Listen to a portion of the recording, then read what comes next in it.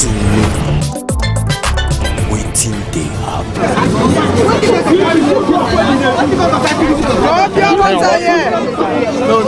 The argument, they argue newspaper. Okay.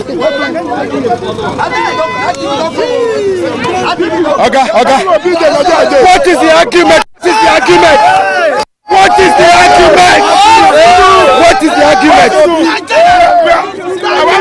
Obi Kwakwaso trigger. What is the problem?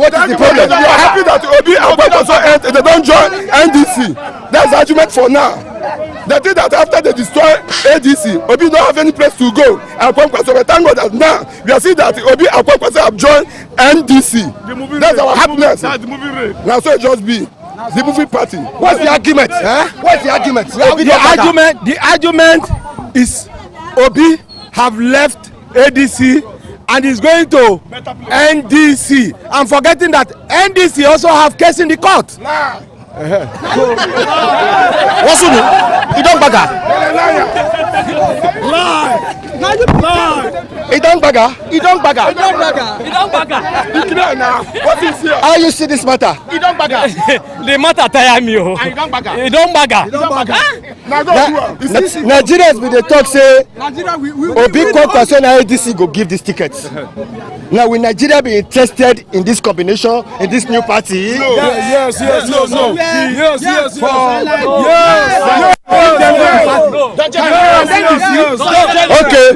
Okay, wait. You know, say for newspaper stand, now you hear different arguments.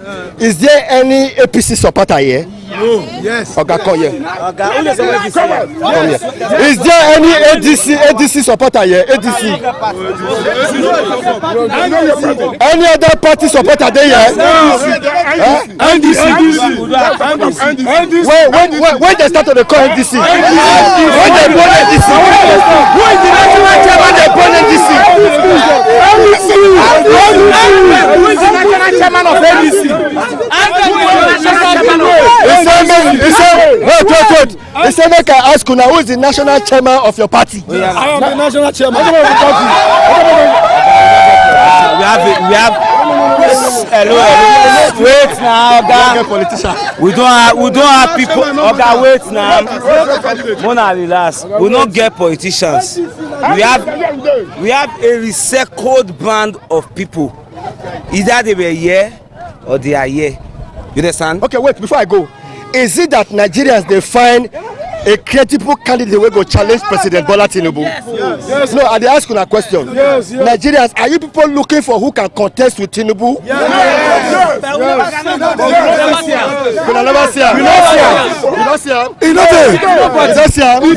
There's nobody that can contest. No.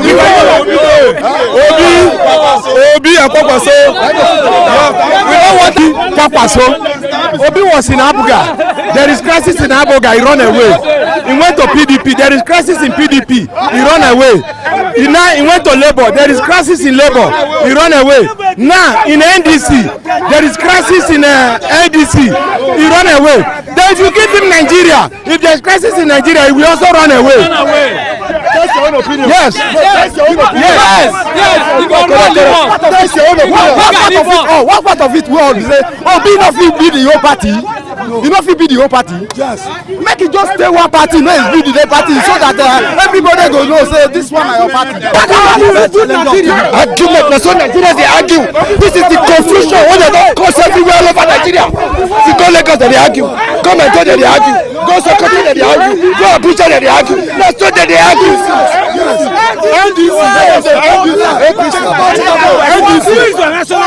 Who is the national chairman?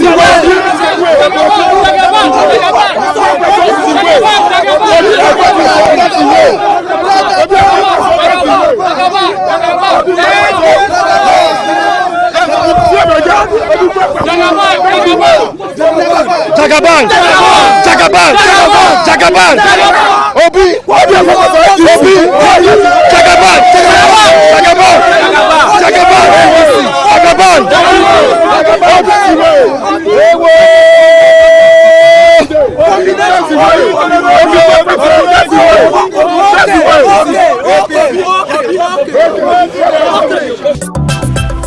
Sulu, waiting day. I pray one day make it better pass like this. Make it better pass like this. Make it better pass like this. So I pray one day make it better pass like this. Every May 1st, now workers day for Nigeria. All these people, they be workers. They be civil servants. Not be smart, you know. I pray one day make it better pass like this. Make it better pass like this. Make it better pass like this. So, final. I pray one day make it better pass like this. Anywhere you dey for Nigeria, you know say every May 1st now workers day for Nigeria. All these people so now workers they be. I should they talk to them. I pray one day make it better pass like this. Make it better pass like this. Make it better pass like this. So I agree to now. Wow. I can see my friend for information. I can see Cyril Shoma. I would like to comment this address by thanking God. Are you saying the economy of this country presently is friendly to workers? It's not friendly to workers at all. It's very bad. Very, very bad. It's not friendly to any workers at all. I'm very surprised the way you talk. Yes, now why not talk like that? Now waiting we see. Now waiting we see. Now waiting we see with that. Every year, federal government and state government go they put join our money. They go they increase the allowance. They put the money still yet. Now we be workers say not rich. He not reach anything. He not reach anything. Make they add join now. Things not there now. Like more calculate your salary.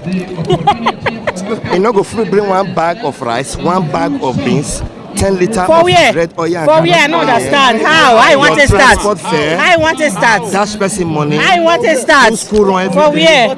For where? You not go reach anything.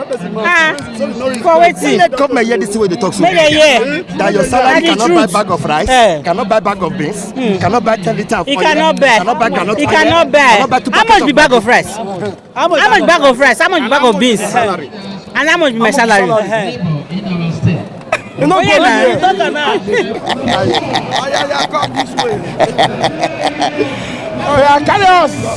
you doing? Good. What will be your message? Nigerian workers are not happy. Make government wake up. Make Nigerian government wake up. They are not helping us. So workers are suffering. Salary cannot. Look at increase of everything. They said the salary cannot even cover one day. That's a big problem we have. Let them wake up. Like in Edo say, look at the pensioner. The so-called PECON where they did. A retirement will go home with less than 50,000 a month. We are begging the government to revise that pension. That is the most important thing we really want. Are you saying the economy, the present economy, is not friendly to Nigeria workers? No, at all. It's not friendly at all. We are facing a lot of problems. It's not the truth. They are not friendly. Look at, just ask everybody outside. There's not.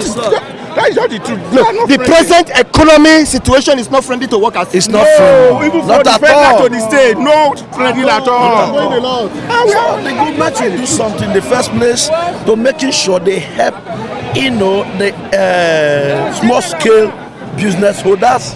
You understand? And by the time you empower these guys, the society, the economy will improve. Solidarity forever. Solidarity forever. For our union make us strong. Anywhere you do for Nigeria, they watch us for ITV, they watch us online for Facebook, for YouTube. We must continue to thank everybody for the time until they watch us. However, when there is life, there is hope. Every May 1st for Nigeria na Workers' Day. Who be worker? Now different type of workers that day for Nigeria. Apart from civil servants, say you they work for local government or you they work for state government or you they work for federal government, we still get people where we say they work morning, afternoon, evening. Workers na workers. Whether na keke na bike you dey ride na keke na bus, you be electrician, you be mechanical, you be teacher, you be doctor, you be lawyer, you be journalist, you be worker. But Nigerian workers, according to investigation as an area journalist, they say the economy is not friendly again to them, whether na self-employed worker, government worker or private worker. The economy is not friendly. But I deal with where chairmen of different unions, they don't deal for Samuel Gbemudia Stadium for Benin City. I go to talk to them. I go also they talk to the workers. Some workers they talk say make federal government as a matter of urgency the way it be now, that their month-ending salary cannot take care of them again. Those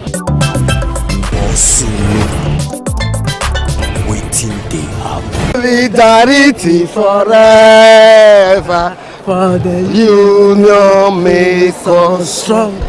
No. Hope you don't. The rest. No more tell us ourselves the truth. Okay. What the federal government need to do for Nigerian workers? Because Nigerian workers say things are not easy for them. No, for me, Nigeria federal, they need to, but I'm not sure say that they feel the pains when lesser, well, I call lesser power or states masses they feel. If they feel them, I sure say therefore find the way when they will take ameliorate pains when people they pass through. People they pass through pains, so cloth na it cover body fowl cold they beat am na fed and not let them they see am. Maybe they think say they take they see money, that's why everybody be. That is why they know they feel am, the thing not they reach them. Or if maybe no say their family too they enjoy them. If to say their family still dey this side, make them they hear am, they cry. Therefore federal government and state government say they don't increase the money now. Which money? They don't put money now. 70,000 naira. It not they reach. Person na my body, na my mouth want for hear this one. Person na my body, na my mouth want for hear this one. I beg I use. However, Nigerian workers say transport don't already take 60% of the salary. That's true. Yes, sir. Transport don't take everything. You know what is happening in this country now. You are not a stranger to this country. Are you a stranger? No, I didn't say Nigeria. So I don't think you are using the same vehicle that is using fuel in this nation. Do you use vehicle that is using fuel? It appears your vehicle is using water. Okay, I tell you now. Your own vehicle they use water. And they meet with politicians every day. They say una too they complain. Nigerian politicians say Nigerian workers complain too much. Is that so? You are not saying Nigerian workers complain too much. If you check critically, how much are they paying the Nigerian workers? The money that is not even enough to take care of their transport fare for 1 month. That's what you are paying.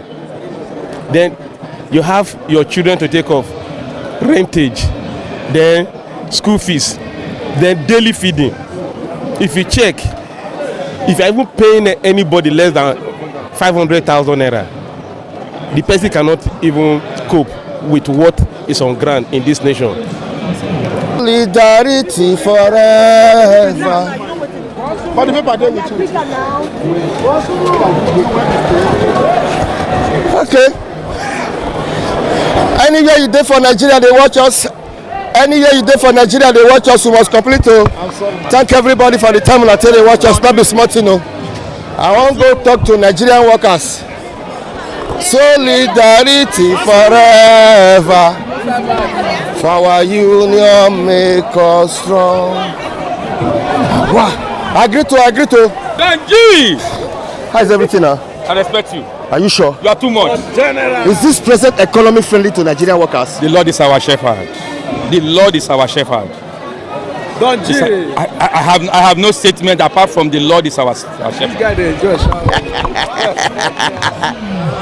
Agree to now. How is everything now? How do you work now? Wait, can sit down. I want to sit down here. Nigerian workers. This is not the only day when Nigerian workers only tell Nigerians their mind. However, I don't talk to some Nigerian workers. Some of them say the present economy is not friendly to them as workers. The take-home pay is not taking home again. Igi motor phone. For salary. Ego wafo. So you are trying to tell me, say, with the present state of the salary, Nigerian workers are not happy? We are not happy. They should increase it to ×2. Agade with the soap for office now. I tell you now, politicians, I don't go meet them. They say you people are the problem of Nigerian workers. Like seriously? What? How? That you people complain too much. Matter. That's what they talk. They say Nigerian workers complain too much. They really talk and say when they carry another person dead body, they know how it be. They collect 1 million, we they collect 100,000. Salary no reach. Omabe see a good guy. He no reach for a fig bomb. When he a double anima. With the double one. With the double one for us. The double one. I agree to. Okay, what is that? I agree to. How's everything? Nice to see you. As a family, you are a senior citizen. Yes. Are you saying the economy, the present economy, is not friendly to Nigerian workers? Well, it's not friendly. It's not friendly. Even we who are pensioners now, we are still waiting to get our gratuity. Nigerian Union of Pensioners? Yes. They don't pay on a gratuity now. They don't pay on a gratuity now. Ask them. But they receive every month. These are pensioners. And that monthly one. What do you want to make government do? We thank governor for the monthly one. But make it clear our gratuity and other incentive that pensioners are supposed to be getting. Now they go inside fit now. We go fit. Before I let you now go, you know say I don't retire now. Yes. What will be your advice for current Nigerian workers now? Because earlier the better. In the nearest future, you become one of the leaders. So we are praying. Yes. Amen. Those Nigerian workers, what still they work now? What will be your advice for them when we don't retire now? We are praying for everything to change. Change for the good. That's the advice I have for Nigeria.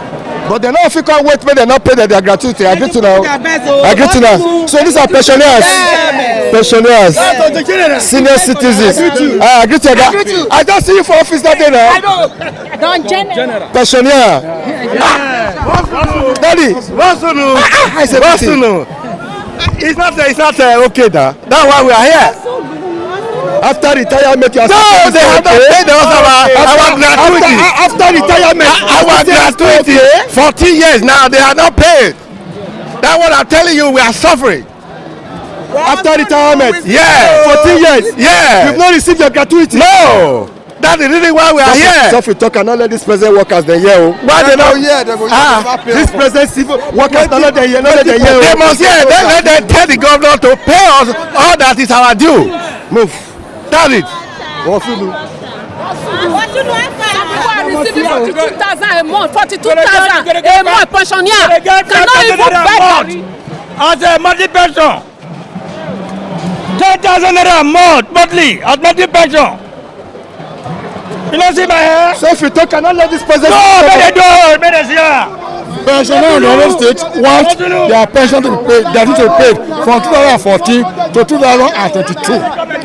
Then that 2,000 minimum wage should be paid, should be demonstrated in this state by the government. And they are not giving us 1 billion monthly. Now lie. So we won't go there, go talk and now say na lie. Na lie they talk. You know they give us 1 billion. It's a lie. Give them, make they right, make they represent. They delete and go they forge their own. They should not lie. All these are pensioners, they don't work. Retire. Don't work, retire. They don't want to pay out. Our problem is gratuity and harmonization. No, they don't give a billion. No, na lie. What about you go gratuity and pay for 20 years? Then you go, Not be smarting. Nigerian workers.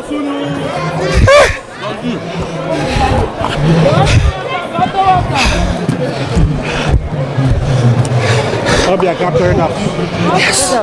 Politicians say Nigerian workers are the problem of their problem. But however, how the family? I'm okay, I'm good. Thank you. Is this present economy friendly to Nigerian workers? Not at all. No ramifications. You want me to digest? Okay. First and first, let's talk about the current fuel price. Now don't start again. We are buying a liter of fuel 1,300. a litre. As at yesterday, you know, a barrel of crude oil is, I know say you go school, come down to $123 per barrel for crude oil barrel. Then we are buying 1 litre of fuel, 1,300. Now Nigeria cost them. You know, you're saying America and Iran matter, and it cost the matter. It's a global issue. It's a global issue. But however, it's affecting Nigerian workers. So how do the government come into our aid? That's the question. In other Senate climes, we'll be hearing the government are coming to their aid by subsidizing some stuffs, and they even give them soft loan or something. But in our country, in Nigeria here, none of it has been done. They keep promising. The president will give a broadcast, will say, I know you are going through a lot of things. I know it's so hard with you. But how long are we going to be here? We know. He knows, but what plans do you have for the citizens? That's the question.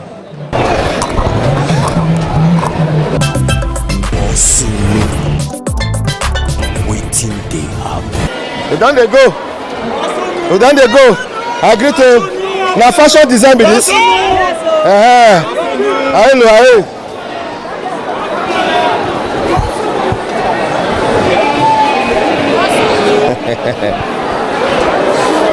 Now fashion designers be this. I agree to now. They don't have anything. When I'm aware, I say no, I tell you. How are you?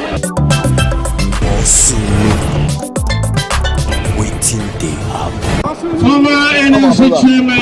I agree to my Oga. State Council. How's everything? Thank you for joining us today. Good.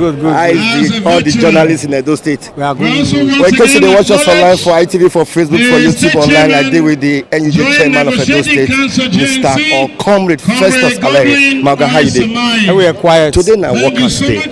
And you don't see I'm saying journalists from time to time. Now with the people they call to talk to bring out their advice. I say workers' day today, what is your advice and message to journalists? The advice I give say, may they continue to report the truth. Anywhere the thing happen, may they report them. You don't say that they beat us well for some areas, so and a lot of things they happen, but we not let them deter us from doing the right thing. The right thing now, when the situation happen, we will report them. Anywhere it happen, we will report them. We will let the world know. Say something don't happen, and how will they do? So we will continue to do it. So as we celebrate Workers' Day, I have to appeal to all the journalists in Edo State to make sure say na only truth they will report. But when they see some, when they say not straight in well, maybe they balance am. If somebody say this man don thief my money, go find out from the man. They say you thief money, you do thief money, and that what they call balancing. So that one-sided report, conventional journal, that's journalists when they train, they know they report am. Now this one what they call yellow journalism. Okay. If you see the present time now, from now to the end of the year now, yes, now election time now, yes, what will be your advice for TV and radio stations? Especially for the one with your domain for Edo State, because you don't see I'm saying this is not the time with politicians they bring one kind thing or the other. That make me joyous now. It gets some jingles when they go bring when we know say they airworthy. It gets some information when they go bring when we know say that information even then when they bring and know say na lie but they just want make we report am to take blackmail the other party. So our advice be say we will try make sure say we find that properly. We do call investigative journalism. If you say this man he not finish school, say not graduate for university, you want more your reporter like that? No, now we go find out from the university. We go write to the university. We get certificate. They say this man do. Say they say this man not graduate from that school. It true graduate. Now when the reply come, now we call report because the idea say we can't go report and say this man not go school. Later I call discover say he go school. Now shame on that TV as well reporter now. So the truth of the matter be say we must continue to balance every report when they break on. Politics don't reach now. Some people will tell you say now lie. Now they take the gain for politics, and they don't feel use us to lie because we must also find out this lie where they give us not true. Festus Aleri, ABS News. The rising cost of waiting day happen. Yes, sir. Teachers, oh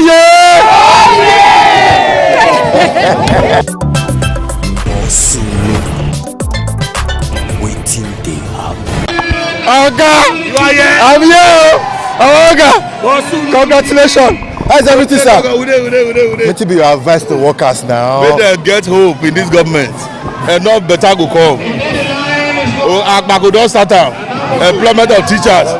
Giving them all the shorokoto inside the civil service. So make them going to pray for the government.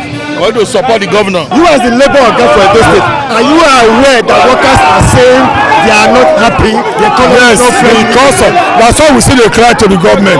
If you get injury, where they treat for a very long time. Now gradually go to heal.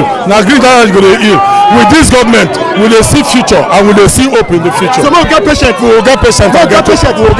thank you. What will be that your name in case of people don't know? Bernard Joman Egwahide, NLC chairman Edo State. Thank you. Wait.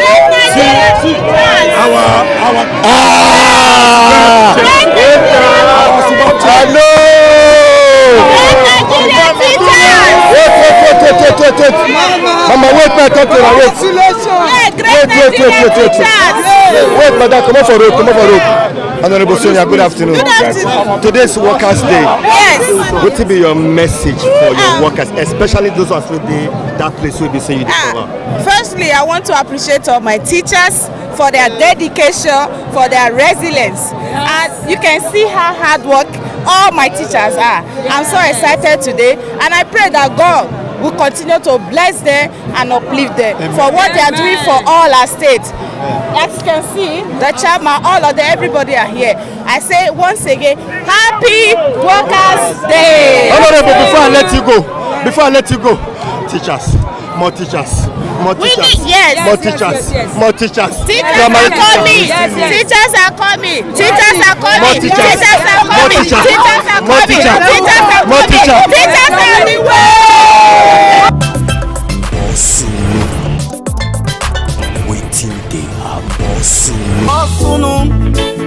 Waiting they happen. Now waiting they happen.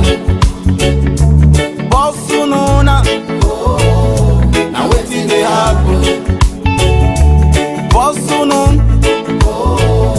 Now waiting they happen. Waiting they happen. This is ITV. Certainly the best.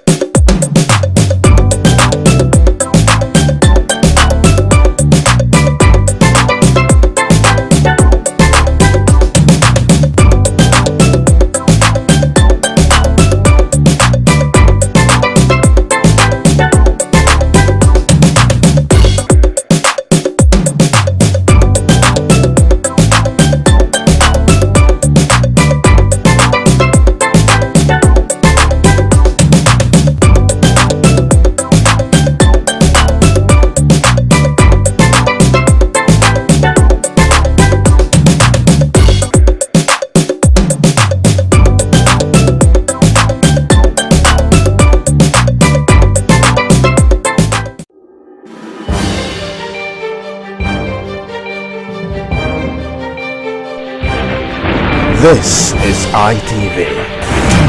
Certainly the best.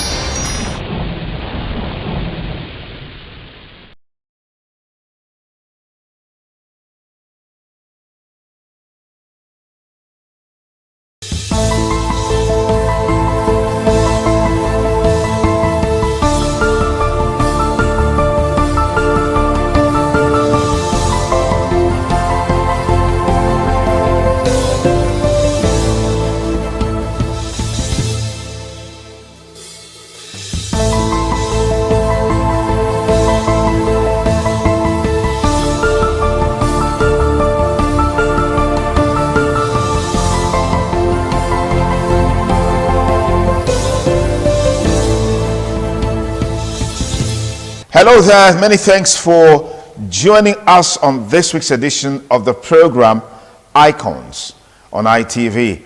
Icons is a program specially designed to showcase our celebrities looking at their trajectory in life, how they started, what are those lessons learned, what are those values and virtues that made them to be who they are today, and then of course their projections in the nearest future. So much to learn from their storyline. That's the reason why we have this program. And today we have a very special guest on Icons on ITV. He is a celebrated international Nollywood movie producer, director, filmmaker, scriptwriter. I mean, we could just go on and on and on. He's been about everything that has to do with filmmaking. What's the storyline? An interesting storyline. Well, for him, he knew from the very beginning what he wanted to do, and then he went after it. But some people, at the beginning, it's always very difficult to decipher what they want to do. Some is by accident, some by coincidence, some just by fate. We have with us in the studio Lancelot Oduare Emerson. But let me take it a little bit further. His Excellency High Chief Ambassador Dr. Lancelot Emerson, aka the Governor. Lance, it's good to have you on the show. Only me. Of course. I mean, you deserve even more. You deserve even more. Looking at the Honorable Commissioner added honorable. Okay, honorable. Fantastic. Fantastic. It's good to have you here. Let's start from the very foundation. Yeah. How did you come into movie making, film production? Was this something you've always wanted to do, or you came in coincidentally? Well, I think I started off as on the note of wanting to be an actor. I just love the arts generally. I had, at the time, singing, dancing, choreographing, acting on stage, acting on the street, wearing Father Christmas and all of that. And then I got involved with radio work. I am also very versatile with radio presentation, productions, radio, and my first encounter with camera was in the year 1987 in a film project called Uwi Udefi Agbonoyosa, produced by our own legend, celebrated Sister Abiomo Ubewi, then an Edo language piece. Then we started having other romance with cameras involving some guy called Zigzulu Kafo, the Delta man that was doing his thing here, gather us. So we're just excited. Then kudos to the Bende Broadcasting Service, where we also do small drama, youth scene, youth rendezvous on NTA. Then I went to audition for folk songs on NTA and seeing these big cameras and all of that, where we did the auditioning. And fortunately, I was selected to one of those that were to participate in folk song. It was a weekly program. We go there, sing, and from there I earned my first 50 naira as an artist, and that was some very big thing. What did I do? I gathered my friends, took them to a restaurant in the Usa Grammar School. I whacked the money. And bought, because I couldn't take it home. I said, how do you explain? Nobody would believe that I got the money from. So then my curiosity, my excitement about the cameras, how it functions, started really building up. Then 1998, 1988, I got involved in a film project here by some guy called Bronco. All these are captured in my book, A Trip in Motion, a memoir written, authored by Godson Osai. And that was it. I was named assistant director as far back then, assisting the man, calling shots. Okay. Then Evangel Theatre. Evangel Theatre, you recall, here in the then Bende was a gospel-oriented drama series that was on TV. Yeah. And at that tender age, I was asked to be directing that work. I directed, and Akpoko na Pepe, a lot of them became what we call viral now. It was everywhere. So every Monday, the streets are empty. They want to watch Akpoko na Pepe. As at that time, those major television works we watch on NTA, Hotel Jordan, we were all like dying down and all that. So this gave rise to some more interest on television. Okay. So when I said I'm celebrating 30 years, that was a modest description of I took that from when I made my first commercial film. When was that? That was 1995. That was why we say. What's the title of that movie? Adaku. Okay. Adaku. Funnily, it was an Igbo language film. Yeah. And this really attracted attention to me. And people say, a Doman directing an Igbo language film. How did you understand what they were saying? I said, no, art is universal. Yeah. From the expressions, I could understand what they were saying. The script was written in English. And I directed that work. That was now stamped as my first official Nollywood film. Okay. As at that time, that was at the tutti stage of Nollywood.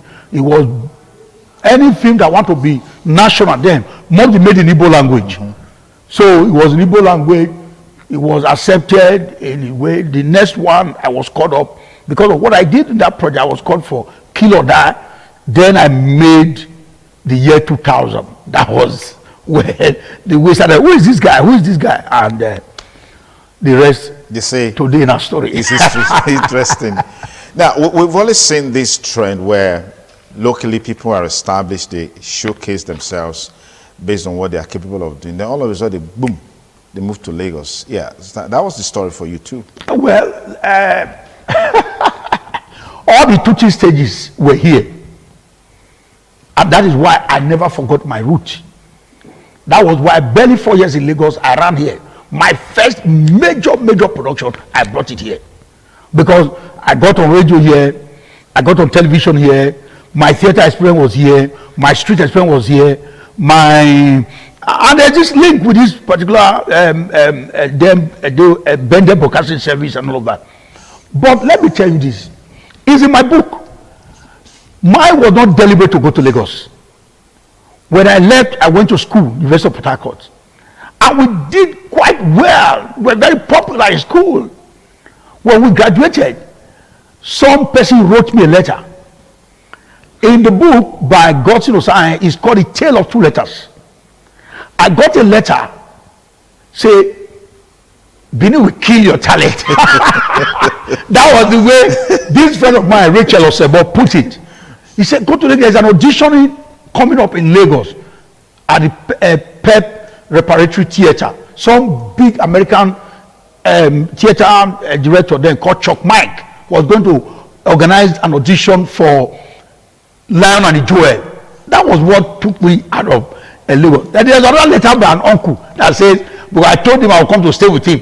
And he wrote a letter down and said, don't come. But I didn't get the letter my uncle wrote that don't come. And I got the one that said, come to Lagos. That's why I moved to Lagos. Mine was not just deliberately, okay, nothing's happening here. Yeah, let me go to Lagos. Let me go to Lagos. No, mine was just an accident of history that paid off.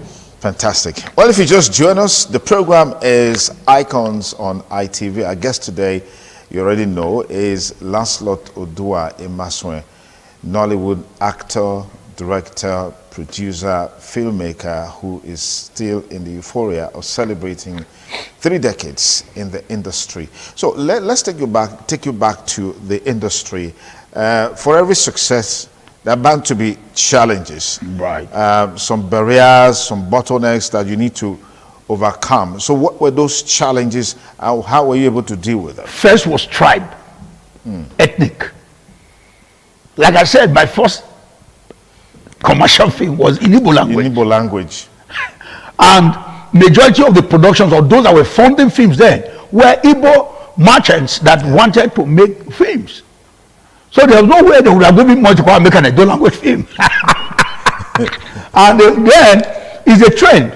What was really then was Igbo language movies. You saw the success of Living in Bondage, Nneka the Pretty Serpent, and a whole lot that followed then. The Igbo language. So language. And the other big sector was Yoruba. Okay. Yoruba another year, Igbo another year. And they were not making movies in English, per se, as at that time. Until there was this, again, a reversal. People now started making English movies, then we were able to settle. That was a major thing. Which block do you go to settle that will accept you very, very well? Okay. I don't understand Yoruba. I don't understand Igbo. But I made my first, because those guys, okay, what they were looking for was just talent. And not a lot of them, traditionally, were into art or productions. A lot just of in them, the commercial aspect of it. yes. So when this came, it became a major challenge. So you could see a long stay not doing anything, because most of the scripts that come, you also want to be in a comfortable footing where you are okay, you understand the language. Yeah, it was strenuous. I made the film, but it was strenuous for me trying to do exactly what I wanted to do. Imagine that production at Daku. The director was Benin. The cameraman was Yoruba. So that didn't, that was a major challenge. Another challenge is the acceptance. Now try to introduce. So by 1999, the first huge amount of money I had was to bring to Edo. They had made a Ziba Ziba.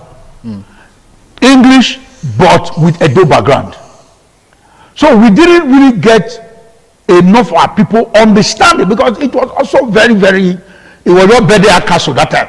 Bede Akaso, the government is commissioning something, they come and dance. But the understanding of the full commercial potentials of art was very much not here as at that time. So that became a challenge. You couldn't woo yours. So even as Ziba Ziba, the part of the money was given to me by an Igbo man, because he believed in my talent. So even my first production that I made was funded by an Igbo man. So to a very large extent, those first 1 to 10 years of my life, I hadn't no much control, because he who pays the piper dictates the tune. So the guys, they give you money, they want you to tell stories that they can connect with, because they, like they say, they must first enjoy the story. They must first be connected before they can invest in what you want to do, before they give it to the public. This was on its own a major challenge. Now today, as our people actually bought in as much, not really, but a few understand, like a few, like even my celebrated work at Desuwa was funded by Ega Indeta. Not from Edo State. No. Interesting. So the only major project I made that was funded by, I giving her kudos for that, Senator Daisy Danjuma, was Invasion 1897. So this remains a major challenge. To date, our people understanding of the uniqueness of motion picture, that is not about self-aggrandizement. This is what America used to advance the neo-imperialism of the American state. That, every nation America threatened is really scared because of what they've seen of America in the movies. So the American government understood the strength of motion picture and used this judiciously to their advantage. Why the whole world is scared, why every child on the street wants to go to America, all was sold to them. through the instrumentality of motion pictures. So how come we've not been able to achieve that with our own movies? Because you know there's a talk about imagined communities. Nigerians in diaspora, people living abroad, their imagination of Nigeria is based on what they see in movies. To what extent are we using movies to change these narratives, tell these stories differently? These are institutionally intentioned actions. Underline that. The institutions must understand the pivotal role that motion picture plays in the reshaping of mind, the remolding or molding in from ab initio of minds. It is that understanding that is missing. Imagine a place like Enugu. I was there recently, and I paid tribute to the land. On seeing me, the celebration from among people say, this man, what you did for us here, what you did for us here. But the understanding that you cannot undermine the power of government. I was in Enugu a few days back. The reception was unbelievable. And an HDG came to me and said, what you did for us in this place, this state owes you. Because I said, all my fame, all the projects that defined me were made there. In my documentary, people saw pictures also called Paint You, but they were shocked. Peter Duce said, this man, this is the more that he did.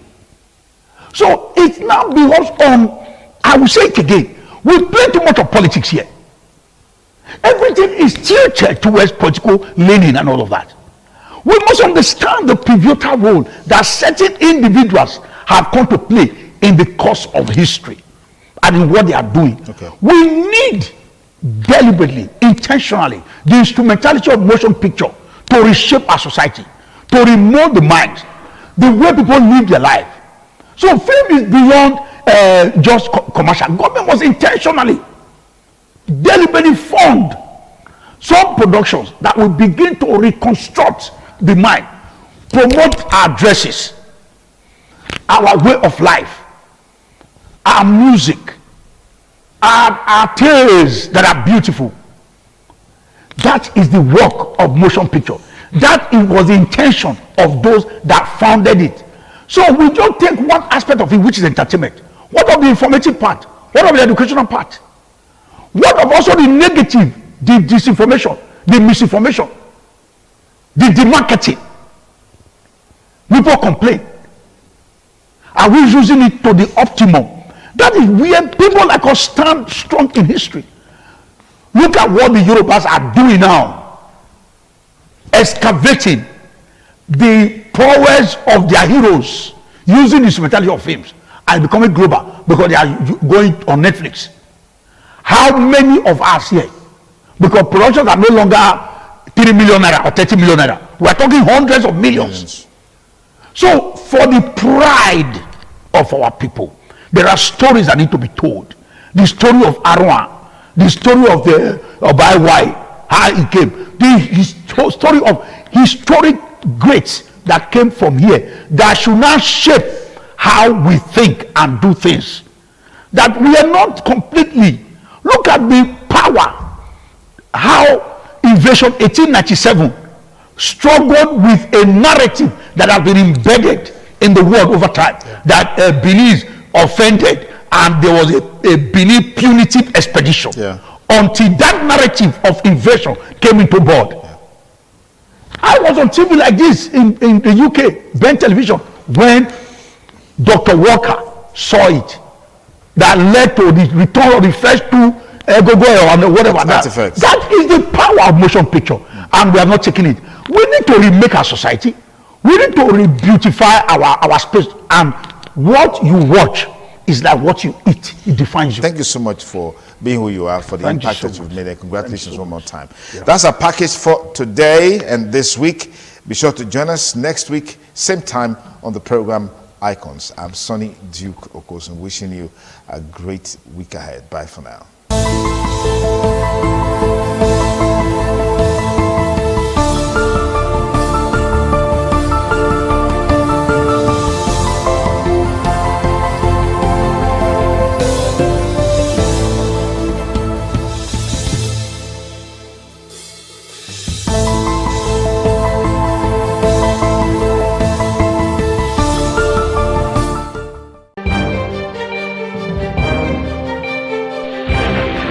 This is ITV. Certainly the best.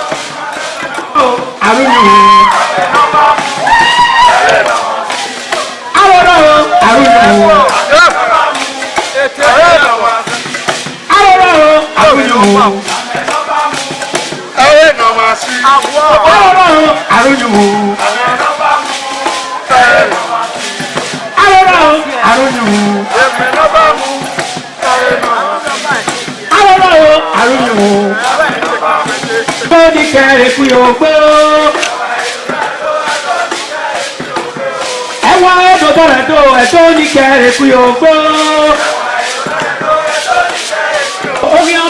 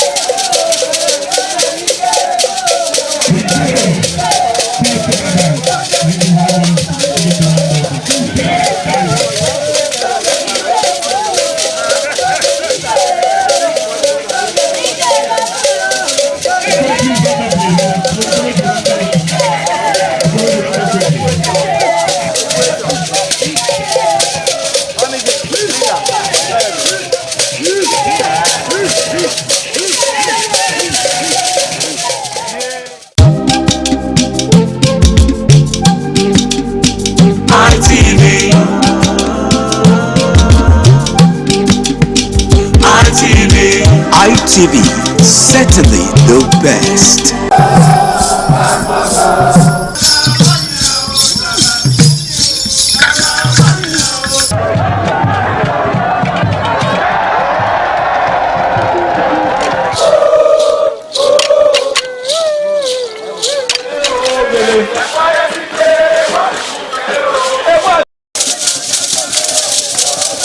In the evening of the initiation day, all the newly initiated Edion danced to the residents of the Odion Way and also visited some homes of the various senior elders, where Chief Elder Ogbeide Onwonse was very conspicuous, especially at the country home of Sir Chief Dr. Gabriel Osawo Igbenedion with his family on the night of the initiation.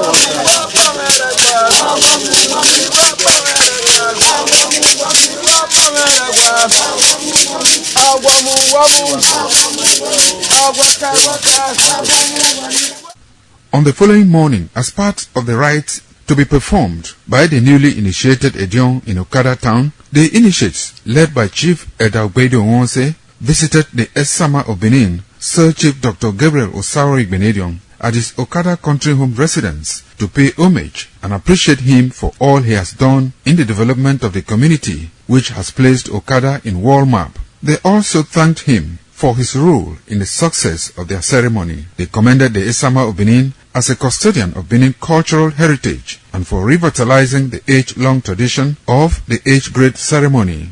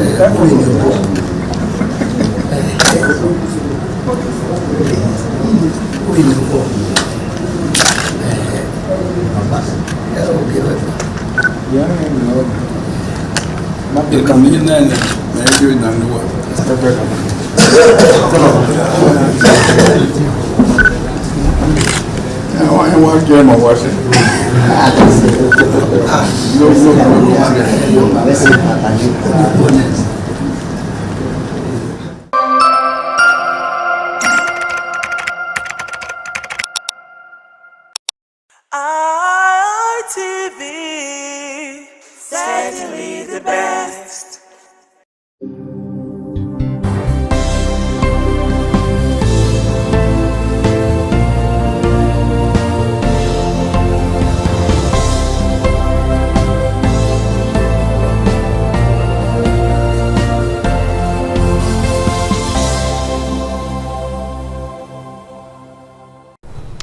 A pleasure to have you join us on the program Healthy Living. My name is Precious Fortune, and today on the program we'll be talking about something quite interesting. We'll be talking about the topic hypertension. Yes, that is something we popularly refer to as low blood pressure. Now, I find this topic quite interesting because a lot of people do not even know about it.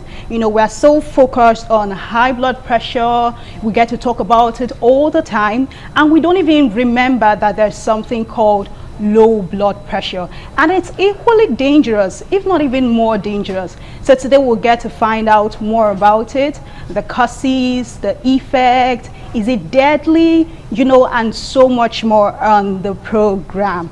So yes, I have a doctor here with me. Thankfully, he's going to, you know, give us more insight about this topic. I have Dr. Duke Udukru.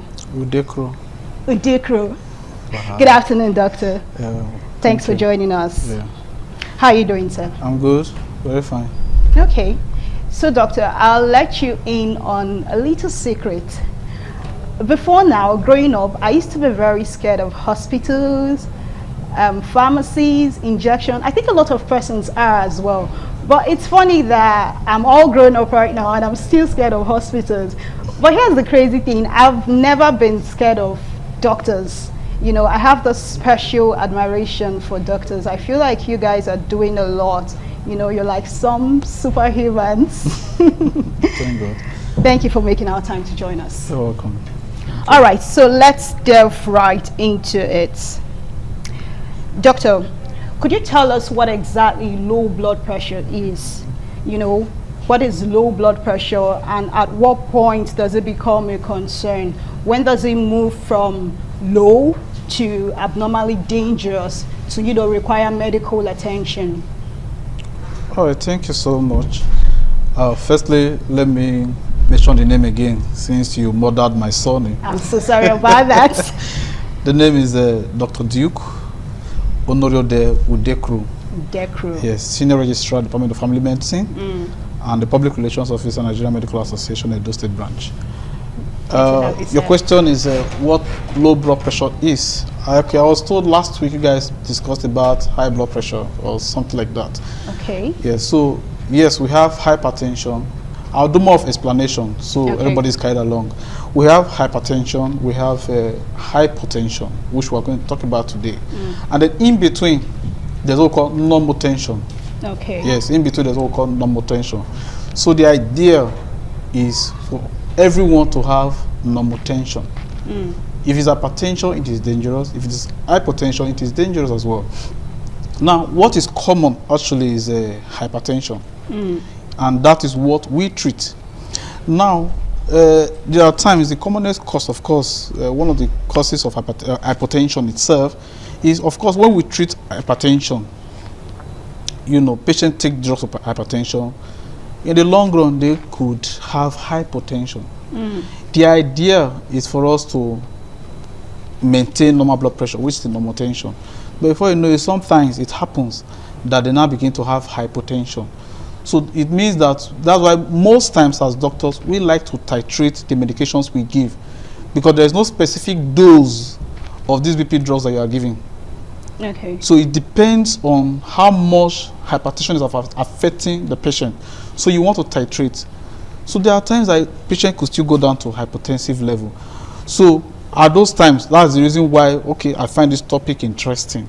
Because ordinarily, hypertension is not, it comes from some causes, but it's not something that people carry along in their daily lives. Okay, so doctor, are you saying that these medications you give to these people is what leads to hypertension? It is not only the medication. Okay. Now, let me give an illustration. You are taking a medication.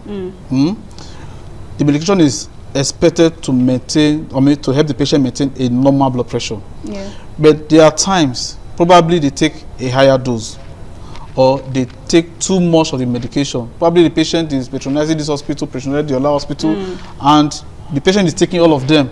Before I know it, instead of maintaining that normal blood pressure that we are targeting, it now starts going down. So at that point, of course, you want to hold on with those medications. The other causes have not defined the hypertension itself. Okay, go ahead. Of course, hypertension is when your blood pressure or someone's blood pressure is less than 90 degrees, 90 milliliters of mercury systolic. That's the upper part. You know, there are two parts when looking at the reading.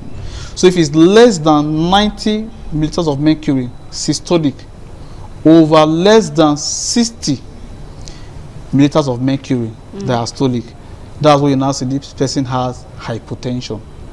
Okay. Now, we also have to look at other indices, like a patient comes around and maybe patient tells you my blood pressure is 86 over 54 or thereabout, and there is no symptom at all.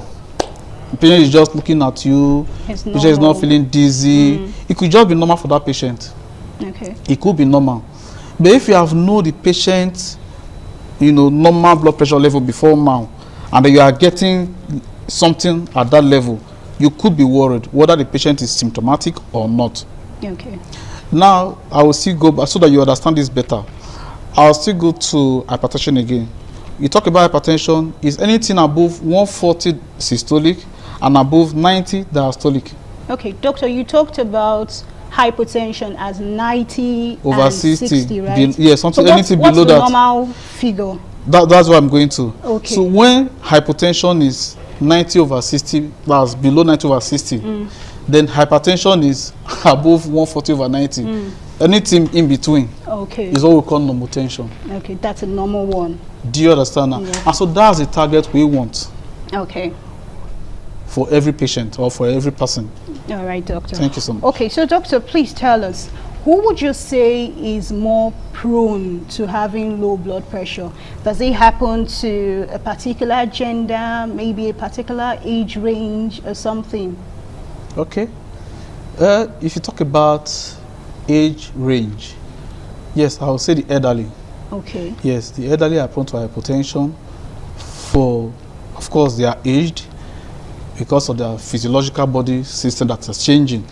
And then, of course, some of these elderly, many of them already taking medication. That could lead to it? Yes, okay. That could lead to it. And like I mentioned, you're taking medication from several hospitals. We do that a lot in Nigeria. So that's why most times when I see my patients, I like to tell them, are you on certain medication? Okay, I like to see the medications you're already on.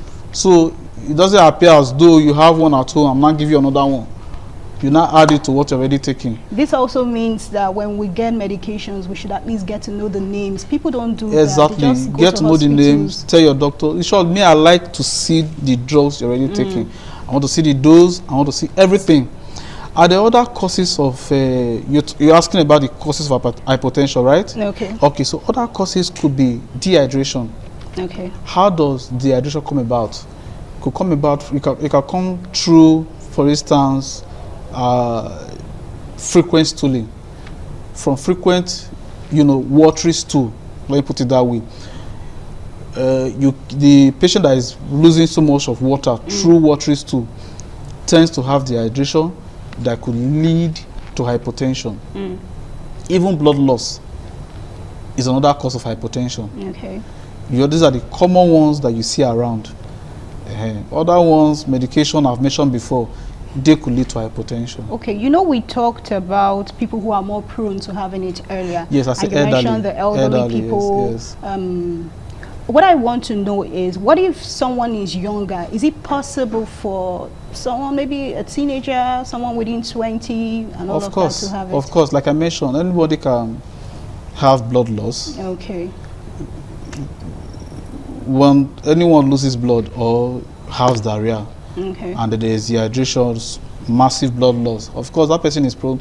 His volume, we're talking about volume loss. Do you get? Once there is loss of, volume in the body system, of course the pressure drops. Okay. So anybody can actually have it. Have The it. commonest is, of course, you see that commonly in adults, in elderly. Elderly Yeah. people. All right, doctor, tell us, what are the symptoms of low blood pressure? What would you see that would make you know that, oh, this could possibly be low blood pressure and there is need for you to go see a doctor? Okay, the symptoms of low blood pressure could have dizziness, a very, very common symptom. One who has low blood pressure could be confused. And,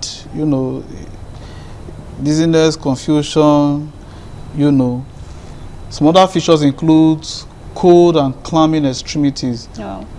You touch the person's palm, it's so cold. It's quite cold. But that does not mean that when you touch anybody's palm this rainy season, you just assume that the person is having hypertension. Okay. But you just see that the extremities are cold. You know that this person has a hypertension. Of course, you also look at what is even causing it. If it's from blood loss, you look at other things, the features. The person's heart start beating very fast too. Okay. In short, if there's hypertension, sometimes we see this patient experiencing palpitation. Okay. Because the heart is trying to beat faster to meet the metabolic needs of the body. So the heart starts beating very fast. Okay. Yeah. All right, doctor, tell me, for someone who is feeling really dizzy, you stand up and it's like you want to fall, you're feeling lightheaded. Okay. At that point, would you say that, or what exactly would you ask the person to do immediately? Because in Nigeria, we tend to run to get malt and milk. I don't know if that is a myth. A lot of people think malt and milk give blood and all that. So what would you advise somebody who stands up, the person is feeling all lightheaded and all of that to do immediately? Yeah, of course, that's why we are doctors. Okay. For citizens generally, once they see things like this, it's malt and milk, because I understand. I do that. But for us as doctors, yes, when you come to the hospital, oh yeah, I have headache. I have to know why you are having the headache. Okay. Do you get? So I can target that cause of the root cause of the headache, what I'm going to treat. So I see someone who has dizziness, for instance, I won't just rush to malt and milk like you do. I will not run to malt and milk. I would want to know why this person is having this dizziness. Okay. Yeah, it could be this hypertension we are talking about. So I want to find out if it is the hypertension. Of course, before me is the vital signs of the patient. So if it is clear from the vitals that it is the cause, of course I will do what I need to do. Okay, so you're saying if the person is at home and this starts, what should they do immediately? Should they rush to the hospital? Yes, of course, rush to the hospital. And then if it's over the phone, you call me, I'm feeling dizzy. I'm also going to ask, have you eaten? Okay, hunger. Have you eaten? So if it's about food, I could say, okay, get something to eat. For a woman, is your menstrual flow? Of course, I mentioned bleeding. Yes. The menstrual flow is very heavy. Have you been witnessing very heavy menstrual flow? It could cause it. So I can tell the patient, please come around. Okay. So once I perceive that there is one serious cause of this dizziness, emergency, please come around. Okay. Yeah. All right, doctor. I'd like to know, is low blood pressure genetic? Because I think I watched something online one time where someone was talking about hypertension, and he said his mother was hypertensive, his grandmother was hypertensive, and then he as well became hypertensive. So is it the same for hypertension? Well, not really. Okay. Not, however, you could just see some persons, like I mentioned, blood pressure of 90/60 below, we can say is a hypertension. That's the definition. Okay. But there are some persons, theirs could be persistently lower than 90/60. And in the family, that's how their own blood pressure is. So you could just regard that as being normal. Normal. Do you get? So you could say well to some extent, but I wouldn't say. But you see this a lot too. Okay. So from the books and from the definition, 90/60 below is hypertension. Hypertension. Okay, doctor, let us know, are there different types of hypertension? Well, there are. Okay. There are. It could be from volume loss. Okay. It could be from, you know, shock itself. Like from, those ones are very big stuff that, okay, someone has a accident now and has fracture. I mean, what do you call spinal injury? So it could lead to hypertension. Okay. Do you get? The blood pressure could drop. You know what I'm saying? So, but the common one we see, the volume loss and all that, you know, then, what will I say again? The drugs that we give, will I say type of hypertension? Does it lead to? Yes. Because there are drugs you give that could dilate the blood vessels. Okay. So. All right, viewers, we'll go on a very short break, and when we come back, we'll have our doctor here, you know, tell us more how we're going to prevent all of this. Now, I will stay glued to your screen because you never can tell when this kind of information would come in handy and all of that. So please stay with us. We'll be right back.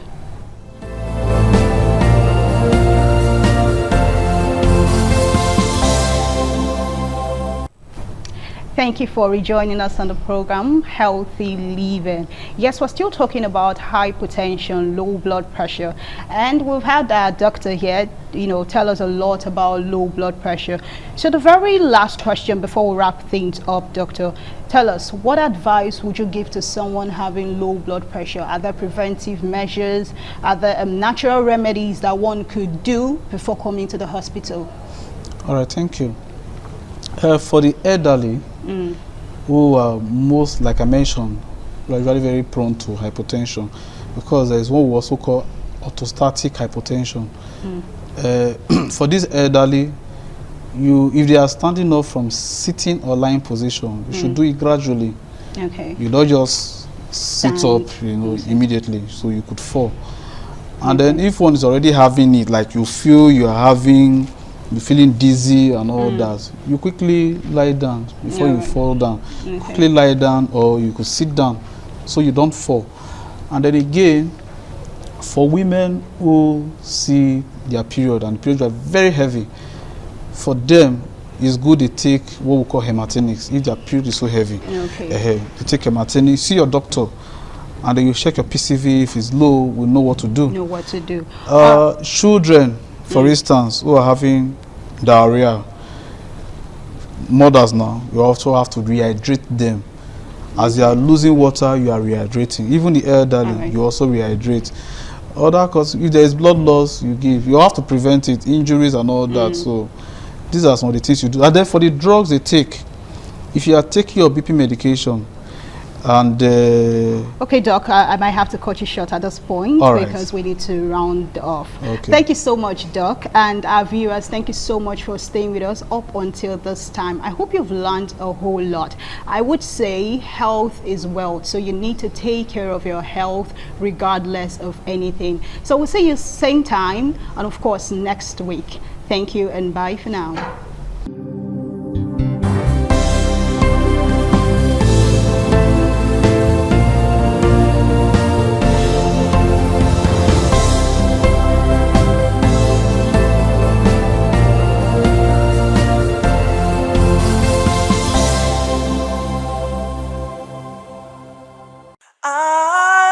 ITV, certainly the best.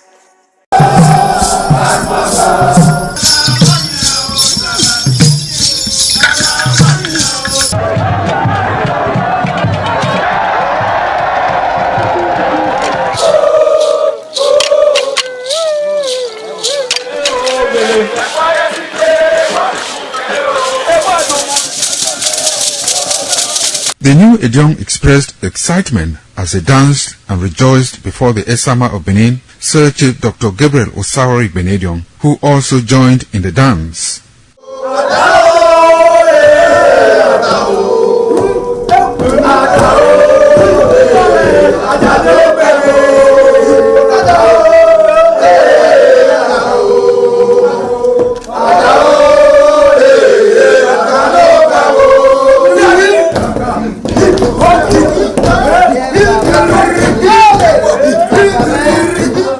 As visiting and paying of homage to various homes of senior elders continued, the initiates spent 7 days performing diverse kinds of rites as required by tradition. They were furnished with rules and regulations regarding their new office as Edion. That I grew up in this community to the point that they have now also chosen me as an elder in this community. It's a thing of great joy. All thanks to the Esama of Benin, my people, my family, everybody, all Okada community for this great honor. I am very, very grateful. Well, this is my brother. I'll call him my uncle because he grew up with my father. I'm so proud of him because we are doing the same rituals as the Edions of the Okada. It is our duty for us to make this place a greater place, for outsiders to come and see the goodness of God in Okada. And I'm proud of every one of us here. So shall it be so, each and every one of us in Jesus' name. Waya waweso Odion ma Okada zima Esama zima Dion Bona zima Dion Obala zima Dion Manawe Mari Esama Dion na Nimado pon Esama Nimado gbeken Esama e ma Dion wa na Esama magbekenene osabo obuyo bitone aba no get on maga no dia mi magame manido gbekene ne na ima yafe ima ato ima agbo oropa egugu dori ima dia wogene o be ti agbon ya no we mi magame ni just to know me afa in this summer in our father's house in respect of our initiation to elders Edion level. As tradition demands, we are here today to come and also pay homage to him, for him to also pray for us for long life and prosperity. The climax after 7 days was paying of homage again to the Edion way, where he gave the initiate the full rights to function and to henceforth participate in meetings with Edion. It will go down in the history and minds of Okada community, Ovia people, Edo State, and Nigeria in general. The ambience, style, and the colorful ceremony associated with the 2025 initiation into the Edion Council of former Governor of Edo State, Chief Lucky Nosakari Benedion, his brothers Bright Ayamekwe Benedion, Honorable Charles Osenwige Benedion, Peter Osawori Benedion, Dr. Fred Osawuni Benedion, Barrister Mike Osarene Benedion, Executive Director Operations, ITV and Radio, Chief Elder Gbedo Wonse, Honorable Efosa Douglas Benedion, Ukbonwa Benedion, Osawe Benedion, Edosa Benedion, Dr. Daniel Omorige Benedion, as well as Agbong Steve Benedion, among other sons of Okada.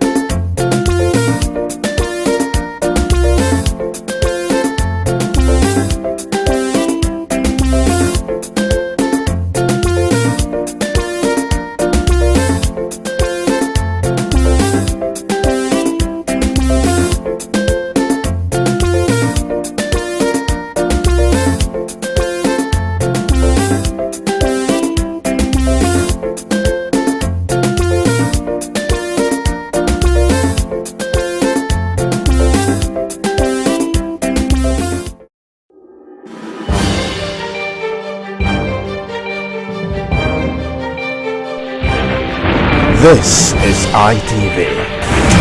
Certainly the best.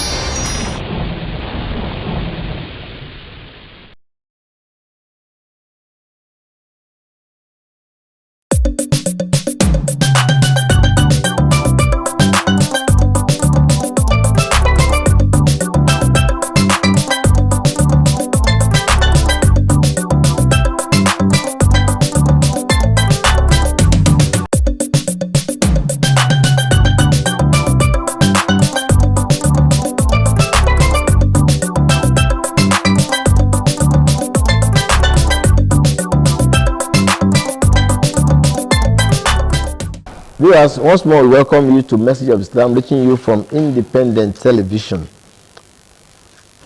I'm your uncle Aji Alamin Alao. Inshallah, we are looking at another very relevant topic in our society.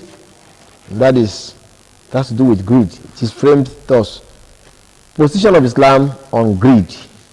Position of Islam on greed. To take this vital topic, I have in the studio this evening regular participants. Close to me is Al-Aji Professor Bunyamin Ade. Assalamu alaikum, welcome to the program.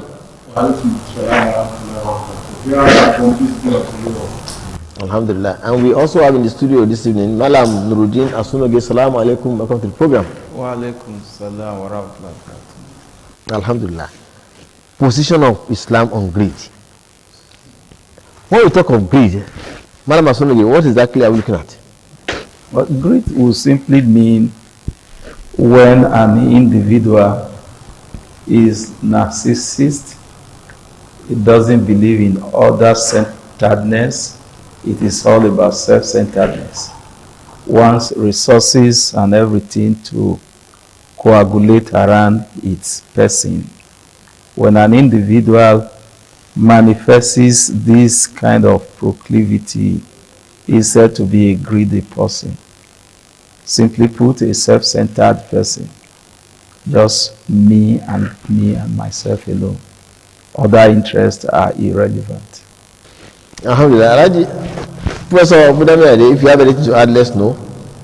The position of greed in Islam. I've been told that greed has to do with self-centeredness and so on and so forth.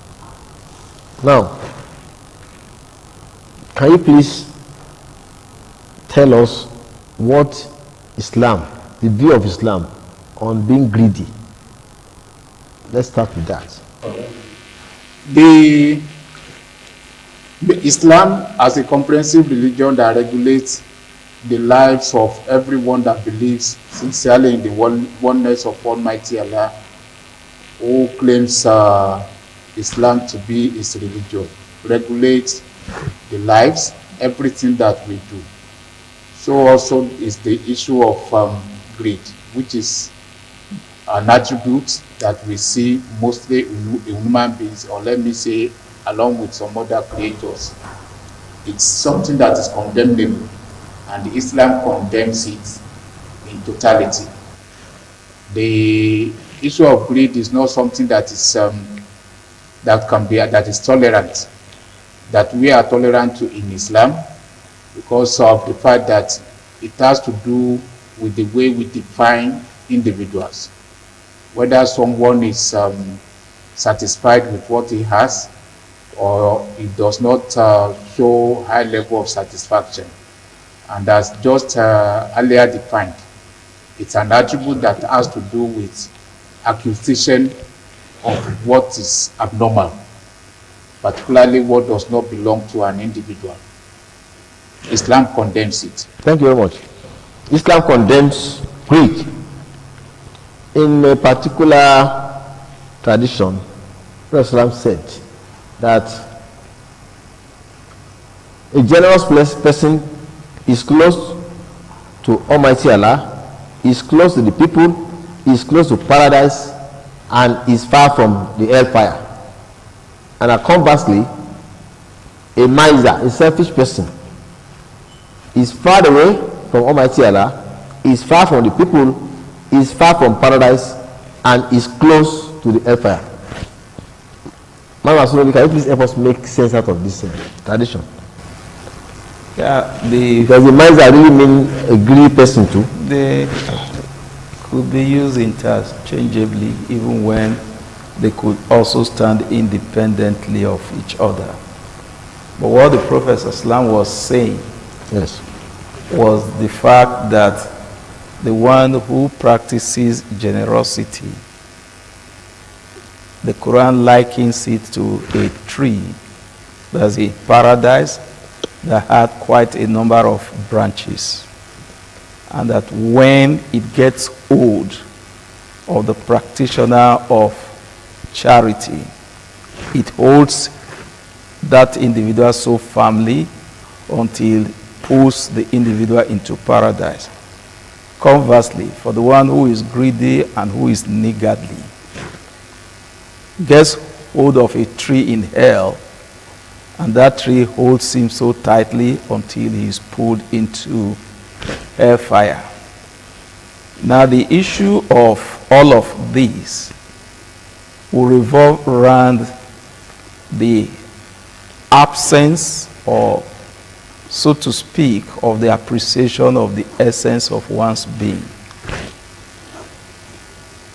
One of the later caliph in Islamic history was desirous of knowing if there existed anyone who either had seen those who saw the prophet, may Allah be pleased with him, or those who saw those who saw the prophet. Then he got the intimation that there was a man who had become so old but lived far away from the city where they were of Baghdad. He sought to meet with the man. He asked that the man should be brought. He was brought in a stretcher. And the man narrated something that revolves around the whole issue of greed. It was a double-barrel story. which was that the Prophet ﷺ had said that for the one who is greedy, as he ages, the desire to continue to live grows stronger, and the longing for the things of the world equally is deepened. He was appreciated by the caliph, and when he was to leave, he loaded him with plenty of gifts. Those who brought him took him back. But somewhere while they were returning, he said to them there was a thing he needed to ask the caliph. And he alone was going to be in a position to provide an answer. These persons didn't find the courage of disrespecting him because they feared the consequence. No. If the caliph got to know that the man wanted to meet with him and they didn't bring him back, that would be a problem for them. So they took him regardless of the difficulties that was associated with that. And when he got there, he said, yes, I'm deeply appreciative of what you've given to me, except that we did not conclude whether I should be expectant of this at this same time every year. And so what the caliph said is that you have spoken the truth about the narration of the Prophet ﷺ which you gave to us. You are a living proof. You have given currency to that which you just told us. You gave life. You breathed life into those words that you spoke to us. I promise you, you don't even need to come. We will send those things to you every year. They had not gotten to half the distance they covered when he passed on. And so, for one who is greedy, you never get satiated. You want more, even when what you already have had not been of any use to you, no utilitarian value. But it's just that you get crazy, it becomes an addiction. You just want to have more without you even being in a position to explain why you are desirous of wanting to have more. And in wanting to have more, of course, you are pushing away others who should have benefited. Because what Islam requires of you is not just that you have, including what you eat. It says by moderation. Whether you have legitimately acquired food, you become greedy to the extent to which your neighbors go to sleep ululating on account of hunger, you didn't share with them. You become greedy to the extent to which you feed, because the Prophet said the tummy is the worst vessel to be filled. So he says, divide it into whatever. So it's not just that when it's my food, whatever I choose to do with it is nobody's business. It is somebody's business, because ultimately Allah will require you to give an account. Thank you. Viewers, if you are just joining us, we are looking at the position of Islam on greed. Position of Islam on greed. A greedy person is even when he attends a party and they are serving, he may take 10 plates while the rest are not even served. Doesn't care, doesn't give a damn. In another tradition, Prophet says that if the son of Adam is given a valley filled with gold, he will long for another. Just free of charge, you are just called now. This valley filled with gold is meant for you. Instead of being appreciative and saying, oh, I never expected this, thank God, you'll be wishing that, I wish it is 2. And if it was given 2, you wish it ought to be 4. If it was given 4, you wish, I wish it's 8. And if it's given 8, and so on and so forth, is never satisfied. Greed. Professor William Aide, let's look at this tradition that Mama Sonobe spoke about. First, Islam said that tradition, as a man grows older, 2 of his desires continue to grow younger. The desire to live longer and the desire to acquire more wealth. Why is it like that? Of course, it describes the real nature of human beings, particularly those that do not have control over their desire. Of course, in 2 passages of the Quran, Almighty Allah says that وَمَنْ يُقَصُّهَ نَفْسِهِ فَأُولَٰئِكَ هُمُ الْمُفْلِحُونَ. Whoever is saved from his own greed, such individual is of course among the successful ones. Those that will be saved both in this world and in the hereafter. And then when you look at the nature of the society that we are, if you use our leaders or supposed leaders as example, the moment you see someone who happens to be a local government chairman, his aspiration will be to become the governor of the state or a member of the House of Assembly. The moment he leaves there, his aspiration will be to become either a member of National Assembly or the governor of the state. Even those that have been governor of those that have been members of National Assembly, their aspirations will be to become the governor of the state. You know, looking at all these positions, the entire strata of the positions, you can have someone who will spend 8 years on each of these positions. If you are chairman of local government, you are 8 years. House of Assembly member, 8 years. Governor of the state, 8 years. You become a member of National Assembly, 8 years. That's 32 years that you have spent. And the person, at the end of the day, will still aspire to want to become the president of the nation. This real example of greed. Such individual will probably see himself as the most qualified person to be in any of these positions. It could also happen in terms of the way we really acquire wealth. You see someone, and that's why sometimes we ask one another, how much do we feel we need? After which we will not request for money again. No. If you request for 2 million, you say, God, give me 2 million naira. After 2 million naira, I will not request for anything again. The moment you acquire the 2 million naira, the aspiration will be to double it and go beyond that. So we will be in this race till we enter the grave. Alhamdulillah. Those that are able to curtail their own aspirations. We will be in this grave until we enter our grace, except those who are able to curtail their own aspirations. It's referring directly to Surah of the Quran, Surah Al-Takasur, where Allah says that Al-Hakum Takasur Atta Zuritum Waqadr, that rivalry in worldly gains distract your attention until you visit your graves. Please take it up from there. And very, very importantly, as teachers, we have people who are referred to as pious men, as righteous men, pious bondsmen of Almighty Allah, who are referred to as ascetics, who have renounced the world.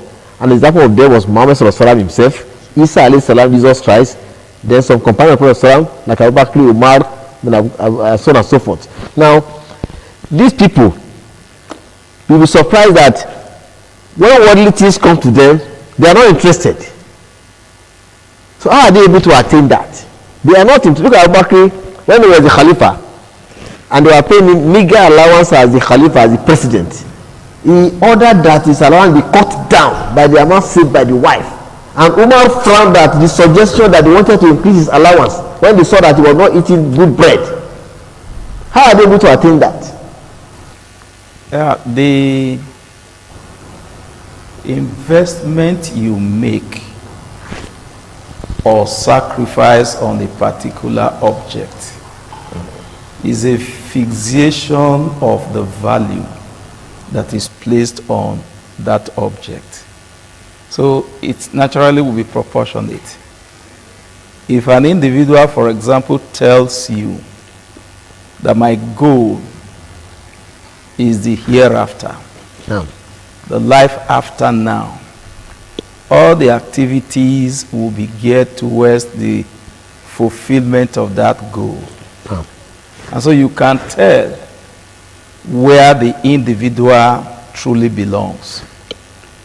Umar bin Khattab had visited the Prophet on a particular day and was troubled when the Prophet rose from the mat he was lying on, and the marks, the traces of the whatever were all over his body. And he said, the king of Persia, who is not worth a fraction of what you are in the sight of Allah, lives a life of opulence, is in clover. How come you will live this necessitous life? And the Prophet Islam was more worried for Umar, and asked the simple question, Are you in doubt as to the faith you profess? And so, for one who appreciates that the hereafter is the real honor, that the hereafter is the real goal, that individual does not bother itself. All that the world does for it is to play an ancillary role towards the realization of that ultimate goal, which is the hereafter. Yes, he would have to eat, he would have to drink, but you see, he does all of that in moderation, no desperation. It explains why there were days the Prophet Islam would go without food, and that would be a normal day for him. He was not bothered, because the fact of the matter is, whatever you have accumulated that you suffer the misfortune of not spending while you are alive will become a burden for you when those who come after you misuse them. If they misuse them, the burden goes to you. If they use it well, you have absolutely no benefit, because you are not the one who spent them. And so when you go on accumulating, it's just because you do not trust in Allah subhanahu wa ta'ala, you trust in fleet-footing things. So if I build houses all over, I occupy a position of authority. So when I become old, I will subsist on all of the houses I have built. Within a twinkle of an eye, Allah could cause the movement of the earth, and all of those things you believe in will come crumbling. So if the individual has that belief, and it is to address the issue of greed that in one of the strong tradition of the Prophet ﷺ, Allah had said what you refer to as Hadith Qudusi. Allah had said to the Prophet, he said, "O you children of Adam, I have not asked you with regard to the worship of tomorrow." Because you can't even tell whether you will see tomorrow. So I have not asked you with regards to the worship of tomorrow. Therefore, do not ask me for the substance of tomorrow. And he says, for as long as the heavens remain and earth, Allah's sustenance would never expire. Thank you very much. So it is for you to trust in him. Thank you very much. Allah's sustenance will never expire. Allah is not only the creator, the originator, the creator, and the sustainer. He originates creation and is able to sustain everything that he created. I'm coming to you again. First Islam said in one tradition, beware of living in luxury and comfort. For the pious bondsmen of Almighty Allah do not live in luxury and comfort. In one tradition, we are told that until some of us are buried and the sand of the grave enters his mouth, he will continue to be greedy. Position of Islam on greed. Of course, just as we said earlier on, greed is something that is condemnable in Islam, that is not that cannot be tolerated. And as far as one is concerned as Muslims, we do not have any rights to say we want to express greed, because greed is an expression of bad traits in an individual. And the moment you have that in an individual, there is no way Almighty Allah will love such individual. There is no way fellow human beings will love such individual. And whatever we want to do, we cannot use, we should be able to use our attitude, our character, our dispositions to attract people into our religion. So therefore, greed is not an attribute of a good Muslim, and therefore it's not something that we can encourage in Islam. It's condemned and not tolerated by Almighty Allah. Greed is condemned and Allah does not tolerate it. Ensure that you limit yourself to what you need and not what you want. Keep to moderation and not desperation. As we round off, last advice for viewers. Yeah. What we need are clear. let us not convert our wants into needs. Thank you very much. Let us not convert our wants. So all those things you say you want, you don't really need them. Important thing is strive for the hereafter. Whatever you give in charity remains for life, and whatever you keep to yourself as a greedy person is of no use to you when you get to the hereafter. Let us avoid greed. Let us be generous, so that the world can be a better place for us to live in. Here's is all we can do today. The time is not our friend. Thanks for coming. Al-Aji Professor Bunyamin Aide and Malam Nujin Asunoge. Viewers, I remain your uncle Al-Aji Alamin Alau. Let us avoid greed. Let us avoid greed, because greed is very destructive, not only in this world, in the hereafter. Assalamu alaikum wa rahmatullahi wa barakatuh.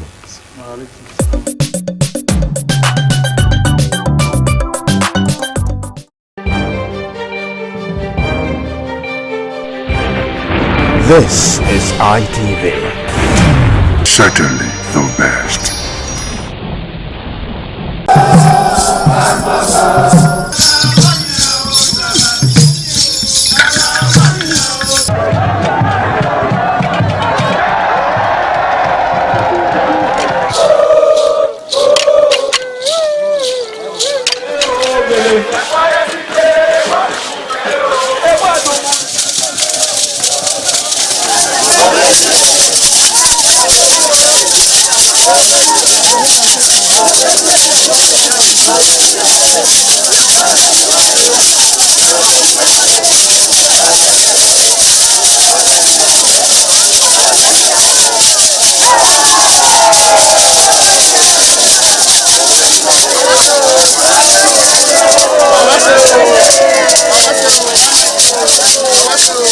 Top on the list of the initiates was the eldest son of the Esama of Benin and former governor of Edo State, Chief Loki Nosakare Igbenedion. 11 of his siblings, namely Bright Ayamekwe Igbenedion, Honorable Charles Osemwige Igbenedion, Peter Osawari Igbenedion, Dr. Fred Osanwi Igbenedion, Barrister Mike Osarene Igbenedion, Efosa Douglas Igbenedion, Ukbonwa Ernest Igbenedion, Osawe Igbenedion, Edosa Igbenedion, Dr. Daniel Omorige Igbenedion, Agbon Steve Igbenedion, as well as the Executive Director Operations, ITV and Radio, Chief Elder Ugbeide Nwonse.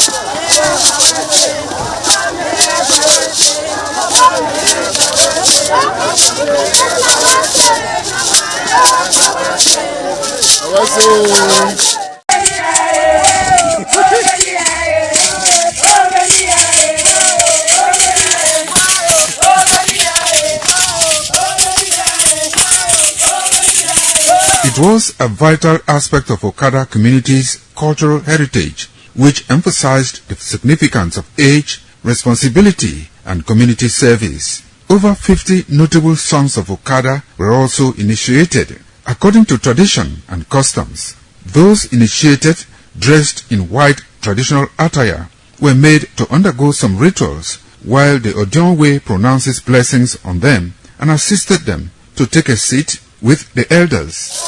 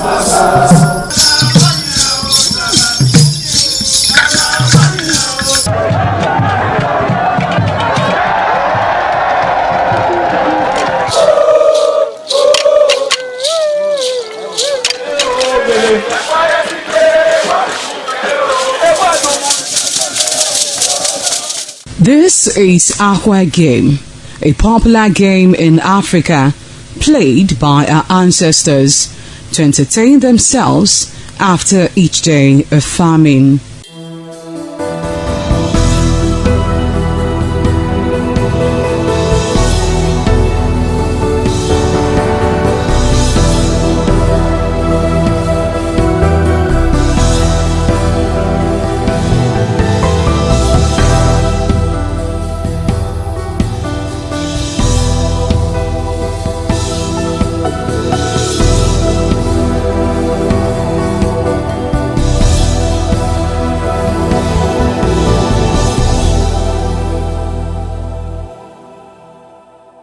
It is also relevant in our coronation in Africa.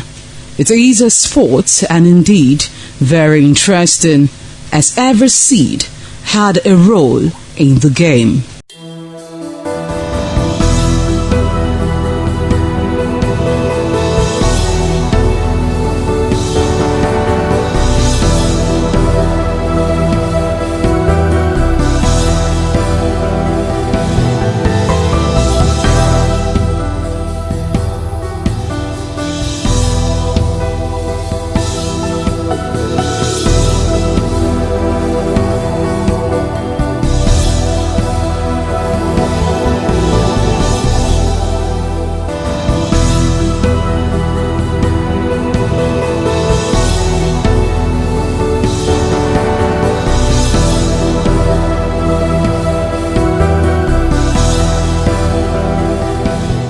Playtime is 45 minutes per set. There is no age limit as long as you can spin Aqua seed. Ayo or Aqua Game, known as the game of intellectual. This game requires a lot of mathematical skills. Aqua Game is played with carved wooden box containing 12 holes.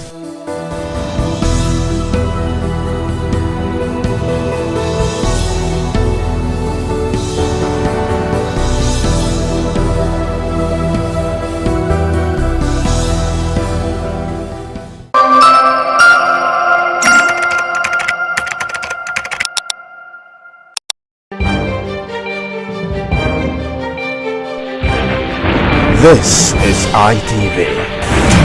Certainly the best.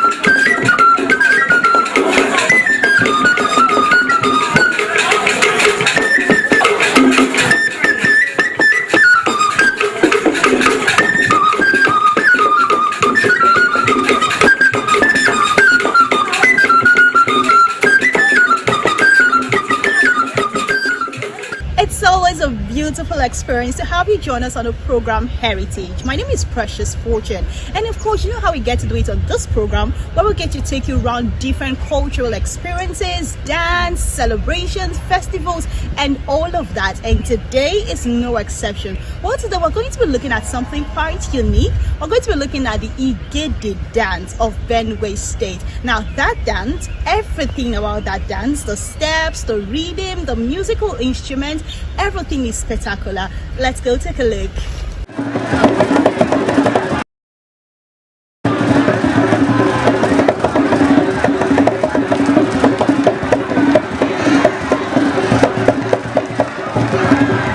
The Igede dance is a popular and vibrant cultural performance of the Igede people of Benue State, Nigeria. It is often associated with the Igede Agba festival. a major cultural celebration that showcases the heritage and identity of the people.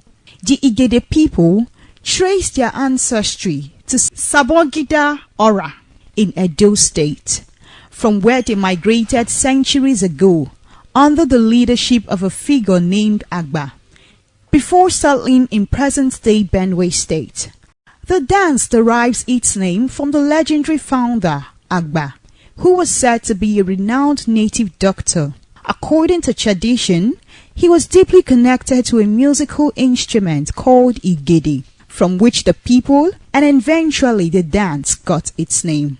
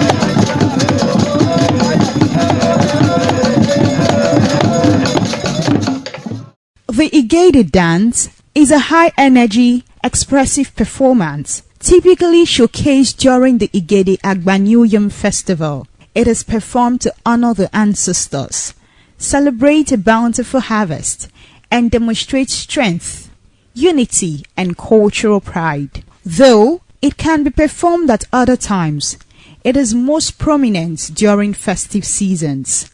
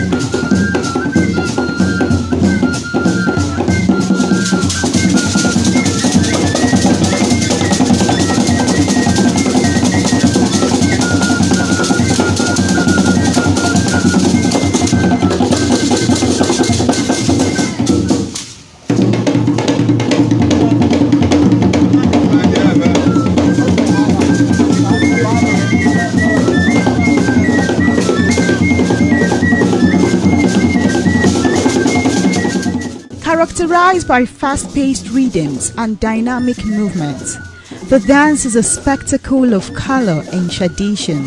Dancers adorn themselves in striking traditional attire, often in shades of blue, white, and black, creating a visually captivating performance that reflects the richness of Igede culture.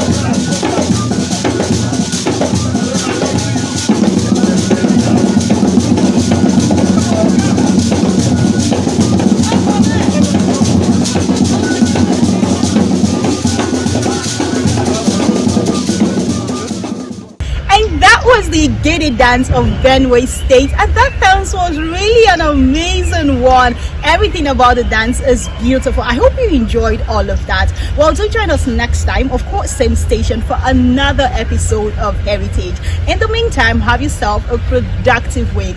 Bye for now.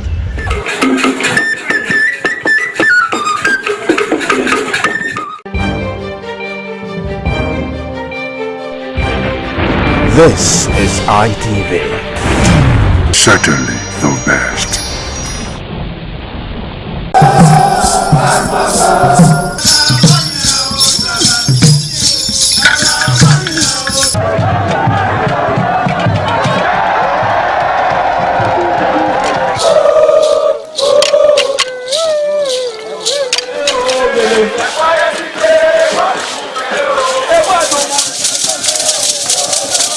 The Igwe Festival is the colorful and crowd-pulling festival in Benin Kingdom.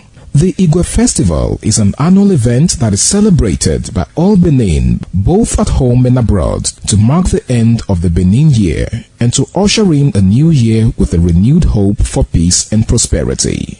The annual Ugie Festival is centered on the Oba of Benin as the Oba takes the center stage.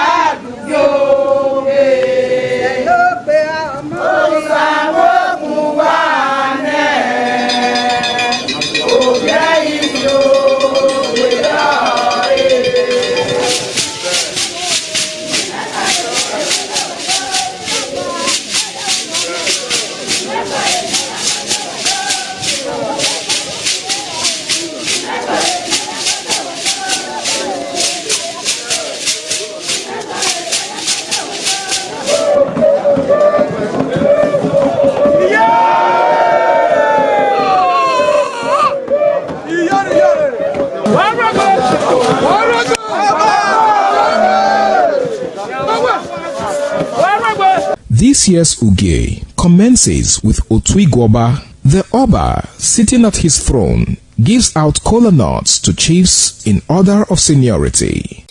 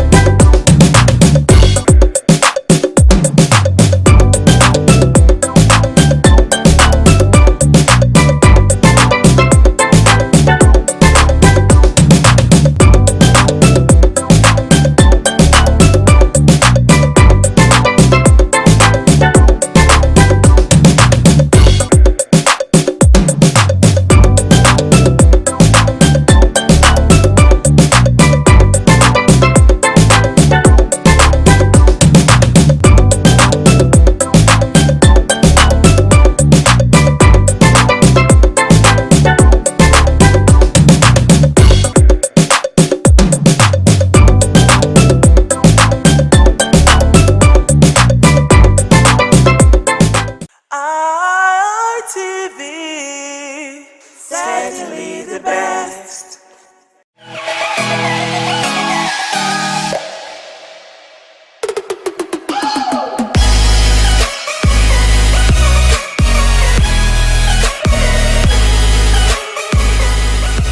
It's great to have you back once again, ladies and gentlemen. It's the Guys Hangout Show on independent television, reaching you live from the city of Benin. One show that teaches men to put themselves first. My name is Harry Aigboje, and of course, it's my pleasure to have you join me on this episode of the show. Now, tonight we're discussing control. Should a man be controlling in his relationship? Okay, most of the time we hear ladies complain that their men are too controlling. Okay, that their men always want to boss over them. So the question we're asking tonight is it okay for a man to be controlling in a relationship? First of all, what do you even, how do you describe a controlling man? What are the things that men do that make women see them as though they're controlling? Okay, is it okay for a man to have control in his relationship? Okay, can a man be controlling at the same time have control in his relationship? So these are basic questions that we're going to be answering tonight. My name is Harry Aigboje, and I'm not going to be doing this alone. I've got two gentlemen with me. One of them is an old-timer, but the other one is still a very fresh face. So I'm going to be starting with the fresh face. I'm talking about the one and only Emmanuel Walters. Good to have you in the show, bro. Pleasure being here this evening. How's it been? It's been very, very awesome. All right, seated next to Walter is the one and only Benedict Ochagu. Welcome on board, bro. Thank you so much, Harry.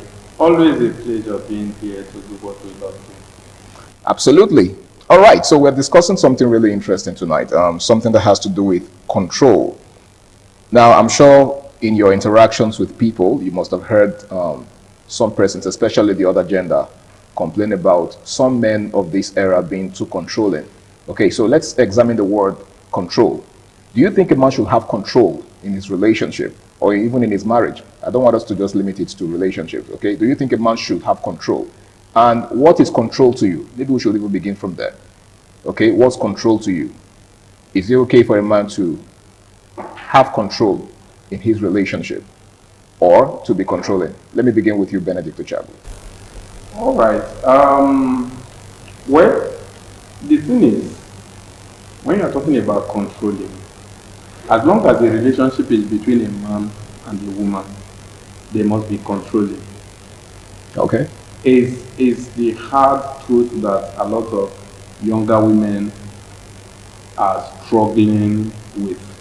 But the truth is that the fact that you are finding it difficult to accept does not change the reality. That's actually the part that I find interesting, because it seems like this generation of women are the ones, you know, having a hard time coming to grips with the fact that, you know, there has to be somebody, you know, that wields some level of control in the relationship. Yeah. It seems like, you know, our mothers of old didn't quite have a problem with it. Yeah, you see, I was discussing with you before we walked into the studio here, and I said that the hardest time to be a husband, for example, is this generation. It is very, very difficult to be a husband in our generation. In the time of our fathers, it was easier to be a husband because women understand that I am going to be loyal to a figure, a male figure. A woman understands that I am going there. For example, the man is a farmer or the man is a businessman. I'm going there to support my husband and make sure that he succeeds, and from the product of his success, my children will also be taken care of. Right? Even sometimes they go into the marriage understanding that another woman might even come in and they will still be loyal. So it was quite easier in that concept being a husband in those days, in our father's time, in our forefathers' time. So you're saying that they go in with polygamy in view? Of course, it was a general thing, especially in African setting, that it was almost like a 70% thing that as I'm going into this marriage, if I'm the first wife, the chances are that there will be a second wife at some point. Will bring somebody. And so you are even being trained by the society as the first wife to be a mother figure to the younger ladies that will be brought in by your husband. But some persons now see this as a barbaric practice. Oh yeah, it depends. You look at it from contextual perspectives. Okay. Right. Yep. The world is growing. We are evolving. We are becoming more modernized. And then again, people awareness has increased. And so some persons will say, I don't want anybody to share my husband with me. And even some husband will even tell you that it is even difficult being a husband to one wife these days. How much more bringing another person? Like I told you, it is a difficult way to be a husband in our generation because we have people, younger generation, who doesn't want any level of control. They want to pick up their phone on social media and say anything. They want to on Twitter and say anything. And so because they have learned a culture of, in quote, a free speech on Twitter, and so they try to apply it within everything without understanding how to separate between the social media reality life and the reality on ground, right? So it becomes a very, very big problem because we do respect to women. I found out over the years that women don't really filter. Women, because they have womb, they take in. And so that extension of being a man with a womb also affects them negatively in other aspects. That's why a woman reads a book, he swallows the book without digesting the book, understanding the one to take and the one not to take. She can just swallow the book and be applying it in her home and be using it against her husband because of what an author said. Without filtration. She wants the husband to fit into what an author said in US, without understanding that the scenarios are different. Okay. That's how that's how they are. And so some of the things our Gen Zs learn on social media, they want it to play. And that's what brings, especially maybe on movies and social media. And that's why when you come to propose to a woman, if you don't kneel down, she feels you don't love her enough. That is the effect of home videos and Hollywood and Nollywood movies and the social media, where love is defined by physical paraphernalia. But that is why they just want to do anything. She feels when she's wrong, don't scold her, rather correct her with a shawarma, for example. That is what she feels as well. And so when you don't do that, when you try to be a man, because a man is supposed to be a leader, and leadership comes with a level of control. You may not want to hear the word control. Okay, let's call it leadership. Let's not call it control. Because I think that's where the problem is. It's a case of grammatical inexactitude. Some persons will tell you, well, don't say control, just say lead. Yeah. But is there really a difference between both? No, let's choose their word. Let's call it lead. Because at the end, it's still control. Because if I'm given a position, God naturally gives a man position to lead. Okay. And within that position to lead, you have to control. You have to look out for her. The Bible says nurture. Okay. In nurturing, you look out for her. And in that looking out for her, you control her. Okay. Because if she goes out, in nurturing her, she goes out to take in something and she begins to have stomach constipation, the effect will still fall back on you. And so you must control her to make sure she don't take that thing. In the bit of trying, for example, you can be in a relationship with a woman and you are telling her, the way you are relating with boys, the way you are accepting every guy, chatting with every guy, I know this road you are following, this bush you are following, it was people that cleared it. Me as a guy, I know where this can lead to, because perhaps either you have used that skill to get a woman before, or you have, sorry guys, because I'm breaking guys' codes. Absolutely. People like Zabi watching us may not be happy. Apology accepted. Apology to the guy. So because of that, the guy tends to say, young lady, please set this boundary. Please set this boundary. Then say, why are you controlling me? You don't just have to wake up and say, I'm traveling for this birthday, I'll sleep over the weekend. Because, for example, maybe the relationship the guy was in before, it was that thing that took away the lady from her. So then the context is contextual. That's what I'm trying to say, that as long as the lady listening or watching us, you must understand that, for example, you accept to be with a man, you have accepted to be controlled. If you don't want to be controlled, just remain a single lady and be hanging out with your single ladies and other of your classmates that are married. All right. But accepting to be with a man as a husband and a wife, you signed in to be controlled. All right, thank you very much. Your own perspective to this issue seems to be more towards the marriage angle. But let me get your perspective on this, Walter. Do you think it's healthy for a man to control his woman? According to what is said, majority of what is said are correct. Okay. But inside there, I'll still be opposing some of his words. Such as the part he made an example that the lady goes outside, takes some stuffs and start having stomach constipation. I won't say control in that context. I will say protect. Well, isn't control protection? No. Take a look at it now. They have two meanings. Protect in a relationship. From my own aspect now, protect now, you are aware of where she is. You understand? You are just trying not to make her make some certain decisions that you know is harmful to her. You understand? But control, you are trying not to make her use her own autonomy. A free will. A free will. Okay. You understand? You are like, what are you doing? Why are you there? Like, you are making decisions for yourself. Okay. You are not letting her take her own personal decisions. Very well. You're saying that there's a clear difference between restriction and protection and control. Yeah. So when you're protecting someone, it's in their own interest. Yes. But when you're controlling them, someone, you are trying to restrict them. It's something more of like a military regime. Okay, you are trying to prevent them from exercising their fundamental. Yes, that's just it. You understand? Okay. So now he said some words about the stomach constipation example, and in that context, I'll put it as protection. You are protecting the lady. Okay. And in the other word, last words he said, as a lady, if you have decided to be with a man, know that you have signed up for control. Very correct. You agree? I agree with that. All right. Yes. Thank you very much, Walter. That was a very good one. Now let me get back to you, Benedict. He just pointed out a clear difference, or should I say his own perspective, as far as the difference between control and protection are concerned. Do you think there is a difference, or they are the same thing? Well, the truth is contextual. Okay.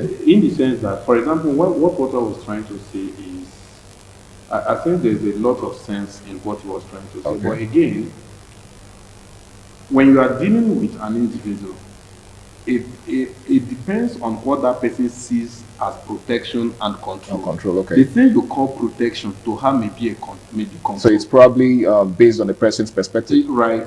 For example, I'm telling you, don't go there for so and so reason. For her, because she doesn't see anything, she wants to learn by experience, and you don't want her to learn by experience. And so trying to prevent her, she sees it as control from her perspective.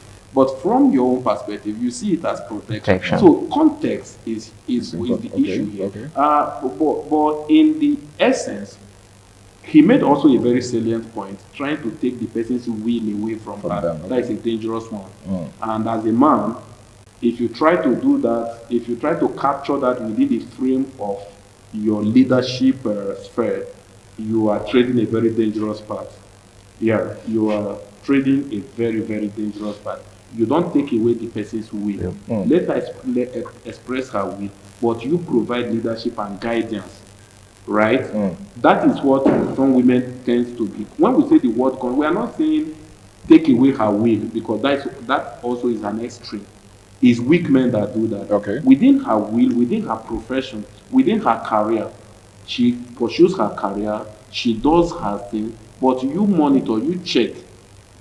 Okay. Right? You have to, maybe at one time, at intervals, find out how is it going, what is happening around you. Find out, because men are very logical in their thoughts. Women are emotional. Okay. So they do almost everything they do with emotions. As a man, you give it logical analysis, and then you bring the offshoot of your analysis to bear by telling her, let's do like this, let's do like this. But the challenge is that we have a lot of women that doesn't want any form of, whether it's leadership you call it, whether it's protection you call it, whether it's control you call it. They don't want any kind of interference. Once the emotion tells them do this, anything that interferes with it is control.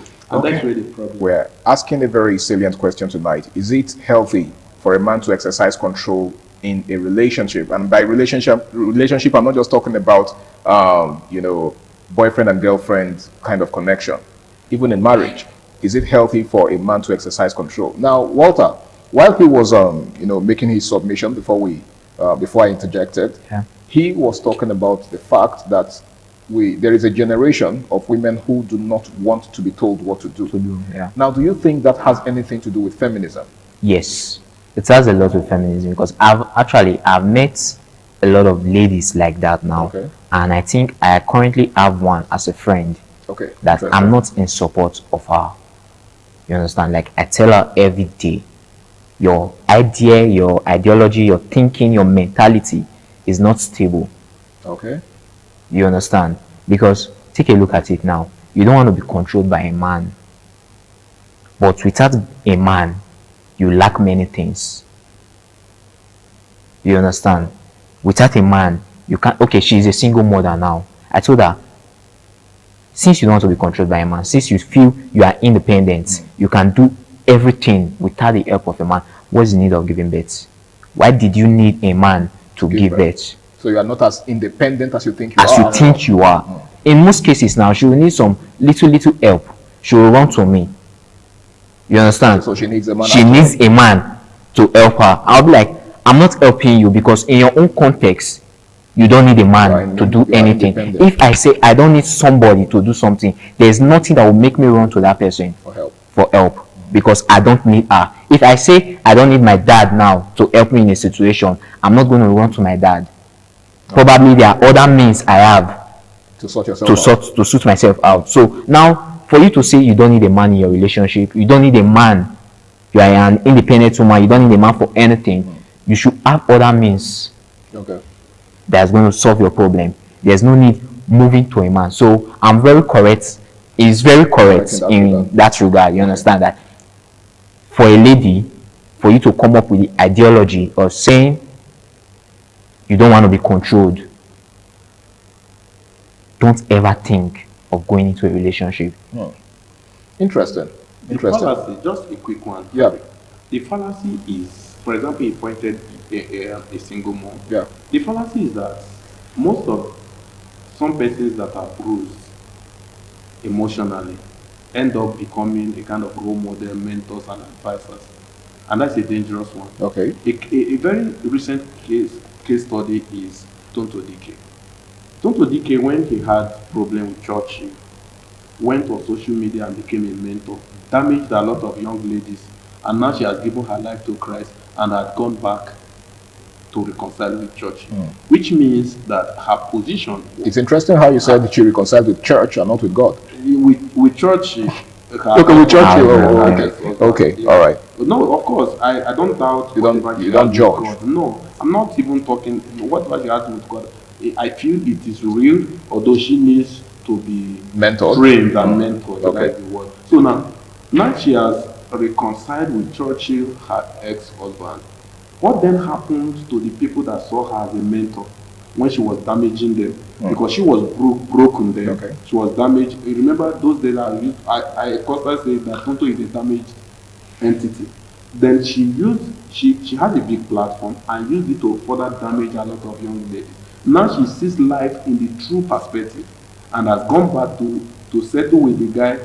She called a lot of names, she's this, and used that example to also coach young ladies. And the question now is, what happens to the people she misled? She misled. A lot of them might have left their husband or their guys, their relationship because of the lessons they took from Tonto Dike and the stage 4 cancer girl. Blessing see you. Right? So the thing is that basically, if you don't want control, you have no business being in a relationship. No. You don't have any business being in a relationship.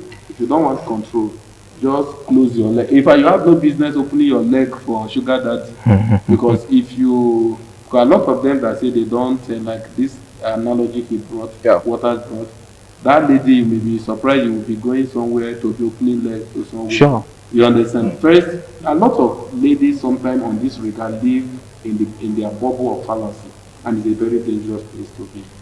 It's a very dangerous place to be. Now, one of the challenges that a lot of young men of this era are facing is having to deal with women who believe that they do not, or they are not answerable to any man. Now, what's your word of advice to such men? All right.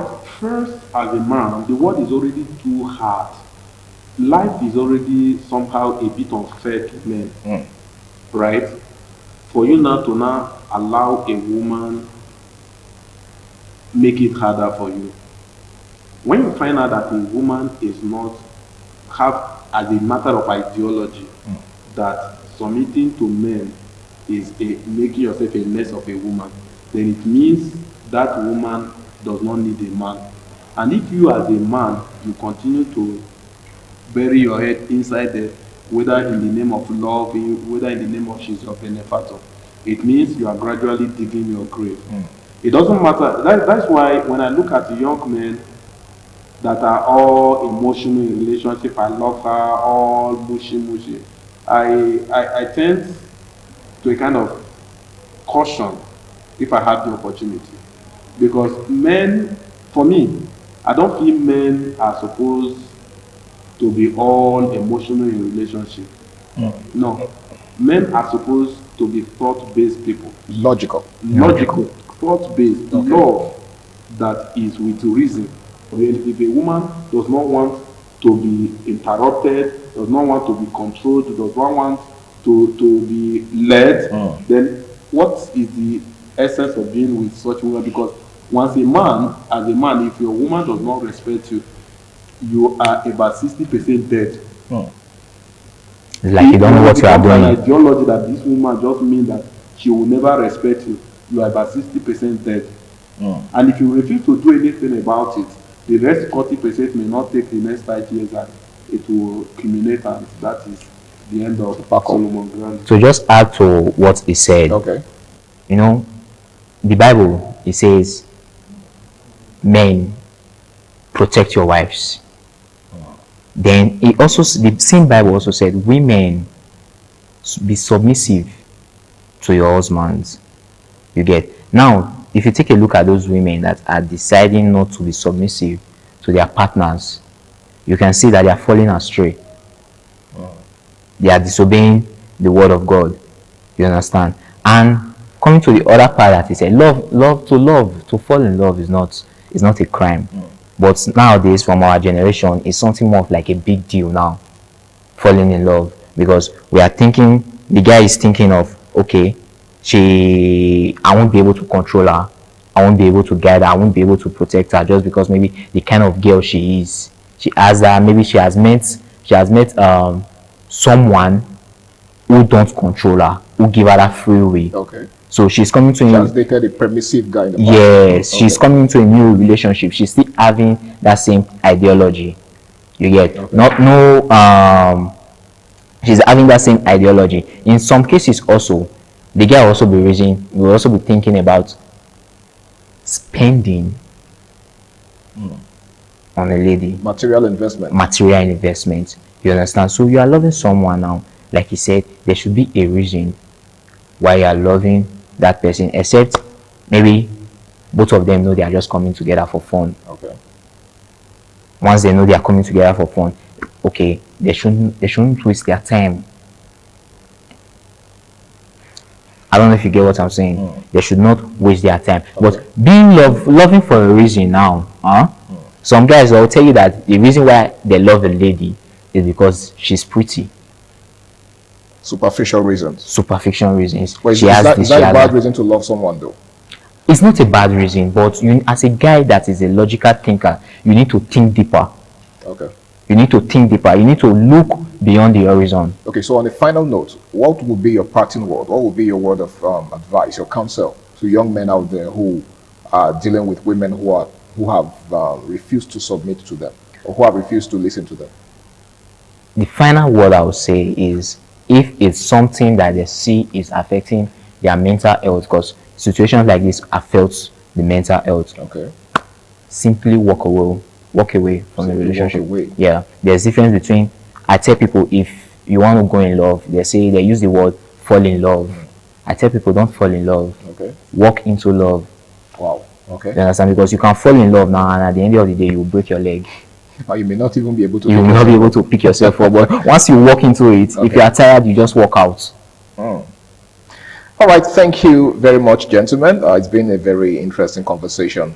Is it necessary to, or is it healthy for a man to exercise control in a relationship? I'm sure my guests have said all that needs to be said on this particular topic, and I want to say a very big thank you to Benedict Ochagu for taking out time to be here with me. It's always a pleasure to have you. And of course, my homie, Walter Emmanuel, good to have you on the show as well. Thank you very much. All right, I think a word is enough for the wise, just like they say. Control is not robbing you of your will, of your fundamental human rights. I think that's one thing that some persons need to understand, okay? There has to be somebody that will exercise control, even in your workplace. That is why your boss is there, okay? If there is no control, then it's only a matter of time before everybody just, does what they deem fit or what they deem necessary.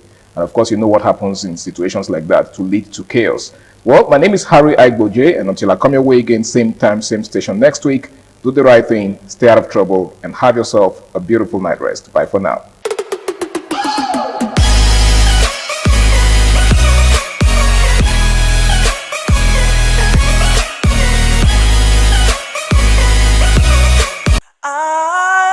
ITV, certainly the best.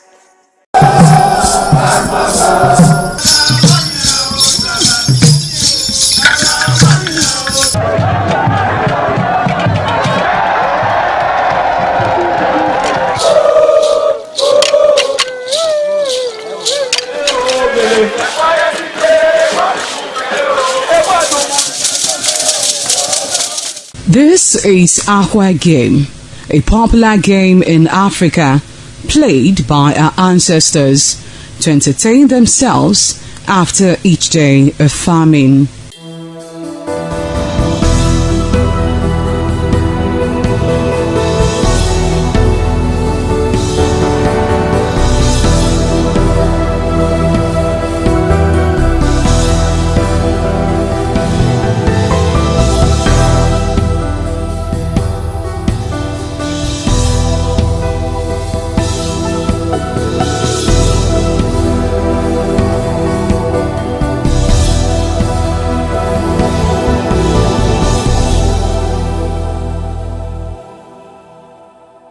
It is also relevant in our coronation in Africa.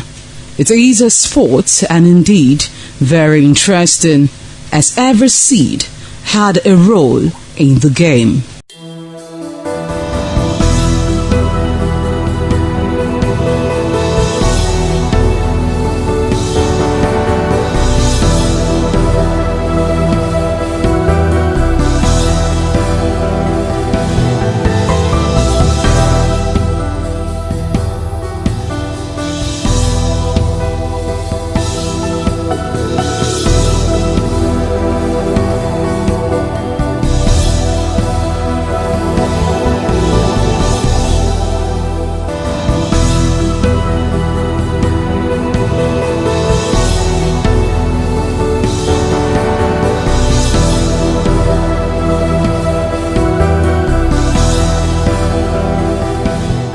Playtime is 45 minutes per set.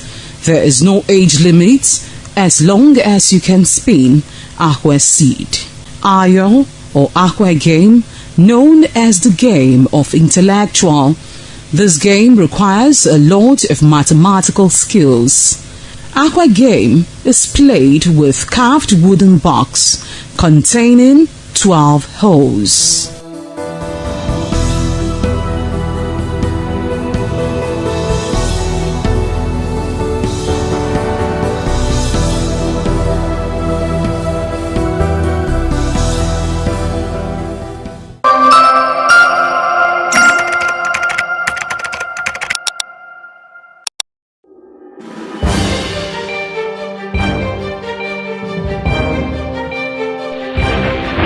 This is ITV. Certainly the best.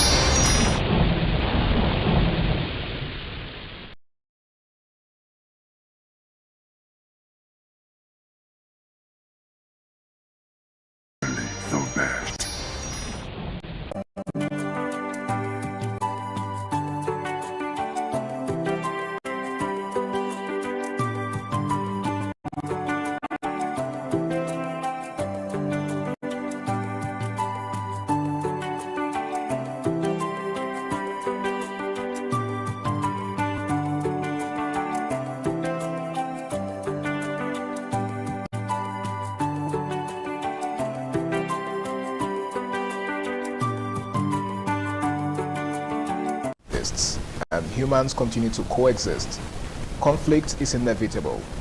But how we choose to handle those conflicts as they come up is what makes us either mature or otherwise. My name is Harry Agboje, and this right here is how I'd like to say welcome to yet another amazing episode of Flipside on Independence Television, reaching you live from the city of Benin. Now today we're going to be discussing something that has to do with conflict resolution. Now sometimes in life we tend to fall out with the people that we interact with. It's inevitable, like I said. It's not something that we can help. It's not something that is often planned. But, you know, because we have diverse values, diverse, belief systems, and diverse ways of thinking, these conflicts are bound to come up. But it is important that when they do come up, we find a way to, sort them out, to, iron things out, just so we do not eventually go our separate ways. Now, my name is Harry Agboje, and to do this with me are two amazing gentlemen. They are actually experts in their field. One of them is a public affairs analyst. He goes by the name of Omorogbe Dosere. Welcome on board, sir. Thank you, Mr. Harry. It's good to have you on the... Now, it's been a while. I think the last time we saw was like 2-3 weeks ago. Yes. All right, welcome on board. And of course, seated next to Omorogbe is an educationist and someone who's also very well-read. He goes by the name of Ramsey Abu Uwaila. Thank you, Mr. Harry, and it's always a pleasure to be on the show. And it is a pleasure to have you on the show as well. Now, conflict management and resolution.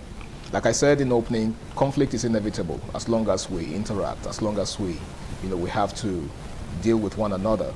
Okay, but how we go about managing and resolving such conflicts is what makes the difference. So if I were to ask you to define conflict, Ramsey, of course, how would you define it? Conflict to me is a disagreement. It is things that are not healthy, issues that exist between people, persons. It could be inter, it could be intra, it could be intergroup. So as we go further from here, I think I'll be throwing more light on those various types of conflicts. It could be seen as a disagreement that exists. It could be between between two parties. It could be within the person. It could be between groups. It could even be within the group. As far as we live as humans, there must be instances of disagreement. But how we disagree to agree matters a lot. And that is why we should look into it. How we disagree to agree. And from what you've said, there is a difference between intra-conflicts and inter-conflicts. Of course. Okay, so when conflicts occur within groups, it's intra, right? Yeah, when it is within the group, it is intra. When it is between groups now, it is inter-group conflict. When it is within a person, it is intrapersonal conflict. Then when it is between two individuals, it could become interpersonal conflict. I'm particularly interested in the intrapersonal conflict part, but let me hear what Omorogbe has to say. Conflict arises from when there's this struggle for agreement, like you said, when they are opposing view. I'm saying what is before me is a letter 6, the number 6, and you are standing at the opposite side of me and you are saying it is a 9, and I'm saying it's a 6. So in that case, we need a third party who is non-biased to come in, evaluate and see what we are not okay with, contending with, and help us see or reach an agreement to understand better what's happening. And then many a times there are resolutions. Many a times no resolution. That's where the management comes in. We just look for a way to manage it, avoid things that could spike such conflicts from coming up again. Okay, so in a nutshell, you're saying that conflict could also be defined as diverse views. Yes, diversity or opposing views. Yes. Okay, now what would you say is conflict management, and why is it important in our everyday life? We all come from different cultural, religious, and political backgrounds. So the way we relate from where we come from differs. You're coming from a background in somewhere at Benue, and you are now working with someone from, say, Port Harcourt. Your differences, you have differences, both political, both what's it called, religious backgrounds. You have different value. So there are things that I may do in my own spare that isn't allowed where you come from. It becomes an issue. You become uncomfortable when I do it around you. I may not know because I'm not coming from your background. Your own background, yeah. But because if you don't tell me, it continues. And then I start noticing your emotions are changing towards me and you become agitated till we are able to identify you coming up with it and say this thing doesn't all go well with me. You know, so we'll now have to look for a way to manage it. When I now know that this will not go so well with you, at that time where you are there, I can choose not to engage in whatsoever act I'm supposed to engage in that is not okay with you. So that is me managing it. Okay. So I am managing it. So I'm it doesn't avoiding, escalate? Yes, so it doesn't escalate, because many are times when it does, it will lead to rancor, it will lead to unproductiveness, it will lead to rivalry. A lot of things will go wrong. No organization or society can grow when there's conflict. None can grow. There's no meaningful growth or development that can happen. Investors run away from areas where there are conflicts. You see them removing their staffs, investment, because everybody knows that you can't thrive successfully in a place where there's conflict. Yes. So it must be managed, because there are some that can be resolved. But when it becomes so, it must be managed so that we can all forge ahead and it's a win-win for both parties. Okay, now Ramsey, conflict management, why is it necessary? Of course, it's very necessary because conflict is already part of existence. As you rightly said, you see, once we live as humans, we are bound to have diverse views, opinions, and all that. So because our opinions are different, there's bound to be a clash of opinions. So with that, conflict will arise. And once conflict arises, there is need for us to manage it, or must manage it appropriately. Now, most times in this part of the world, we see conflict management as something that is archaic or not even part of our culture. We want to always have a side where one particular party wins and the other becomes the loser. No. In conflict management, we must come to a common ground where both parties will be okay and say it's a win-win situation. And with that, it simply means that we'll forge ahead to have a cordial relationship even after that particular conflict or situation. Now, the idea of managing conflict now should not be the onus that rests alone on the government or even the judiciary. As individuals and good citizens of this country, I think it's important and expedient we also learn how to manage conflicts. Right from the home, there are bound to be conflict between couples. You see a husband and a wife, the husband says, no, I want to eat this. The wife says, no, we ate this yesterday, we need to eat this. There's already conflict there, and people take silence to be one of the resolution of some conflict. It's not. It only breeds it, and it eventually escalates when one party decides to speak up. So it is important at the initial stage, have an issue that will just kill that idea of growing or making it nourishing conflict, because people do nourish it, and How do people nourish conflict? They just keep it in, they cork it in till the very day it becomes an outburst. Could that be because they are avoiding a bigger problem? They are avoiding conflicts. It could also be lack of communication. It could be the fact that they want to just let it feel like it does not exist, whether it's already existing. That's avoidance. So the avoidance. So the best way to actually tackle it is, first, there should be communication. Let it be known. Establish the fact that there's already conflict. What's the next step on how to resolve and manage it? So it begins with acknowledging that there is a conflict. Yes, you acknowledge that there's a conflict. Then from there you work on it. You need to call the other partner. You need to understand. What we say and how we say it are two different things. Yes. People are so focused on what they say, but how they say it, we hardly even pay attention to it. And then I guess the same thing applies to what we do and how we do it. And how we do Body it. language. Body language. So you might want to say, I'm sorry. The tone in which you are saying I'm sorry carry more communication than even the words that you just use. Is it possible to say I'm sorry in the wrong way? You can say I'm sorry when you are not sorry. Of course. Mr. Harry, I'm sorry. Exactly. You mean, did you just apologize? It's not did you hear me? And I said I'm sorry. That is not how to say I'm sorry. It means I am doing this to fulfill righteousness. It is not from me, and it does not give the fact that I may not repeat that same thing tomorrow. I'm sorry should go with an appropriate tone. It doesn't show remorse. It doesn't show remorse if you just drop it like that, I'm sorry. So people must learn to be polite. They must learn to also pay attention to how they say certain things. Sincere. Beside what they say, how they say it carries more information. Should they also pay attention to the way it is received? Of course, if you package it well, definitely it's going to be well received. So it is the packaging. So I'm saying that, while you're saying it or while you're doing it, should you pay attention to the way the person it should is come receiving it should come from your heart Sincere. and not from your head. True. Now when it's from the heart, we will know the tone. You cannot betray your emotions. Yes. It has a way of being a part of what you say. If you had this remorse to it and it's coming from the heart, definitely the person will know that this is a sincere apology. But if it doesn't come like that, then we'll fault the way he apologized. And that's why you see the other party say, no, this one is not okay, we must get to the root of this and all that, because the apology was not sincere. So, and it's easy to tell when an apology is not sincere. It's not sincere. It's very easy to tell. Easy. Paralinguistically, body language, there are other things that communicate apart from our words. People pay more attention to these things. And this guy is saying he's sorry. But why is he saying he's sorry? Some will say he's cocky, he's purpose. Can't you see he's haughty? He just said I'm sorry, but he's not saying I'm sorry. So if you are sincere about it and you really want to manage the conflict or resolve it, you say I'm sorry from the heart and not from the head. There is need for us to manage conflict, because conflict has come to stay.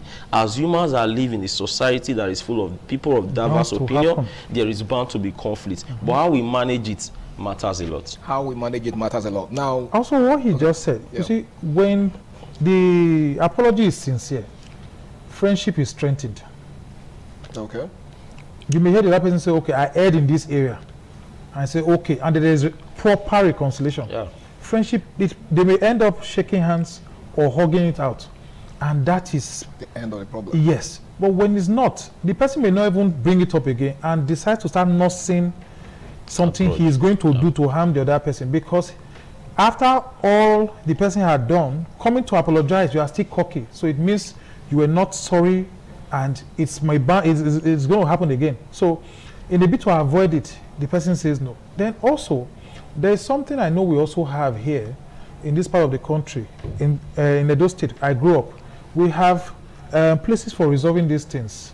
We conflict have resolution. Yes. Yeah. Okay. In fact, it's almost in each street. You see, there's an Ojon way, because conflict is here. As long as we are here, there's going to be conflict. You see, two people come to meet the street head to say, we had issues many a times, maybe regarding this person threw dirty to my compound, or his trees, the leaves they blow into my compound, or the issue of something land. as basic as that. Yes, he shifted my beacon, and they say, okay, we will gather every other person in this street. All the landlords will meet at a particular time and then deliberate on the issue. So we've been enjoying that. Though it's the Western world is not throwing more light on how best. That is it's a broad topic entirely. Okay. So it's not giving us more ways to handle it, and also to know that you can manage it in cases when it's not resolved. You can manage. They now tell you, okay, don't so there enter. is a difference between management and resolution. Of course. Yes. Resolution is when the apology, for instance, like we talked earlier, is sincere and we shake hands on it or hug it out. But when it's not, we can choose to manage to say, okay, I don't cross his path, he doesn't cross my path. So I don't do what's going to offend him, he's not going to do the same. We are managing it, but we've not resolved. In addition to that, when we manage, we are being proactive. Okay. We don't want it to escalate. When we resolve, we are not being reactive. Okay. It has come to an end positively. Like, how do we put an end to this and all that? So most times, it is even good we manage these things before it gets to that zenith, that climax, where most times it can go out of hand and all that. Because you see people trying to settle. And we're going to settle this dispute, we're going to do this. And these are the same people that were there while this thing were growing to that extent. Yes. So they didn't manage it from the initial stage. Okay. So when you manage conflicts, most times you find out that both parties will just go home fulfilled and happy. Yes. The idea of no, if you will try it next time, it's because you were not satisfied with the way the conflict was managed. That is why you say no, it's not this and all that. There are some things you manage them and you don't even need to spend thousands of money for litigation and all that. So it is very good as humans, we should open our hearts to conflict management. Okay. Conflict has come to stay in the society. Definitely we will disagree, but we are going to manage this disagreement. It is the unmanaged disagreement that eventually we will call negative effects in society. But those that are managed positively, of course it will be resolved and everybody will be happy. All right, thank you very much, Ramsey. It's still Flipside on Independent Television, and we're discussing conflict management and resolution. We shall be going on a break now. The program continues afterwards. Please stay tuned.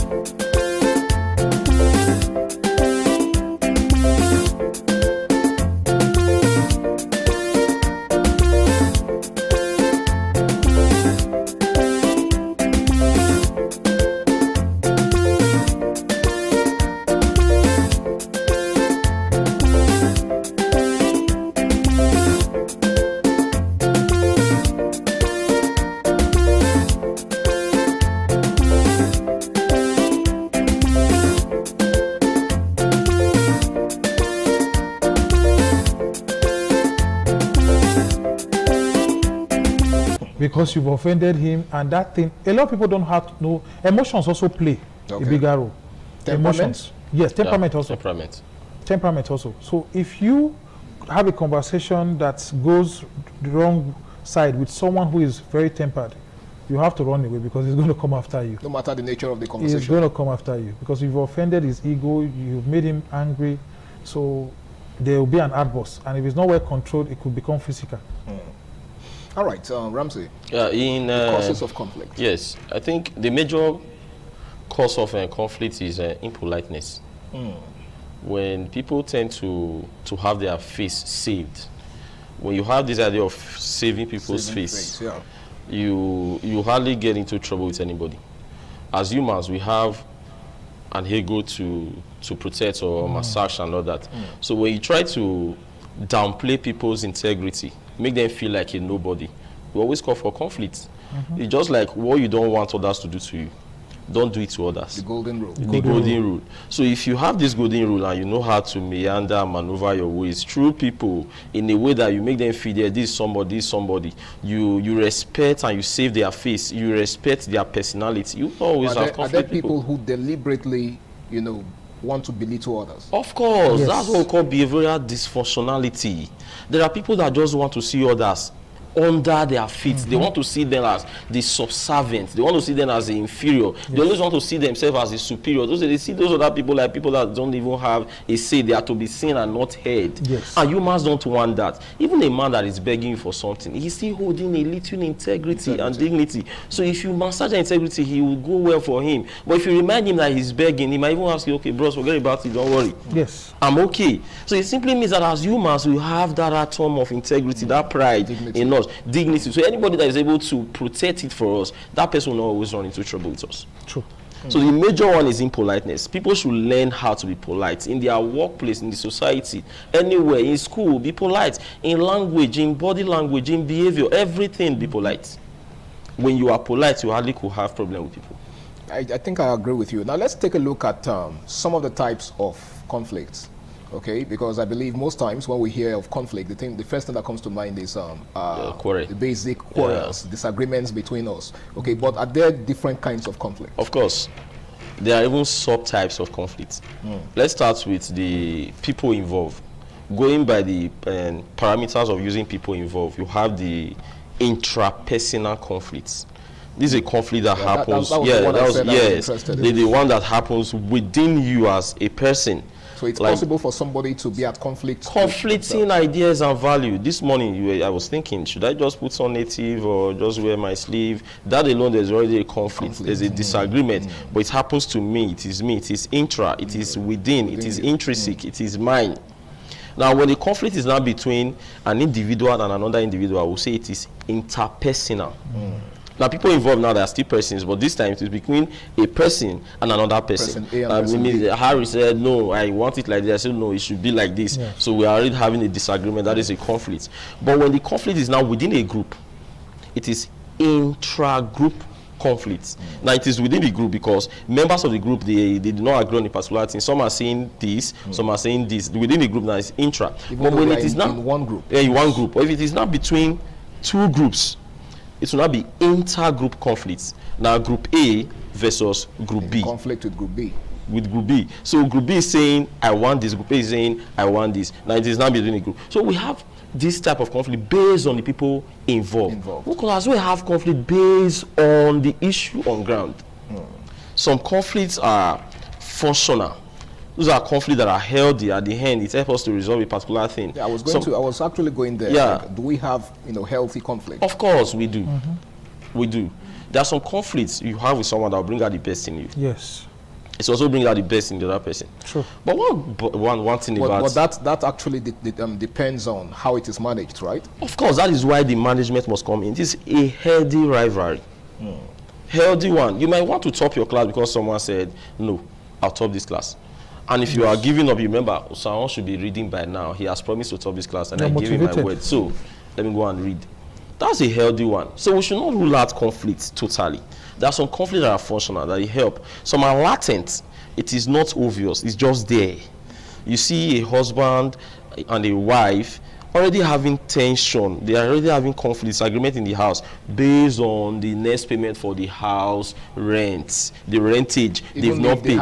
Is there. They haven't talked about it, but it's just there. That tension is there. The woman is not looking too good, the husband is not looking too good, they started shouting at the children unnecessarily and all that. It's already conflict, it's latent, it's not open. So such conflicts, you need to speak up. Communication should be a key in conflict management. Let people know how you feel. You don't communicate using your body language these days. Be open. Talk about it. How do people communicate using their body language? People do a lot. They assume, they believe that you know what you've done. Yes, it's not you at times. Most times it's just snob. But is Most that, times it's is that not not to a you. possibility too? Is it not possible for somebody to be aware of what they've done, but play dumb? No, most times some persons are not even aware of what they've done. Okay. Either by actions or inactions. They'll be very sure that they know what they are doing. Why not just tell them? What you did last time, I don't like it. This is what you did. Oh, you mean you took offense? You say, yes, I'm sorry. It was coming from the heart of, say, now I understand. I had a case in university where I called someone baby in his native tongue. I loved the language, but I didn't know what it meant. Okay. It went on for a semester. Till one day he called me and said, I don't like you calling me a baby. Baby. Like I'm a child. I said, is that what that means? He said, yes. I said, I'm very sorry. I never knew. I thought it meant my friend. Yeah. And he said, no. I didn't know. And he had this coldness at times towards me. So I didn't know. You didn't quite understand why. I didn't quite understand why. So it would have lingered if he hadn't spoken up. Yeah. Okay, so Ramsey, take it off from there. Like you actually we need to start communicating. Yes. If you don't feel cool about anything, let the person involved know that what you just done, I am not cool about it. This is wrong. And the person is mature enough. The person says, I'm sorry. This is not the aspect in which I'm taking it from. Yeah. Then you can easily just resolve and the friendship continue. But you're walking it up to say he knows what he's doing and you start communicating non-verbally, using body language. Like the and example all that. he just gave, if the guy in question had not made it known to him, he wouldn't have known. And it took some time before the person even want to say, okay, this is what is happening and all that. So that is what we must encourage people to do now, to start communicating. That man there, that woman there who has offended you and you think the person knows what he or she is doing, he doesn't know. Go and meet him. Oh God, this is what you did on a particular day. They will respect you for it, for even communicating. Yes. For even saying this is what you've done. The person will just... So communication is key in resolving conflicts, in managing conflicts. We must speak up. Even in court, they want to hear from both sides. True. That's the power of communication. How do you feel? Are you guilty or not guilty? Okay, what do you have to say? You know, when you listen to people, it gives them this privilege of, I want to be heard, I want to be understood, so I should just say the truth, I should forget about things. What they do most times, they are very quick to, what some persons do most times, they are very quick to just cut in. They don't listen, they only hear. They want to be the first to speak. Almost quick to interrupt. They want to interrupt. Let that person hear his or her grievances. Let the person express his or herself. Listen to the person. By listening alone, you are a step forward in resolving and managing the conflict. Very true. People want to be listened to. So communication, listening, they are all important in conflict management. With this, I think we're going to have less conflict society. And conflict resolution also, I think they should inculcate or impute it into our curriculum. Many people don't know about conflict management and resolution. Sure. They just believe the only way you can resolve issue is by creating more violence. Or going to the police immediately. Now, is it possible to have experts in the field of conflict resolution? I think there are experts already. Are there experts? Of course. Are they trained? Well trained. That is a course in some university. Yes. They have the course like that. If it does exist, then it's a novel thing, because I don't think it existed. It's a novel thing in this part of the world. Okay. Other same clients that have developed, they know things about conflict resolution. Why do we even have this too much litigation in courts? Exactly. Because most time we don't have alternative. And even the alternative we have sometimes, they like referring the case back to the court of law. True. But in the court of law, what did they say? Are they not going to use this, the amount to resolve it? They must appeal to your conscience. What you're suggesting is that we have alternative resolution centers or mechanisms for cases like this, for different type of issues, so that the court will not be battling with backloads of cases, litigations. And a lot of times, some cases are even thrown out of court because of lack of merit. At the end, they will go home and settle it. This is the same Odion way. Okay. Exactly. That they The not court will involved refer you initially. That the audio will not settle the issue. All right, thank you very much, Ramsey. It's still Flipside on Independent Television. We're discussing conflict resolution and management. We shall be going on another break. The program continues right after that. Please stay tuned.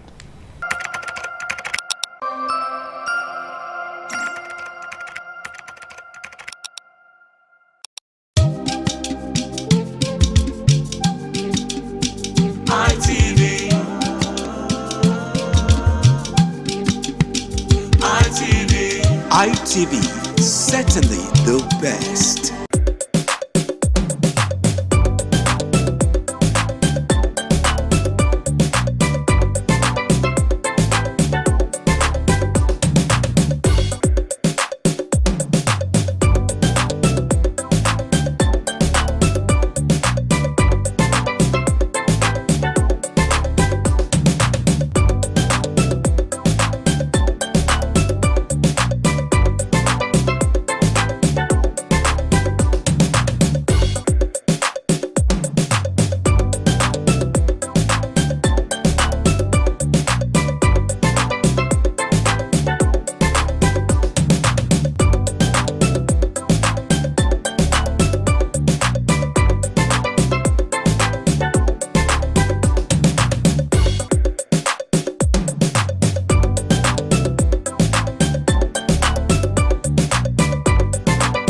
Right, it's still Flipside on Independent Television. Now, gentlemen, I'd like us to take a look at another very important factor in all of this, emotional intelligence. Now, how do you think emotional intelligence helps to, manage conflict or to avoid it completely? Let me begin with you, Omorube. When you know a particular communication or a particular type of greeting will offend someone else or someone you say it to, you would avoid it, because you will see that he or she is not pleased with what you've said, so you avoid it. Even within among spouse, there are some things you say and she says, stop saying this, I don't like that statement. You have to now stop, because she also voiced it and making it easy for you. But we weren't really taught on how to identify emotional intelligence. We weren't, but we could see that, okay, this person has changed from the way he was relating with me to a different way, signifying that something is not right somewhere. That you might have said or done something. Yes. So if you are not smart to detect the time it happened and know what you may have said or what you may have done, you may just come and the person says, whenever you return these files, always keep them in this particular order, or always enter them, and you come, you drop it, you go, it becomes an issue. When you come in the other time and the person is not answering you or he's not looking at you, you're not having the little jokes you normally will have in the office space, you're not, so you must, we learned that from the little things we see, and when some other people will voice out and say, I don't like what you said or what you did, or you hit me when you were moving, I didn't like you didn't say sorry and stuff like that. So emotional intelligence, we learned some from what we saw, and when all the persons that were affected, they voiced out. That's how we've learned it, and we adapt to it, and then we try to understand them when it happens. We try to take note and make corrections at that time. All right, now Ramsey, is it really possible to be able to identify some of those things that people find offensive? For example, some persons don't like it when you call them certain pet names. To you, it's just a pet name, right? But to them, it's an insult, right? So, is it possible to be able to identify all of the things that some persons are likely to find offensive? You see, when we say emotional intelligence, it is not everybody that it is not everybody that really has this emotional intelligence. Sure. Some persons are just academically intelligent, some of them are socially intelligent, few are emotionally intelligent. When you are emotionally intelligent, you should know when some certain jokes has gone beyond jokes. Yes. You should know what to say, how to say it, and where to say it. You should know that there are some form of communication you pass across, not embedded in what you say explicitly, but they are implicitly implicated. Asking a young man who just got married, now you finally married this girl, you try. that is no longer a congratulation. No. That is no longer wishing the young man well. The young man wants to raise eyebrows and start asking questions. What do you mean by that? Because that statement was pregnant. There are so many things. In fact, it was ambiguous. You can generate possible meanings from it. Yes. So an emotionally intelligent person will not make such statements in that kind of situation. So when we say people are not emotionally intelligent, you can be very good in school, you have all the A's, you are bright and all that, but you don't know when to put an end to some certain things. You don't know when to use some certain joke. You don't try to protect and save people's face. Therefore, you are not emotionally intelligent. True. I think everybody should sit down and say, what is it I'm saying? What will be the repercussion? What is my aim? What do I want? What is the rationale behind this statement I just made? What do I want to achieve with this? If you think of these things before you say anything or do some certain things, you hardly have conflicts or issues with people. So this emotional intelligence is what people can just sit down, psychologically think, what will be the consequences of this statement? How will this person take it? Or what would it sound like? Now, even if it's not intended that way. Yes. So you should put the person first. Think of the possible interpretation before you use some certain jokes or some certain words. There are some jokes that someone will take when he's alone, but when he's his spouse or family members, he will not want to take such a joke again because the situation has changed. So you must look at your situation before some certain words comes out from you. No one that will say it's so different than professional have their jargons. Different situations have different words that we're supposed to use there.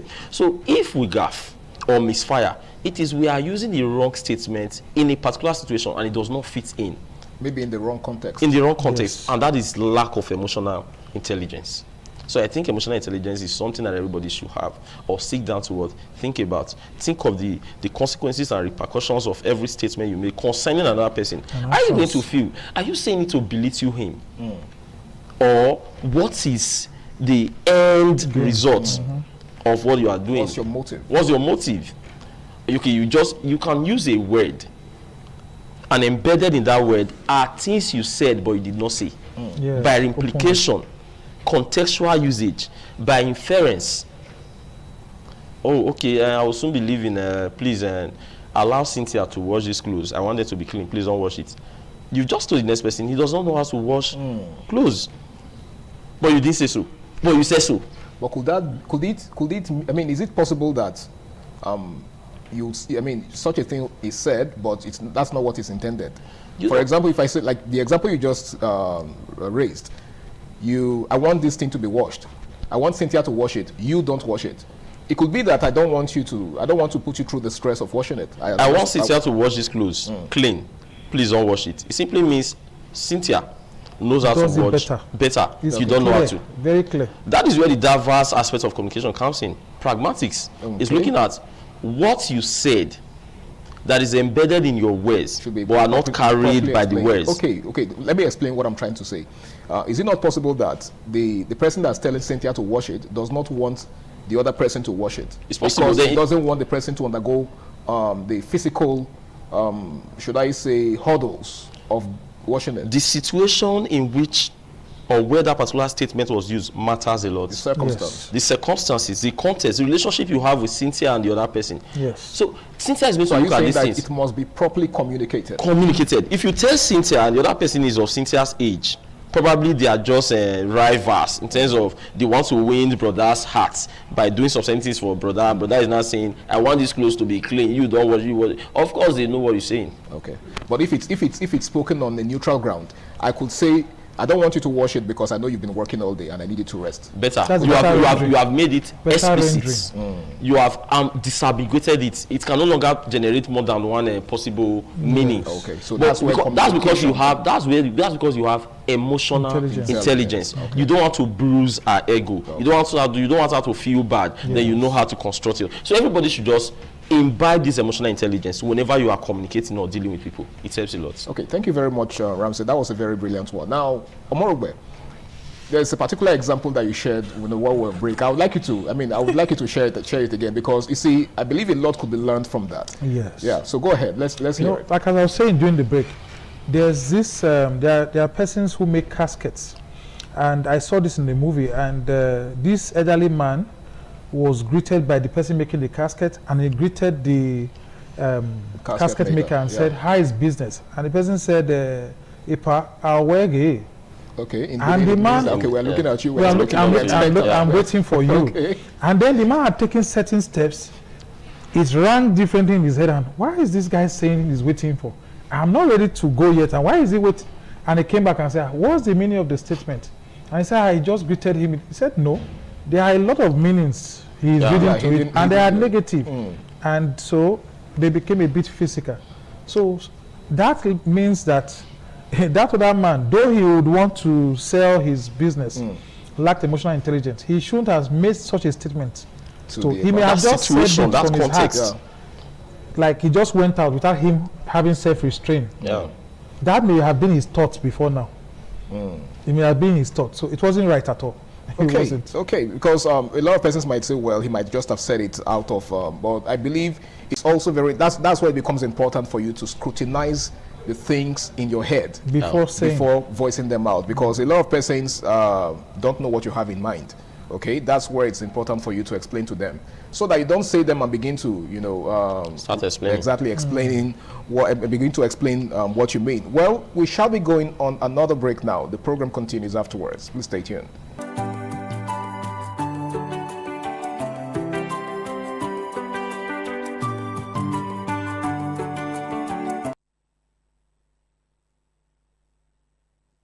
Lap of this episode of Flipside on Independence Television. Now, I would like us to examine certain situations where words are misconstrued. Okay, for instance, we have cases where somebody greets you as an elderly person, or somebody greets an elderly person, and the elderly person, instead of seeing it as a mark of respect, feels offended. In Benin, we know that respect is something that is very important. You understand? We take it we take it very seriously. All right. And let's say somebody greets an elderly woman and says "Koye," and then the EA in question asks her, "Idien you are," meaning, "Am I older than your mother?" Now the person that greeted the EA is, did it as a mark of respect, but the EA in question feels offended because she probably thinks she's trying to make her feel older than she actually is. Isn't that a problem in itself? Yes, it is a problem. But you see, also, because of the way we were raised, there's a sharp decline. Normally, when he greets, if it's the language he greets, like maybe, for instance, I'm greeting Lako. If I should greet her Lakunye, she's not going to get offended. Okay. He may greet Laveze, she will not be offended. But by the time she says Koye, she may be a Benin greeting Iye, but because the parents don't have that way of greeting inculcated into her, the way the family greets, Iye may see it differently. And most people don't want to feel old. Some people delight in being young. That's young. While some delight in being very young. So by the time you do it, you were trying to respect her, accord her with respect as an elderly one, but she sees it differently. It becomes an issue. So the best thing, many at times, you start apologizing profusely before that is. In fact, at times they will come and tell your mommy in the house and say, "This is what you said," and your mom also would want to apologize on your behalf, even though what you have said was not intended the wrong way. All right, Ramsey. Yeah, for that EA that decided to respond that way, I think she has an identity problem. Okay. The truth is, once you are, and there are some of us who actually do have that identity. Yes, of course, that's another problem. Once you are old enough to be a mother to anybody in Benin, the right word we could use for you is EA. EA to us is general. Anybody who's old enough to be our mother is called EA. If I say Koye and you say Idien you are, it simply means you have a problem with your identity, and I shouldn't batter the words with such people. Because there are, in Benin, what we have different form of greeting. In the morning, our morning greetings, like you rightly said, Lave, Laveze, and all that. That's in the morning. But if it's not in the morning, you want to greet generally, you can just say Koye. And most non-Benins, the first greeting they learn in Edo is call you. Very true. So if someone say call you, most time you might even be that, and it's in the morning, it might be that the person is not Benin, so they don't have their family salutation and all that. So it will be very wrong for such a woman to say, then you are, that is identity, because she doesn't want to grow old, and there is no, you can't cheat nature. Everybody must grow old. You like use all the pancake or everything on planet Earth, the skin will react to old age. As time goes, wrinkles will come and all that. So she can't defy nature. She can't cheat nature. So very soon, either within or very soon, the time will tell on her that she's getting old, and that person will also call you. Okay. And to me, that's not a problem. It's just the woman that has an issues. But the problem is, if you now see an elder in the morning, who is it not to be your father or your mother, you decide to say Bowie. She asks you a question, am I your mate? Are we mates? But Bowie is like good morning for age mates. You're supposed to greet according to your family lineage. Mine is Lavi, I'll say Lavi. Say, hey, from the greeting, they can even know the family you are coming from. The annoyance could be justified. Then she's teaching you morals, and at the same time bringing back the culture to say this is the right way to do it. But the one that is trying to drag the club with children, wear jeans and all that, we see how some of them who use different colors on their face, Mama like that. So I think those ones should, they are even people that we should do away with in our society in the first place. Because growing old is supposed to be something that you celebrate. It's a thing of joy, not you trying to deny the fact that you are no longer getting older and all that. So that's what. All right. As we begin to wrap up, Omorogbe, what's your final analysis? Conflict management and resolution. I think, like he said earlier on, if we can have this at the basic learning for children, they start learning this. It should continue through the secondary and then the tertiary span for any course you are doing. You must go through it. So you think conflict management and resolution should be introduced at the fundamental stage? Yes, it will help solve a lot of issues we have. It will help us sort out many communal, many political, religious issues that come up. Because like he said, someone is greeting and is being misinterpreted. If there is this understanding from when you know how to sort it out, it wouldn't degenerate to anything harmful. So that will help us a lot. It will. All right, teaching conflict management and resolution from the cradle. From primary to the tertiary institution, children should know that there is a concept of conflict management and resolution. They should first seek management or resolution to conflict instead of going further to escalate it. Yes. All right, Ramsey, in your own final analysis. Conflict definitely is part of society. People in living society are diverse opinion. There's bound to be conflict, but then we should learn to manage it, or as well resolve conflicts. People should embrace resolution and management of conflicts. People should know that it is not always a win all the time. It should be a win-win. There are room for you to you lose some. Yeah, you win some, you lose some. There are room for you to avoid. You can compromise. You can as well accommodate, collaborate. Some diseases and things that don't have cure, you accommodate it, you manage it. So it just happens. That doesn't mean you are weak. It simply means you are more intelligent than the other party involved. To avoid conflict. Thinking you are more, or trying to appear more intelligent than the other party involved, isn't it possible that could also lead to conflict? No, you are not trying to. It is what you are already doing. All right. And if the person says, wait, no, the person will know that this person is too mature for me to have issues with. Don't forget, conflicts always breed anger. And anger is just a letter different from danger. So if you resolve conflicts, then the anger will not come. And if the anger doesn't come, we're not going to be in a dangerous situation. All right, gentlemen, thank you so very much for this amazing analysis. I want to say a big thank you to you for making today's episode so interesting, and I'm hoping that we're able to do this again same time, some other time. Well, it's been Flipside on Independent Television.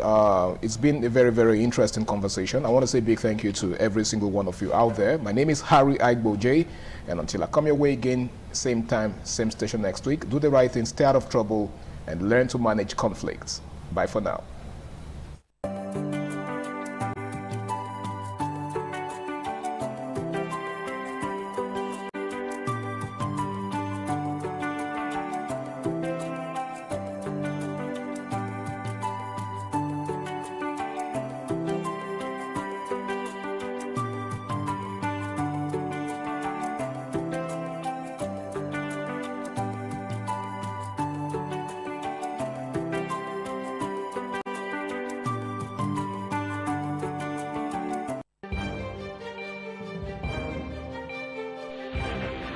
This is ITV.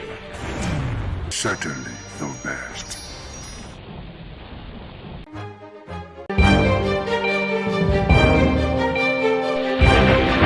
This is ITV.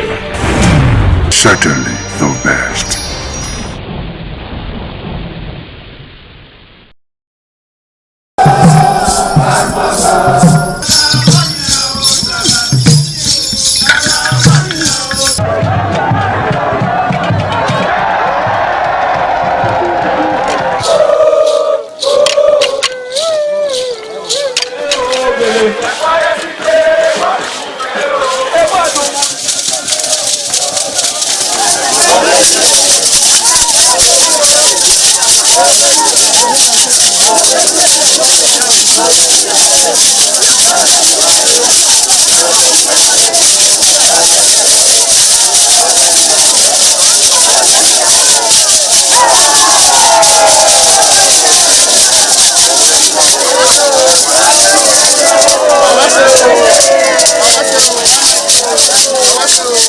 Top on the list of the initiates was the eldest son of the Esama of Benin and former governor of Edo State, Chief Lucky Nosakare Igbenedion. 11 of his siblings, namely Bright Ayamekwe Igbenedion, Honorable Charles Osemwige Igbenedion, Peter Osawari Igbenedion, Dr. Fred Osanwi Igbenedion, Barrister Mike Osarene Igbenedion, Efosa Douglas Igbenedion, Ukponwa Ernest Igbenedion, Osawe Igbenedion, Edosa Igbenedion, Dr. Daniel Omorige Igbenedion, Agbon Steve Igbenedion, as well as the Executive Director Operations, ITV and Radio, Chief Elder Ugbeide Nwonse.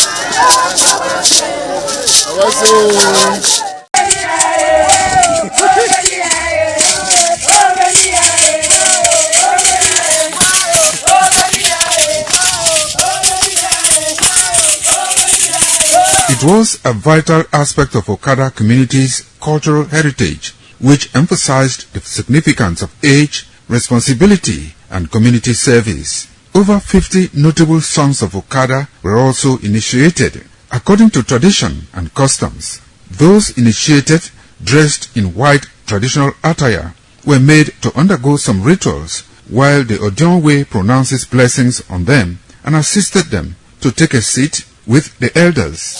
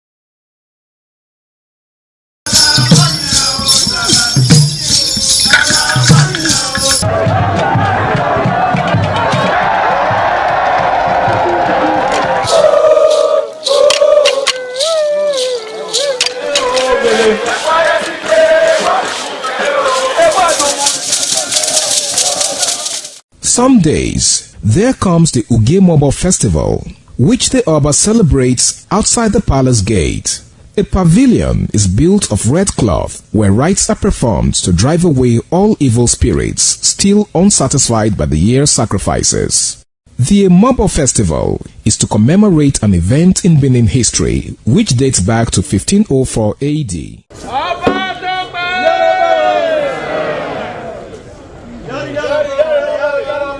Yari yari, Ọba Tope.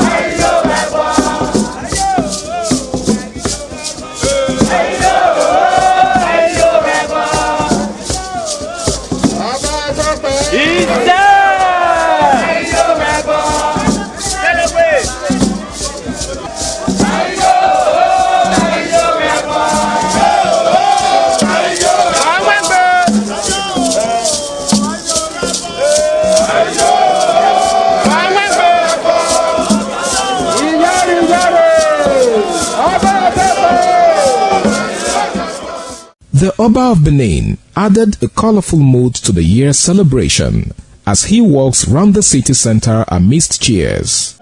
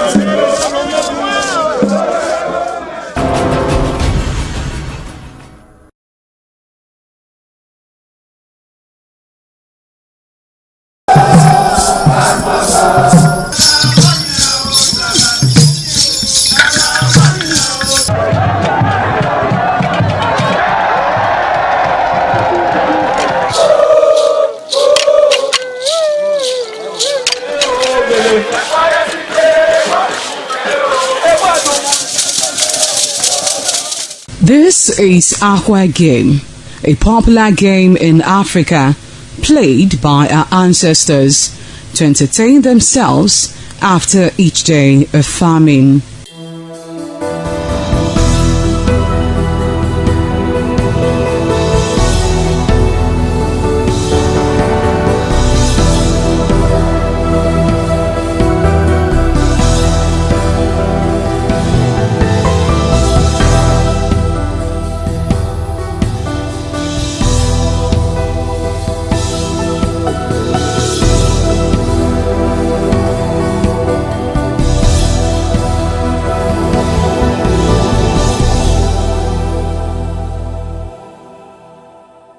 It is also relevant in our coronation in Africa. It is a sport and indeed very interesting, as every seed had a role in the game.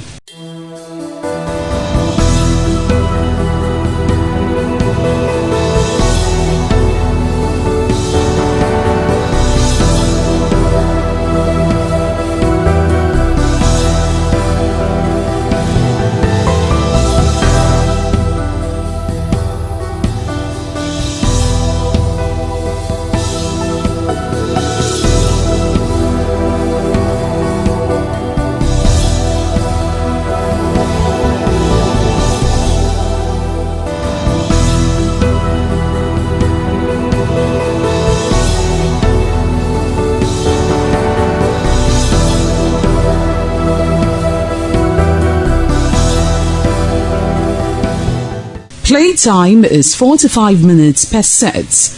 There is no age limit as long as you can spin Akwa seed.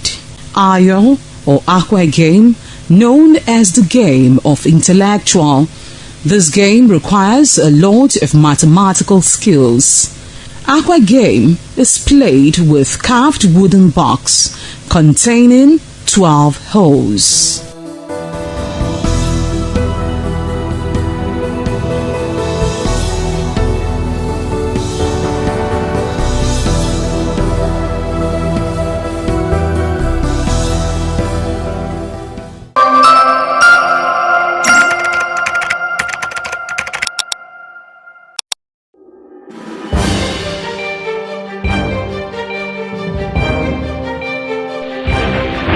This is ITV. Certainly the best.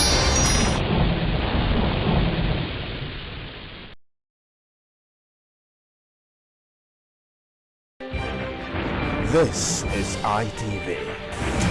Certainly the best.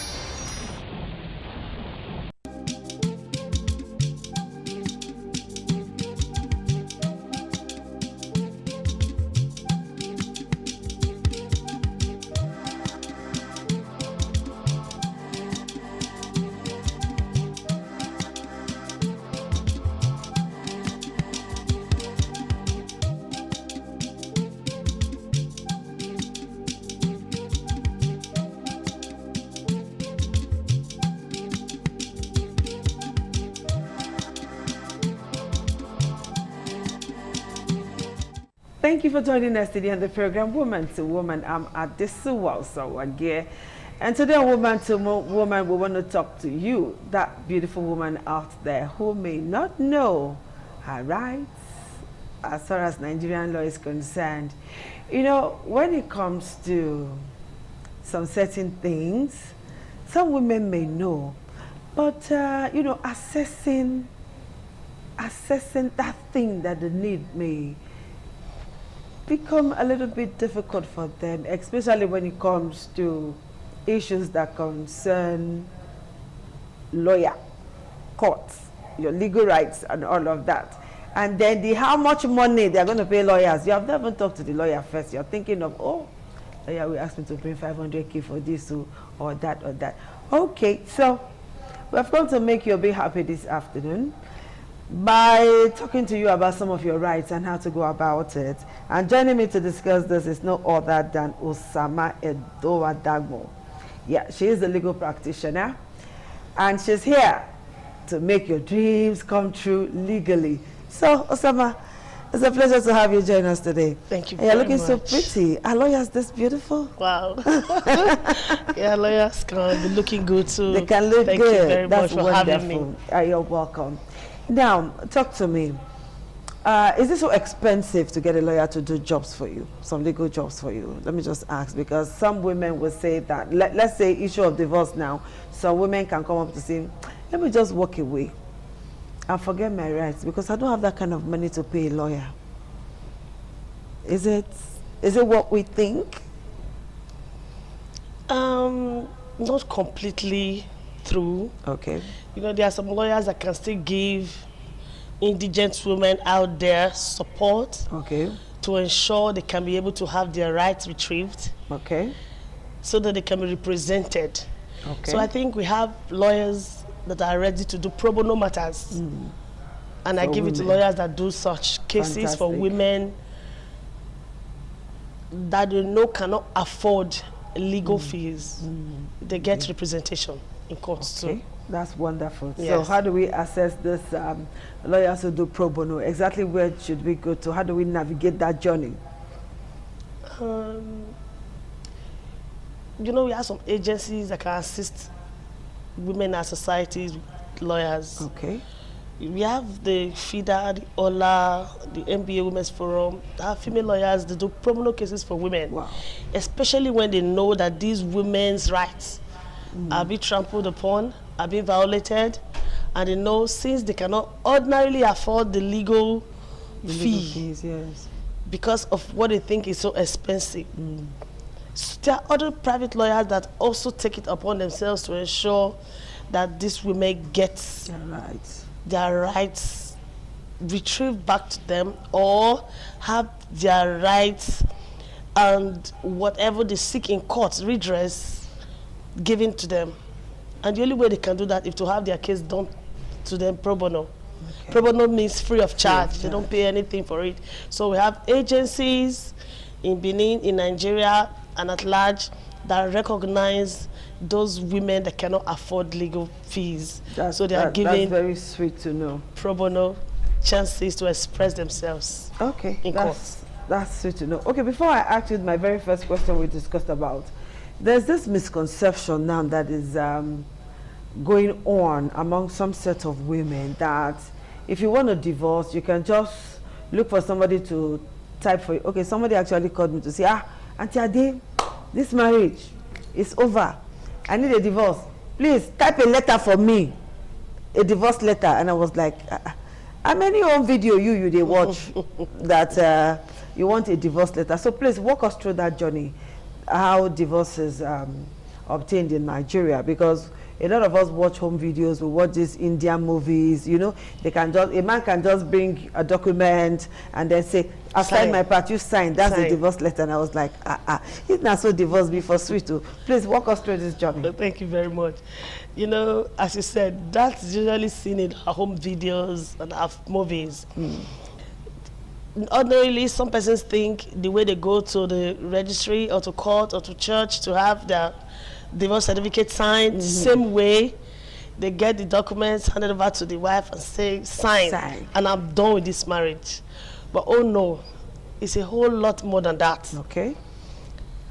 It's not as difficult as they think it is. Go to a lawyer's office, approach them, tell them the reason you want to divorce. And let me start by saying we have different kind of marriages. In Nigeria, we have the statutory marriage and the customary marriage. Okay. Let me start with the customary. The customary marriage is usually done with the individual's custom and tradition from the place they hail from or their place of origin. Bride price is being paid. For example, I'm from the Benin clan, or I'm from the Benin community. Here they pay your bride price. When you are going through a divorce, you don't need to go to court. There's a route you need to go through. Though you also have customary courts that you can also go to get bride price returned. If you don't also want to go through the route of going through the courts to have your bride price returned, you can go to the family. The same family that met to collect the bride price. Then meetings are held, families can also return The bride price. The bride price. That's on the part of the customary marriage. Okay, before you go further, is it possible, like I'm Asa, and the bride price is not usually more than maybe 24 naira, 25 naira, thereabout, you know? Can I just put that money in an envelope, go drop in the guy's family compound and say, no. Hey, see that money, I'm not marrying again. Yeah. I'm done.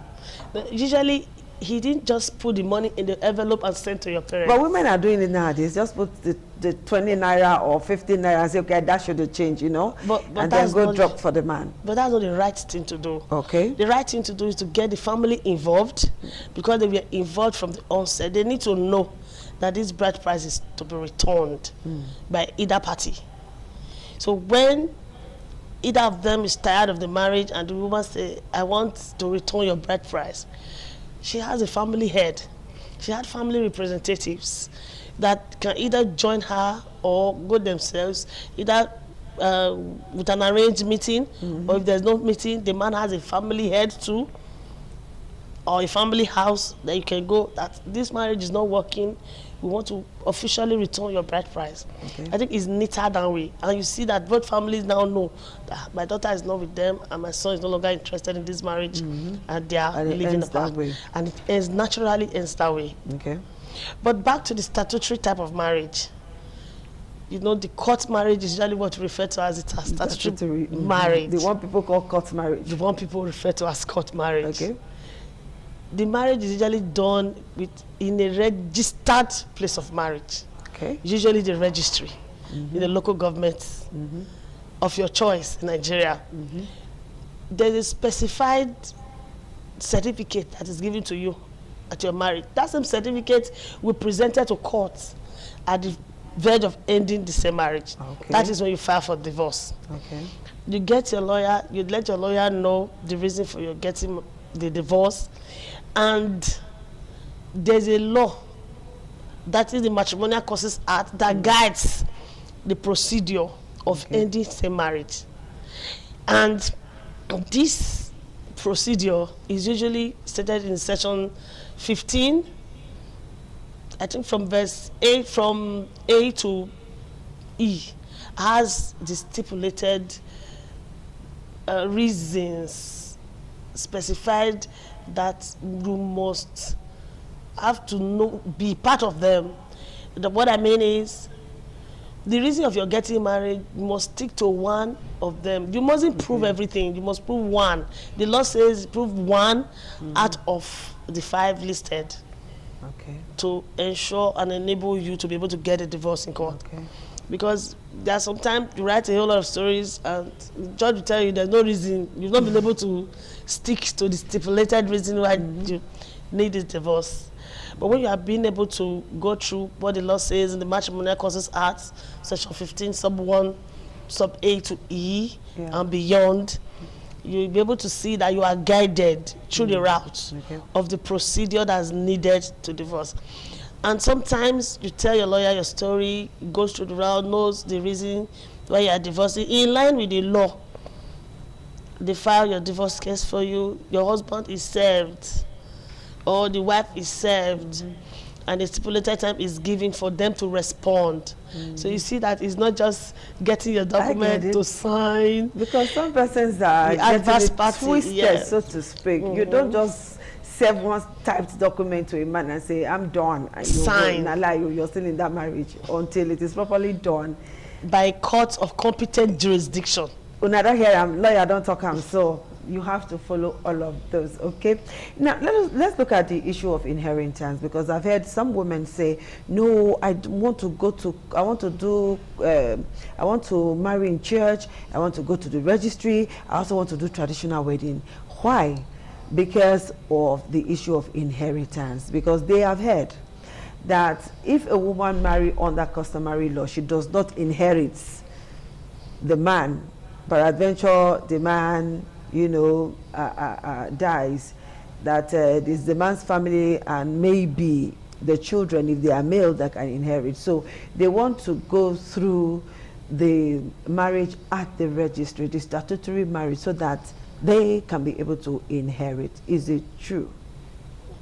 Inheritance law when it comes to statutory and customary marriage? Yeah, thank you very much. You know, in a statutory kind of inheritance, the man has to do a will.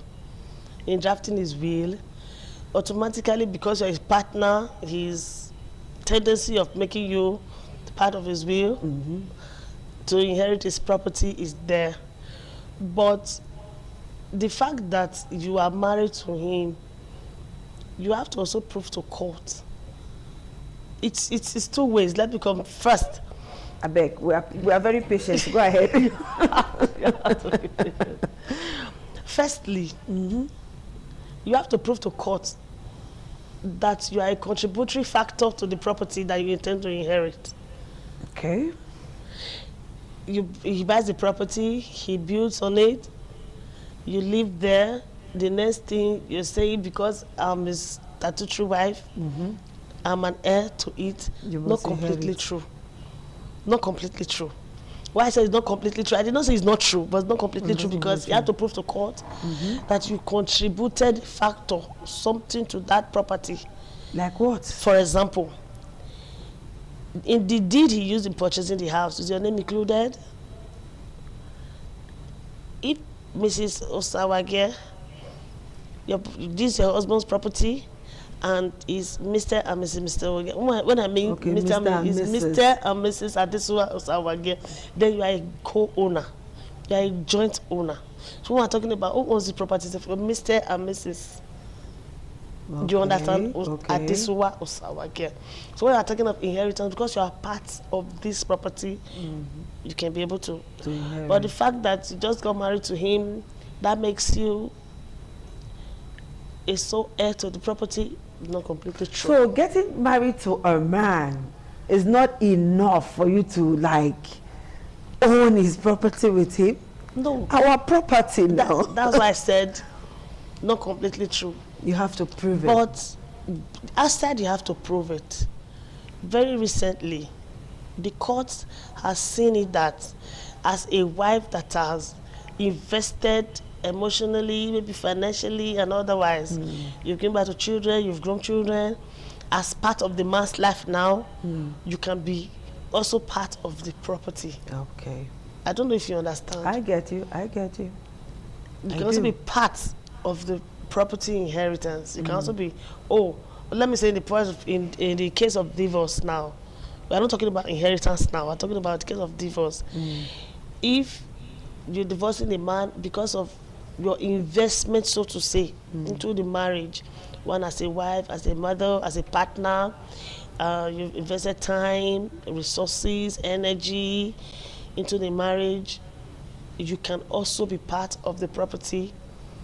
When we're talking about compensation, because we have already just said that you will be compensated. Compensated. Yes, that's because okay. you are part of the man's life, and as so, because the man, let's say, is a very rich man and is divorcing the woman just lose at all ends because he's not. No, that's no longer the game now. Okay. Because, but for inheritance, you are a statutory wife. You have children. Remember, in this part of the world, you have children, and in this part of the world, our men marry. We have polygamous families, and each gate in the customary kind of relationship, in each gate have their first sons also share part of these properties. Okay. I don't know if you understand. By gate you mean different wives? First wife, now. second wife, and if these wives have their respective children, so the family comes to say the heir of this man is Mr. A's child, Mrs. B's child, Mrs. C's child, and you see all of them coming together to have a fair share of the man's property. Why the statutory inheritance is a man putting up a will to share his property. But where there is no will? Yes. Because most African men don't want to, let me say Nigerian men, don't want to write a will, because if you talk about will, it's like you're wishing the person dead.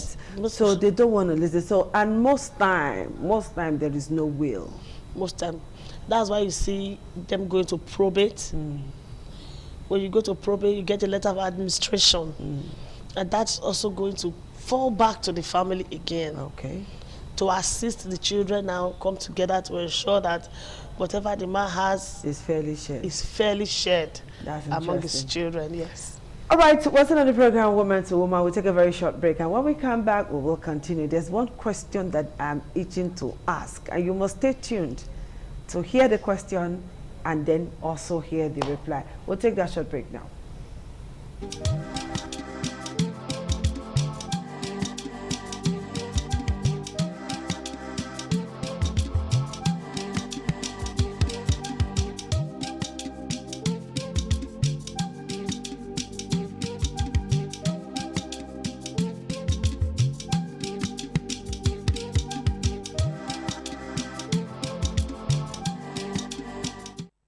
Thank you for staying tuned. Now I'm still with Barrister Osama, and the question I want to ask now is this. You know, there are I want to paint a scenario now. There are times some women somehow find themselves as breadwinners of a family, right? Very well. They do everything. They are the odogu of the family, all right? Not because they want it to be like that. It's just circumstances that made it that way. Now, a woman is so in love with the husband, right? Love the husband so much. She buys a house in the husband's name. It's her money. Then she buys a house or she builds a house and the receipt bears the man's name. She buys property, she buys cars, she buys all of that. And none of this property has the man's name because she was in love.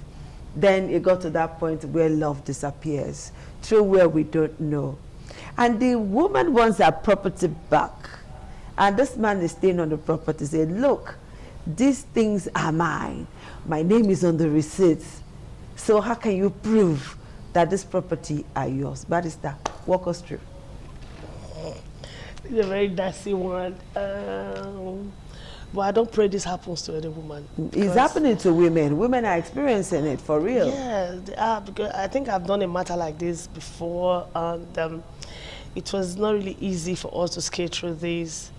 First, I think I advised that woman to seek help of a lawyer. Okay. And when this type of story is being told to somebody like me, we have to go through the antecedents. Because now, you know, the court, you have to prove to court. Exactly. No evidence to say How am I going to own prove to all of court this? that I own this property? Yeah. Now, this property I bought in the man's name. So you understand what that means? And in court, the judge is not there. It's what you put before court that court says. Remember, as you are getting a lawyer, the man is also getting a lawyer to say you did this for him. You don't say you did it, say it's his own. That did it. So I think the best thing to do at that point is to get a lawyer, seek help, pray, and by the grace of God, she'll be able to skate through. Some of the facts that the lawyer or the court is going to look like, it was the antecedents before now. Was the man working? Was he being able to provide this much to aid him acquire this type of properties? So those are the things the lawyer will assist the woman to do. If it's in a scenario where the man has never worked and the scenario is glaring, he's not been able to prove that he has worked, his bank account, there has not been anything to show that he has resources to do this much as far as acquiring these properties is concerned. That also be a way for the woman to, you know, go that route. But I think it's going to be a difficult one. It will be difficult. A very difficult one. It will be one. difficult. Because before court, the property is in the man's name. I think some time ago I did something like this, but it was, the man was buying the property in the woman's maiden name. The woman's maiden name. Because he didn't want the family to know that he has money. Can you imagine? She was buying the property in the woman's maiden name. As according to you, when love now went south, love has traveled. So the only way he could resort to was to come tell the woman, give me my properties, have my property in your possession. And the woman said, which property? The man said, I have a family now. They have, fortunately for the woman, she wasn't having any child for the man. So he now had another family, another woman with 2 kids. So he just came and said, I want my property back. I did that in your maiden's name because I didn't want this and that. But now I realized myself. And the woman said, which property? Hey, let's go to court. You know, before now, the woman was working though. and he also empowered, assisted to ensure she operates a big business, and she could prove to God that she can afford all of that. those kind of properties. This is a typical case of one chance. So in the end, it was really a typical case of one chance, and she won. Wow! Because all the evidence was to show that she has, and she has the means to be she able had to the acquire all of means that. to acquire same. Okay, time is not our friend. We are moving fast now, and we're about to round up. So, if I come to you as a client to say, "Oh, I love my husband too much. I want to buy that property. I want to buy that property. I want to buy that property because love is shaking me too much. I want to buy it in his name." I beg, how would you advise me? Of course, I would advise you to, if a woman in love does not take advice. That one choke. A woman in love cannot take advice. A woman in love cannot take, because when you advise the woman will turn it against you. You see, you go and tell the husband, you see, my friend does not want me to do this for you. So that's, as I said dumbly, it's very few women in our world that take advice about their husbands when they're in love. Okay, practically now, what should be obtainable? What should a wise woman do when she wants to buy property? Okay, okay, when you say wise woman, A we wise advise woman, women when you're buying a property, when there is, in the home front where everything is okay, the going is good, you can buy property in your husband's name. In those days of my mother, I don't think my mother has personal property. Of your mother, now. This is our day. That's what I'm saying. But we still have homes like that where every property acquired is for daddy. Okay. You understand? But my advice to women, when you are obtaining a property now and you want to obtain it in your partner's name, I think it should be for the two of you. Okay. And when you are acquiring it, can be for Mr. John Jones and Mrs. Don't put John Jones, you put your own name. Your own name, okay. Mrs. Anita Jones. Okay. Because anybody can be Mrs. Anybody can be? Yes. Wow. So my advice is, you can do it as a joint property. Okay. I think by that, we have peace and then nobody will be cheated. Is it a crime for a woman to own her own property? No. With her name and everything? Okay, I want to own this property in my name. I don't want a Mr. and Mrs. and I just want my own in my name. It's not a crime. Okay. When you have a partner that is enlightened and understanding, you can have a property. There are a lot of women that have properties in their names. And their marriage is still going on smoothly. Okay. And everything is going on well. There's peace in the home. There's no problem at all in having property in your name. Okay. When you can afford it, and some men will even encourage you to buy the property in your name. Okay. Yes.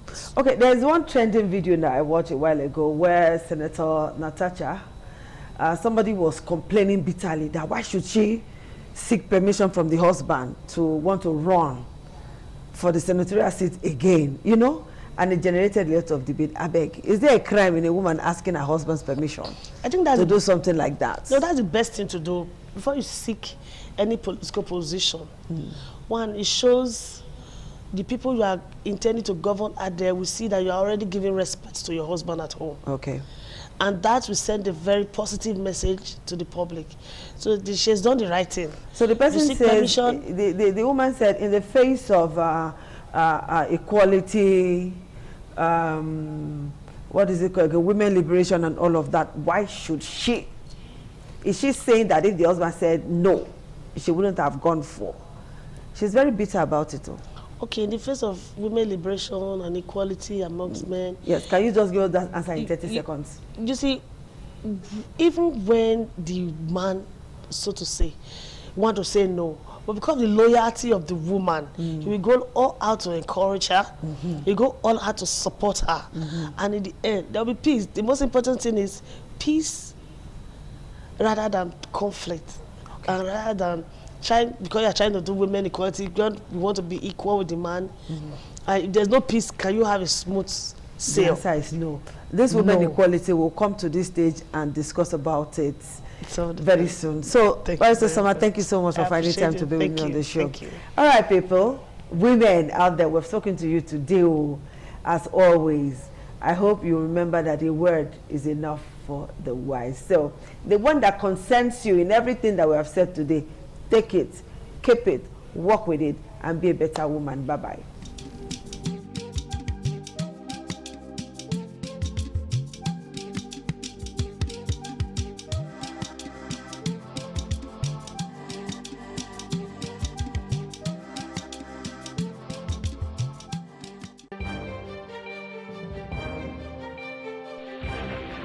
This is ITV.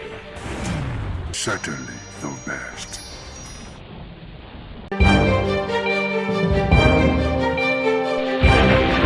This is ITV.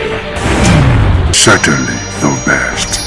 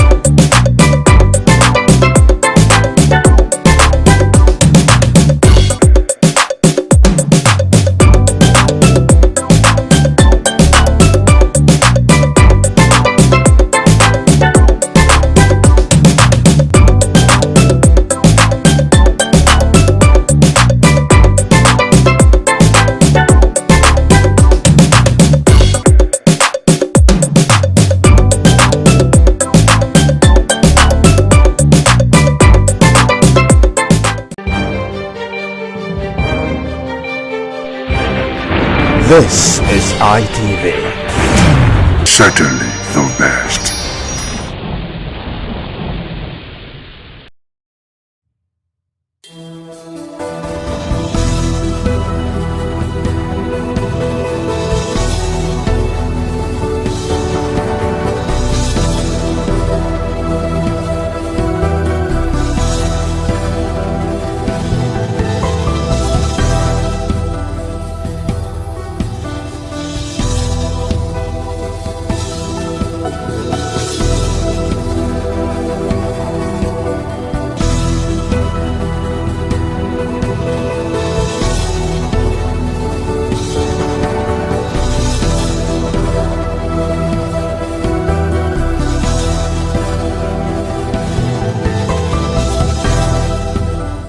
This is Business 360 right here on ITV. Hello, welcome on board. I am Anuluwakbo Stevens here to take you through a couple of interesting business roundup stories for this week. Now we'll quickly run through the headlines. We'll start off with this interesting story coming in from how the Naira is performing as against the dollar. As it says, Naira weakens to 1,349 Naira per dollar as US dollar falls on Iran talks. This calls remits 77.99 billion Naira in the fourth quarter of 2025. Performance dips to 91.19% according to NERC. FCCPC denies banning airtime borrowing, blames cartel for misinformation.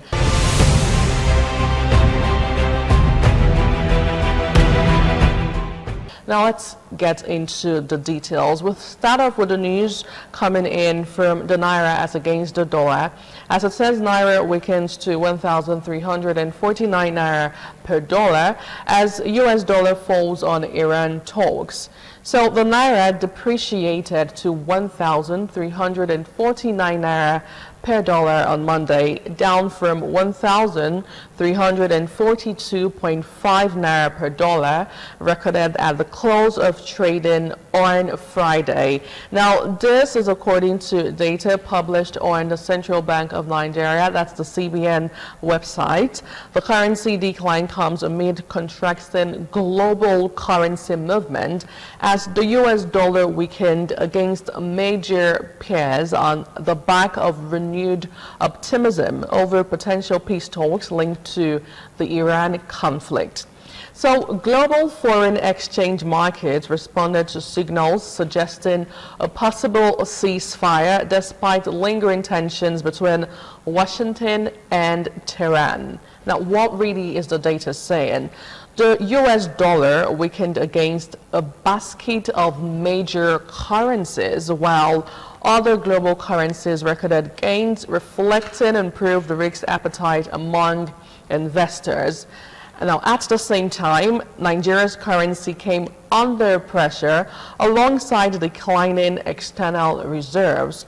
Now, let's look at how the Naira has been performing as against the dollar in recent times. So the dollar index fell by 0.39% to 98.7 and is down 1.78% in April after rising 2.27% in March. The euro strengthened by 0.16% to 1.1781 per dollar, while the British pound rose by 0.16% to $1.3535. Now, the Japanese yen weakened slightly by 0.1% to 158.81 per dollar.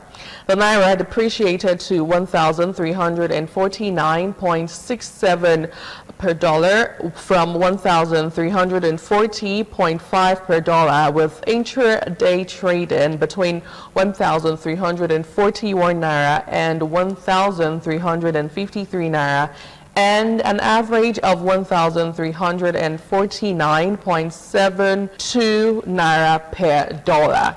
So all of these interesting figures reflect divergent currency trends, with global optimism weighing on the dollar while local pressures continue to affect the Naira back at home here in Nigeria. Now, more insight on this. The market sentiment improved following signals that Iran may return to negotiation with the United States, raising hopes for a de-escalation of tensions. However, a recent development continued to pose risks to stability in the region. Now, Iran is considering attending peace talks with the United States and Pakistan following diplomatic efforts to ease tensions. The United States recently seized an Iranian cargo ship accused of breaching its blockade, prompting threats of retaliation from Tehran. Now, the ongoing conflict, now in its 8th week, has disrupted global energy supplies and heightened uncertainty in financial markets. So oil prices surged by more than 5% due to supply concerns linked to the disruptions in the Strait of Hormuz. Now, these developments have influenced investor behavior, with a shifting expectation around risk and safe haven assets shaping currency movement. Now, back here in Nigeria, Nigeria's external reserves have continued to decline, reflecting ongoing pressures in the foreign exchange markets, although the Central Bank of Nigeria maintains that the trend is not alarming, saying it is not something we should worry about. But then again, the steady drop in reserves points to sustained interventions or capital outflows. External reserves stood at $48.6 billion as of April 17, 2026, marking a cumulative decline of about $1.38 billion over 5 weeks. Now, daily data shows reserves fell from $49.18 billion on April 1st to $48.72 billion by April 13th and further to $48.65 billion by April 16th. So the Central Bank of Nigeria Governor Olayemi Cardoso said the decline should not be a cause for concern. Now, a lot of Nigerians at this point would wonder why the Central Bank of Nigeria governor is saying this. But what you really should know on this is that despite the recent dip, projections and policy outlooks remain relatively optimistic regarding Nigeria's external reserves position. The Central Bank of Nigeria has projected that reserves could rise to $51 billion by the end of this year, 2026. This projection forms part of a broader macroeconomic stabilization strategy aimed at strengthening external buffers. The target is also linked to efforts to boost investor confidence and improve balance of payment resilience. Well, at this point, a lot of Nigerians would give a big thumbs up to the CBN governor. I did hear an analyst say, okay, it's a good thing that the naira at this point is just between 1,300 to 1,400 and something naira to a dollar, and we haven't seen an extension of that. In some cases, in the previous year, we saw the naira against the dollar reaching 1,600, and that had ripple effect in the economy. It's also worthy to note how the Middle East crisis is having a ripple effect in the world globally, with Donald Trump saying he has no idea as at this moment when the war will end. And it's been 2 months already, the 8th week, and we are still here feeling the impact of the Middle East crisis in Nigeria. It is interesting and also alarming at the same time.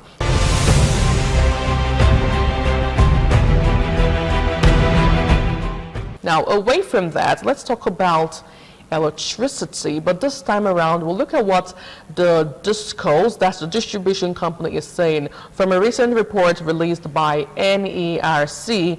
As it says, DISCOs remit 77.99 billion naira in the fourth quarter of the year 2025. Performance dips to 91.19%. So Nigeria's electricity distribution companies, that's DISCOs, remitted a total of 77.99 billion naira in the fourth quarter of the year 2025, representing 91.19% of their financial obligations to the market. So this is according to a latest quarterly report released by the Nigerian Electricity Regulatory Commission, NERC.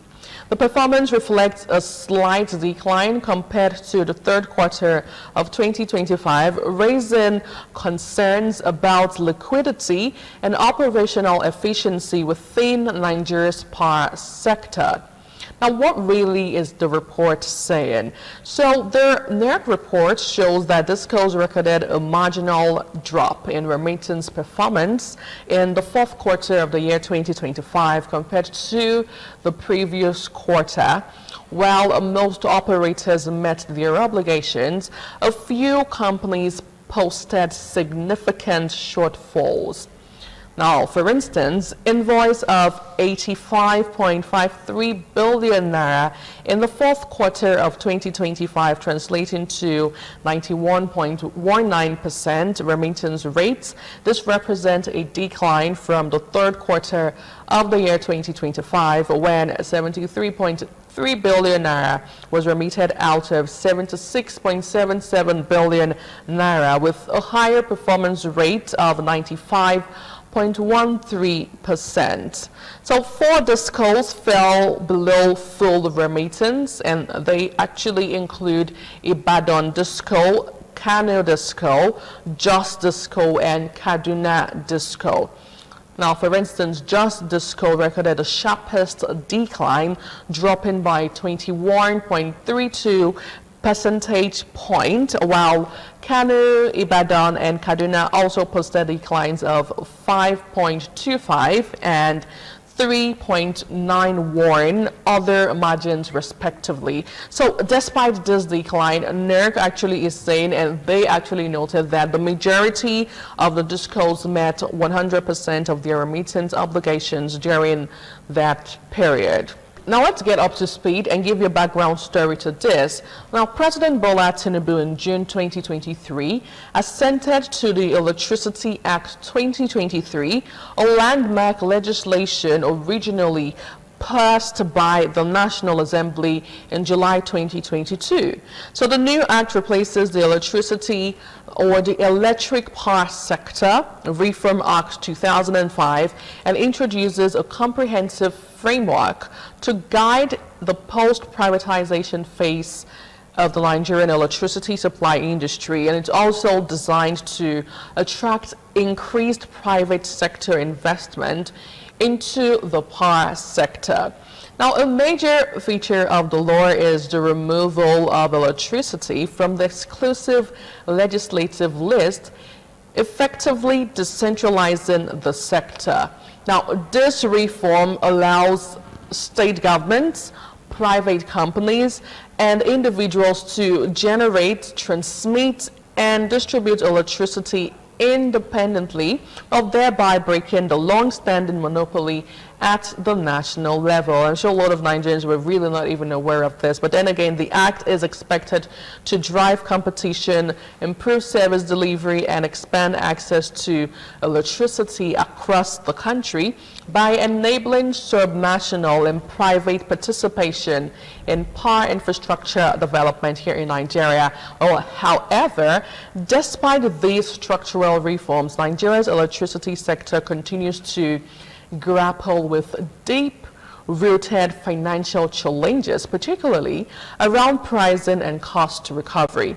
Now, the market operator plays a central role in the electricity market by issuing invoices to DISCOs for energy transmission and administrative services within the NESI. Now, more insight on this and what you should be aware of. Remember that it was earlier reported that DISCOs are facing renewed financial pressures following a directive by NERC requiring them to refund 20.33 billion naira to customers who purchased the prepaid meters under the Meter Asset Provider Scheme.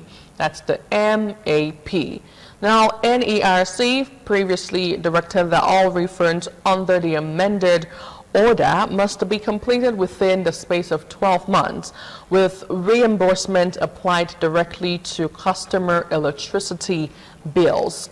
So in February, the federal government announced plans to share the electricity subsidy cost with other tiers of government, like the states and local government, from 2026, thereby ending the burden of carrying the subsidy in the power sector. And the federal government said the president wants electricity subsidy costs to be explicit, practical, and transparent, warning that no level of government should carry hidden or unpaid obligation. Okay, well, when it comes to electricity in Nigeria, a lot of Nigerians have at this point lost hope. And it would also be interesting to highlight a real current trending video every single time now on the social media space, where the president during the 2023 election did promise to give Nigerians electricity, and what we have been seeing so far is far different from that. Even though we've heard counter assurances and counter reassurances, and also from the Minister of Power, who I feel a lot of Nigerians do not even hold accountable enough. But I think the last time he came on board, he requested for 2 weeks, and the 2 weeks has elapsed. Now the question is, has electricity improved in your area? Well, I really love to know. And we should not also forget the chain and how it runs from the DISCOs to the transmission, and you know, a whole lot of other bodies involved in this. It's a conversation that is ongoing, a conversation that's come to stay, and let us hope by this time next year, God willing, when NERC is given the report of what happened in the year 2026, is going to be way, way better than what we are getting now from the fourth quarter of the year 2025. Well, if you just join in, welcome. You're into Business 360 right here on ITV. We'll take a short break, and when we return, we'll move over to another interesting, the last part of the show, but very, very important. You do not want to miss out on this.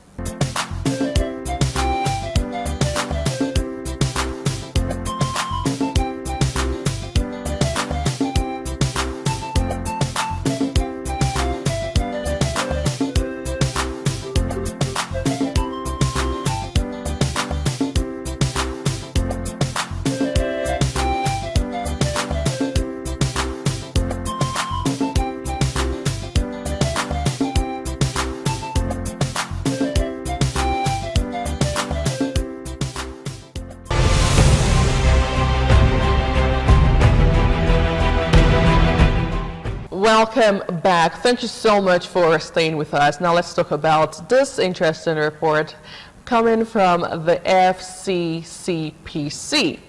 Now, sometime in the news, on and offline, we had a beautiful conversation regarding borrowing services being suspended by some telecommunication companies in Nigeria. I'll tell you what, FCCPC denies banning airtime borrowing and also data borrowing as well, blames Qatar for misinformation. Now, the Federal Competition and Consumer Protection Commission has dismissed the widespread claims that it banned airtime borrowing and data advanced services in Nigeria, describing the report as false and driven by vested interests seeking to mislead the public. In a statement issued on Friday, the Commission said neither cancelled nor prohibited such services, contrary to viral social media posts and some media reports suggesting otherwise. It says, and I quote, that the Commission has not prohibited airtime borrowing or data advanced services, and no directive was issued preventing consumers from accessing lawful telecom value-added services, the statement read. The FCCPC explained its intervention in the sector stems from mounting consumer complaints about opaque charges, unexplained deductions, aggressive debt recovery method, and weak accountability among service providers offering digital lending and advanced services. Well, to address these concerns, the agency introduced the DEON Consumer Lending Regulations in July 2025. Now, according to the Commission, the framework was designed to sanitize the market, protect consumers, and also promote transparency. Now, under the regulation, service providers are required to register properly, disclose fees and terms clearly, establish accessible complaint channels, and adhere to data protection standards. The rules also impose stricter accountability on third-party partners and aim to strengthen regulatory oversight.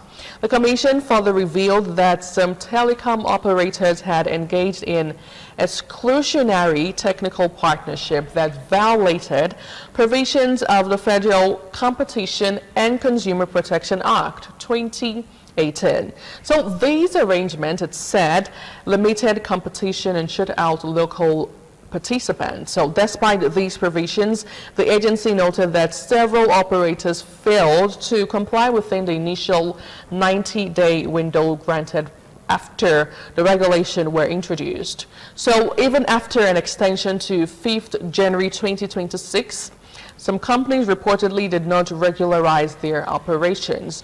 Now, as a result, any temporary suspension or disruption of services experienced by consumers, the Commission said, should be attributed to business decisions of non-compliant operators, not regulatory action.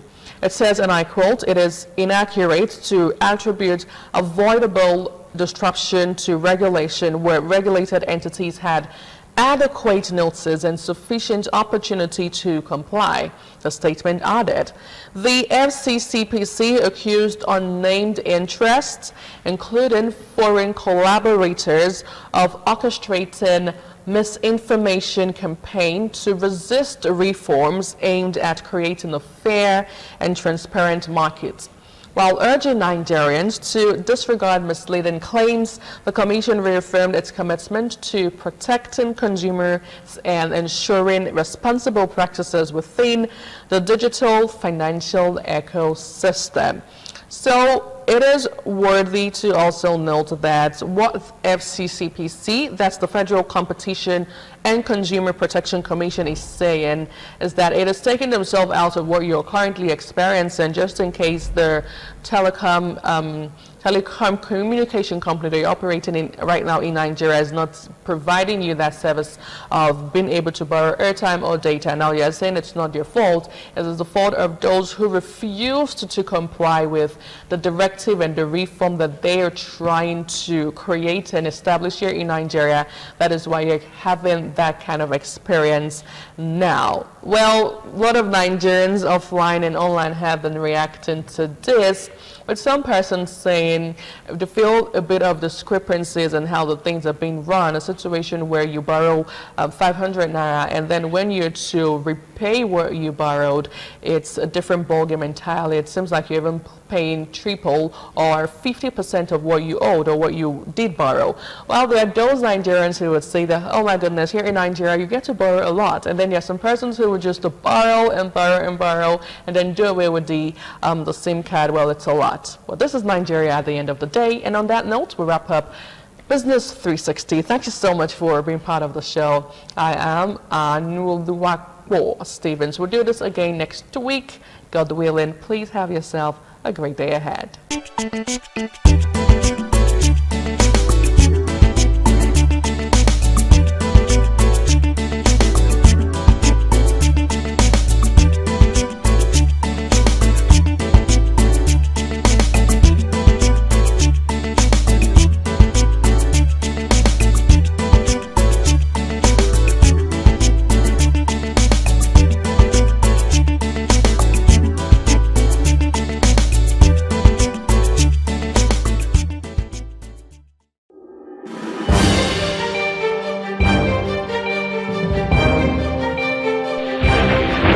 This is ITV.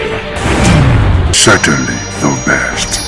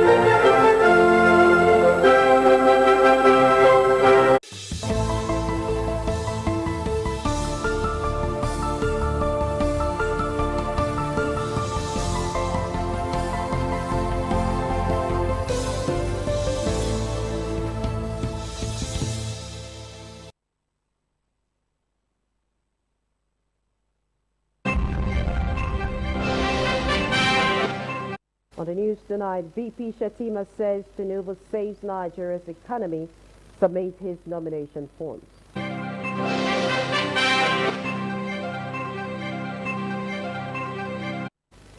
Natasha Osaru dumps PDP, joins NDC as shows quality representation.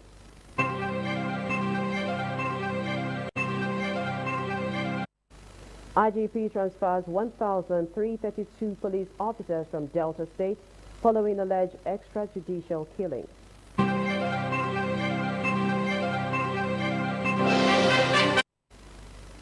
NUJ Edo State cancelled Mons ITV and Radio Government House reporter Kingsley Uchegu.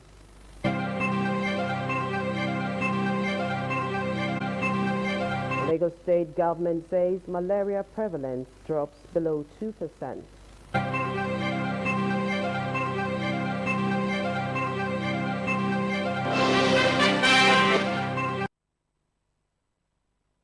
Good evening and welcome to the news on Independent Television. I am Abigail Adiremi, and joining me tonight on the news from Albany Network Studio is Chuku from Naya Adigwe.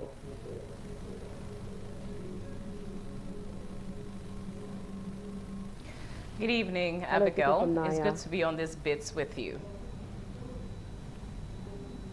Same here. It's always a pleasure sharing the screen with you. And from our Lagos Center, Ibude Ikoria. Good evening, Ibude. Evening from Lagos, Abigail. How is Abuja this evening? Thank you very much, Kinsley. And now moving on the news to just to let you know, you can watch ITV Radio live at www.itvradioNG.com/live. You can also follow us on all our social media platforms, Facebook, Twitter, YouTube and TikTok at ITV Radio NG. And now to the news in detail. Vice President Kashim Shettima said President Bola Tinubu had demonstrated the ability to pull Nigeria out of the economic and social decay it had been entangled in. The Vice President stated this when he submitted the President's APC nomination form at the International Conference Center, Abuja. With President Bola Tinubu still outside the country, Vice President Kashim Shettima led a team of governors, lawmakers and key political stakeholders to the International Conference Center for the submission of the 2027 presidential election forms. Speaking, he urged APC governors, members of the National Assembly to support the president's candidature. Senator Shettima added that even though some of the decisions taken by the Tinubu's administration seemed difficult, they were necessary to stabilize Nigeria's economy and secure the nation's future. His Excellency President Bola Ahmed Tinubu has delivered on the market of renewal, stability and national rebirth.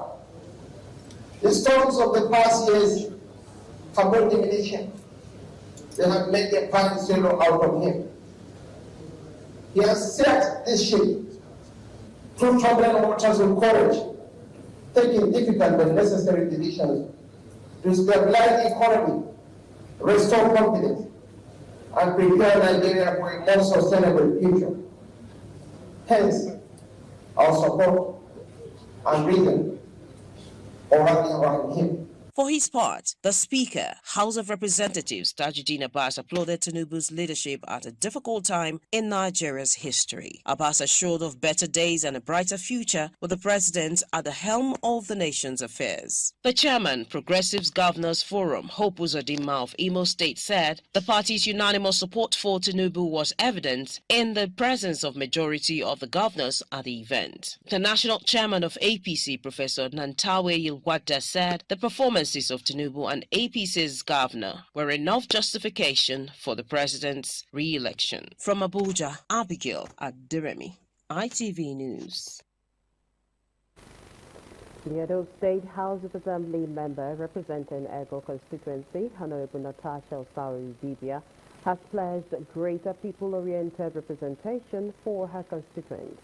Natasha stated this when she and other political figures from Edo State defected from the People's Democratic Party, PDP, to the Nigeria Democratic NDC. John Taylor reports that Honorable Natasha and other defectors were formally unveiled at the reception held at the residence of the NDC national leader, Senator Seriake Dickson, in Abuja.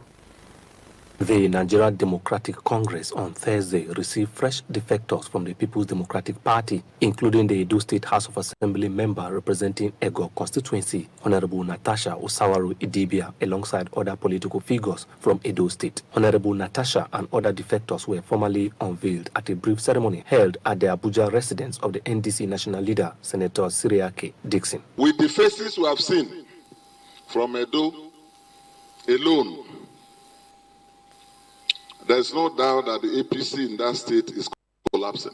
Speaking at the Natasha said the winning national acceptance and could reshape Nigeria's political landscape, which informed her decision to defect. If you don't want change, that's when you sleep. But when you want drastic changes because of where we are in life right now, you would always put your ears to the ground. And that is why I put my ears to the ground on how to come back, to keep fixing Edo, before I would try and fix Nigeria, before we try to fix the nation. And the NDC party came. It's a party that carries everybody. It's a party that my values, I don't have to drop them. It's a party where what I believe in, I could still do it. It's a party where it's true, honest, and clear. Husband to Natasha, popular singer Tubaba, alongside family members, backed her decision, describing the movement as a game changer capable of delivering greater representation for her constituents. Today, myself and Natasha are hitting the national limelight for staying steadfast. For me, this is a very right move, and I'm looking forward to the people of our constituency to enjoy her foresight. My daughter has always been a go-getter, and she took her time to choose the right party. And I support her cause, and I believe that this is the winning party. The high point of the reception was the presentation of the NDC membership card to Honorable Natasha Osawaru Idibia. From Abuja, John Taylor, ITV News. The Nigeria Police Force, in collaboration with a Joint Admission and Matriculation Board, has uncovered a disrupted syndicate examination, a malpractice syndicate during the conduct of the 2026 Unified Tertiary Examination month. I'll take that again. The Nigeria Police Force, in collaboration with the Joint Admission and Matriculation Board, has uncovered and disrupted a sophisticated examination malpractice syndicate during the conduct of the 2026 Unified Tertiary Matriculation Examination in Delta State. Crime correspondent John Taylor reports that the Force Public Relations Officer, DCP Anthony Placid, disclosed this at a joint press briefing at the Force headquarters in Abuja.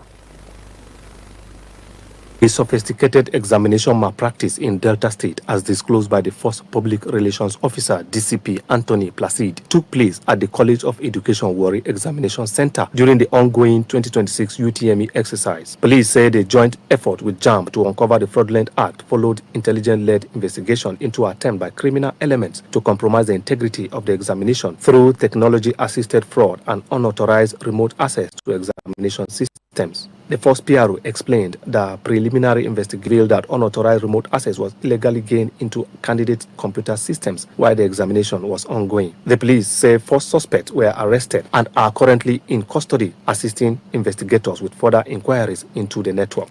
Following coordinated intelligence gathering and security operations, 4 suspects directly connected to the illegal operations have been arrested and are currently in police custody, assisting ongoing investigation.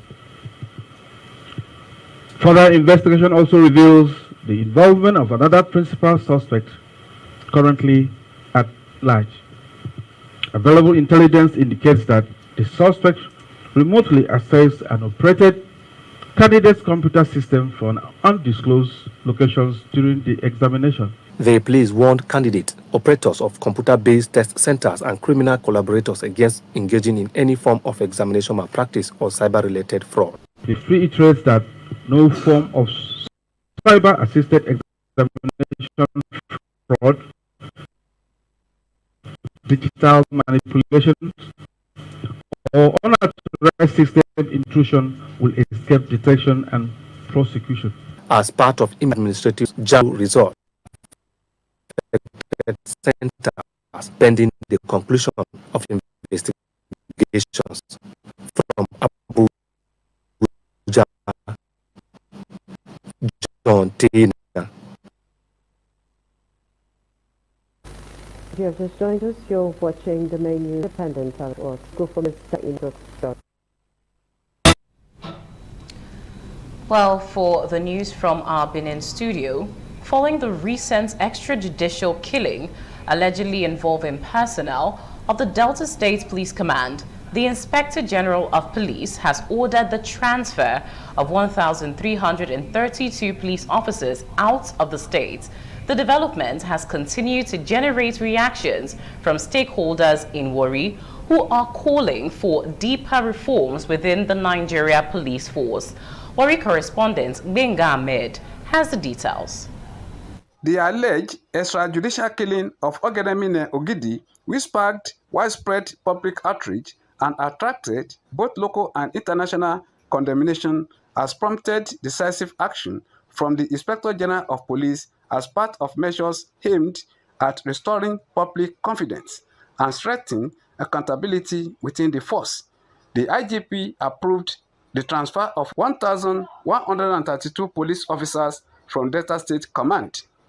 Reacting to the development, stakeholders in Warri, including legal practitioner Barrister Kunle Edun San, activist Comrade Kevin Ijimudu, and human rights activist Pastor Edewo Egedembe, described the transfer as a step in the right direction, but insisted that it is not enough to address the systemic challenges within the police force. They call on the Police Service Commission and relevant authorities to embark on comprehensive police reforms, including improved welfare, retraining, and professionalism for officers across the country.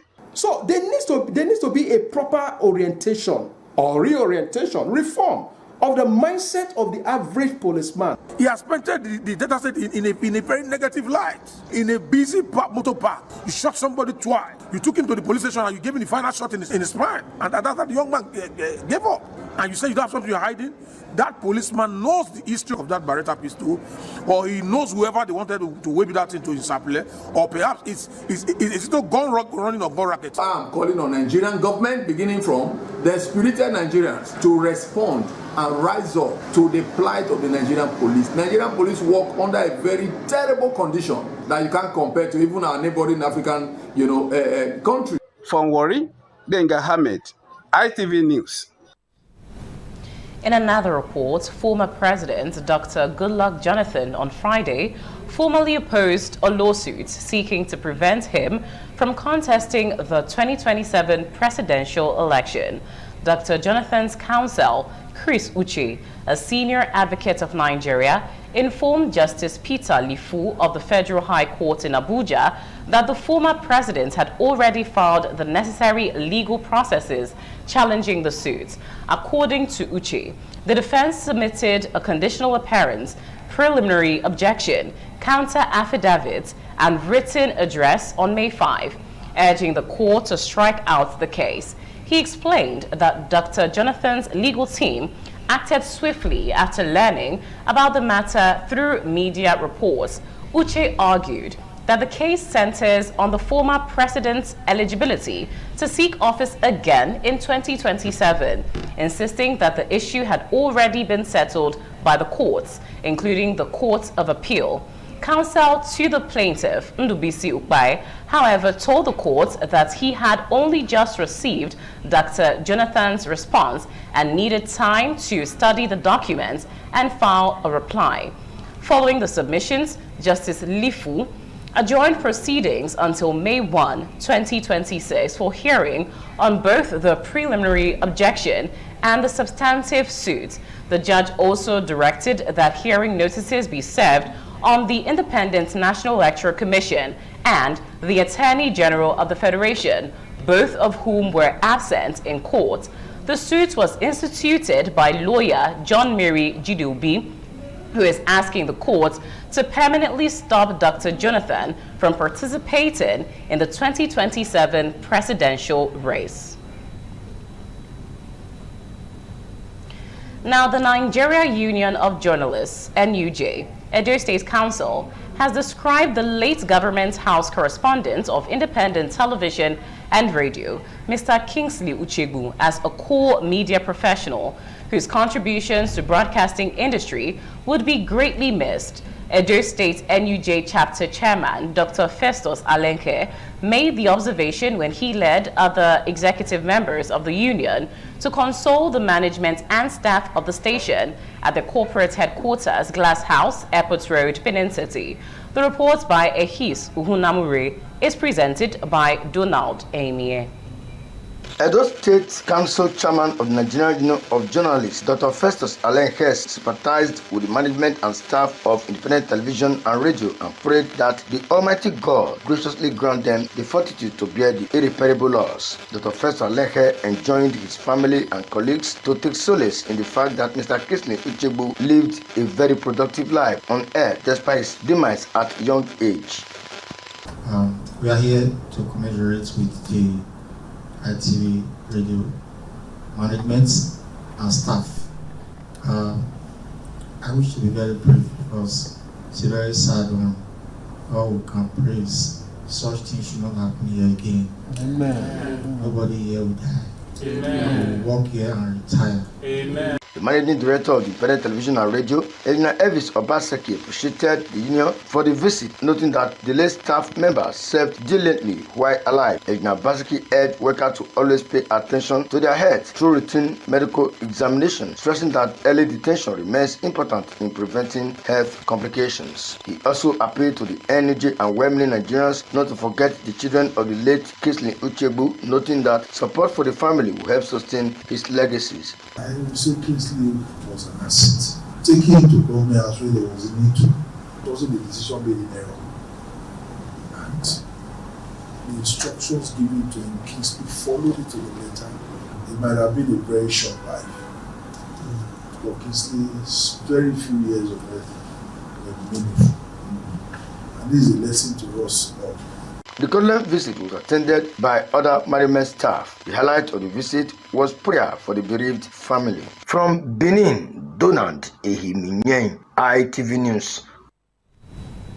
Moving on, the leadership of the new Panteka market, Kaduna, has raised concerns over incessant accidents on Kaduna Western Bypass under construction, resulting in the death of over 70 people since commencement of the project.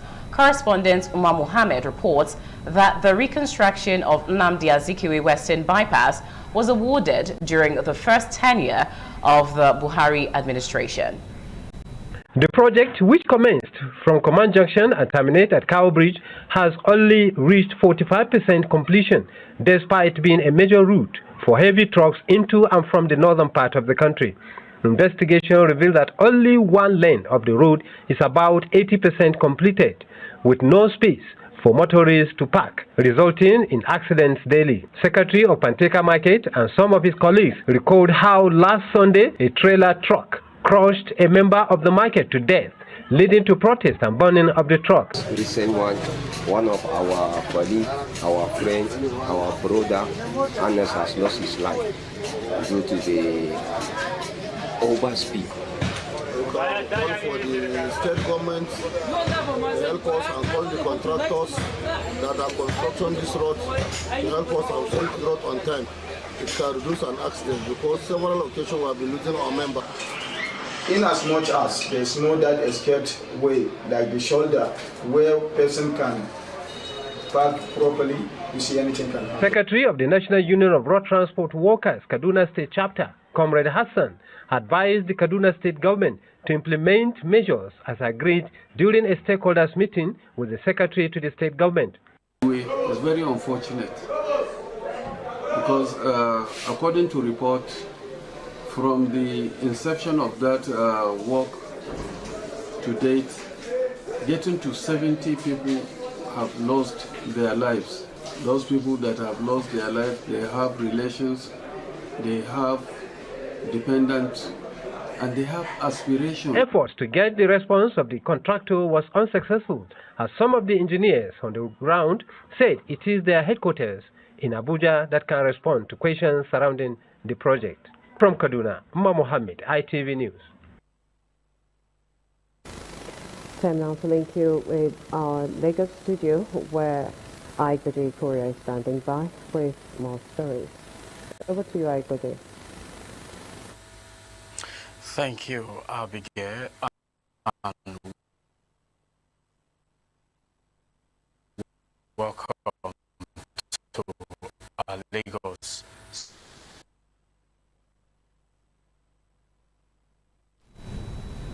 Well, the Lagos State government says it has intensified its malaria elimination campaign with a renewed call for residents to embrace proper testing before treatment, as the state disclosed that malaria prevalence has dropped to below 2%, placing Lagos firmly on the path to pre-elimination. The State Commissioner for Health, Professor Akin Abayomi, described malaria as one of the world's biggest public health challenges, noting that about 260 million people contract the disease annually, while nearly 600,000 deaths are recorded globally each year. Professor Abayomi said Africa accounts for 95% of global malaria cases, while Nigeria alone contributes about 27% of the global burden, making the country one of the nations most affected by malaria in the world.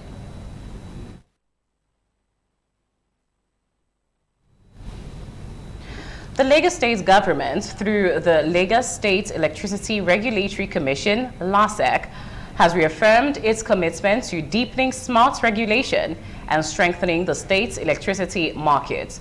The commission issued licenses to 14 operators across the electricity value chain, describing the move as a major step in the evolution of Lagos State's power sector.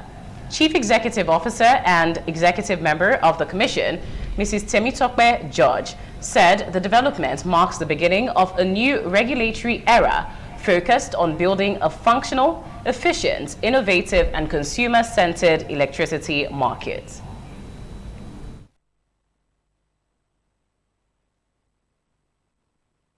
Second base after this time out. Please stay tuned.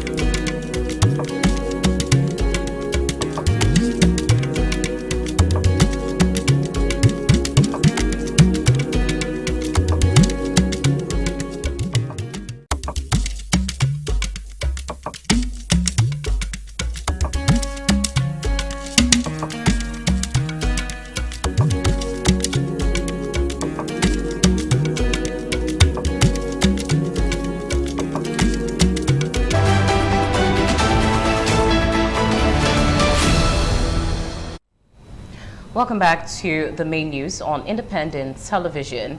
In more news, microorganisms may be invincible to the human eye, yet they remain powerful determinants of human survival, health, and existence. The inaugural lecturer at the University of Benin's 367th inaugural lecture, Professor Faith Efusa Oviasoge, made the remark while delivering a lecture titled Humanity and the Unseen Majority, the Vigil of the Keeper, at the Akin Deko Auditorium of the university. Osemudiame Osage completes the report. The inaugural lecture attracted members of the University Senate, the academic community, medical professionals, students, and distinguished guests who gathered to examine the crucial role of microorganisms in human existence. In her lecture, Professor Oviasoge described microorganisms as the unseen majority, stressing that while many microbes are beneficial to humanity, others pose serious threats to public health if not properly monitored. We are the ones that actually come together to help sustain by carrying out different practices that will help these organisms to curtail them from actually causing harm to us. Vice-Chancellor of the University of Benin, Professor Edoba Omoyegi, represented by the Deputy Vice-Chancellor Academics, Professor Victor Igbineweka, described the lecture as insightful and highly relevant to global health concerns. Professor Oviasoge demonstrated that being a keeper requires a constant, evolving watch over the unseen majority that shares our world. The inaugural lecturer was later decorated by the Vice-Chancellor. Former Vice-Chancellor of Ambrose Ali University and father of the inaugural lecturer, Professor Dennis Agbonlao, alongside other guests, described the lecture as intellectually enriching. While they cause diseases to humans, they can also be useful to humans. She summarized by saying that we should ensure that we live hygienically. We must continue to adopt safe practices so that we can live well. She has done research for about 25 years, looking at the different areas of microorganisms and how they could cause harm. At the same time, they could be beneficial. From Benin, Osemdiame Osage, ITV News. Now on to political matters, where the race for the House of Representatives seats representing Ego and Igboba-Oka Federal Constituency is gathering momentum as Honorable Ikundayo Okunwa has officially declared his intention to contest under the platform of the African Democratic Congress, ADC. The declaration ceremony held at the ADC Ward 8 Secretariat along Mela Motel Road, Uselu, in Ego local government area attracted party faithful, supporters, youths, and community leaders. Ehis Uhunamuri has details. The ADC Secretariat in Uselu was filled with excitement as Honorable Ikundayo Okunwa arrived alongside a large crowd of supporters to formally declare his ambition to represent Ego and Igboba-Oka Federal Constituency in the House of Representatives. Addressing party members and supporters, the aspirant pledged to provide purposeful leadership and quality representation if elected. Honorable Okunwa assured residents that his focus would be on youth empowerment, infrastructure development, improved welfare, and people-oriented policies aimed at improving the standard of living across the constituency. A bona fide son of Uselu from a local government, what I'm promising the good people of Igboba-Oka is good governance. It's a change, not just a change, but a genuine change. A change that people are seeking and they are crying for. Speaking at the event, Edo State ADC Secretary Charles Imwetinya, alongside the Ego local government chairman of the party, Chief Isaac Emokbai, and the Igboba-Oka local government chairman, Bishop Emmanuel Imariabe, described the aspirant as a credible candidate capable of delivering effective representation. They urged party members and residents of the constituency to support his ambition ahead of the 2027 general election. It's a beginning to us in this race to come and show the lead, and I believe others they need to follow. With street credibility, we need people that has the people's issue at heart, not the people that you will vote for. They will take your mandate away. I want to join force with my chairman in Ego to beg and passionately plead with every one of us to support him. Some party members and supporters at the gathering also expressed confidence in Honorable Ukpoma's candidature, describing him as a grassroots politician with the capacity to attract development to the constituency. From Benin, he's Namure, ITV News. Still on politics, members of the African Democratic Congress, ADC, in Edo State have re-elected Mr. Ken Odion as state chairman during the party's 2026 State Congress held in Benin City.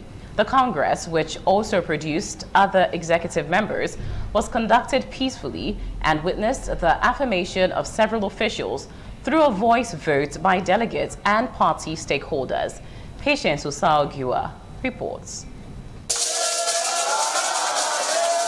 Following the affirmation process, the returning officer, Mr. Jonathan Isenere, inaugurated the newly elected executive for a 4-year tenure. He congratulated the officials on their emergence and urged them to see their positions as a call to selfless service rather than personal gain.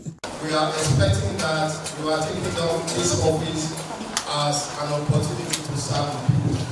In his acceptance remarks, the re-elected state chairman, Mr. Ken Odion, thanked members for the confidence reposed in him and pledged to continue working towards the unity and growth of the party in Edo State. I didn't lobby anybody, but all of them have been saying, you must go back. It's for me to double my strength and double my energy to see how we can be able to provide a roadmap that will take us to victory in 2027 election. Also speaking, the newly elected woman leader, Mrs. Florence Umiri, State Secretary, Mr. Kelvin Osemigie Iyamu, and Deputy State Chairman, Mr. Oyi Akarame, promised to uphold the ideas of transparency, unity, and dedicated service to the people. Politics is a game of numbers.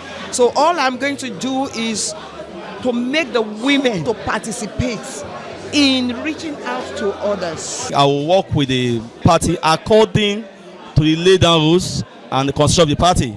Other officials elected at the Congress include Comrade Julius Akimie as State Financial Secretary, Rotarian Kenneth Akabwe as State Auditor, Pastor Joseph Abrifo as Vice Chairman South, Honorable Jafet Akimie as State Organizing Secretary, and Honorable Osagede Osaze as State Public Relations Officer. The event climaxed with the presentation of certificates of return to the newly elected executives amid jubilation. From Benin, Patience Usao-Giwa, ITV News.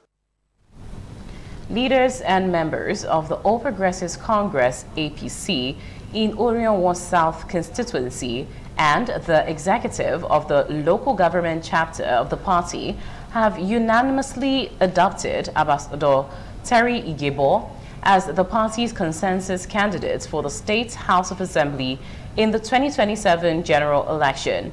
The decision was taken at a meeting of leaders and executives of the local government area and various wards in Orion South constituency.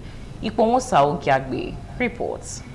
Gathered for the meeting are APC leaders and executives in Orion local government area, including leaders and executives from the 6 wards that constitute Orion South constituency, to agree on a consensus candidate for the House of Assembly 2027 election. Speaking at the end of the deliberation, the leader of the party in the area, Honorable Patrick Asowie, said they have agreed on Ambassador Terry Igebo as the consensus candidate for the election. He described Ambassador Terry Igebo as a loyal party member who can represent the people effectively. Terry Igebo is the consensus candidate for Orion South.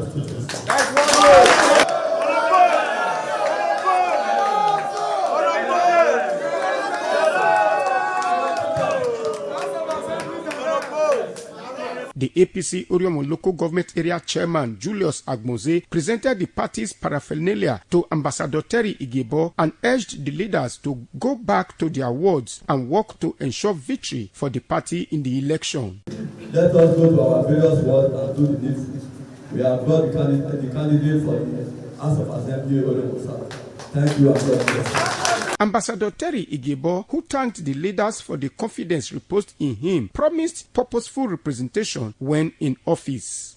This is just the endorsement, the primary process. We are going for the election proper. So they should not relent on their support. Let's everyone go to the field and canvass for votes. The only thing I have to say is just to thank them for being able to endorse me as their sole candidate for the forthcoming election. I thank them with all of my heart and I give God all the praise. And I also thank my Akpako Rescue Governor. Ikmomosa Ugiagbe, ITV News. In more news, 6 suspects arrested over an alleged attack on one Mr. Peter Onaino have been arraigned before an Ugbeson magistrate court in Ikuba-Oka local government area of Edo State. After examination and cross-examination, the court adjourned the matter to May 15, 2026 and granted the suspects bail in the sum of 300,000 naira each. Donald Damie completes the report. Recounting his ordeal, Mr. Peter Onagino alleged that he was attacked by some indigenes of the Konyo community, including youth leader known as Okagele, Mr. Yayo Denwige, while on his way to attend a committee meeting on April 18, 2026. The committee elder commended the Nigerian police force for what he described as a thorough investigation that led to the arrest of the suspects now standing trial. He appealed to relevant authorities to ensure justice prevails and to intensify efforts to arrest other suspects said to be at large. An eyewitness, Ikmowosa Ovenseu Giagbe, corroborated his claims. And I thank God that the AIG have taken the investigations of this matter. I have seen the light, but Jerry Kasala, who is after my life, including Enoyoze Idehe Ohenge of Ikwenero, who is after my life, they should kindly help me out for their hand. They are threatening my life to kill. The judiciary is the last hope of the common man. You cannot resort to self-help. We are now appealing that other dangerous elements are still at large, namely Jerry Kasala, Enoyoze Idehe, and others. Counsels to both the defendant and accused, however, declined comments. Meanwhile, one of the accused persons and youth leader of the committee, Mr. Iyayo Denigi, refuted their allegations and expressed hope that justice will prevail. Nothing of a such happened, actually. So those people that lay those complaints, they are the one creating problem to the community. They have been disturbing the peace of that community, even try to overthrow the Ohenge. Several elders in the committee also called for peace. From Benin, Donald Ehiminyen, ITV News. You're still watching the main news on Independent Television. After this intermission, the news continues. Don't go away.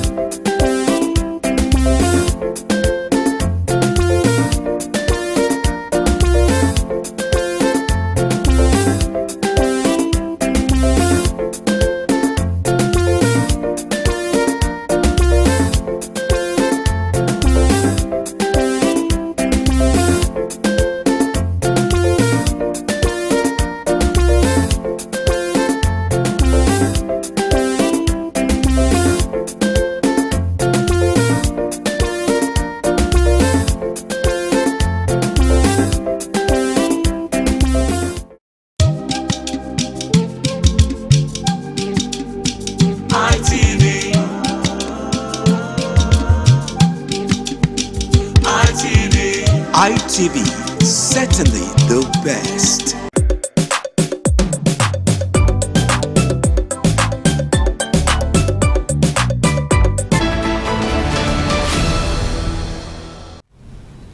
Welcome back. In more news, the Sokoto state government has confirmed the death of 33 children following a fresh outbreak of cerebrospinal meningitis in parts of the state, as health authorities battle a growing number of infections. Cerebrospinal meningitis is a deadly infection that causes inflammation in the protective membranes covering the brain and spinal cord. Symptoms of meningitis often include sudden fever, severe headache, neck stiffness, vomiting, sensitivity to light, confusion, and convulsions. It spreads more easily during the dry and hot season, particularly in overcrowded communities with poor ventilation. Confirming the outbreak, Commissioner for Health Farouk Abubakar disclosed this on Wednesday during an advocacy meeting with district heads on SARMAN and MNTE. The commissioner stated no fewer than 256 suspected cases have been recorded across 8 local government areas since the outbreak resurfaced about a month ago. Abubakar said most of the deaths occurred in communities before victims could be taken to health facilities, blaming delayed treatment and widespread misconceptions that the illness is spiritual rather than a serious medical emergency. Away from that, the federal government has commenced arrangements to evacuate Nigerians willing to return home from South Africa following renewed anti-foreigner protests and rising tensions in parts of that country. Minister of Foreign Affairs, Mrs. Bianca Odumegu Ojukwu, disclosed this Thursday during a telephone discussion with South Africa's Minister of International Relations and Cooperation, Mr. Roland Lamula, over recent demonstrations and growing hostility against migrants, especially in Durban. According to Odumegu Ojukwu, the South African minister expressed reservations about Nigeria's evacuation plans, but insisted that the Nigerian government cannot ignore the continued harassment and alleged extrajudicial killings of its citizens living in South Africa. The minister urged South African authorities to treat reported killings of Nigerians with greater urgency, stressing that perpetrators must face immediate sanctions. In another report, the Court of Appeal in Abuja on Thursday reserved ruling in an application filed by former Attorney General of the Federation, Abubakar Malami, seeking leave to appeal a ruling of the Federal High Court over the forfeiture of properties linked to him. A three-member panel of the appellate court, led by Justice Abba Muhammad, fixed no date for the ruling, but said parties would be notified when it is ready. Malami, through his counsel, Joseph Daudu SAN, says is challenging a ruling delivered by Justice Joyce Abdul Malik of the Federal High Court in proceedings relating to the forfeiture of 57 properties allegedly traced to unlawful activities. Arguing the application on Thursday, Daudu told the appellate court that the motion before it sought an extension of time to seek leave to appeal, an extension of time within which to file the appeal. Counsel for the EFCC, Jibrin Okutekba, SAN, however, opposed the application and urged the court to dismiss it. After listening to submissions from both sides, the appellate court reserved ruling. Now, in Nasarawa State, gunmen have abducted several students of the Faculty of Engineering Gudi campus of the State University, Kefi Unsuk, after attacking a student's off-campus lodge in Gudi, Akwanga local government area of Nasarawa State. The Nasarawa State Police Command confirmed the incident in a statement issued by the police public relations officer, Ramhan Nansel, saying the attack occurred on Tuesday at about 9 p.m. when armed attackers stormed the lodge and whisked the students away to an unknown destination. According to the police, 6 of the abducted victims have been identified as students of the university's Faculty of Engineering, while another victim was reportedly visiting one of the students at the time of the attack. Following the incident, the Commissioner of Police, Shetima Muhammad, visited the scene for an on-the-spot assessment and assured residents, students, and the university community that efforts were ongoing to secure the safe rescue of the victims. Now, 6 persons have been confirmed dead, while the same number sustained injuries following the explosion of an improvised explosive device, IED, along the Bagega-Anka Road in the Anka local government area of Zamfara State. Residents of the area said the incident occurred at about 9 a.m. on Thursday when a commercial vehicle conveying passengers ran over the explosive device, causing heavy damage. According to local sources, the IED was allegedly planted by suspected bandits operating in the area. The spokesperson for the Zamfara State Police Command, Yazid Abubakar, revealed that injured passengers were receiving treatment for various injuries. Abubakar explained that the command immediately deployed its explosive ordnance disposal EOD team to the scene to secure the area and prevent further casualties. On the business scene, the Nigerian equities markets retreated into negative territory on Thursday as a massive wave of sell-offs in large cap stocks erased 1.92 trillion naira from the total capital market capitalization. This downturn was primarily driven by investors rotating out of high-value industrial and consumer goods stocks to lock in profits ending the session with the total market value at 153.859 trillion naira. Despite the heavy blow to the overall value, market breadth remained broadly positive as 41 gainers outplaced 30 losers, suggesting that while the heavyweights retreated, mid and small cap stocks continue to find favor among retail investors. Now onto entertainment. Popular Nigerian singer Burna Boy will join Colombian pop icon Shakira to perform the official song of the 2026 FIFA World Cup titled Die Die. It will be the second consecutive time a Nigerian artist will feature in a World Cup song. The song will be officially released on Thursday, May 14. The 2026 FIFA World Cup will be co-hosted by Canada, Mexico, and the United States of America. The competition will run from June 11 to July 19.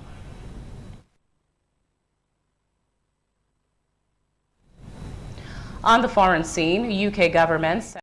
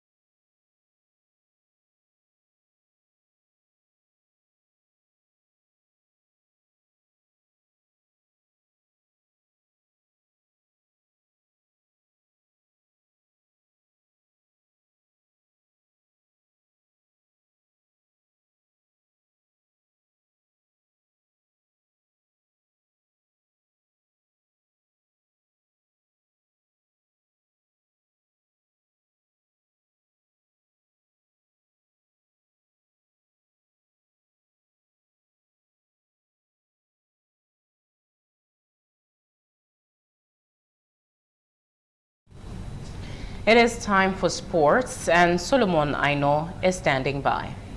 News. The Nigerian Football Federation NFF has endorsed the appointment of Abdul Meikaba and Eboborise Uwajemomeri as head coaches of the Flying Eagles and Golden Eaglet. Meikaba, who has managed several of Nigerian prestigious clubs, have also previously coached the Golden Eaglet. He was assistant coach of the Flying Eagles during the period Paul Aigbogun served as head coach. The soft-spoken tactician has served time with top-of-the-range team Eyimba FC, Wiki Torres, Kano Pillar, Plateau United, and famously led Aqua United to win the President Federation Cup in 2017. Uwajemomeri, the new head coach of the five-time world champion Golden Eaglet, has served as coach analyst with the senior men national team Super Eagles for many years now. The young tactician is presently head of academy at Sporting Lagos FC, which recently gained promotion back to the NPFL. He has also worked as analyst with the Super Falcons, as well as academic youth development coach of Millwall FC, Gillingham FC, and Nottingham Forest FC in England. And that's it from the Sport Desk. I am Solomon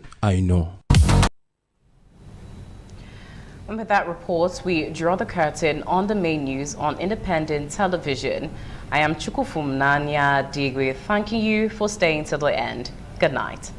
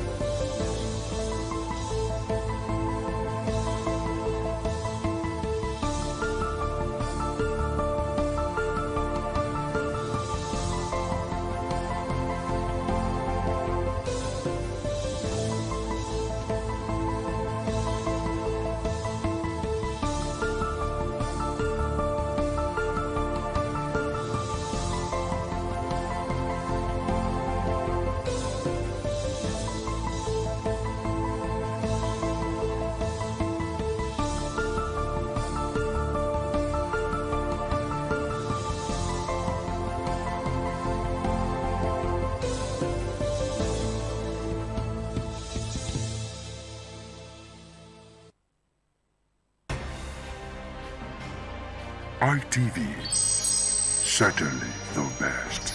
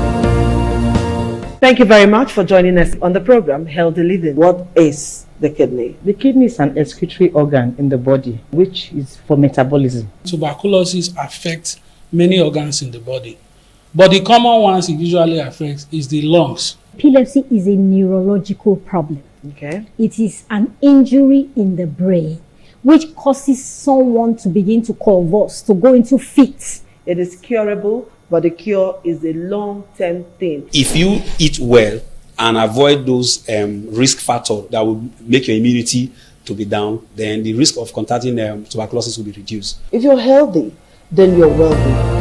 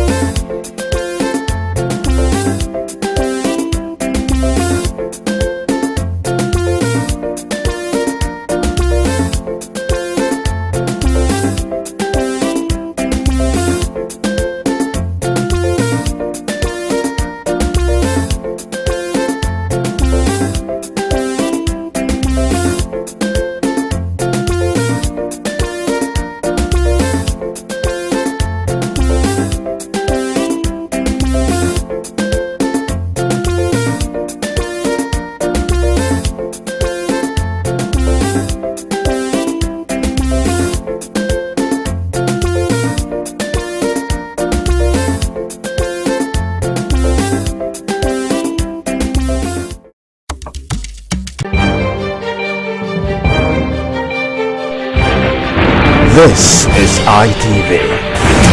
Certainly the best.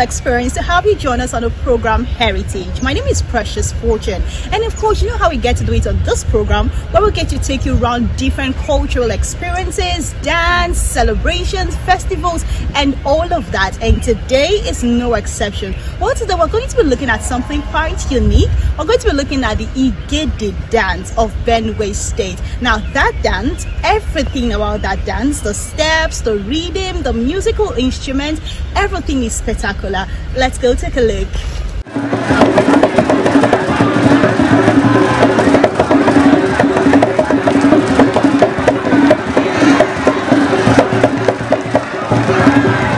The Igede dance is a popular and vibrant cultural performance of the Igede people of Benue State, Nigeria. It is often associated with the Igede Agba Festival, a major cultural celebration that showcases the heritage and identity of the people.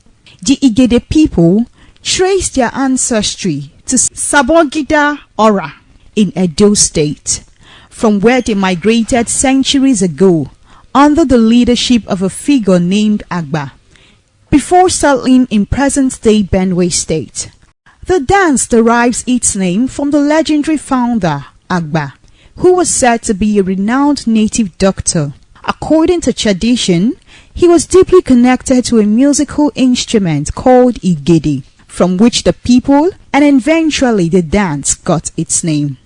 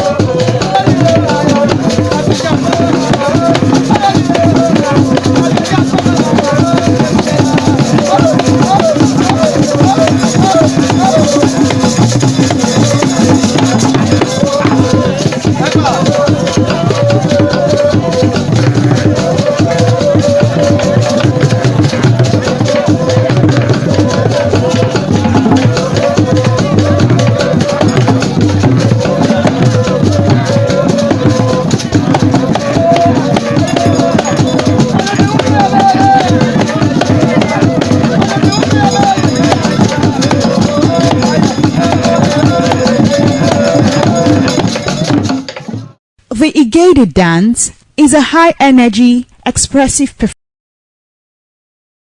performance typically showcased during the Igede Agbanyuyum festival. It is performed to honor the ancestors, celebrate a bountiful harvest, and demonstrate strength, unity, and cultural pride. Though it can be performed at other times, it is most prominent during festive seasons.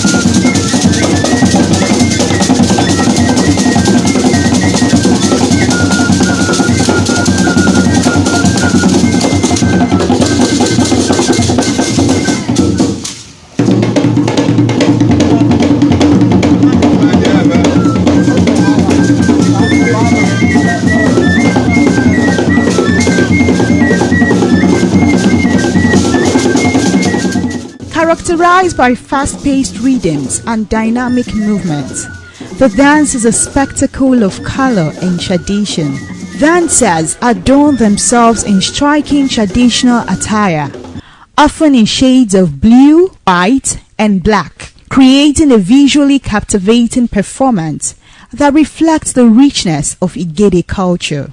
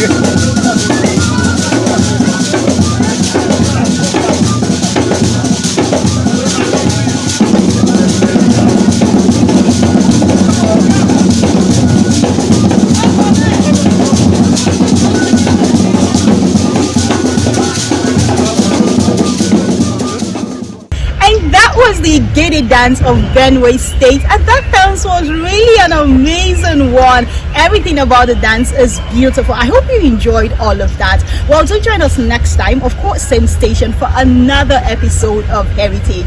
In the meantime, have yourself a productive week. Bye for now.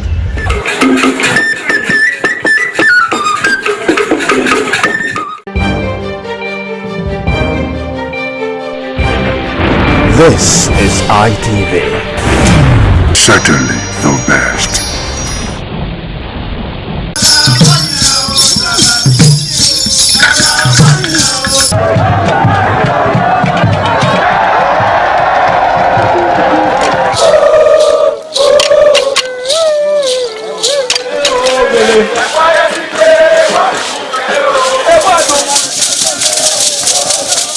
Some days, there comes the Ugemobo Festival, which the Oba celebrates outside the palace gate. A pavilion is built of red cloth where rites are performed to drive away all evil spirits still unsatisfied by the year's sacrifices. The Ugemobo Festival is to commemorate an event in Benin history which dates back to 1504 AD.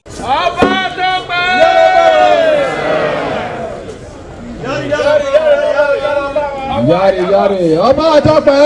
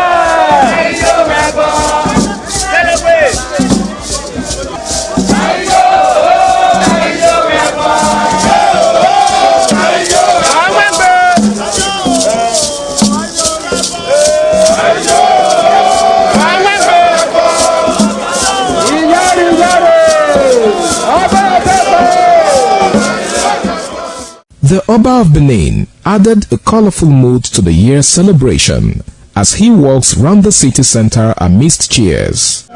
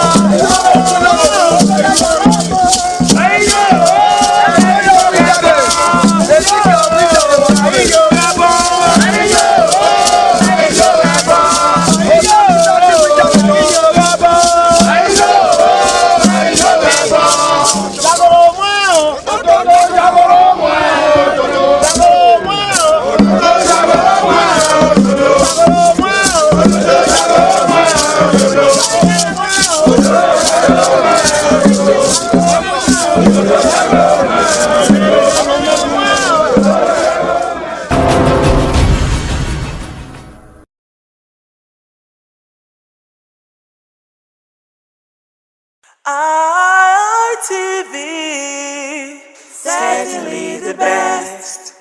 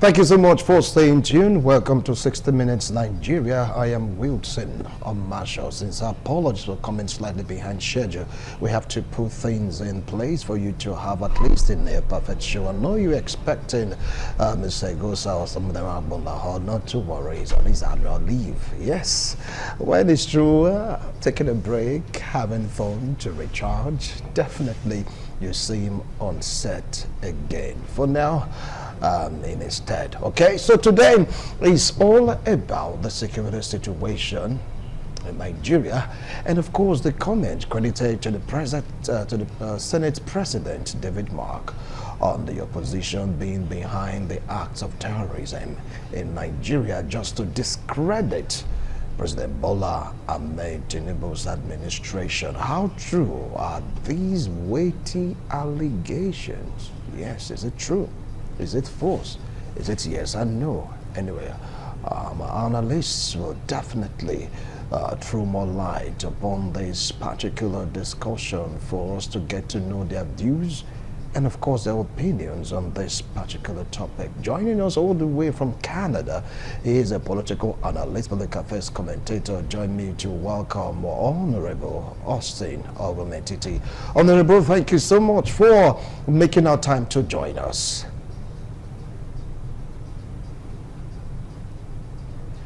Honorable, are you there? All right, we were able to establish contact with him, get his own views and of course his opinion on this particular discussion. Also joining us virtually, it's the SA to Edo State Government, yes, on digital resources. Collins Amadi. Collins, how are you doing this afternoon? Collins, can you hear me? Yes, I can hear you. Can you hear me? Yes, I can hear you loud and clear. All right, Collins, you'll be having the first shot on this particular discussion. We're taking a look at the comment made by the Senate President David Mark. I beg your pardon, Godswill Akpabio, please. Godswill Akpabio. A comment credited to Godswill Akpabio that terrorists are the ones behind what we're experiencing now, that they are being sponsored, being financed, being told what to do by members of the opposition. And I believe that you're a member of the APC, and I know also you have your own views and opinion on this particular weighty allegation. Now, what do you feel about this? Yes, thank you very much. It's a little bit worrisome when he was being misunderstood to the level that some persons did. But what he actually said was nothing far-fetched from the reality. When he said, yes, Mr. President, you are doing your best. But you can understand the fact that some element who believe being an opposition must look for something to criticize about, must create tension where there is none, and probably, could go any length He was not specific and he did not mention any name, by chemically creating unnecessary tension, by bombing places in order to... Mr. Gosa, or some of them are on the hall, not to worry, it's on his annual leave. Yes, when it's true, taking a break, having fun to recharge, definitely you see him on set again. For now, in his stead. Okay, so today is all about the security situation in Nigeria, and of course the comment credited to the Senate President David Mark on the opposition being behind the acts of terrorism in Nigeria just to discredit President Bola Ahmed Tinubu's administration. How true are these weighty allegations? Yes, is it true? Is it false?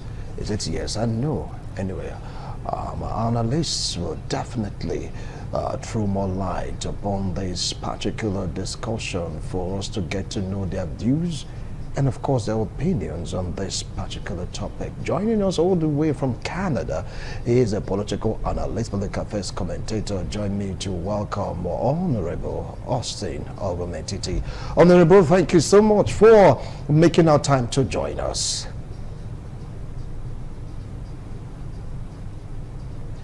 Honorable, are you there?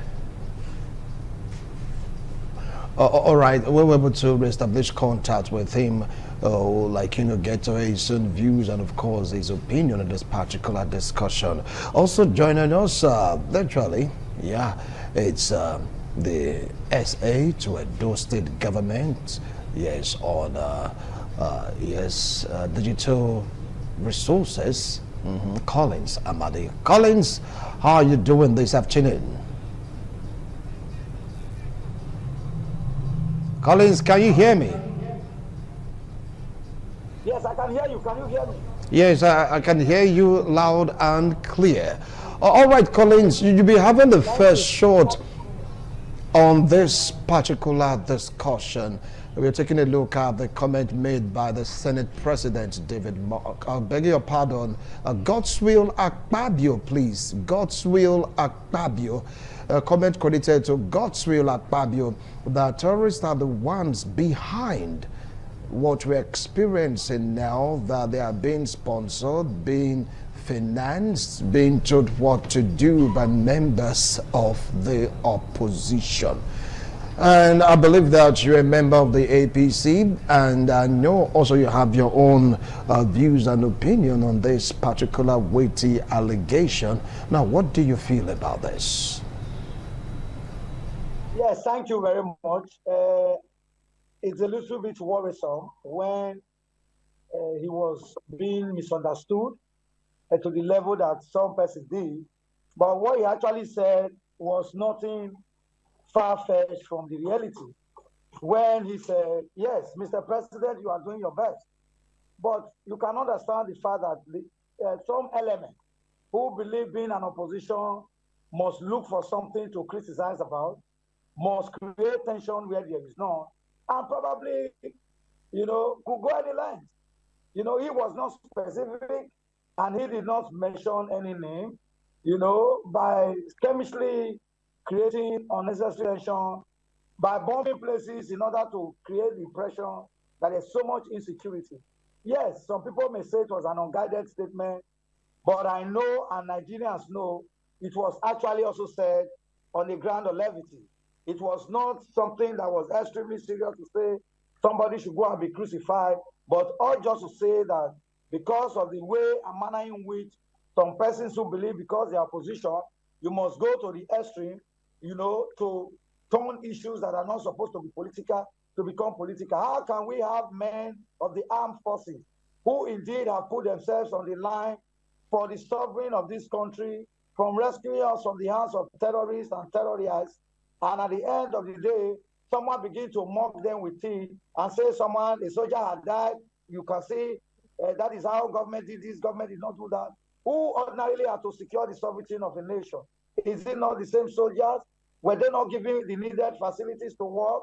Even now you hear opposition cry that how can they be voting such a huge amount for security personnel, and yet you want them to work if they are not giving facility to work people with staff.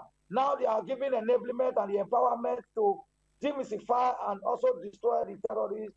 Some persons have also taken it as an issue. But ordinarily in Oshe, the government is focused and the federal government is poised to making sure lives of Nigerians are secure and properties are well secure. So I think all we need to do is to also admonish those who intend to play politics with every issue as they come to please maximize and minimize it so that we can have a better country called Nigeria. Yes, for the Senate president, yes, he must also understand too that some Nigerians think the other way, or some people think the other way. As a senior public officer, most times he must understand that there are statements that should not be thrown off to the air because people will turn the statement upside down. So based on that, I know his intention or what he meant was not to create issues or openly say that oppositions are the one, but you will not also run from the fact that the desperation and the manner in which some persons are going about the oppositionism, they can do anything just to criticize and crucify the government of today. Thank you so much, Collins. Now let's get to hear from Honorable Austin Ogometiti. So you've heard Collins, you've heard his own opinion. He said some persons took the particular comment credited to the Senate President, Godswill Akpabio, out of context. Now, what do you feel about this, Honorable Austin? Thank you very much, Amasha. Once again, before I progress, I want to quickly appreciate my brother. Collins has been a while. Amadi, he's been a strong time political. Thank you very much. I want to take it from where my brother, my friend stopped, that the statement from the Senate President, somebody of that caliber, occupying such an exotic office, to make such a statement, like he rightly said, is unguided. Nigeria right now is very dicey, and I think anybody holding a political office in that manner should be very careful with kind of statement they release to the public. As a matter of fact, when it comes to insecurity in Nigeria, I think it is so to which is their call mandate to secure the lives and property of a nation, of our dear nation, a nation like Nigeria. So I think for somebody like Akpabio to make such a statement is very, very guided. And looking at the volatile standard of the country right now, I think one have to be very, very careful. For us, or for me, the government of the day should take responsibility of every actions or everything that goes on in Nigeria, because it's their mandate to secure the country. I think I will leave it at that point for now.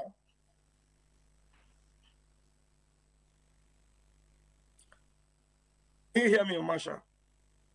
You loud and clear. I can hear you loud and clear. Now, let me go to Collins. Collins, some are saying that the comment really is not to have been made by the Senate President because he is the one leading the legislative arm of government. And with that comment made by the Senate President, Godswill Akpabio, that means is in tandem with this administration. Some are now deducing that maybe the reason why we are going through what we are going through as a country, no effective opposition, no effective checks and balance in terms of government, is because of the romance between the legislative arm and, of course, the executive arm of government. With this particular comment, what can you make out of it? Of course, Senator Godswill Akpabio is the Senate President of the Federal Republic. And he has indeed collaborated with the executive very well in a harmonious way in order for governance to be delivered to the people. And that is what should be expected. It's not important that all arms of government must be at work before you know that the service delivery. The legislature does not need to fight the executive in order for them to get applause when Saraki was Senate President or when Chuba Okadigbo was Senate President. That he had to fight Obasanjo at all times, create unnecessary unrest. No. If the executive can well collaborate with the executive, with the legislature, who indeed are to help pass budget and also do oversight to making sure budget pass are being implemented. If this is well done, then we should applaud them, because we don't need to fight in the inside and also have the strength to fight external aggression. The president was chairman ECOWAS, and there was no good relationship with the legislature here. I am sure within the period he was ECOWAS president, he wouldn't have performed. So people should not always believe that good governance will come as a result when different arms of government are fighting, or when different tiers of government are fighting. Because we had a time where evil governors were fighting the presidency, and local government chairmen were carrying presidency to court on either allocation, formulation, and distribution, or how the internally generated revenue were being managed, where you saw that many governors during the Mamechi and their likes had to also take the presidency to court. Now you have a system where the president is open, working cordially with all the governors, to the extent that even opposition governors were romancing and said they have never seen this kind of a president before. They have never seen this kind of a center before, who will not look to which party did you come from to give you what you merit, or what you so desire, or what to show an assistance to your state when there are emergency, or when it be. Like what we used to see in the time of old. If you are not a member of a particular party at the center, they can even seize your allocation for 4 months, just using different formula to hold it back, and make sure your people cry that you cannot pay salary. But that we have never seen since the administration of this very collaborative government. So Nigerians should not believe that for the fact that the Senate president, we have to applaud the president on critical area that he has performed, makes them a puppet. Because people are fond of doing that. When you are married to your wife, you assist your wife in doing some domestic job, they call you a woman rapper. But when you and your wife is always fighting, they will also stand and start to mock you people and say a house divided against itself cannot stand. So for a patriotic Nigerian, you should not wish that we should have a government that will fight itself, and when external aggression comes, we cannot stand. The same collaboration we have been having with Edo State, where His Excellency, my principal, have worked closely even with legislators. Them have not returned or decamped to APC. That from the very onset, the very first day he had the opportunity of becoming the governor of Edo State, he did not insist that the speaker would be impeached. He did not insist that principal officers must be changed. It was only when some who refused, or later when there was reshuffling in the cabinet, that they had to now, because the then majority leader was now in a minority party. It is just by law and by principle and the ethics of the House that there was now a swap, that the former minority now became a majority. Former majority now became minority. That is collaboration. And all the time, you are seeing how the governor have also been performing, because there have been cordial relationship between the executive and the legislature. That is what we want. That is why you can see today we say Edo is shining. Edo cannot shine when there is an unrest. Edo cannot shine when nothing is going on, when it comes to peace and harmony. First way a government can always deliver is when it's a harmony. You can see what happened in Rivers State at the time, when the chamber House of Assembly was being locked up, the complex was burned down, the speaker will run here, the governor will run this way. And at the end of the day, Rivers people were crying that they were at the end state. Is that what the people want for Nigeria? That the legislature and the executive to be fighting and everybody will be running up and down? No, certainly no, because the president is a very calculating, diplomatic, and expert in political dispensation. And that is why you can see the way he's dispatching politics, the way he's dispatching governance. There is harmony, there is peace, everybody is happy. So we want Nigeria to be, so that we can continue to move forward. Nigeria will be shining just the way Edo is shining. All right. Well, let me go to Honorable Austin Ogunmetiti. Now, let's take a look at the security situation. Some pundits of the opinion that what happened towards the 2015 general elections, that's what is happening right now.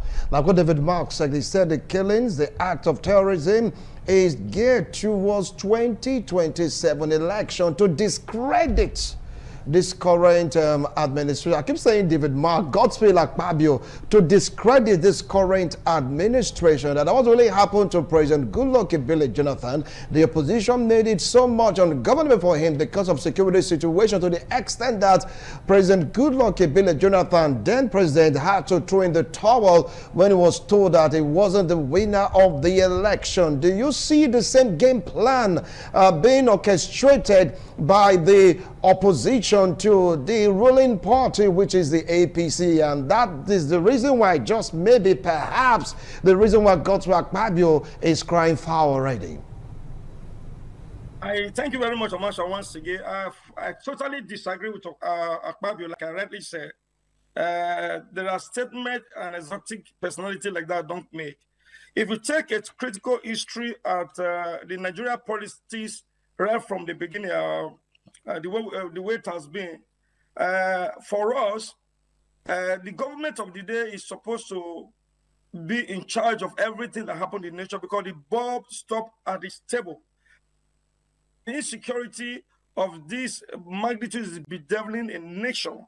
I think it is the responsibility of the president to take charge or to be on top of this situation. But in this case, the other way is the situation. For us, it's an art of incompetency. It's an art of lack of responsibility for him. And for me, I want to say at this point, I disagree with my brother Ahmadin Collins. I think if you look at the so many things that is unfolding right now, the president is no longer fit to preside over the affairs of the nation, because like in 2015, like Radley mentioned, the things that happened there was as a result, like the opposition stated, or they claim they made that it was as a result of inability for the president to drive the nation to success. So in the case of President Tinubu Ahmed, I think he has lost it. There's no capacity anymore. There's no competency. I think he has lost the vision. For me, if he's silent enough, he should have just resigned and let the next person take over the country and secure the country. Thank you very much, Amasha. Now let me go back again to Collins. Collins, you heard what he said. He said Mr. President has failed Nigerians when you talk about security situation, and what Godswill Akpabio, the Senate President, is saying right now is not true. It's not because of opposition. It's because of the incompetence, so to speak, of Mr. President to handle the situation. Take it up from there. I will disagree with my very special brother on this. Yes, I understand where he's speaking from. Sometimes we can have such insinuation. It's normal. It's a democracy. But when you go in depthly, you will understand that Nigeria does not live isolated as a nation or as a state, as it were, in international relations.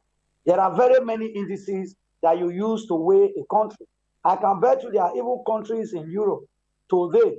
There are countries in Africa today, even in Asia continent, that to even have access to buying a fuel is a big problem. A liter. Now beyond that, their economy has completely been drawn up and caught up. But it's just because the world does not live in isolation. Nigeria does not live in isolation.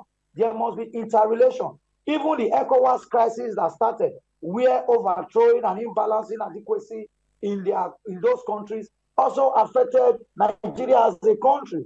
There must be an interrelation, whether economically or security-wise.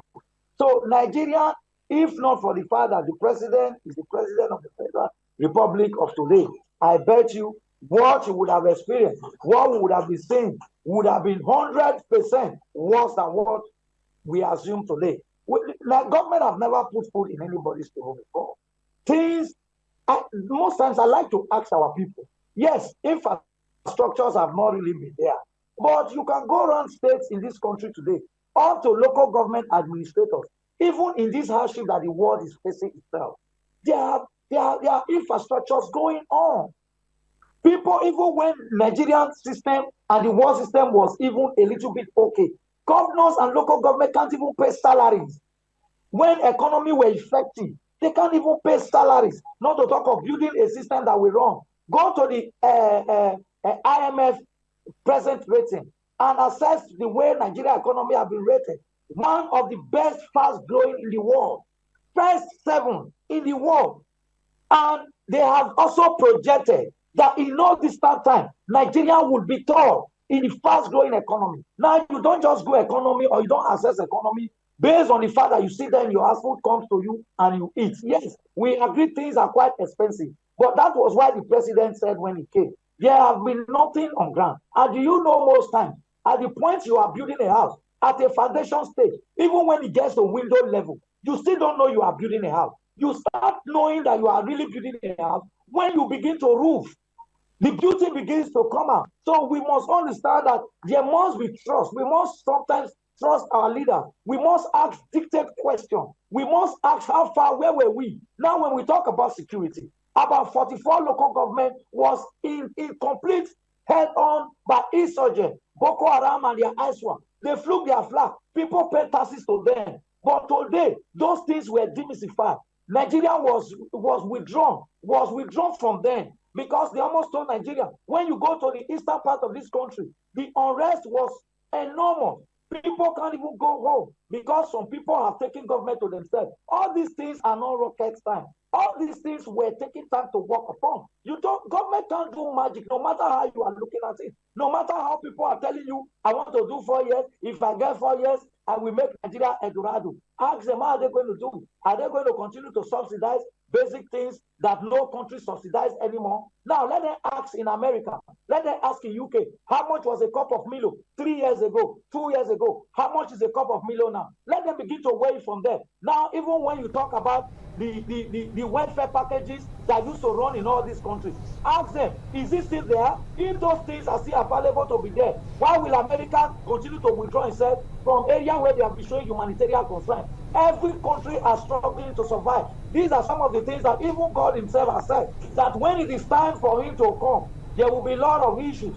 Issues will happen. Hunger will come. Hunger, probably end time is getting closer. That is why our people must learn to get closer to God every day, because let us not bring theology into all of this.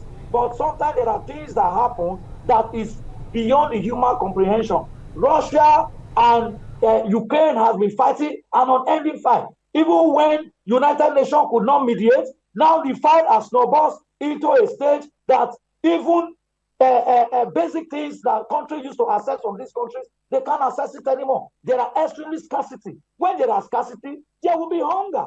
And when the demands are high and the availability is not there, you should. I think these are basic economy. Now also you transfer it down to the issue of Palestine, U.S. Israel war. Iran, U.S. and Israel war, which has become the highest, almost reckoned even more than Second World War. Even though you agree that nations have not been directly involved, but indirectly, we are hearing, we are seeing what is happening. These are things that affect economy. You cannot access when the United Nations and the UNESCO then said many years ago, over 20 years ago, and set up targets for countries to develop and said Millennium Development Goal 2020. 2020 were deadlines that were given to many countries to develop, owing to benefit they were getting from both the United Nations and other agencies around the world, EU, especially African countries. But at this time, our leaders did not put these things into consideration. They didn't build lasting infrastructure. They did not put any mechanism on ground to sustain us in a situation where there is no sustainability. When the storm comes, what magic are you expecting? What do you want to happen? Thank you. Thank you, Collins. Thank you, Collins. Thank you so much. I will come back to both of you immediately after this break. If you just joined us, this is 60 Minutes Nigeria. Don't go away.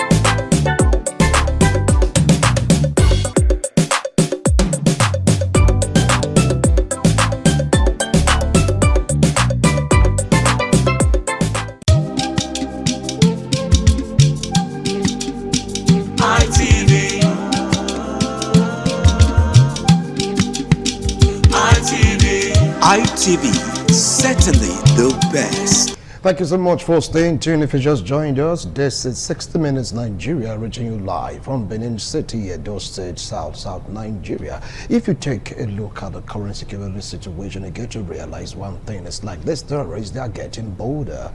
They are beginning to make more statements that is making Nigerians in the hinterland, in rural areas, in the northern part of the country, most especially uneasy. You get to see terrorists demanding for 700 cows, tubers of yams, you just name it, or telling residents of villages in the outskirts of a particular town or city to start paying taxes to them. And I want to throw this question right now at you, Honorable Austin. Now, with all these things happening, some of the opinion that this has been on and is not the fault of President Bola Ahmed Tinubu, that is doing his best to make sure that the country is safe. Even when we realize somehow that the terrorists are getting bolder, they are saying, give Mr. President enough time. After all, some persons are pulling the string that is making this thing difficult for the Nigerian government to curtail. Take it up from there. Thank you very much, Amasha. People said that the should be put in the round hole. Security issue in our nation is very, very serious. It's not a mere thing. Where does it really start from? Mr. President is agitating for another 4 years. In the last 4 years, what has he done to curb the insecurity in our nation?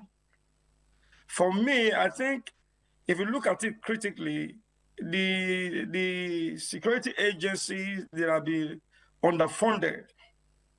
Even when you hear that billions and billions and billions of naira have been released to them, does it really get to them? Do they really get hold of the fund and make use of it to get the necessary amenities or weapons that they need to secure the nation?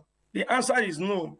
And that was why I stated earlier on, he has lacked capacity to do the job in his desk. As a matter of fact, this thing has been on for years, and he came to apply for this job, telling the Nigerians that he can secure them, he can give them light. After 4 years, if there's no light, they should not be voted for. In any of these that he stated in the last 4 years, which one has been executed? The answer is no. For a nation like Nigeria, for terrorists to get hold of a community and put up their flag and demand that such community to be paying tax to them is an aberration. That showed lack of capacity. That showed lack of commitment to a job that you swore to, that you want to take. For me, I think is a no-no. Is a no-no in terms of this insecurity of our nation. Is a no-no. And I want to also say at this point in time, when a president of a nation, he's not true to time, he's not committed, he's not serious about his job, this is what you see. This is what you see. The issue of insecurity in Nigeria is a thing that one must take very, very, very, very serious. So I disagree for those agitating for another 4 years. I disagree for those say we should give him more time. With the time that he has gotten so, what has he done with it? Just a few days ago, a few weeks ago, some persons were kidnapped from, was it Plateau State or Borno? Had that been released? The answer is no. What statement has he made to that effect? The answer is no. He hasn't said anything to that effect. So can we give such an individual a second chance to lead us again? Where is he leading us to? So I disagree, and I request at this point in time that Nigeria should think twice. And they are doing this to destabilize the democratic standard of our nation. They are doing that for it. So I want to state at this point in time that the president should take responsibility of whatever that is going on in Nigeria. Thank you.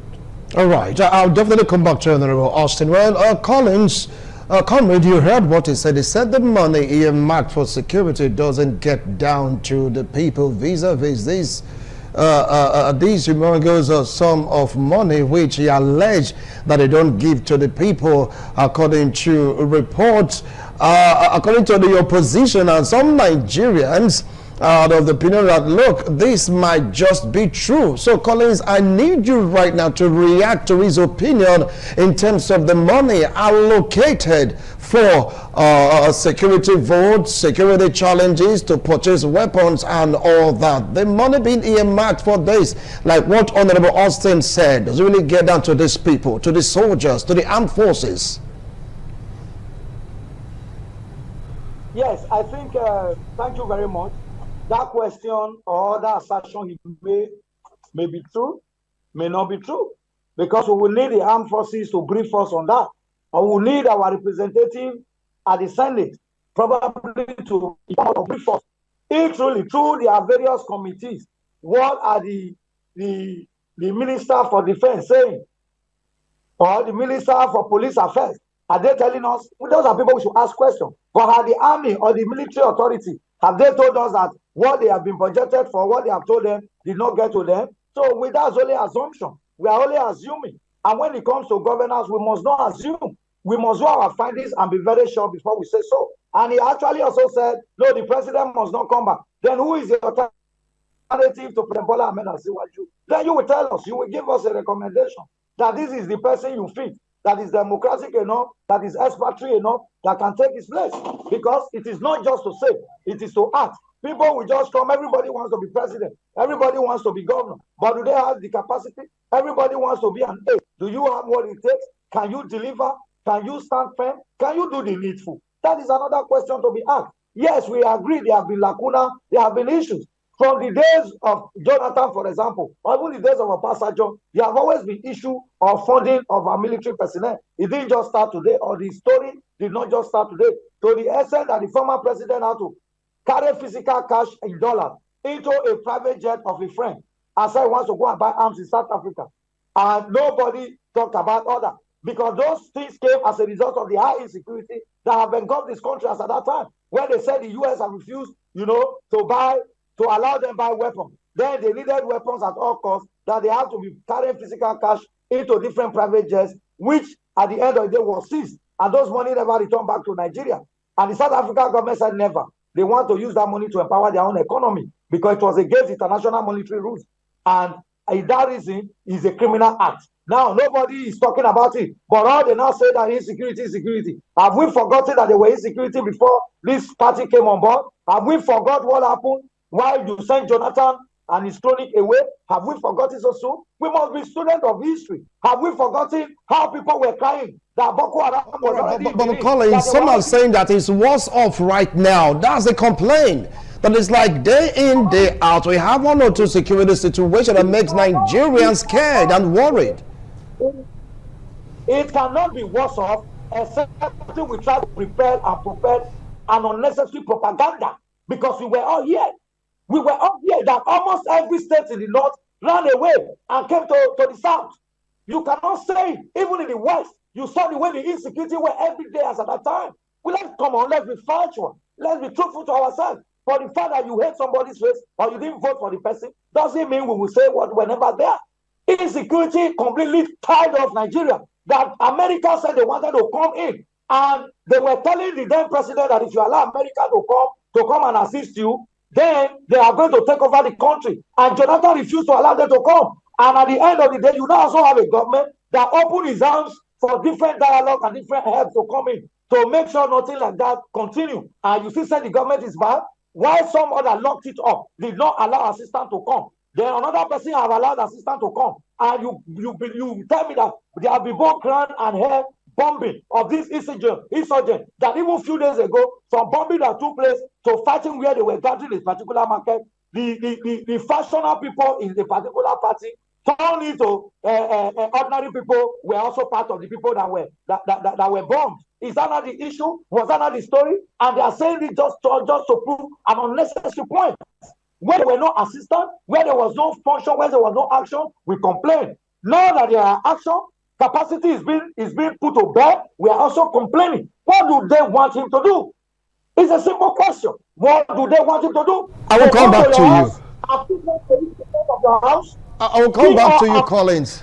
Collins, I like your passion. Maybe people are saying that, or not people are saying that. It's because some are saying you've been given an appointment. That's the reason why you're all blazing and shouting to the high heavens that President Bola Ahmed Tinubu is like, the best for Nigeria right now. I wouldn't want to get personal, but definitely I will come back to you to react to this. Let's move on to Canada, where Honorable Austin is standing by. Honorable Austin, you heard what Collins said. He said the security situation has been this way and it's not worse off. What do they want Mr. President to do? Quoting Collins. Thank you very much, Amasha. Collins is not just being sincere to himself. He's not just being sincere. The truth is, because any of his family has not been kidnapped, because any of his family members have not been involved in this, terrorists are be kidnapped by the terrorists. That's why he's talking like this. You cannot play politics with the life of people, as a matter of fact. No one can create life. So when it comes to securing people's life, one have to take it very serious. You can't play politics with it. A nation where government is negotiation with terrorists, is that government serious? Is that government? Is it a serious government where they negotiate with terrorists, and tomorrow there's another kidnapping somewhere, and they want to say, okay, they want to negotiate, and how much they pay, the kind of ransom they pay to release the one that was kidnapped yesterday? The information will not be given to the nation. Is that a Senate government? And my brother is here shouting to high heaven that what do they want the government to do? When you fail in your responsibility, or the best thing for you to do as a Senate government, as a government who is responsible, is to quit the business. You are hired to do a job and you cannot deliver. So why are you there? And life are going. I come across a video yesterday when the 25 girls that was kidnapped were being slaughtered like a chicken. Can anybody create life? We shouldn't be playing politics with the life of a nation. These are life involved here. So I'm not repeating my brother. So the thing is, the security is higher now than before. And the way to curb it is for the president to call it, to rebuild or reaffirm the security architecture and give them an ultimatum, a marching order to do their job the way it ought to be and secure the nation. That is it, Obasha. Thank you very much. Well, it's getting heated here right now. Though I'm not in the studio, that joining me eventually, you get to hear the four, and of course, against giving serious a point of why their own point supersedes. Maybe the other. Some are saying is what's of this time. Others are saying no, it has always been there. Anyway, we want to go for a break. When we return, we'll be asking Collins some other follow-up questions. Don't go away.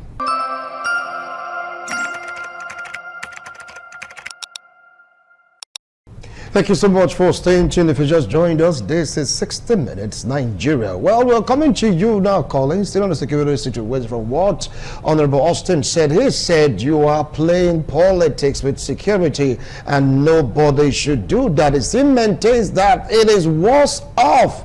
And you opine that, God forbid, okay, maybe just maybe because one of your relatives have not been kidnapped, that's the reason why you are still shouting to the high heavens that President Bola Ahmed Tinubu is the right man to secure Nigerians against the opinions of so many Nigerians. Please take it up from there.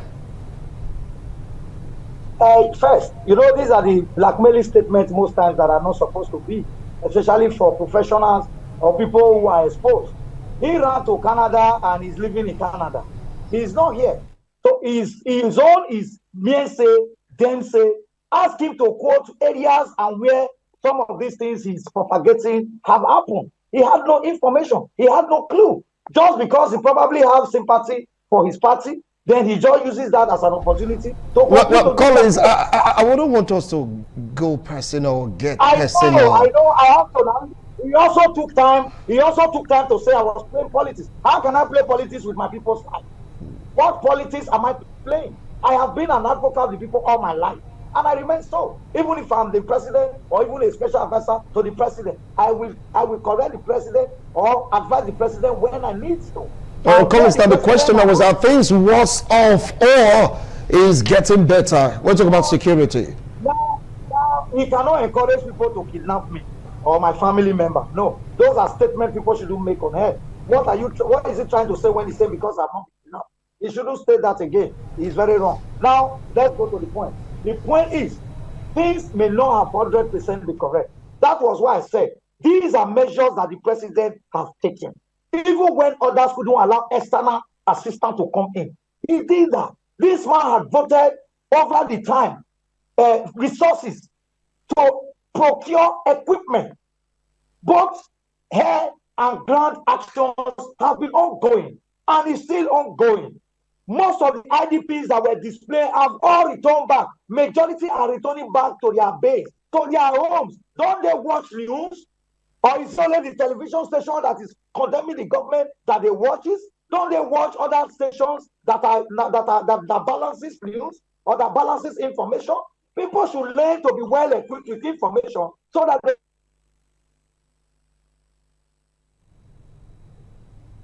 Hello, Collins, are you there?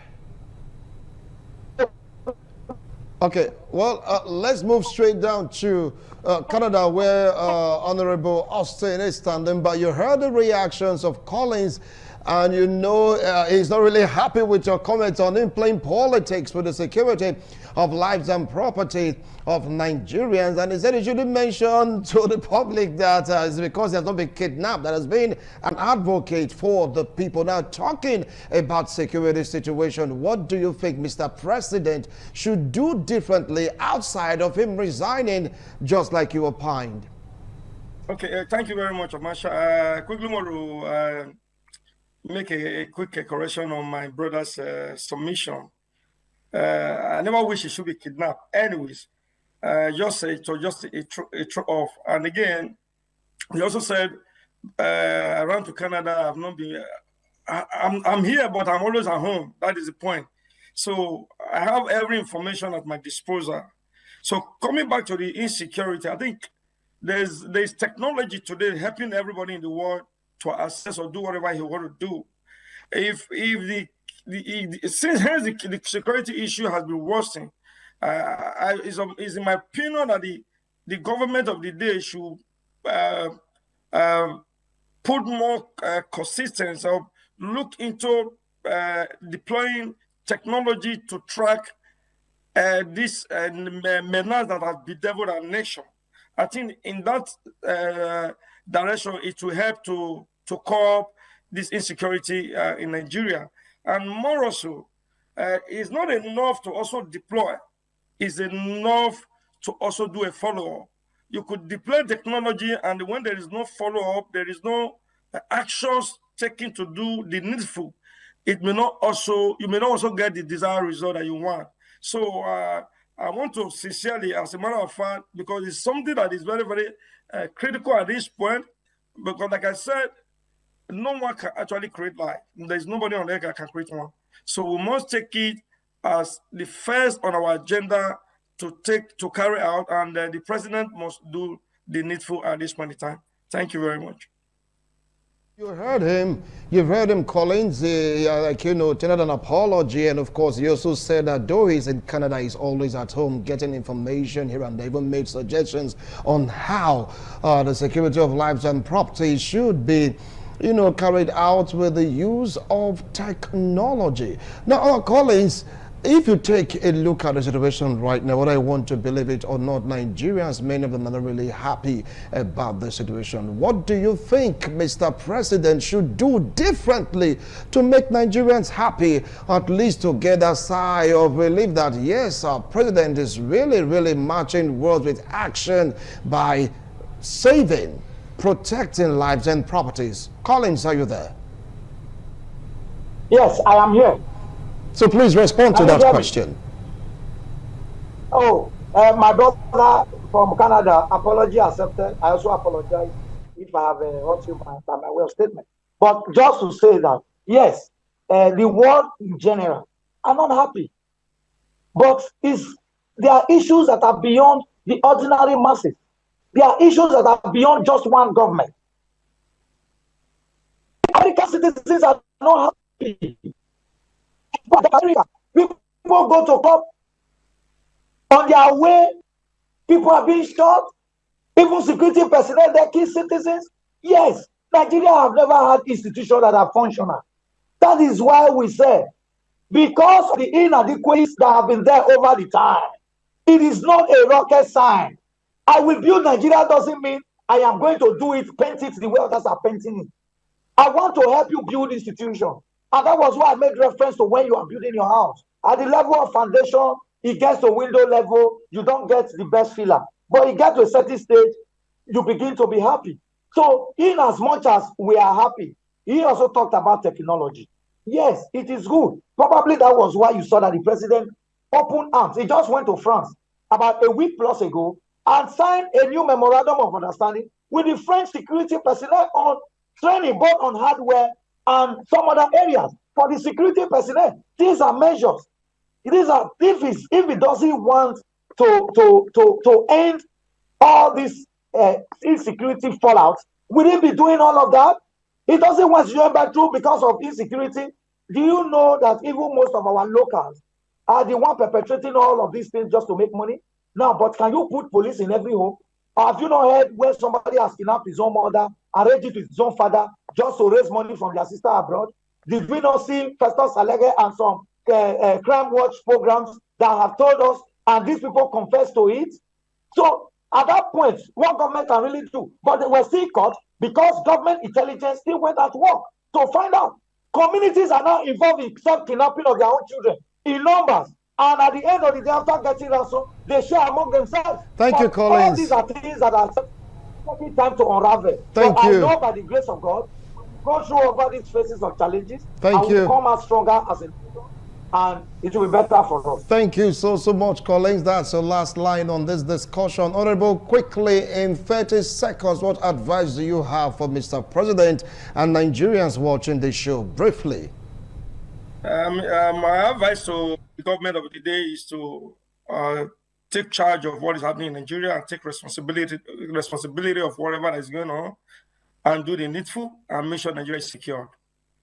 Thank you very much. So much, Honorable. Thank you so much, Collins. I appreciate both of you. Well, you've heard the comment credited to the Senate President, Godswill Akpabio, about opposition. Collins said it was misconstrued, that it might be correct or it might not be correct. But when important to talk about the solution that we're facing right now, even as a nation. Honorable Ogumetiti said, look, the presidency, the ruling party must take charge. After all, promises were made that they will guide, they will protect, they will secure Nigeria and Nigerians. What in the world is happening? I'll leave you with that question. We'll do it again next week, Thursday, God willing. Bye for now.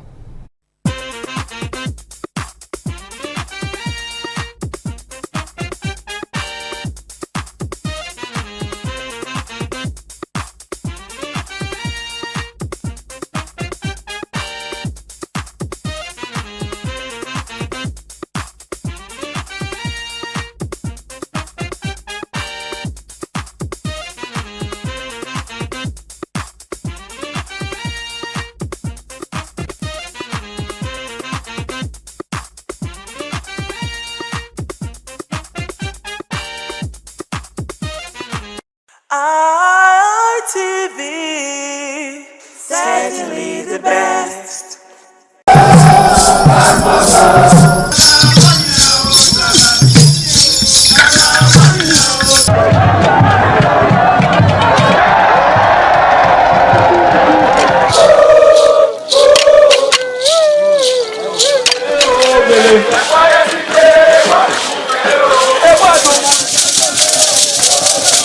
The new Idiom expressed excitement as they danced and rejoiced before the Esama of Benin, Sir Chief Dr. Gabriel Osawori Benedion, who also joined in the dance.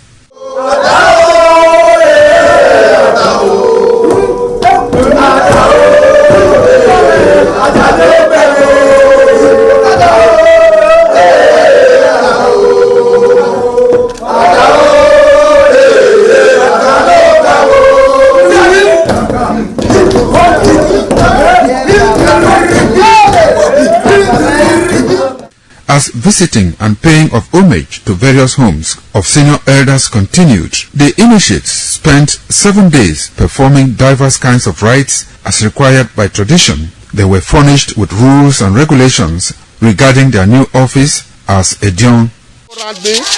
That I grew up in this community to the point that they have now also chosen me as an elder in this community. It's a thing of great joy. All thanks to the Esama of Benin, my people, my family, everybody, all Okada community for this great honor. I am very, very grateful. Well, this is my brother. I'll call him my uncle because he grew up with my father. I'm so proud of him because we are doing the same rituals as the Edions of the Okada. It is our duty for us to make this place a greater place, for outsiders to come and see the goodness of God in Okada. And I'm proud of every one of us here. So shall it be to each and every one of us in Jesus' name. Ọjọ́ ni màá Okada zima Esama zima dion Ebona zima dion Ọbala zima dion màá rí ọwọ́ Esama dion náà ni màá tó pọ́n mi Esama ni màá tó gbé kẹ́ni Esama màá di òwò ẹ̀rẹ́ náà Esama màá gbé kẹ́ni ẹ̀ ọ̀sàbọ̀ ọ̀bùyọ̀bí tó ní ọba n'ọ́gì ẹ̀tọ́ ni màá gà n'ọ́dí àmì màá gà rẹ̀ màá ní tó gbé kẹ́ni ẹ̀dẹ̀rẹ́ náà ìmà yáfẹ́ ìmà àtọ̀ o ìmà àgbọ̀n o ọ̀dọ̀pá ìwúwo dòrì ìmà àti àwọ̀ rẹ̀ náà ọ̀rẹ́ tí àgbọ̀n yá náà mi màá gà rẹ̀ òní Jésù Kristi náà mi wà fún. In Esama, in our father's house, in respect of our initiation to elders Edion level. As tradition demands, we are here today to come and also pay our homage to him, for him to also pray for long life and prosperity. The climax after 7 days was paying of homage again to the Edion way, where he gave the initiate the full rights to function and to henceforth participate in meetings with Edion. It will go down in the history and minds of Okada community, Ovia people, Edo State, and Nigeria in general. The ambience, style, and the colorful ceremony associated with the 2025 initiation into the Edion Council of former Governor of Edo State, Chief Lucky Nosagari Igbenedion, his brothers Bright Ayamakwe Igbenedion, Honorable Charles Osenwige Igbenedion, Peter Osawori Igbenedion, Dr. Fred Osanwi Igbenedion, Barrister Mike Osayene Igbenedion, Executive Director Operations, ITV and Radio, Chief Elder Ogbedio Unse, Honorable Efosa Douglas Igbenedion, Ukponwa Igbenedion, Osawe Igbenedion, Edosa Igbenedion, Dr. Daniel Omarege Igbenedion, as well as Agbong Steve Igbenedion, among other sons of Okada.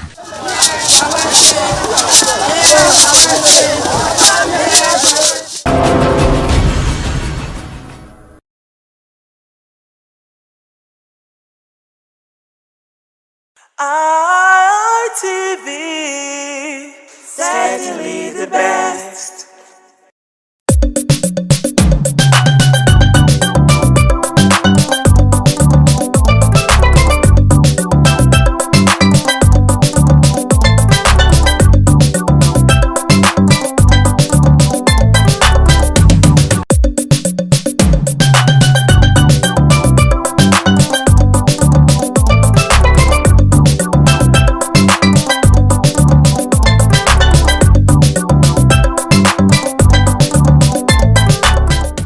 Viewers, once more we welcome you to Message of Islam, reaching you from Independent Television. I'm your uncle Aji Alamin Alaw. Inshallah, we are looking at another very relevant topic in our society, and that has to do with greed. It is framed thus: position of Islam on greed. Position of Islam on greed. To take this vital topic, I have in the studio this evening regular participants. Close to me is Al-Aji Professor Bunyamin Ade. Assalamu alaikum, welcome to the program. Alhamdulillah. And we also have in the studio this evening Malam Nuruddin Asunoge. Assalamu alaikum, welcome to the program. Wa alaikum salam wa rahmatullahi wa barakatuh. Alhamdulillah. Position of Islam on greed. When we talk of greed, Malam Asunoge, what exactly are we looking at? Well, greed will simply mean when an individual is narcissist, he doesn't believe in other-centeredness, it is all about self-centeredness. Wants resources and everything to coagulate around its person. When an individual manifests this kind of proclivity, he is said to be a greedy person. Simply put, a self-centered person. Just me and myself alone. Other interests are irrelevant. Professor, if you have anything to add, let's know. Looking at the position of greed in Islam, I've been told that greed has to do with self-centeredness and so on and so forth. Now, can you please tell us what Islam, the view of Islam on being greedy? Let's start with that. The Islam as a comprehensive religion that regulates the lives of everyone that believes sincerely in the oneness of Almighty Allah, who claims Islam to be his religion, regulates the lives, everything that we do. So also is the issue of greed, which is an attribute that we see mostly in human beings, or let me say along with some other creators. It's something that is condemnable, and Islam condemns it in totality.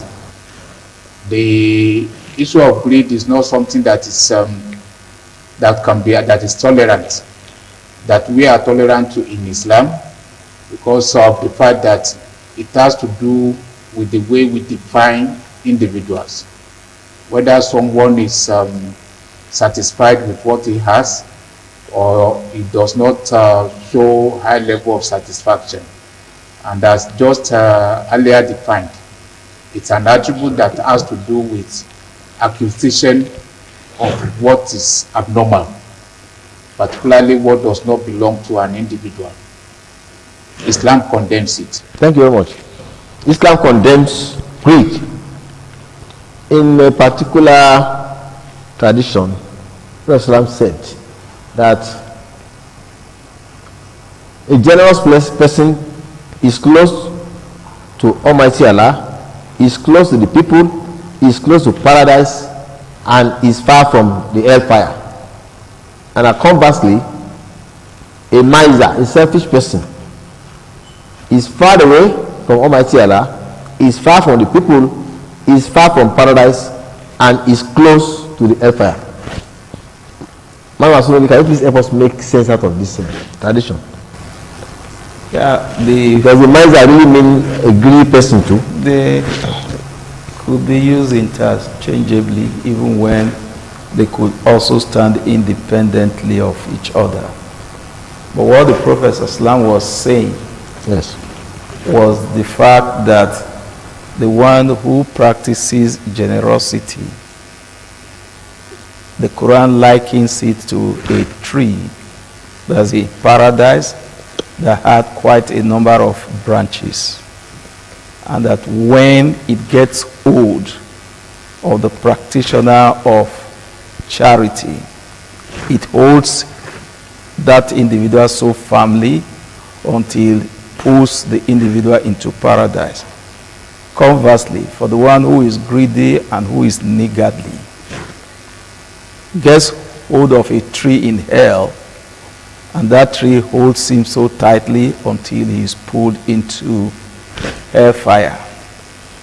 Now the issue of all of these will revolve around the absence, or so to speak, of the appreciation of the essence of one's being.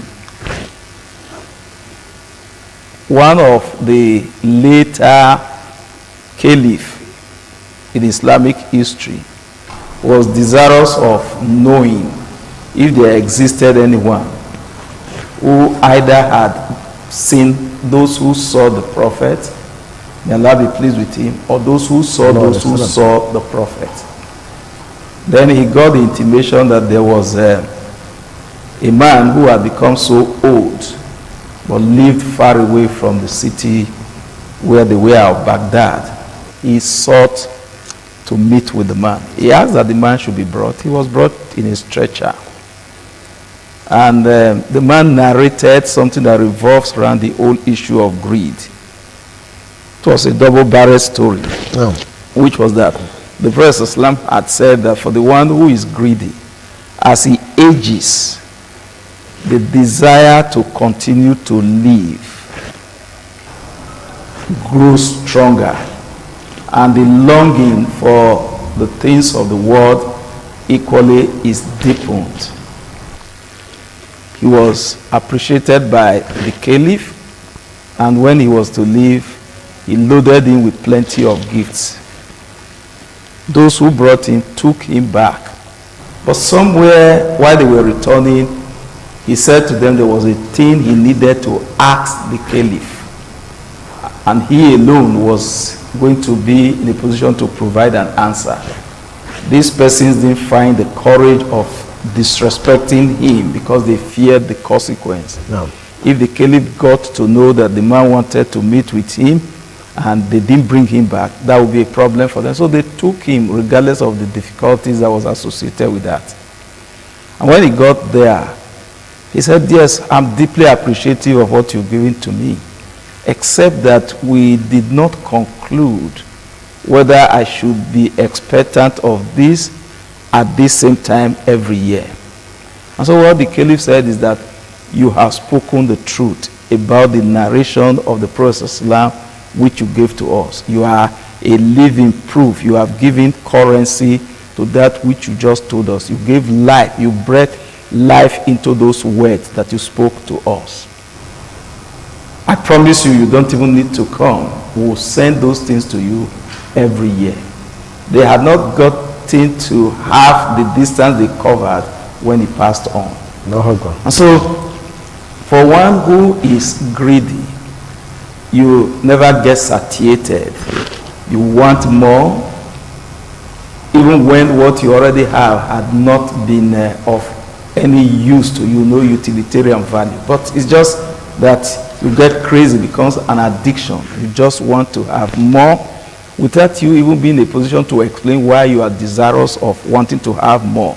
And in wanting to have more, of course, you are pushing away others who should have benefited. Because what Islam requires of you is not just that you have, including what you eat. It says by moderation, whether you have legitimately acquired food, you become greedy to the extent to which your neighbors go to sleep ululating on account of hunger, you didn't share with them. You become greedy to the extent to which you feel, because the Prophet said the tummy is the worst vessel to be filled. So he says, divide it into whatever. So it's not just that, well, it's my food, whatever I choose to do with it is nobody's business. It is somebody's business, because ultimately Allah will require you to give an account. Thank you, God. Viewers, if you are just joining us, we are looking at the position of Islam on greed. Position of Islam on greed. A greedy person is even when he attends a party and they are serving, he may take 10 plates while the rest have not even been served. Doesn't care, doesn't give a damn. In another tradition, Prophet Islam says that if the son of Adam is given a valley filled with gold, he will long for another. Just free of charge, you are just called now. This valley filled with gold is meant for you. Instead of being appreciative and saying, oh, I never expected this, thank God, you'll be wishing that, I wish it is 2. And if it was given 2, you wish it ought to be 4. If it was given 4, you wish, I wish it's 8. And if it's given 8, and so on and so forth, is never satisfied. Greed. And for example, let's look at this tradition that one of our spoke about. First, Islam said that tradition, as a man grows older, 2 of his desires continue to grow younger: the desire to live longer and the desire to acquire more wealth. Why is it like that? Of course, it describes the real nature of human beings, particularly those that do not have control over their desire. Of course, in 2 passages of the Quran, Almighty Allah says that وَمَنْ يُقَصُّهَا نَفْسِهِ فَأُولَٰئِكَ هُمُ الْمُفْلِحُونَ. Whoever is saved from his own greed. Yes. Such individual is, of course, among the successful ones. Those that will be saved both in this world and in the hereafter. And then when you look at the nature of the society that we are, if you use our leaders or supposed leaders as example, the moment you see someone who happens to be a local government chairman, his aspiration will be to become the governor of the state or a member of the House of Assembly. The moment he leaves there, his aspiration will be to become either a member of National Assembly or the governor of the state. Even those that have been governor of those that have been members of National Assembly, their aspirations will be to become the governor of the state.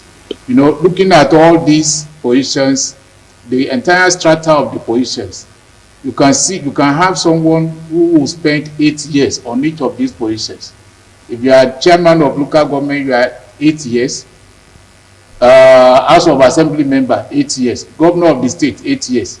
You become a member of National Assembly, 8 years. That's 32 years that you have spent.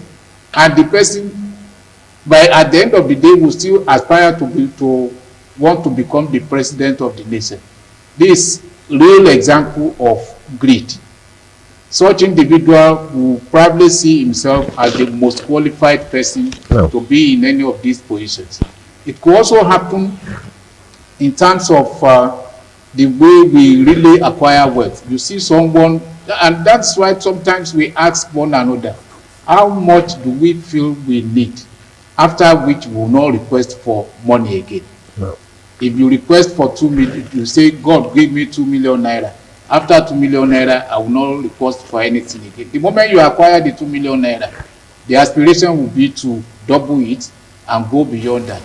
So we will be in this race till we enter the grave, except those that are able to curtail their own aspirations. We will be in this grave until we enter our graves, except those who are able to curtail their own aspirations. It's referring directly to Surah Al-Quran, Surah Al-Takasur, where Allah says that Al-Hakumun Takasur Atta Zuritum Waqad, that rivalry in worldly gains distract your attention until you visit your graves. Please take it up from there.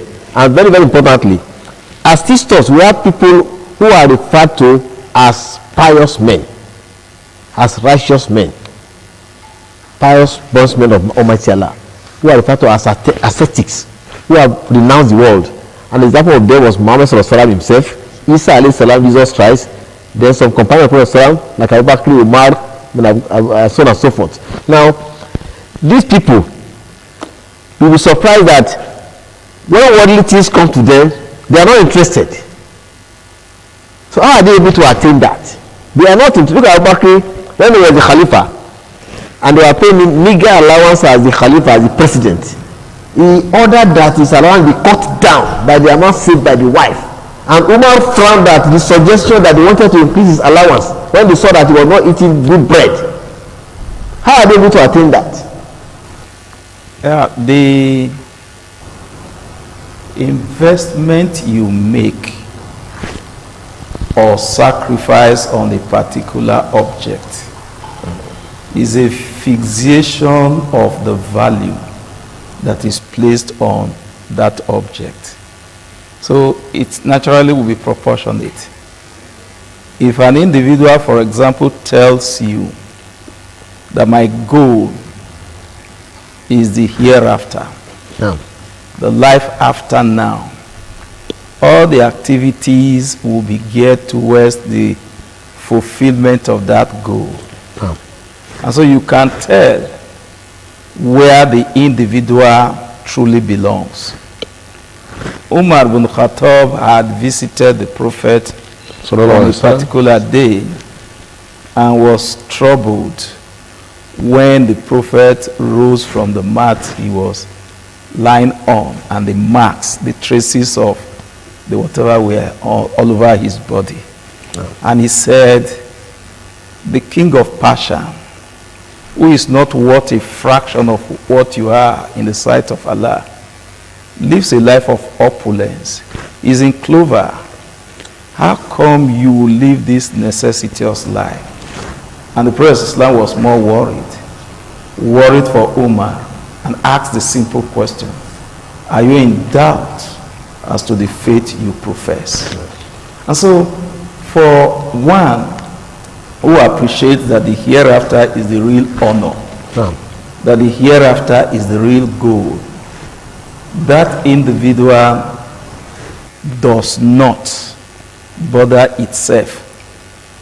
All that the world does for it is to play an ancillary role towards the realization of that ultimate goal, which is the hereafter.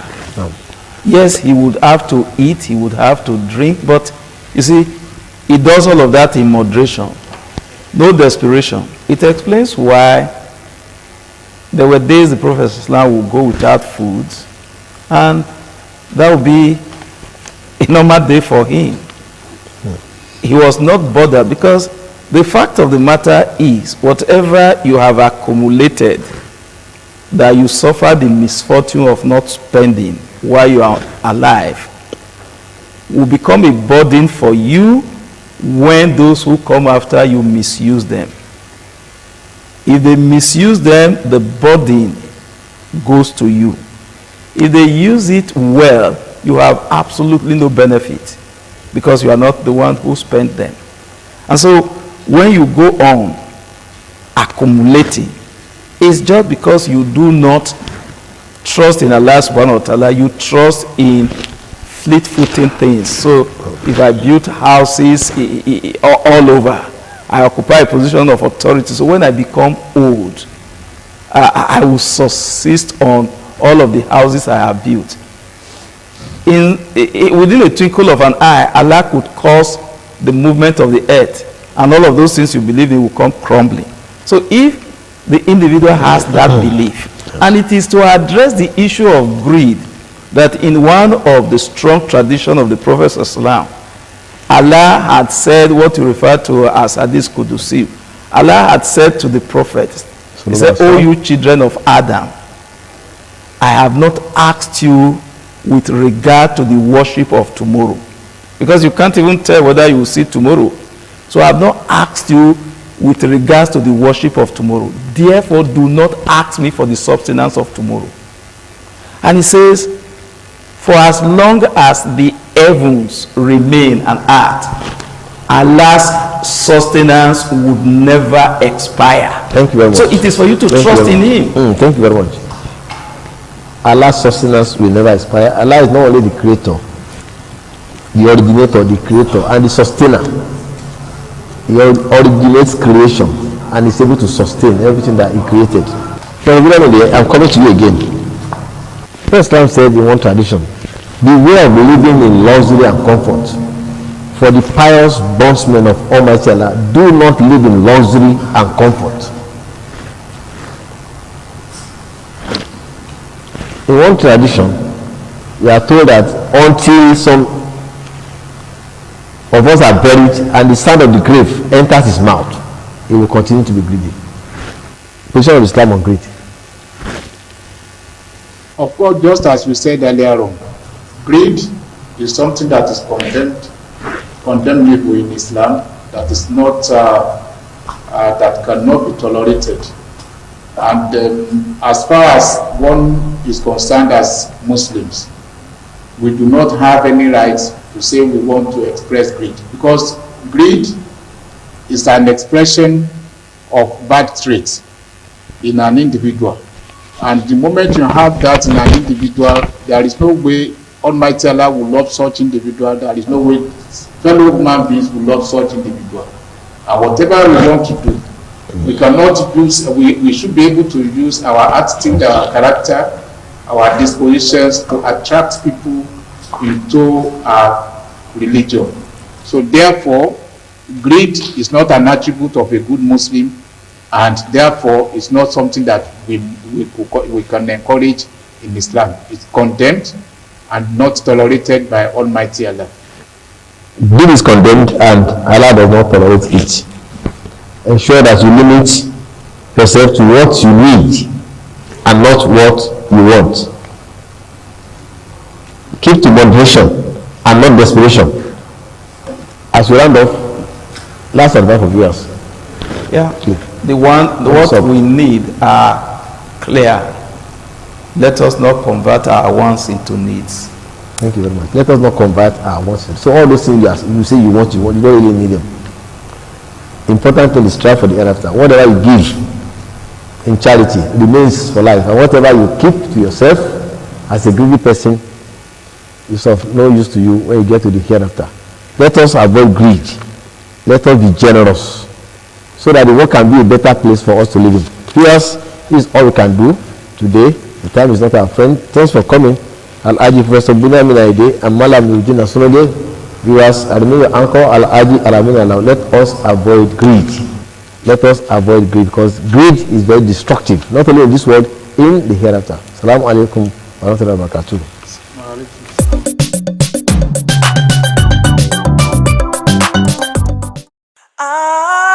ITV, certainly the best.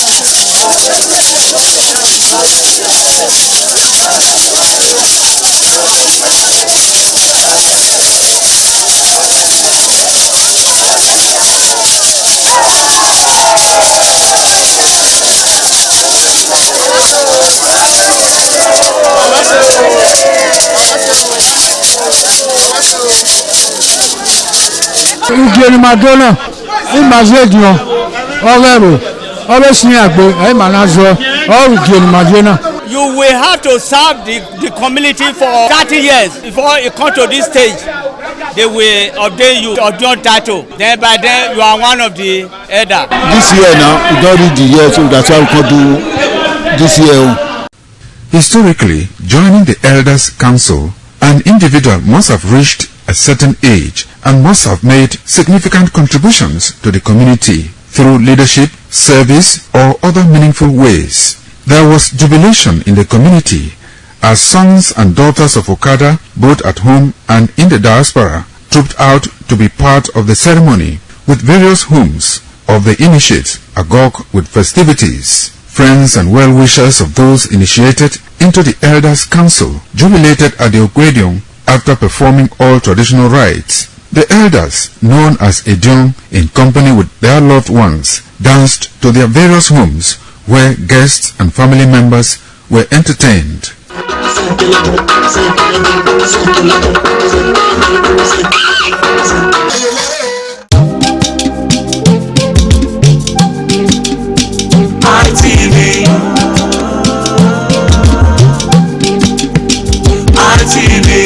ITV, certainly the best.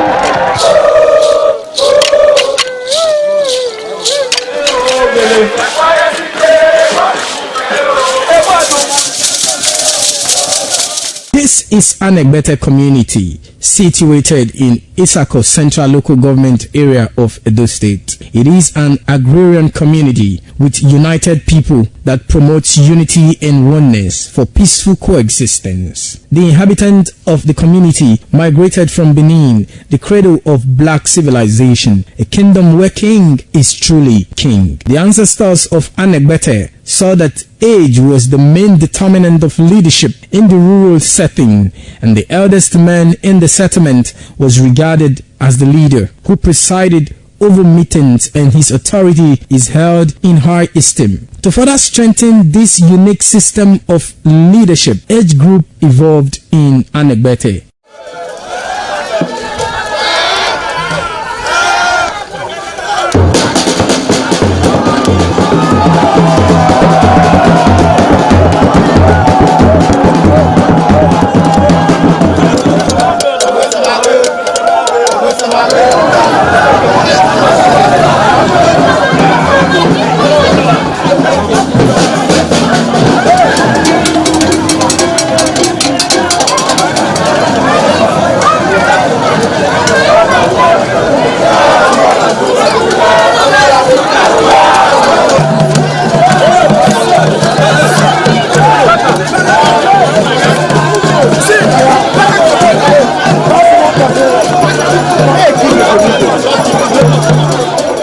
In Anegbete, age group is categorized into two, that is, the common and the noble. Anegbete is rich in cultural heritage, as the community at noon saw the commitment of the festival with the first set roll out in beauty colors to showcase their might and strength, indicating their feet and ready for the responsibilities behold on them. The streets in the community with a feed up of young men and women adorned with the festival. Later, the royal family takes the stage as their children fight out royally and work in the community to showcase their might and fitness.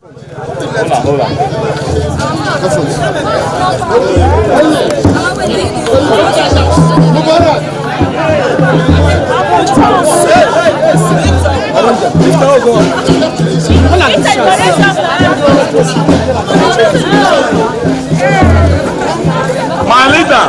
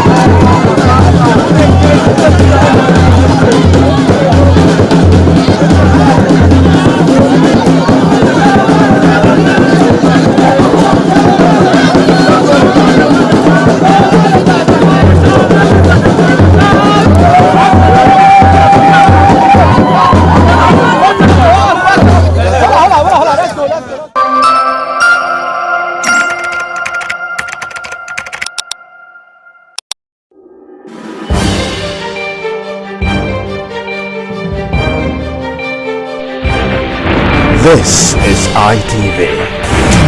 Certainly the best.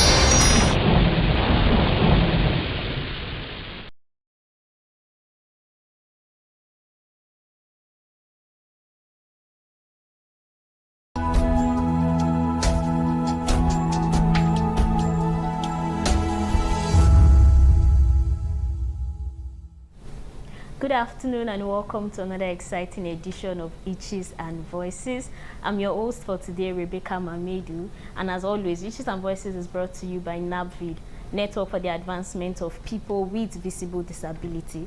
And our sign language interpreter today is Cynthia Godwin-Aya, who will be doing justice to our hearing impaired community. So over the years, NABVID has been advocating for the Disability community, and one aspect that you focused on over the years is education. As we all know, education is a leveler for everybody, including persons with disability. And our guest for today is the program officer of NABVID, Mr. Nobu Israel. Welcome to the studio. Thank you so much, Becky. I'm glad to be here, and I want to greet every of our listeners at home, and I want to say thank you for joining us today. You're welcome. And so we'll be diving right into the conversation. On the topic of inclusive education, most of the time when we hear inclusive education, I think it's more than just bringing students with disabilities into the classroom. So what would you say inclusive education mean beyond all of that? Thank you so much.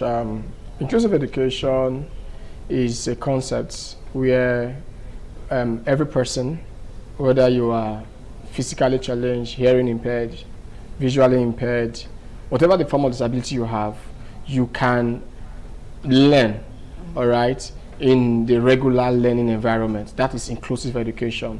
Currently, what we see most times is what we call special education, where we create special schools, special teachers for special needs children, all right? But in the real sense, inclusive education means that we make education, including learning, curriculum, teaching methods, even down to the environment, okay, physical infrastructure. We make all of those things in a way where persons with disabilities can come in and thrive. They can learn, all right, looking at their needs, looking at their special condition. They can have that environment where they can learn, and the learning provides for them the need to feel included, all right, not excluded. You know, when you have special education and they are just separate, you know, it makes them feel, oh, we are different, right? So the essence of inclusive education is inclusion, that they are part of us, all right? They are learning from us, we are learning from them, so we are together. So there's no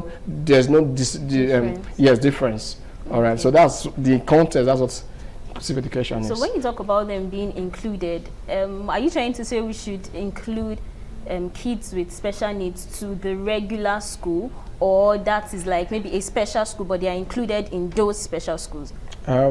Again, like I earlier mentioned, inclusive education concepts is about learning in the same environment as well as other children without any special learning needs.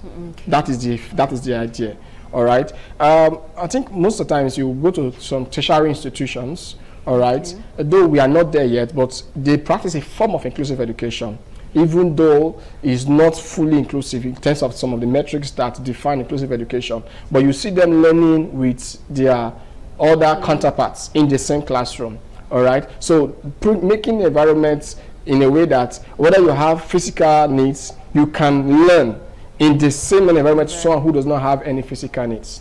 That is the idea when we talk about inclusive education. So it is about removing the barriers that stops person with special needs or disability from learning in a regular environment. You remove those barriers. So when you take away those barriers, then you have inclusive education. Okay, that's powerful. And you made mention of some of the barriers. But before we go into how these barriers can be limited, can you throw a little light into what some of these barriers are that kids or students with special needs encounter in maybe going to school and their education generally? Okay, the first I want to mention, which I said earlier, is the case of physical barrier. Yes, Physical barrier is very important, though it may sound, but it's very important. Physical barrier. For example, someone who is on a wheelchair wants to access a classroom, and the classroom is upstairs, and there is no elevator. That already is a limitation, is a challenge. Are you going to keep carrying that child every day on the wheelchair through the staircase? All right. So inclusive education says that that barrier, first of all, must be dealt with. That physical barrier should be dealt with, so that the child can have easy access to the classroom without needing extra aid, you know, that makes them feel less of themselves. You know, when you're carrying someone, it demoralizes them. Yes. So that, first of all, needs to be dealt with. Then secondly, we will talk about barrier. We're talking about also the case of learning barrier. For example, the teacher must understand that, oh, if I have a child with special needs in my class, I can't teach every of them in the same pace. So that's where special education training comes in, where the teacher is trained on how to carry each of the children, irrespective of their learning needs or gaps, carry them along to ensure that that gap is bridged. All right, even down to the curriculum adjustments, down to I think there was a particular case where a child, for example, who is autistic, can demand, or his condition demands necessary what we call sensory breaks, because you can't teach a child, for example, for 5 hours straight and expect an autistic child who is also in that same class to also learn for 5 hours straight. You see, so a teacher who understands that, it's time for this child to have sensory break where his mind can be relaxed to be able to continue learning. So that is very important. So these are some of the barriers we're talking about. Then, of course, issues of policy implementation is also an issue. And, of course, one of the important barriers also is funding, because you can't have inclusive education without proper funding, because you need to upgrade a lot of infrastructure, curriculum review, training, capacity building. So a lot of things are involved. But, like I said, if we are able to remove these barriers, of course, we will have inclusive education.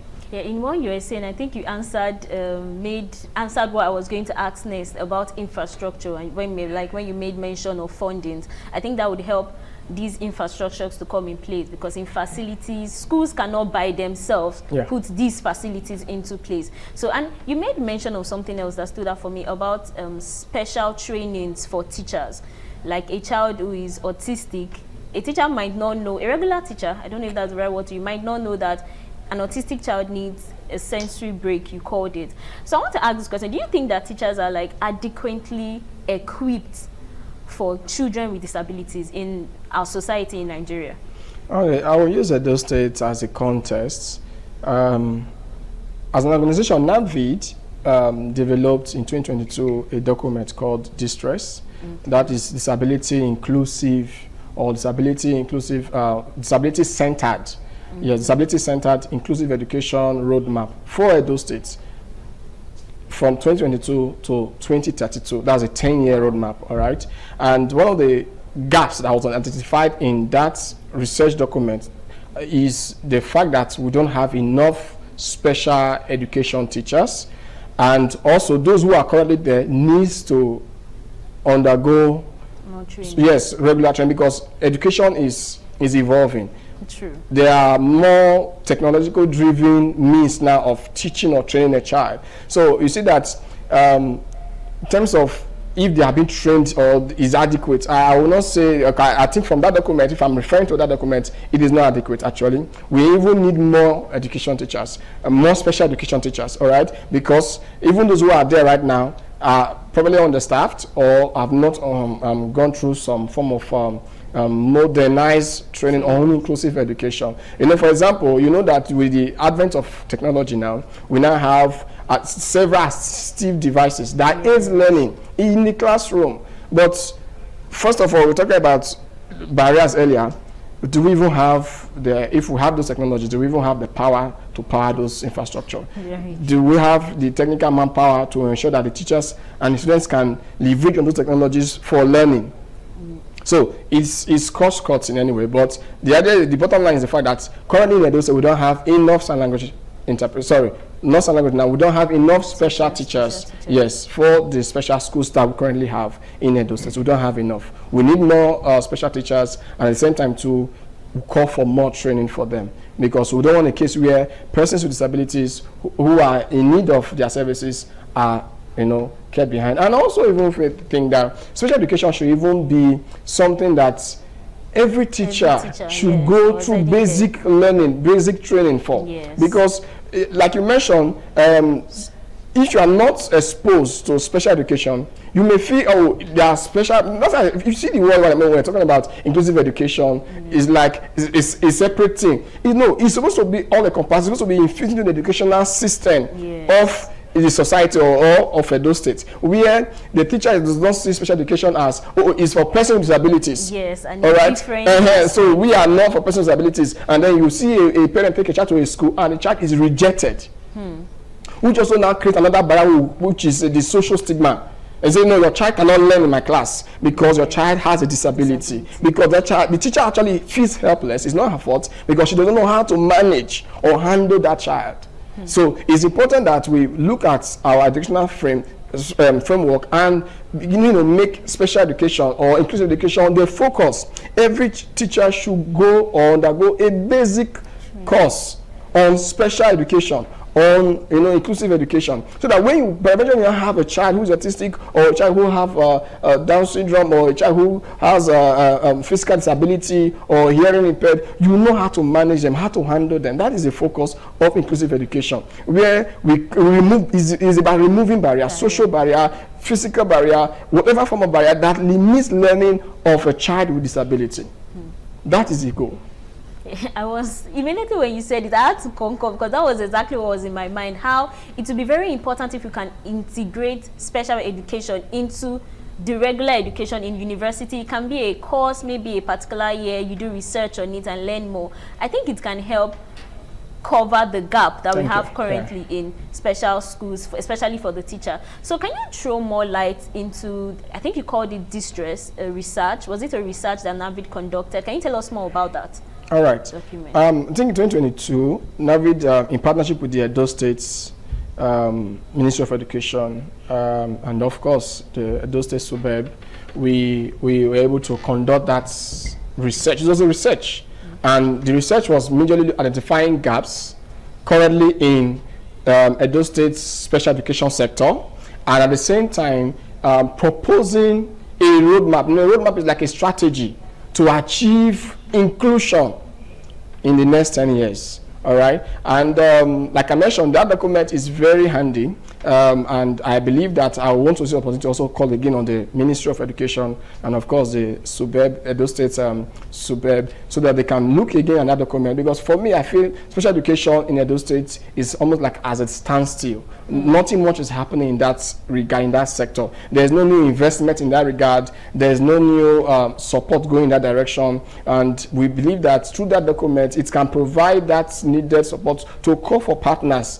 how they can advance special and inclusive education in Edo State. So what we are looking at is the fact that that document in itself is a working document. It is still operational, at least from 2022, like I mentioned, till 2032. All right. So, and if you look at that document, it went as far as speaking to physical infrastructure. It went as far as speaking to capacity building for teachers, even down to curriculum review, talking about funding and all of that. I know some time back there used to be disability special education desk at the Ministry of Education. I don't know if that is still existing right now. I'm not sure there's even a department for it. All right, but it is like I'm using this opportunity as an avenue to call for the Edo State government, especially through the state's Universal Education Board, SUBEB, so that they can begin to look at special education as a critical component of learning. Also, we also look at in that document that we also identified that one of the gaps we also saw is that most of the special schools that are in existence right now are concentrated in the urban centers. All right, so those who are coming from some interiors of part of the state cannot access special education. We're not talking about inclusive education now, but you see that we have more schools compared to special schools. So if we now say the goal is to achieve inclusive education, it means the focus will now be transforming those regular schools to be more accommodating for special needs children, so that we will not be looking at building more special schools. We'll be thinking of upgrading the current existing schools to fit in, to accommodate special needs children. You see the logic. So I find that that's what the document was actually proposing in the long-term period of the 10 years. So that's what the document is about. It's about calling on stakeholders, especially the Edo State government, through the Ministry of Education and of course the State's Universal Basic Education Board, to look at special education as a critical sector. Like you mentioned earlier in your introductory speech, you said that special education is a leveler. Yes. Education itself is a leveler for persons with disabilities, because on a normal day, persons with disabilities go through challenges, learning, mobility, you know, even not economic, a lot of things. But if you want to empower them, is according to if I'm quoting Melody Omosana, that's the director of NAVID, he will always use a word that for persons with disabilities, education is a leveler, and at the same time, to education for persons with disabilities is giving them the empowerment, the capacity to contribute to the proverbial national cake than just be spectators or giving them handouts. So we are now going to be moving from not just say, we're just going to be handing out what we feel is good for them, but giving that opportunity to try, that to grow, to contribute, because they've been exposed to learning. So, but they are visually impaired. How can they see? They have assistive devices that enables them to learn. How can they move to and fro? Don't worry about that. Just provide the environment. You understand? Yes. Provide they are not helpless. Persons with disabilities are not helpless. They have capacity. They have capacities in them.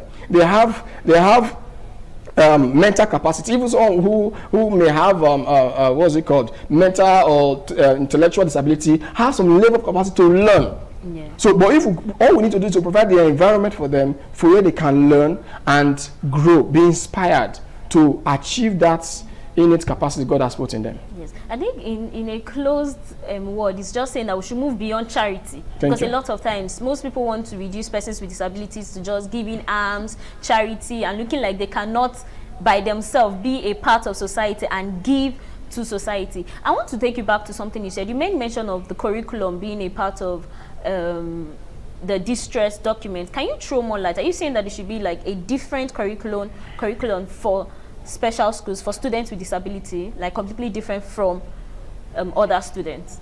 Okay, I will not say that. If we are saying that, it means we are taking ourselves back again to special education and separating ourselves from inclusive education, which is the focus. Yes. All right.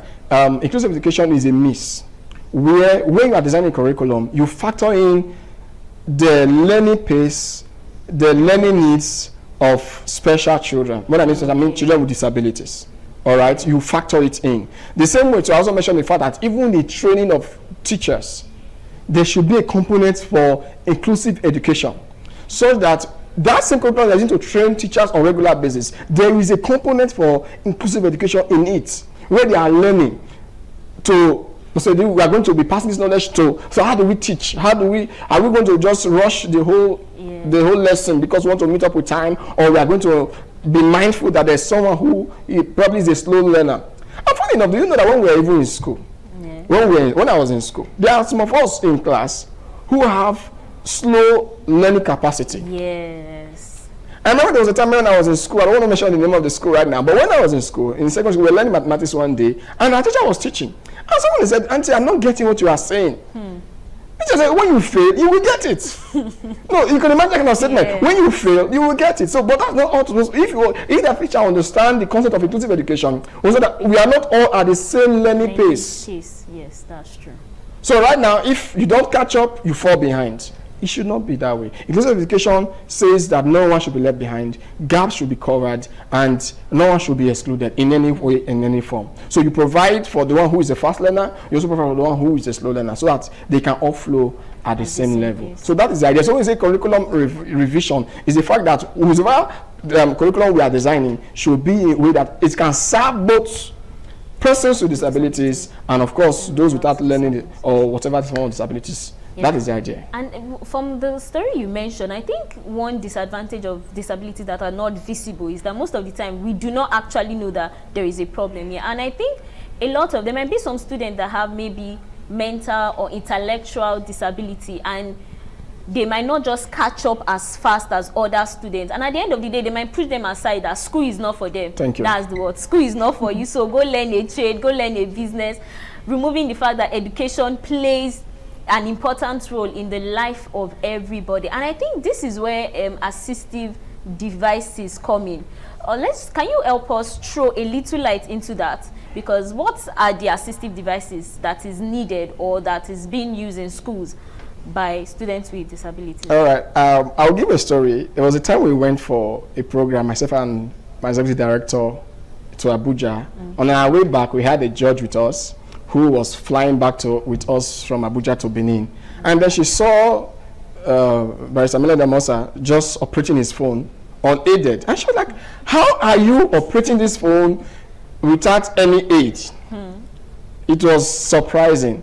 And then he told her, of course I can operate my phone with the aid of technology. There's a voice app called Siri that was in that phone that was describing everything he was doing on the phone.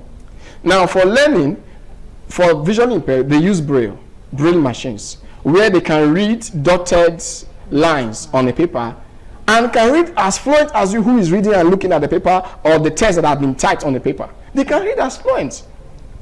So if you want to give them a chance at learning, it means that braille is a very vital component for visually impaired learners. Then talking about those who are hearing impaired, why do we have a sign language interpreter right now in the studio? It's because at the time we saw that this program was not benefiting those with hearing impairment, because we are communicating, yes, but they are not following. They are not understanding what we are saying because they can't hear us. So with the sign language interpreter, she can communicate what we are saying right now to them. So it means in a school where you have inclusive education, one of the major components they will have is sign language interpreters right there in the school. So that when someone with hearing impairment comes to your school, you will not drive them and say, we can't admit you, because how are you going to be hearing what we are saying?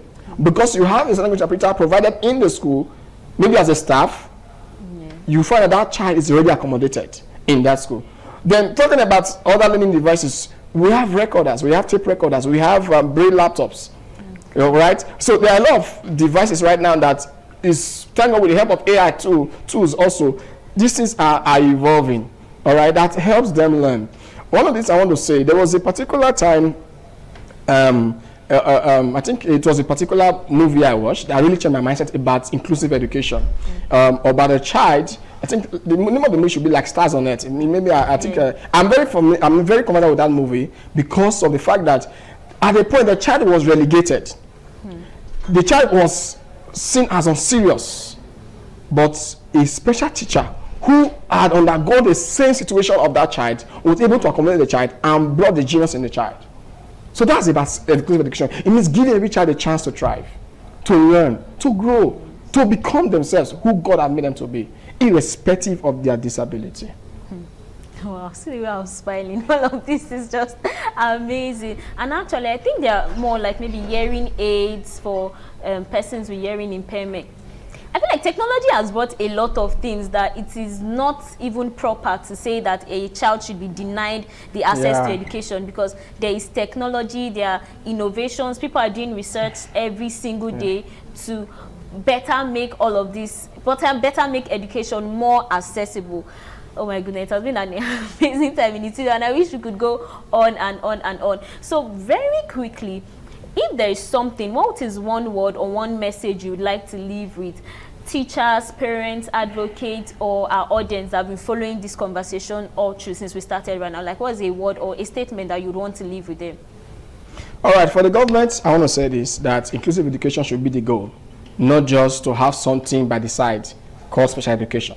Inclusive education should be the goal, is what is practiced everywhere in the world. Then secondly, to our teachers, please be more accommodative. Every child does not have the same learning speed, the same learning capacity. Be patient with the one who is a fast learner, at the same time, the same way you also accommodate those who are slow learners. Then also to our parents, please, your child with disabilities is not incapacitated. All it needs is the right environment that will make him stay motivated to keep learning, to keep thriving, to not feel useless about himself. That's what I want to say. Thank you. Thank you very much, Mr.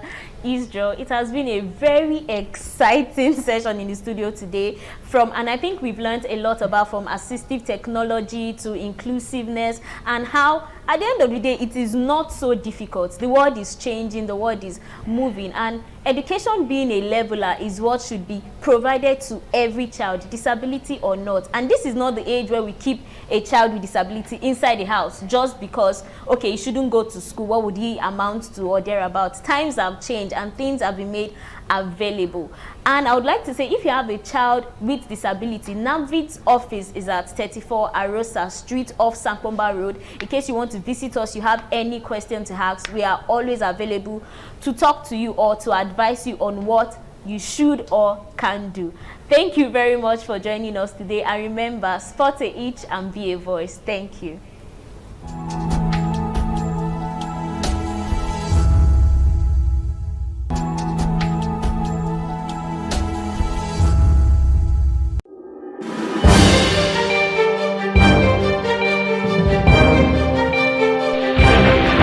This is ITV. Certainly the best.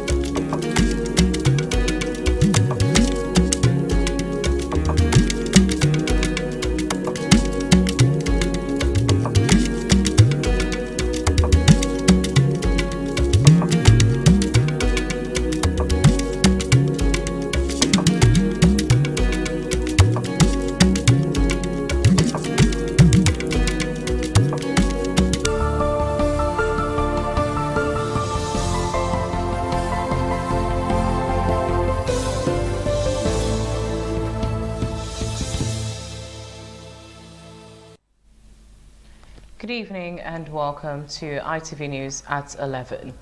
I am Chukufumnanya Digwe.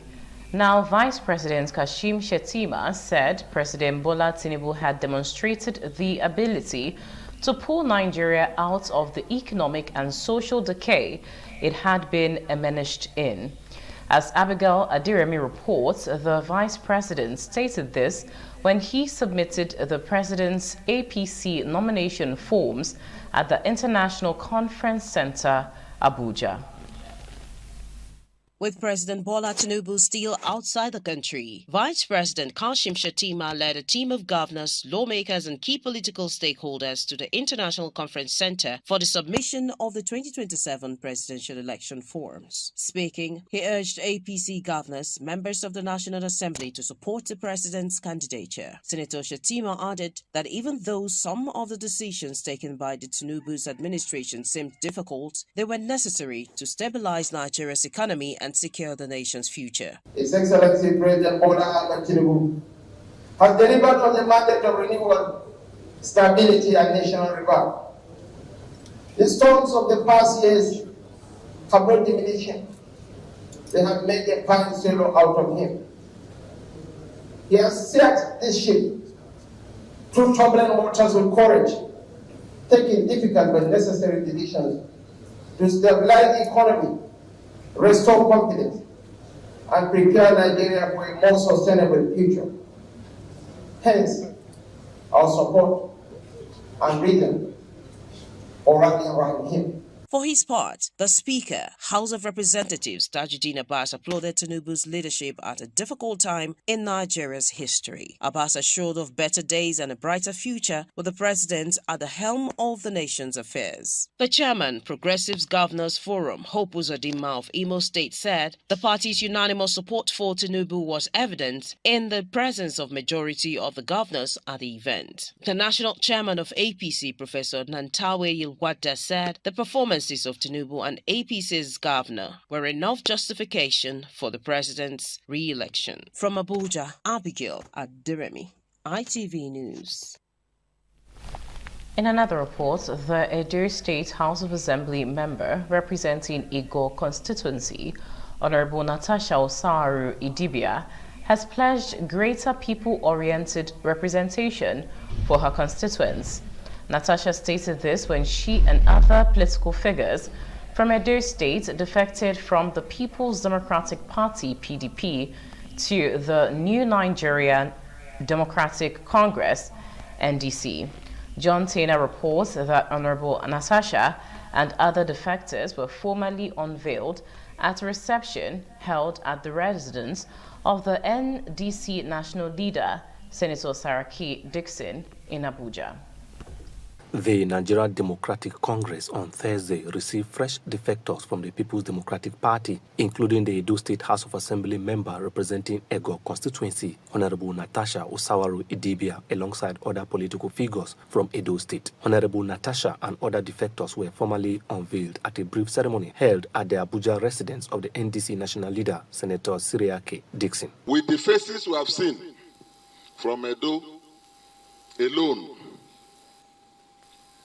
there's no doubt that the APC in that state is collapsing. Speaking at the reception, Natasha said the movement was gaining national acceptance and could reshape Nigeria's political landscape, which informed her decision to defect. If you don't want change, that's when you sleep. But when you want drastic changes because of where we are in life right now, you would always put your ears to the ground. And that is why I put my ears to the ground on how to come back, to keep fixing Edo, before I would try and fix Nigeria, before we try to fix the nation. And the NDC party came. It's a party that carries everybody. It's a party that my values, I don't have to drop them. It's a party where what I believe in, I could still do it. It's a party where it's true, honest, and clear. Husband to Natasha, popular singer Tubaba, alongside family members, backed her decision, describing the movement as a game changer capable of delivering greater representation for her constituents. Today, myself and Natasha are hitting the national limelight for staying steadfast. For me, it is a very right move, and I'm looking forward to the people of our constituency to enjoy her foresight. My daughter has always been a go-getter, and she took her time to choose the right party. And I support her cause, and I believe that this is the winning party. The high point of the reception was the presentation of the NDC membership card to Honorable Natasha Osawaru Idibia. From Abuja, John Taylor, ITV News. In more news, former President Dr. Goodluck Jonathan on Friday formally opposed a lawsuit seeking to prevent him from contesting the 2027 presidential election. Dr. Jonathan's counsel, Chris Uche, a senior advocate of Nigeria, informed Justice Peter Lifu of the Federal High Court in Abuja that the former president had already filed the necessary legal processes challenging the suit. According to Uche, the defense submitted a conditional appearance, preliminary objection, counter affidavits, and written address on May 5, urging the court to strike out the case. He explained that Dr. Jonathan's legal team acted swiftly after learning about the matter through media reports.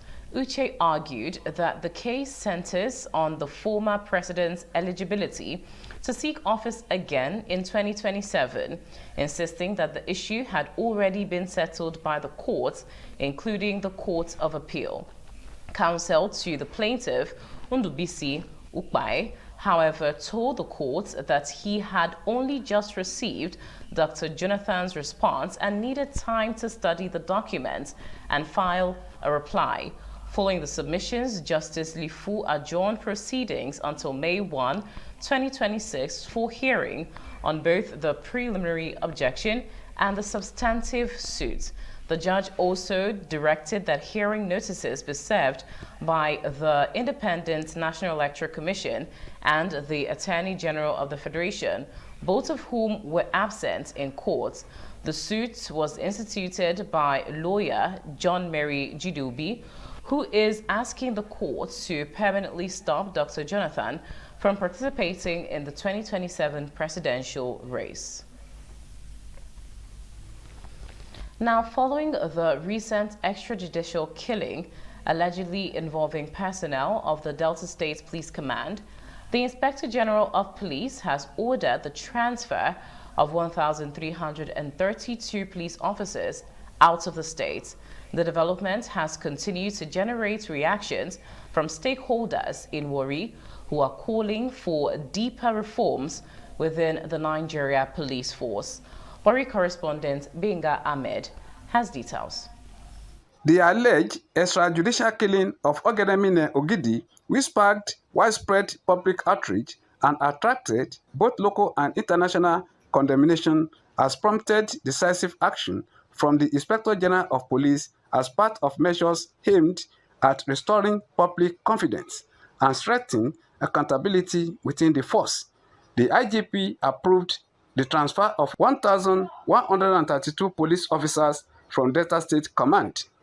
Reacting to the development, stakeholders in Warri, including legal practitioner Barrister Kunle Edun San, activist Comrade Kevin Ijimudu, and human rights activist Pastor Edewo Egedembe, described the transfer as a step in the right direction, but insisted that it is not enough to address the systemic challenges within the police force. They call on the Police Service Commission and relevant authorities to embark on comprehensive police reforms, including improved welfare, retraining, and professionalism for officers across the country.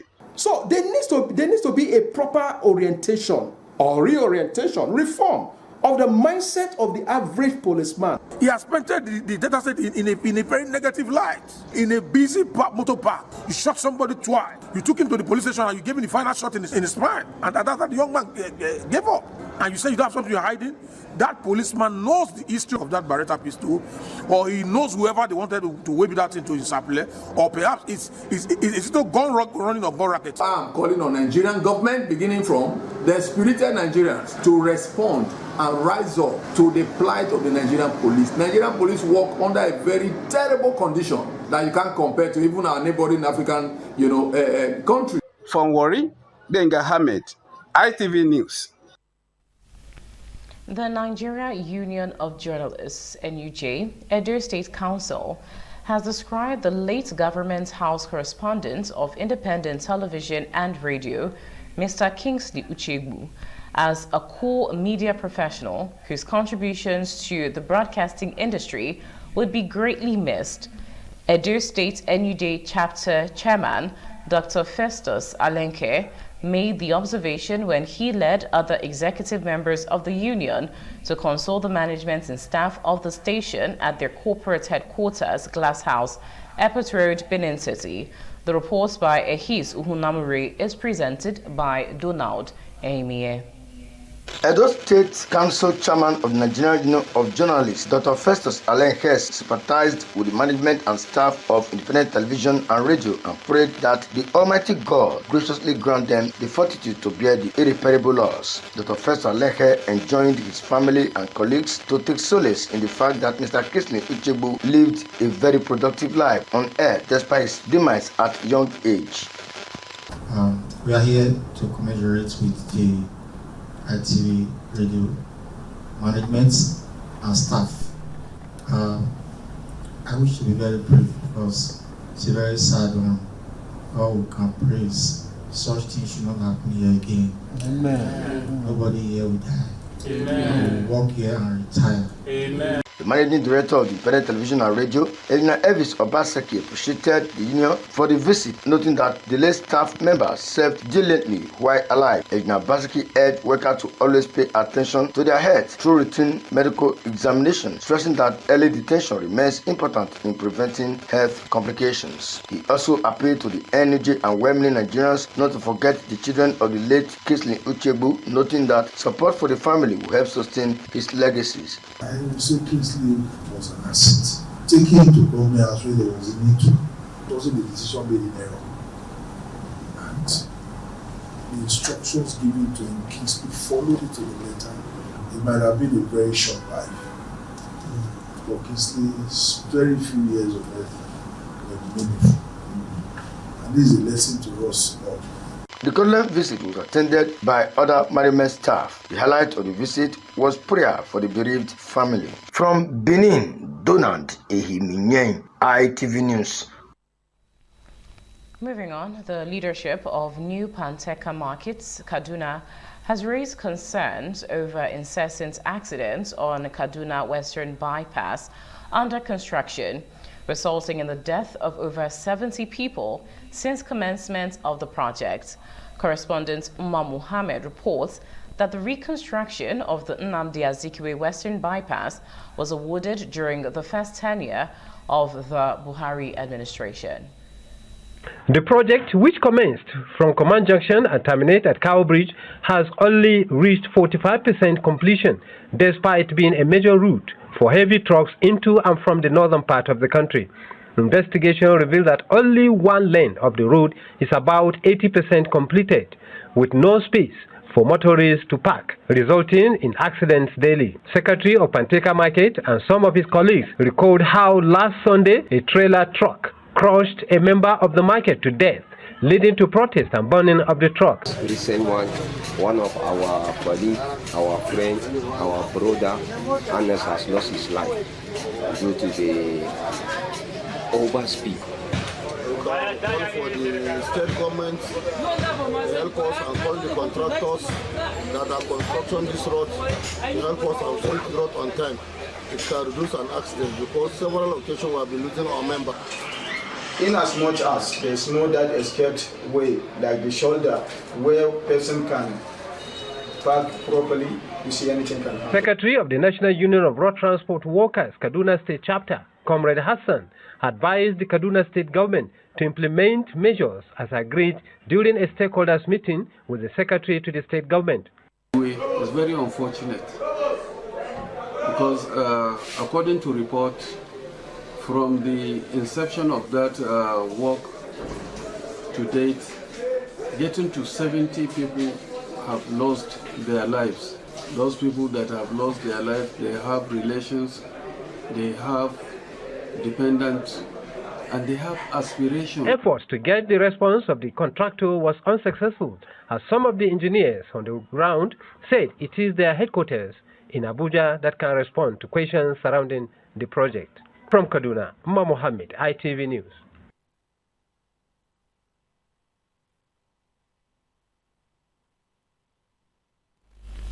In more news, the Sokoto state government has confirmed the death of 33 children following a fresh outbreak of cerebrospinal meningitis in parts of the state, as health authorities battle a growing number of infections.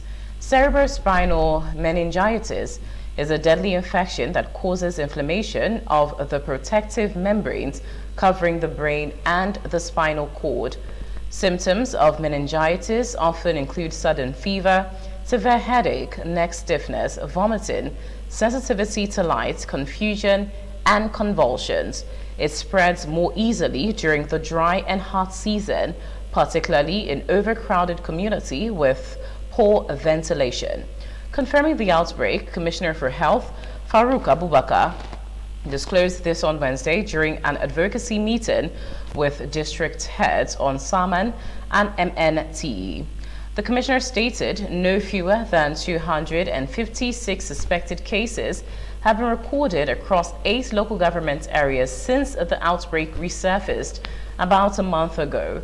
Abubakar said most of the deaths recorded and occurred in communities before victims could be taken to health facilities, blaming delayed treatment on widespread misconceptions that the illness is spiritual rather than a serious medical emergency.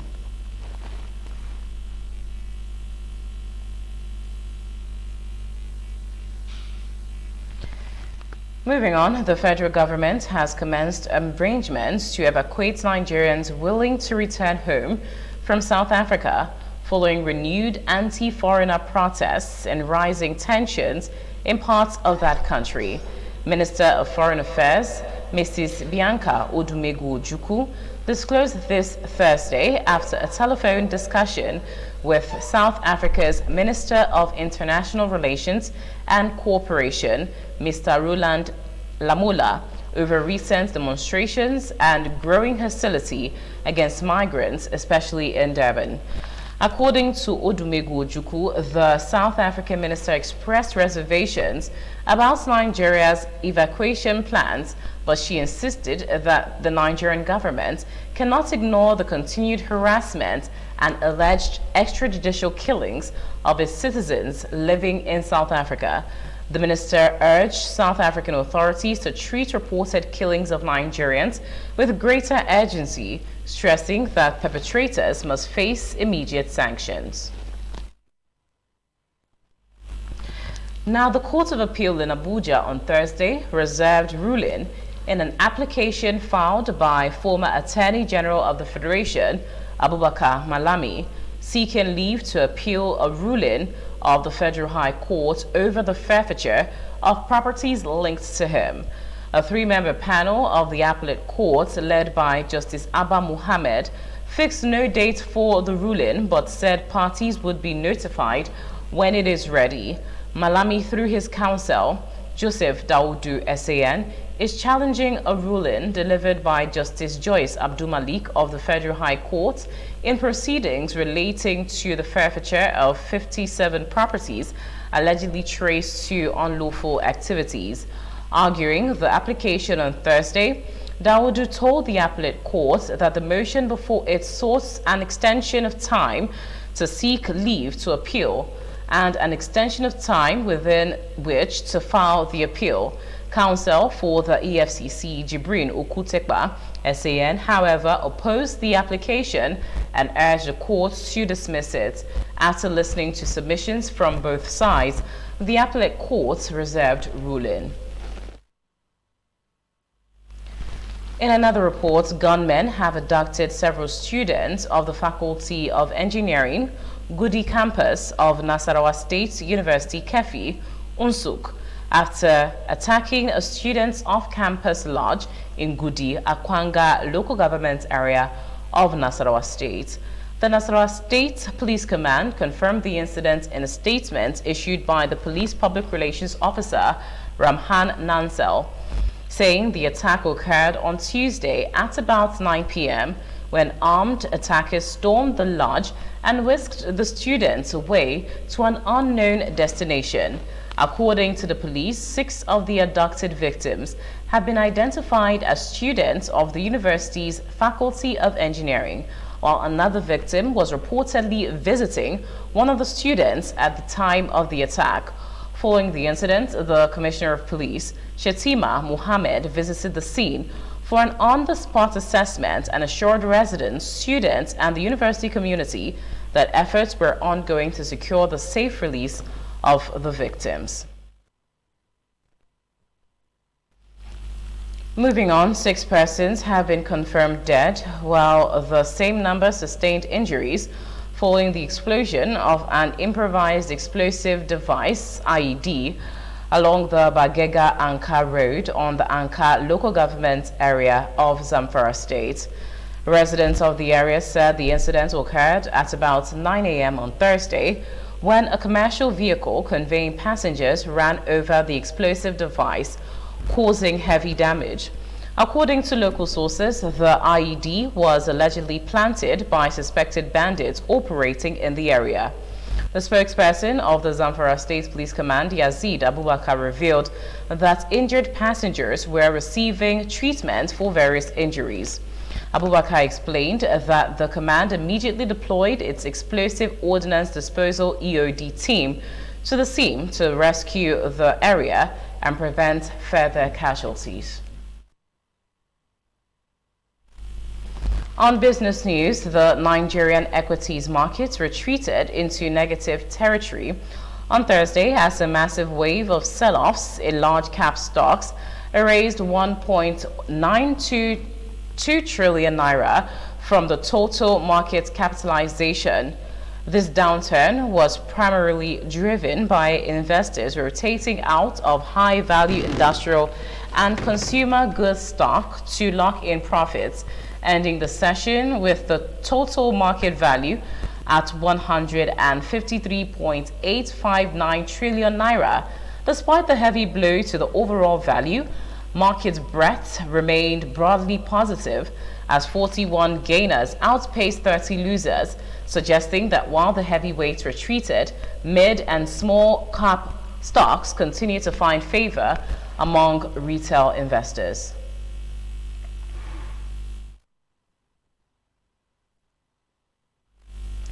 And on entertainment, popular Nigerian singer Burna Boy will join Colombian pop icon Shakira to perform official song of the 2026 FIFA World Cup titled Die Die. It will be the second consecutive time a Nigerian artist will feature in a World Cup song. The song will be officially released on Thursday, May 14.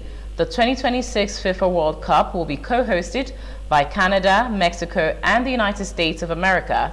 The competition will run from June 11 to July 19.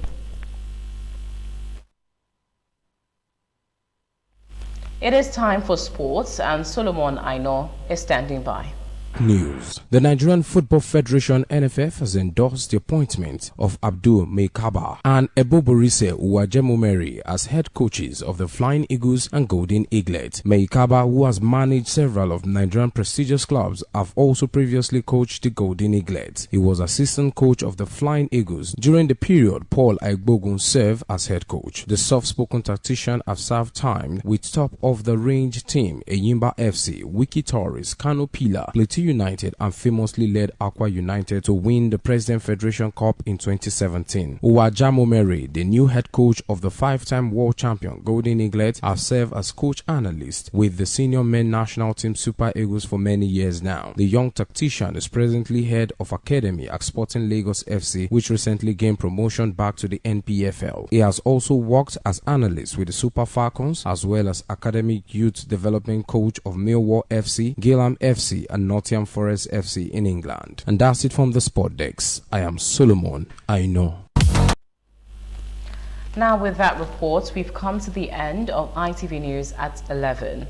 I am Chukufumna Digwe. Many thanks for staying tuned in. Good night.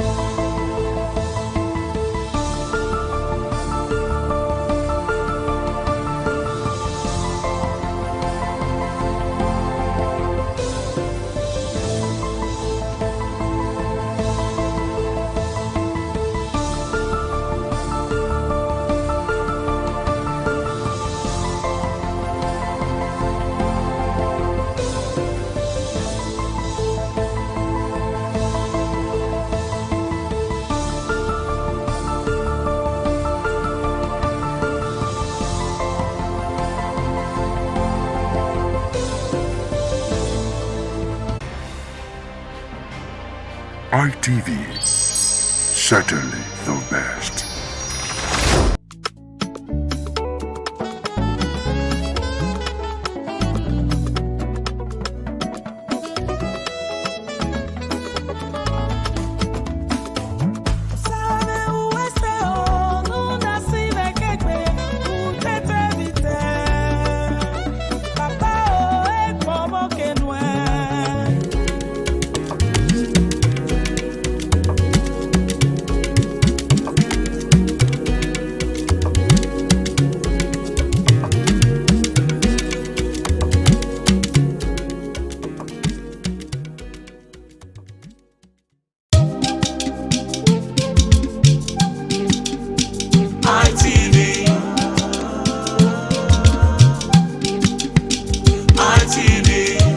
ITV, certainly the best.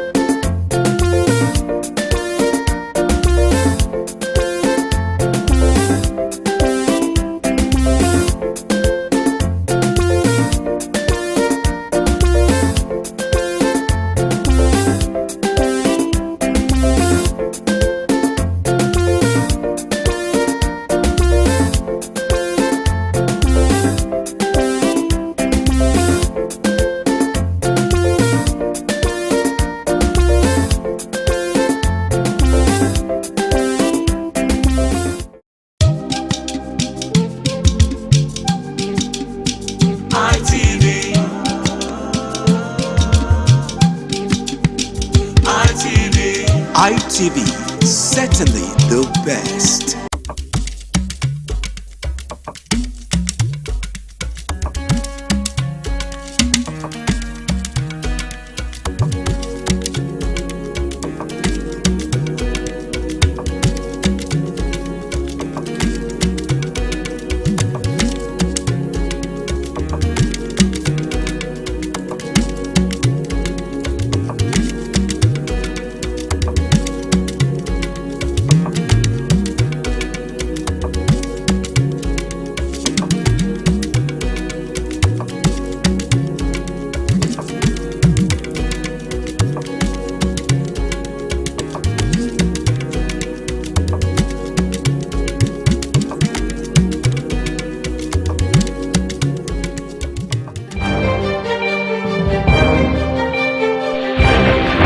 This is ITV.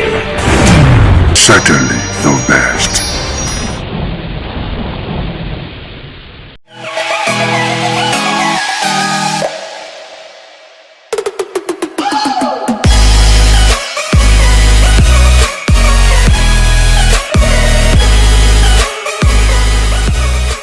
Alright, beautiful people, it's another lovely episode of your favorite Men's Rendezvous on television, and it is none other than the Guys Hangout Show on independent television, broadcasting live from the city of Bronze. Yep, it is the city where the king is truly king. Now, for the first timers out there, the Guys Hangout Show is one show that encourages young people to prioritize their lives, put themselves first. You know, we live in a society where little or no attention is given to the needs of men. Why is that? Only God knows. But hey, if you don't put yourself first, who's going to put you first? So that's basically what this show exists for, okay? So we encourage young men, basically, you know, to prioritize themselves and prioritize their needs. It's only when they put themselves first and invest in themselves that they can have to give to others. Just like the adage says, you can't give what you don't have. My name is Harry Aigboje, and of course, it's my pleasure to have you join us on this beautiful episode of the show. Now, like you already know, I'm never alone. I've got some amazing gentlemen in the house with me, and together we're going to be taking a look at a very interesting topic that we have to discuss tonight. Now, to my far left is a very amazing person. He is a social analyst, and of course, he's also an educationist. He goes by the name of Ramsey Uwaila Abu. Good to have you, Ramsey. Thank you very much, Mr. Harry. And as usual, it is always a pleasure to be on the show. Indeed. And as good advocates of good things in society, or as satirists, the Guys Hangout Show has been a platform for us to correct some of the ills in society and as well expose its vices in order for it not to be repeated by the younger generations. Absolutely. I mean, who's in a better position to, bring some of these issues to the fore than the natural leaders of society? Yeah. There are lots of responsibilities on men's shoulders.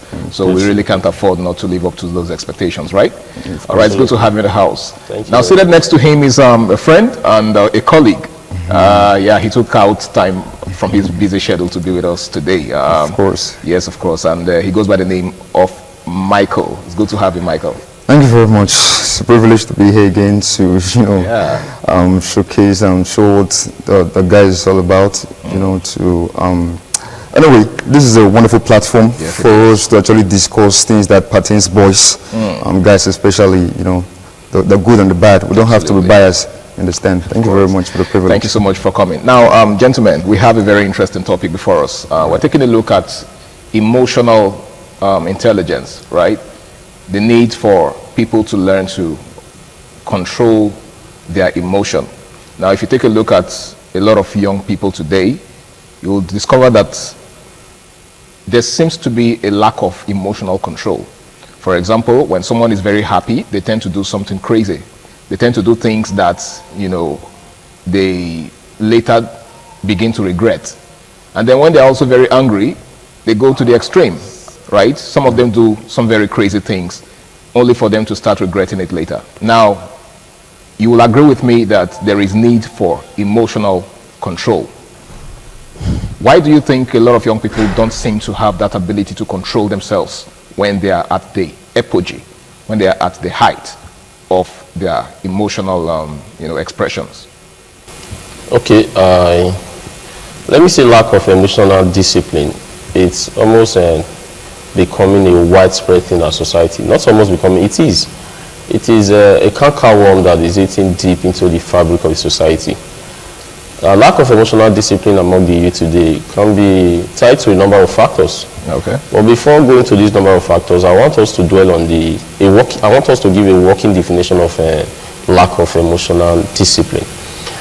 To be able to discipline yourself first is one of the greatest things you could ever do in life. It's very easy for you to tell the next person you are not doing this, you are supposed to do this. But how about yourself? How about you?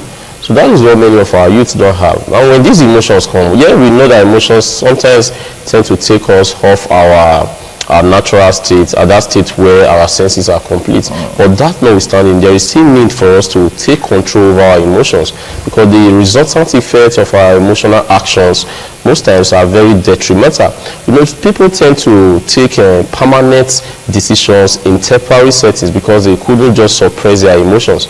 And as youth, we all know that the youthful age comes with its own youthful exuberance. There are that curiosity, that need for exploration and all that tend to make our emotions flare up, and some of us even we are not being controlled by our temporary emotions instead of sitting down to say what will be the resultant effect of this particular thing. But what are some of the factors that are responsible for this lack of emotional discipline? One, peer pressure. My friends do it, I will also want to do it. It is almost becoming a new normal now that if you are, let me use your language, if you are the type that is rugged in quotes, so they seem to see you as a macho man, that man that is taking control over, that tough guy. So instead they want to also do so that people will call them tough guy. No one is thinking about the consequences. And these consequences most time are very, very detrimental, either in the long run or in the short time. So I think youth need to sit down and take total control of their emotions. If they are able to take total control of their emotions, it will save them a whole lot. Religiously, in terms of a relationship and all that. We'll get to that in the course of this discussion. Absolutely, we will definitely get to that. Now, Michael, there is a story in the Bible of a king, I think Herod, who asked his wife's daughter to entertain him and his guests. Now, the lady performed so well that he was super impressed. He was impressed to the point where he, gave her a blank check, asked her to, name her price or ask for anything. And then we all know how that story went. The lady asked for the head of John the Baptist, and the rest they say is history. Now, that was at the height of the man's excitement. right? And that's a case in point, as far as this discourse is concerned.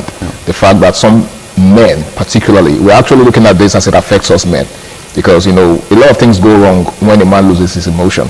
We're not trying to give exceptions for other people or other classes of society, women and children, but men are supposed to be in charge, of course, right? They're supposed to be at the helm of affairs. And then imagine what happens when someone who's supposed to be at the helm of affairs loses control, like in the case of Herod. And we all, like I said, we all know how that story went. Of course. Why do you think some men lose it in the height of excitement? All right. Sometimes we let our emotions get the better part of us. And we need to do things that we're not supposed to do. Okay.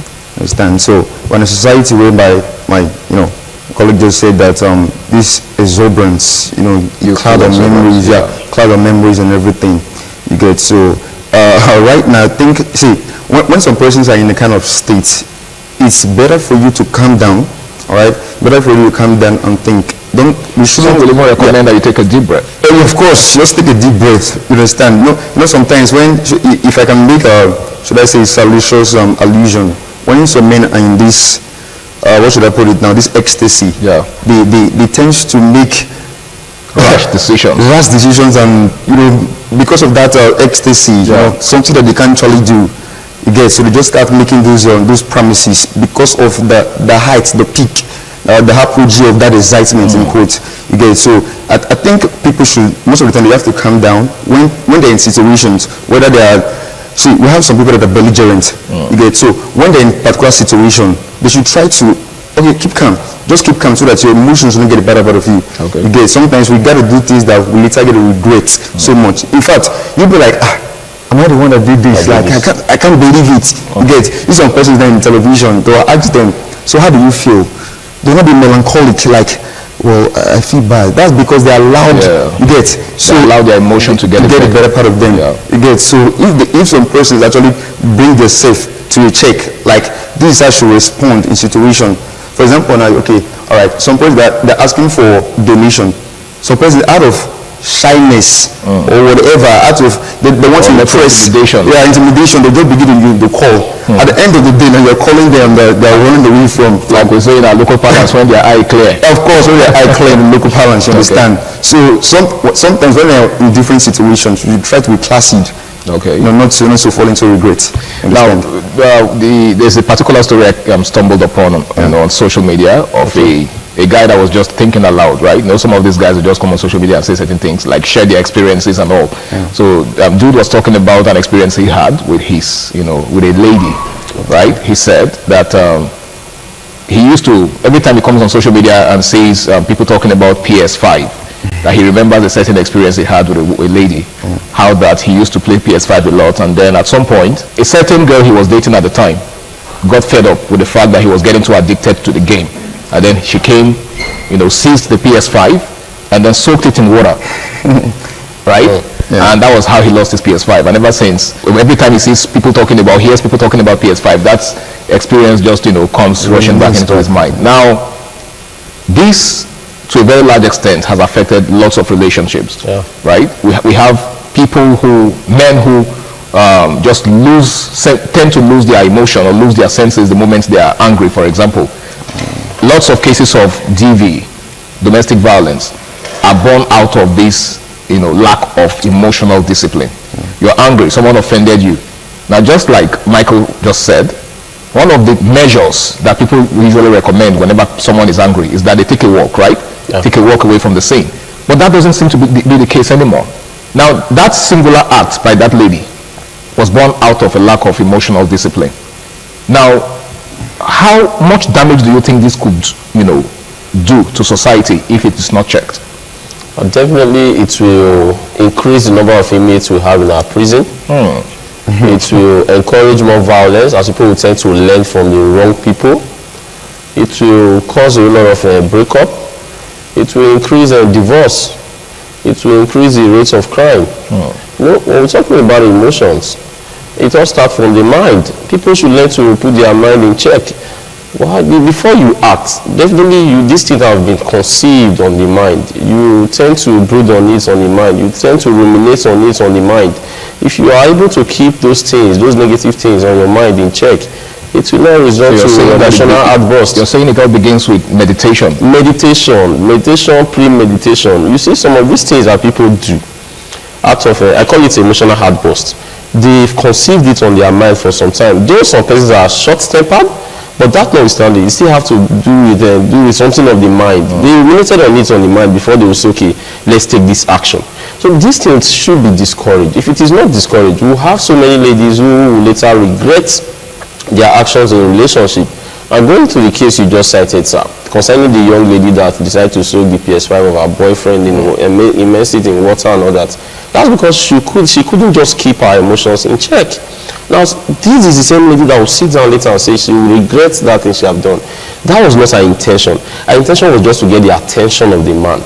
But now that she have done it, the man is scared. If a lady could do this, next time she might decide to go for the TV or the refrigerator or any other appliances they have in the house. So the guy seems to be living with the trauma now. The guy seems to be living with the trauma, and the lady also live with the trauma. She's traumatized.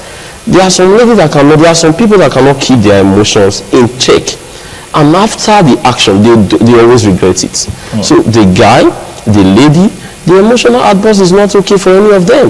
So what we need to tell our youth out there is they should learn to always take responsibility for their action, and they should learn to always keep their emotions in check. They should learn to always guide their hearts. Many things comes into the heart. It depends on how you ruminate on it before you give it out. The heart is like the processing unit. If you process it well and decide to say, okay, let this thing go, or I will report this to the authority, you do this yourself before doing that thing. Not you try to just get everything at this before you want to attack. No, at the end, those that are right will become wrong. So I think people should learn to discuss some of the things they intend to do with themselves before bringing it out. Okay, now, Michael, while he was talking, he made reference to the need for accountability, and that's a should I call it a currency that seems to be lacking in recent time, in modern day, because a lot of persons would rather push the blame to someone else, the blame for their actions to someone else, and the blame game continues. It seems like a cycle. It's a never-ending phenomenon. Someone does something wrong, and instead of owning up and saying, oh yeah, I did this and this is why I did it and I'm sorry, they keep looking for somebody else to push the blame to, and then the person you're pushing the blame to also wants to push it to somebody else. Where does this lead us? All right, there is this cliche which Nigerians always use, is the devil's work. Okay. All right, it's not the devil's work, it's inbuilt, it's in you. You need to be cultured, you need to be disciplined. Sometimes you don't have to let it out. There are sometimes you just need to calm down. You just need to calm down, and that thing you want to, there's this thing that, should I call it the super ego, is pushing you to say it. You don't have, sometimes hold it down. You don't have to let it go, because when it goes out, it causes damage. Sometimes we need to be, not sometimes, all the time, we need to be disciplined. Like you rightfully said, see, these things they are inbuilt. If you want to, okay, let's assume we're in a particular place right now, all right, and some things are happening. I think the mind is one of the fastest system in the body. Processors. Yeah, one of the fastest processors you get. So you need to process some of the things you want to see. Is it going to affect this person? Is it going to affect me later? What's going to be the common pants for this thing if I let it go? So sometimes you just need to think, process everything, and if you see everything will be copacetic. You understand? So sometimes we just need to let things go. Okay. I myself now, some persons do complain about me some certain times. They'll say, why don't you get angry? Because I know what's going to happen if I get angry. I can't go to prison because of you. I can't spend the rest of my life because of you. So I have this particular method. Either I keep quiet, or I start singing, or I leave. You get? So we just need to have, those are your personal measures. Yeah. So I have this particular modus operandi. That's the way I operate it. So whether I start singing, even if you reach you, but I don't care. You get? So for peace to reign, for peace to reign, I just need to be placid. Before you know, everything will be cool. All right, guys, in case you're just joining us, it's still the Guys Hangout Show on Independent Television, and tonight we're taking a look at the need for emotional discipline. Now, emotional discipline seems to be lacking in our day because a lot of persons just allow themselves go when they are at the height of their emotional expression. There's absolutely nothing wrong in, being yourself and expressing yourself, but, it's very important that you learn to put a check on your emotion, else you do things that you will regret, either good or bad. Now, Ramsey, let's take a look at the attendance effect of these things, right? Now, while Michael was talking, he made reference to the fact that sometimes the effects of these things are long-term. Yeah, they are. And so, for example, the things you say cannot be taken back. Words are like eggs, and when broken, you can't retrieve them. And that is why you must mind your words, you must mind your actions. You must not throw stones at every dogs that barks at you. A man that is focused will not always want to attend to distractions. Some of these things these people do, they are distractions. If you are on the moving bicycle, then there is no need to stop. Have you seen anybody that is sleeping on a bicycle? Of course not. No, if you want to get to your destination, you keep moving. Now, definitely the people will get on your nerves. People will want to say things that will distract you. But like I always told my students, you don't throw stones at every dog that barks at you. That is a way of keeping your emotions intact. Now, you see the effects of emotional outburst. Most times they outweighs the benefit of it. So if you check some of the things that you will do when you get angry, then you keep your anger in check. And let's not forget, anger is just a letter different from danger. If a man is very hungry, it will lead the man to a dangerous place that the man will not even expect. So with that, I expect everyone these days to say, I won't get angry. Instead, I will report to the authority, or I will do this later. You must sit here and start looking at the resultant effects of what this thing did. A wise man once told me, he said, we know how fight starts, but we don't know how it ends. So if you know you don't know how a fight is going to end, then don't start the fight. Start the fight, okay. So it's time for us to sit down and say, this is not the time we allow emotions to get over us. Rather, this is the time for us to keep our emotions in check. And most times you find out that you will be very happy later if you are able to keep your emotions in check. Because when you see the resultant effect of most things that will occur when you are not keeping your emotions in check, you find out that it's so detrimental. It outweighs the positive aspect of it. So I think it's always good for us to control our emotions and don't allow our emotions to control us. Like I said before, when you see people that are taking permanent decisions in temporary situations, you know that they are not able to keep their emotions in check. Now, there's a school of thought that it's better to express yourself than to allow your emotions to accumulate. Because when you allow that to happen, it will get to a certain point where, there will be an explosion. And once that explosion takes place, a lot of things go wrong. Do you share that opinion? Yeah. All right. The thing now is that I think it's a stupendous idea. See, share your opinions, but let it be packaged in a way that will not affect the next person. Okay. See, let's assume someone upsets me, and it's been bothering me, causing some of my things, everything. So I want to let the person know. There'll be a way. I have to take the person away from public or from that place, so that person will not feel embarrassed. And I'll take the person in a particular place and start first. See, you need to make the person feel calm first, compliment the person first, and then start making your own complaints. Okay. In that, using that modus operandi, it will make the person feel guilty. Like, oh, I'm so sorry. But if you come in a bellicose manner, just be in a hostile, just be shouting and everything, it deteriorates everything. So there should be a particular way, like I said, the packaging. Just call the person to a particular place. At least the person should be reasonable enough to know, okay, for you to even bring this thing to my table, I think let us solve it. You get, if the person keeps talking and make everything worse, you can tell the person, okay, I've said what I have to say, and well, to God, I've already done my part. I've done my level best, and you take off. So you don't just develop a particular pattern that will not make things worse. Okay. Rather make things, ameliorate things. Okay. You get, so it's just be the way you think. All right, Ramsey, what you just said borders on manner of approach. Do you share that thought? Yes, another angle to this particular issue is that there are some things that are better left unsaid. Okay. Maybe instead of saying it and before you know it creates rancor, states of agibagi, chaos and all that. But then, what you say and how you say it are two different things.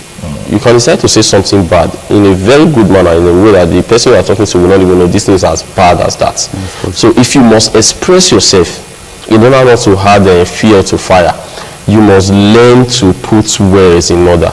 You know, when a child said, "Mommy, if you are my mother, you shouldn't have allowed Mama Nkechi to beat me like this. I never knew someone can beat me." You know, the child is using words to manipulate his mother.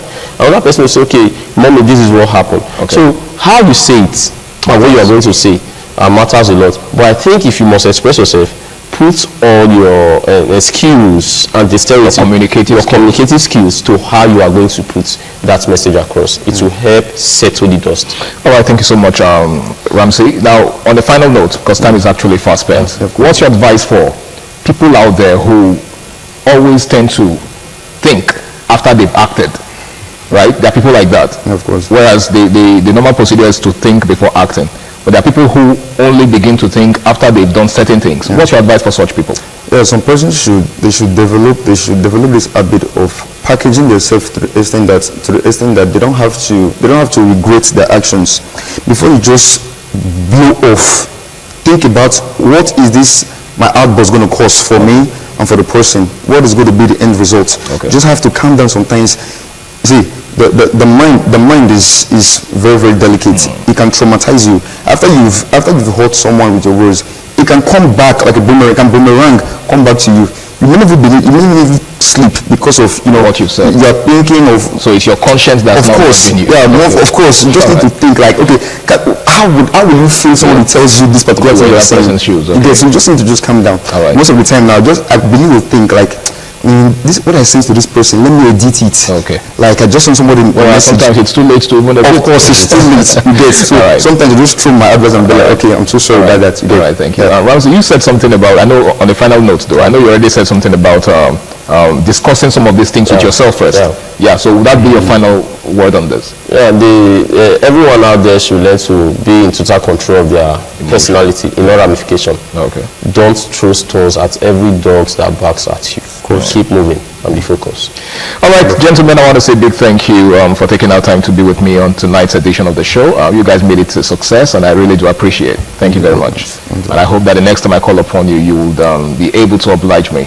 Absolutely. Thank you so much. Now, it's been the Guys Hangout Show on Independent Television, broadcasting live from the city of Bronx. And tonight we've been talking about the need for emotional discipline. Now, it's very, very important that you learn to control yourself. There is absolutely nothing wrong in expressing yourself.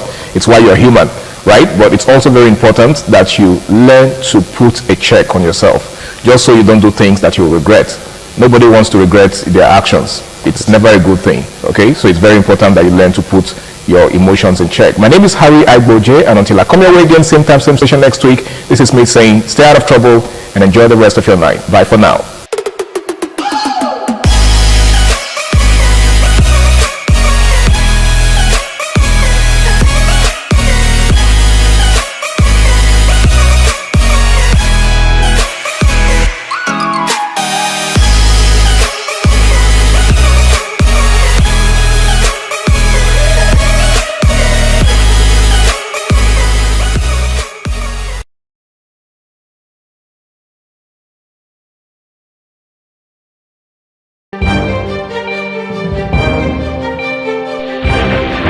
This is ITV.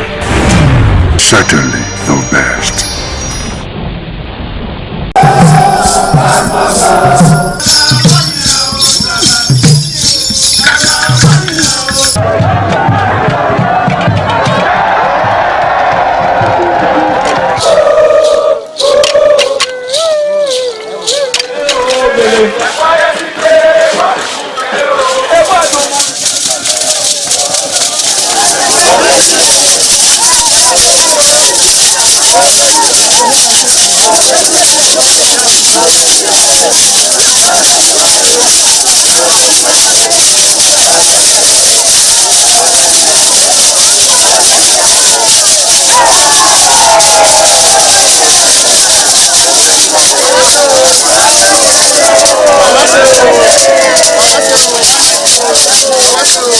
Top on the list of the initiates was the eldest son of the Esama of Benin and former governor of Edo State, Chief Lucky Nosakare Benedion. 11 of his siblings, namely Bright Ayamekwe Igbenedion, Honorable Charles Osemwike Igbenedion, Peter Osawari Igbenedion, Dr. Fred Osanwi Igbenedion, Barrister Mike Osarene Igbenedion, Efosa Douglas Igbenedion, Upuma Ernest Igbenedion, Osawe Igbenedion, Edosa Igbenedion, Dr. Daniel Omorige Igbenedion, Agbom Steve Igbenedion, as well as the Executive Director Operations, ITV and Radio, Chief Elder Ugbeide Nwonse.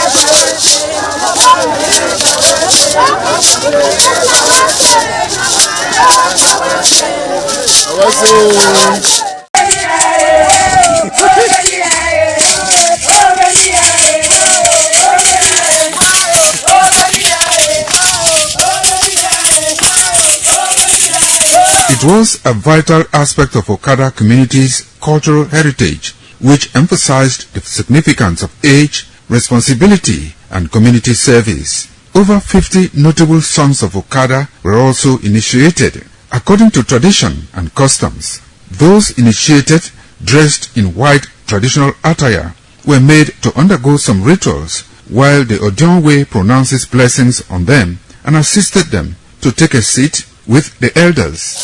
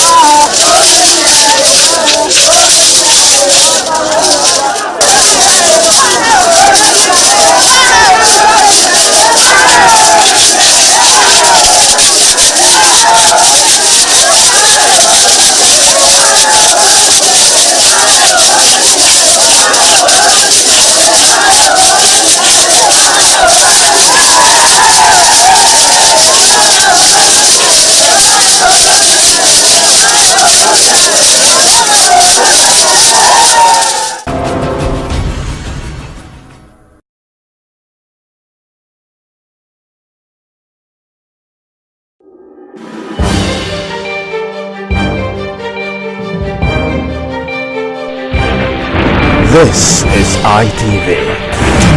Certainly the best.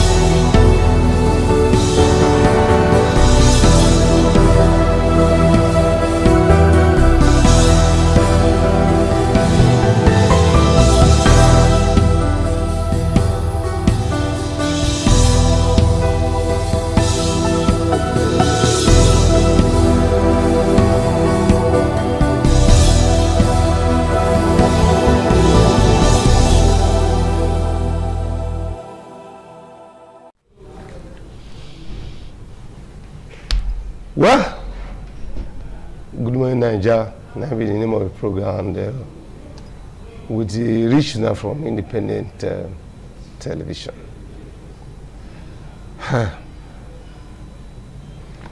On a very sorrowful mood, I want to start this program this morning. Very sad one, sad reality. Very, very sad one. Very sad one. Well, for people when they join the program for the first time, my name is Mark Mololo, and all the segments of the program, they did very intact. Kili, different things now with the year concerning the southeast, Anambra, Ebonyi, Owerri, Imo, and Abia State. So we will talk to some people from Abia State. The CPS to the governor of Abia State, Njoku, Ingujos for inside this program, make me also know what did happen for that area. That being said, I dealt with my brother and colleague, Victor here. Victor, good morning. Emma, good morning. Well, before we commence, we must just give a moment of silence to our departed colleague, comrade, Kingsley Uchegbu.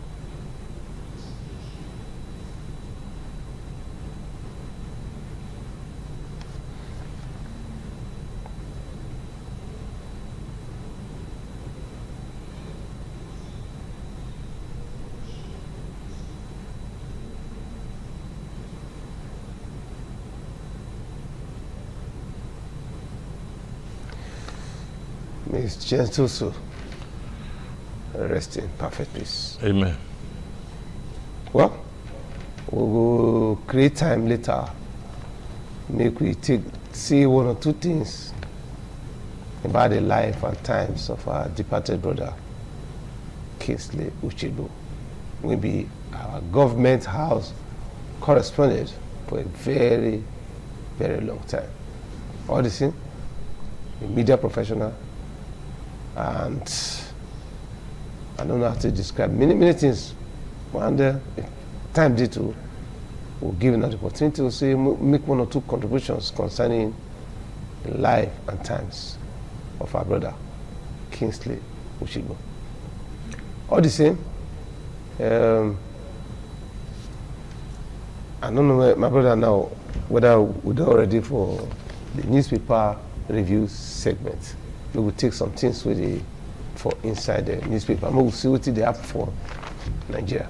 Like I talk, don't forget, so by 7:30, we'll join our brother, the Chief Press Secretary to Governor Alex Otti. We could look at the development of the Southeast and with this insecurity, stay at home, all of those things, not cost people for that area. But before then, my brother, we'll press that button so that we'll take a newspaper review segment.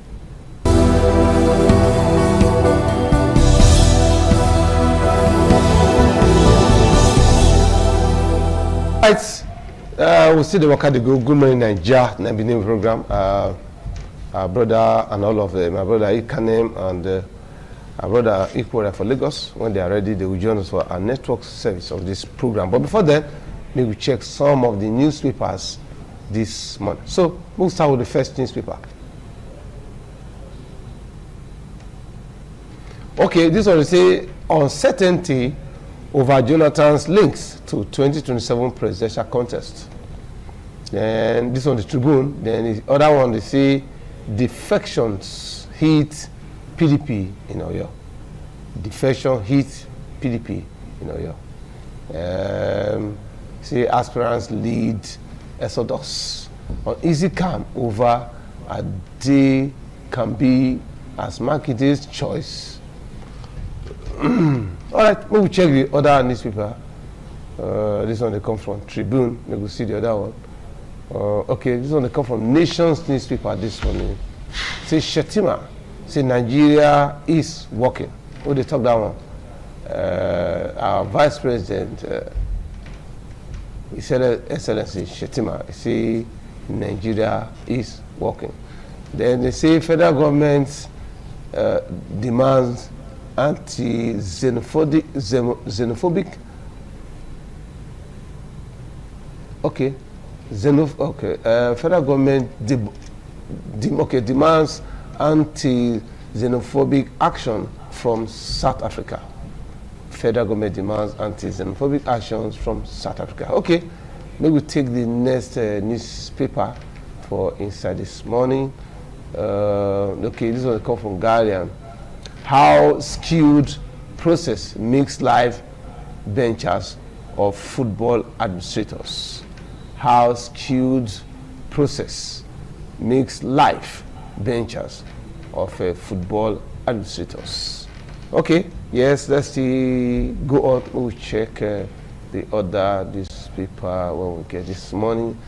I will consult widely before making a decision. What they tell you, Jonathan? They say Senate rescinds a ban on first-timer or a first-time senator seeking presiding officers. Senate resigns ban on first-time senators seeking presiding officers. Okay, yes, let's go to the next paper. Daily Independent. Okay, all right. This one is Daily Sun. See, I am consulting widely on 2027 presidential race. I am consulting widely on 2027 presidential race. Who they talk this one? Jonathan. All right, let me check the other newspaper. Okay, this one say APC governors will deliver Tinubu in 2027. Then this one say Daily Trust. And I hear go first former at the trust per first discovered 33.8 billion fraud conviction revives Mambila scandal. 33.8 billion fraud conviction revives Mambila scandal. Then this one say how Jonathan's presidential bid resurfaced.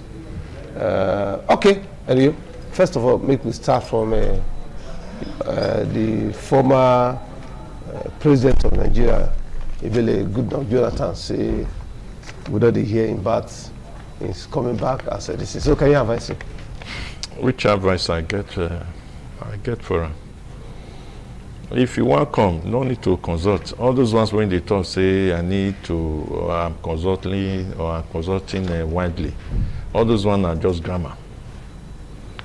So you know what in their mind.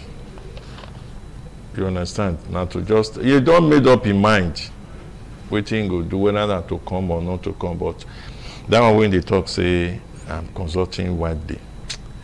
May all these grammar when they take they deceive Nigerians.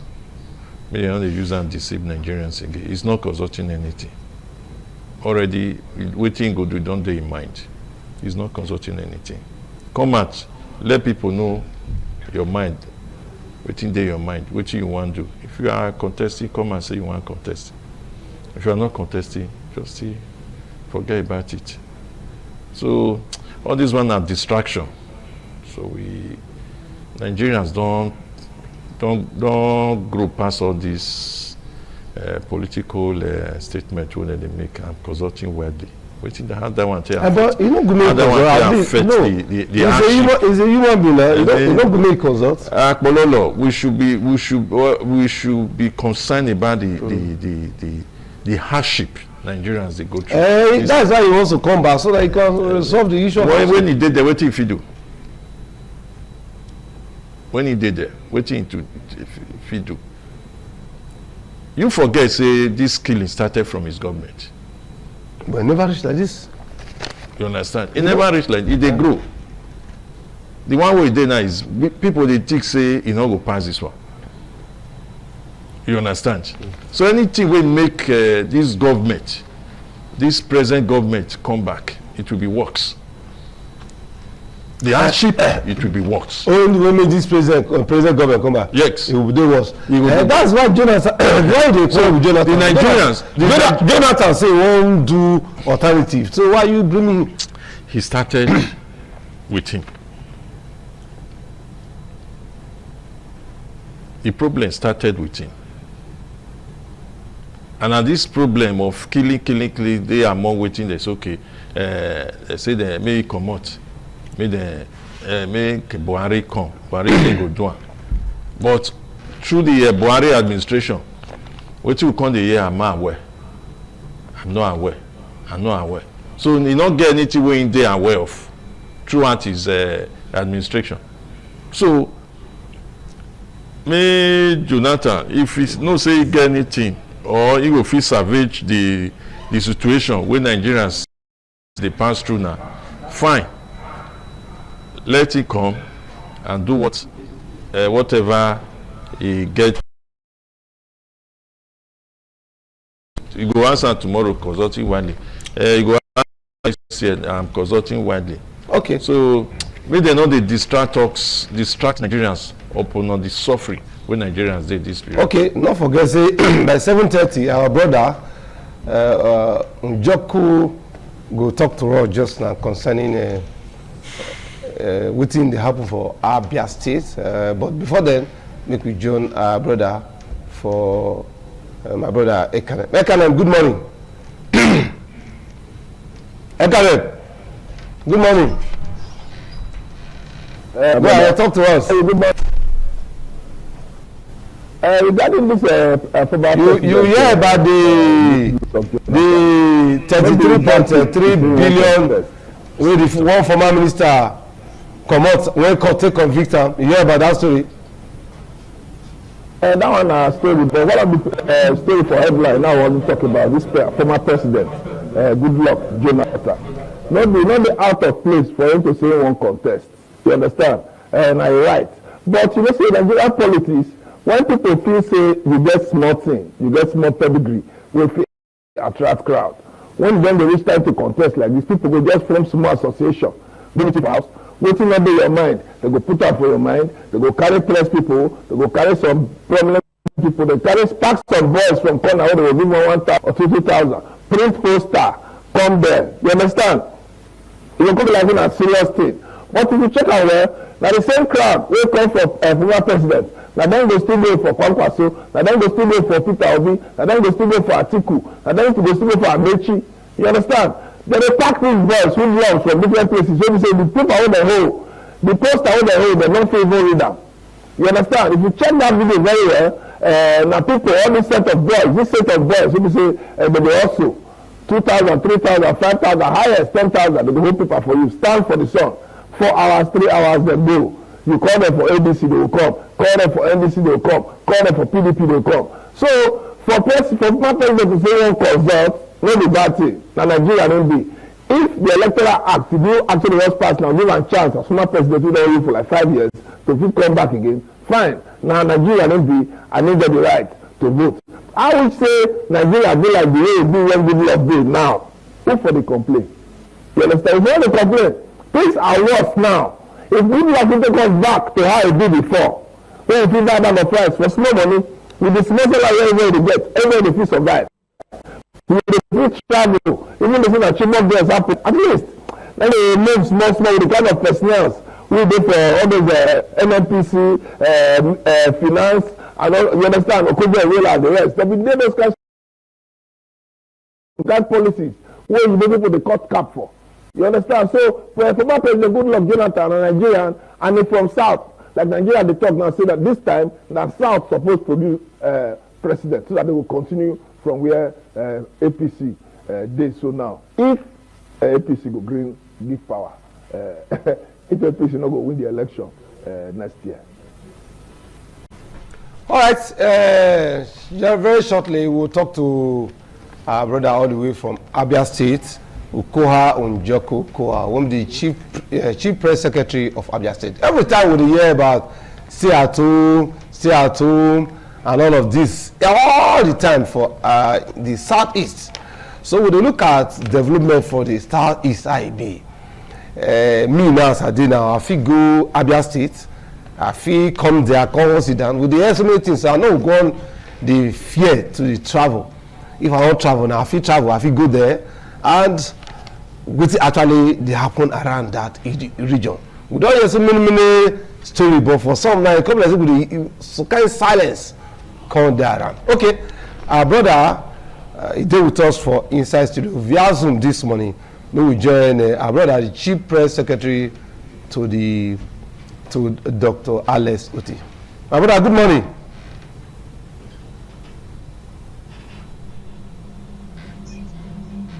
Good morning, sir. Yeah, good morning. How are you doing? Yeah, I'm good, and you? Okay, so I'm fine. So where you there now? Where they talk to us from now? Yeah, I'm still at home. Okay. I'm still home. I'm in Abia or Aba or Umaya? I'm in Aba. Okay, this for Aba. Now, first of all, for those of us where they hear about the Southeast, we're always afraid. For Abia State, where you did now, what make the story different? Anyway, you know, everybody across the country knows the story of Abia. It was a bad story. It was a bad state. Before now, the people here were living in ruins. The roads were not accessible. Security was a concern. Kidnapping was the order of the day. Then the streets were so dirty. Environmental management was nothing to write home about. And people were actually living in their numbers, relocating to other states before now. But then, fortunately for the people of Abia, and in extension Nigerians, because most Nigerians are now coming to Abia State for various events and functions, which was never like that just a few years ago. So on the 29th of May, 2023, a new sheriff came to town. His Excellency Dr. Alex Otti was sworn in as the Executive Governor of Abia State. And on assumption of office, His Excellency outlined key areas, critical areas, and declared a state of emergency on those areas, especially on education, security, health, and environmental management. And he actually went to work. The testimonies are there. The testimonies are there. It's not. These are not like the past administrations where projects are built on billboards. This time around, projects are built on ground. In fact, you don't even see billboards across other states. His Excellency, Dr. Alex Otti does not believe in billboards. So he believes in flagging of projects, especially when the project is already ongoing. That's when we flag off projects in Abia State. And then most of those projects has actually beat the timelines. So Abia is clean, the roads are accessible, security is top-notch, and healthcare facilities are springing up here and there. The governor launched an initiative called Ekweme, and that's about building or renovating 200 primary healthcare centers, because actually we have 948 primary healthcare centers in Abia State, but none of them was working in 2023.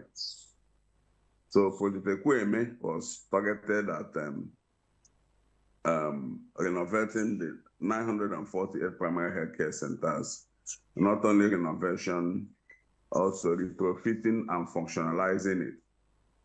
So when you go to primary health care centers that have been functionalized, you can't even believe it's just the primary health care centers. And this cut across the 184 wards. Okay. Before you continue, yes, you don't talk, but let me ask you specifically, with the year of kidnapping, with the year of killing, with the year of stay at home every Monday, what happened? What did I do? Where I can't draw the line? What happened? Which magic or thing I do when people come up here and say they know the fear of stay at home, kidnapping and all of this? At what point all of this in the country disappear from Abia? Okay, like I said, on assumption of office, His Excellency did his assessment and discovered that most security agencies were working in silos.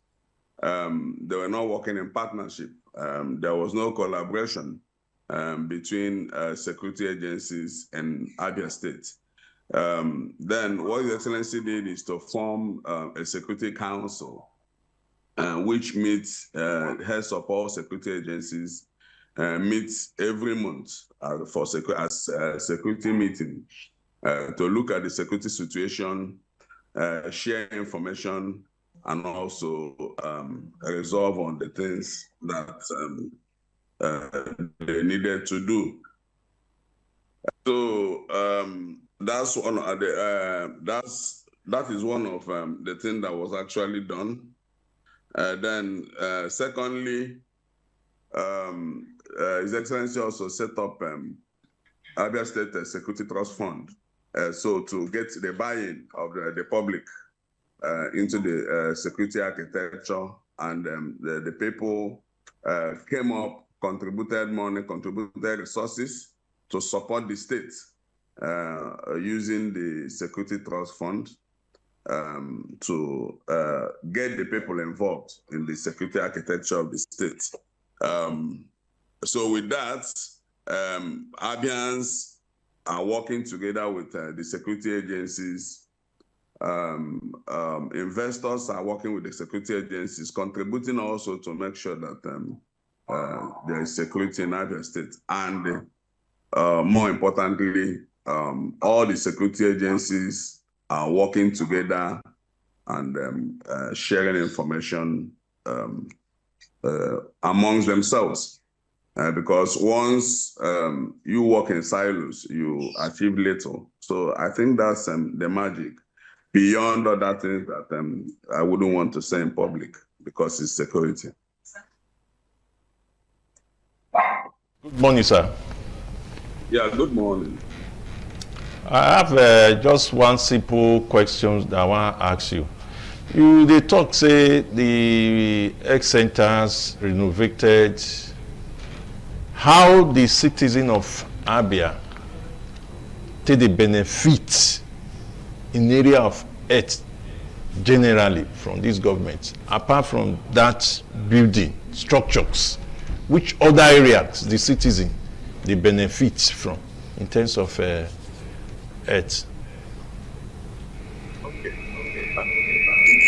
important to state that this administration has allocated 15% of its budget envelope to health, and 20% actually to education from 2024, 2025, and currently 2026. So 35% of the budget is allocated to education and the health. And now there's also much emphasis on, okay, when people have access, because what the primary health care center did is to provide access, to give people access to quality healthcare delivery, which was not here before now. So in our primary health care center, you can be shocked that deliveries are ongoing there, that surgeries and all that, due to the equipment and health professionals that have been deployed there. It is also important to mention that the state has hired about 771 medical professionals and posted them to all these newly renovated and retrofitted primary health care centers. Then this is coupled with the health insurance policy of the government, both in the formal and informal sector, that the government actually for the formal sector, the government opened the portal, and the people that work in the formal sector were actually asked to register with their families so that they can have access to these facilities just by paying. Actually, at first, the state paid 10%, and the state eventually took up, and the state paid the 10% in the first instance. So people without paying a kobo. But for those in the informal sector, so the enrollment is also ongoing, and people are seriously registering, have access, even when you are not working with the government. You can also have access to healthcare just by paying a fraction of the cost.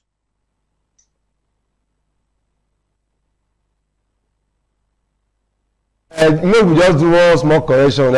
This program now, Pidgin English, I beg you try, maybe come down to the level, because now grassroots program won't see everybody they watch now Pidgin English. So I beg, henceforth you will talk for Pidgin. Maybe we look at electricity. Even though we will come to Abia to ask the ordinary Abian about what thing they happen for light, because with the year for different places too. That's so like this for Abia, and I feel like this for Abia. You don't see people they go there. What do you do for light matter? Okay, what in the governor do is, you know, the governor, when he was in his former life as chief executive of a bank, this light project, geometrics light project, being handled, brought in by Professor Barton Naji. You know, Professor Barton Naji was at one point the Minister of Power at the federal level, but His Excellency President Obasanjo gave him the license, or give him the license to build this power plant, 188 megawatts power plant for Aba. So in down they do that program, even when this governor now been there for bank. So the governor, as a bank chief, funded that electricity program from the bank. Then, as a carry happened, when the governor became the governor, when he left the bank and eventually became the governor, then the issue of that electricity, they never finished them.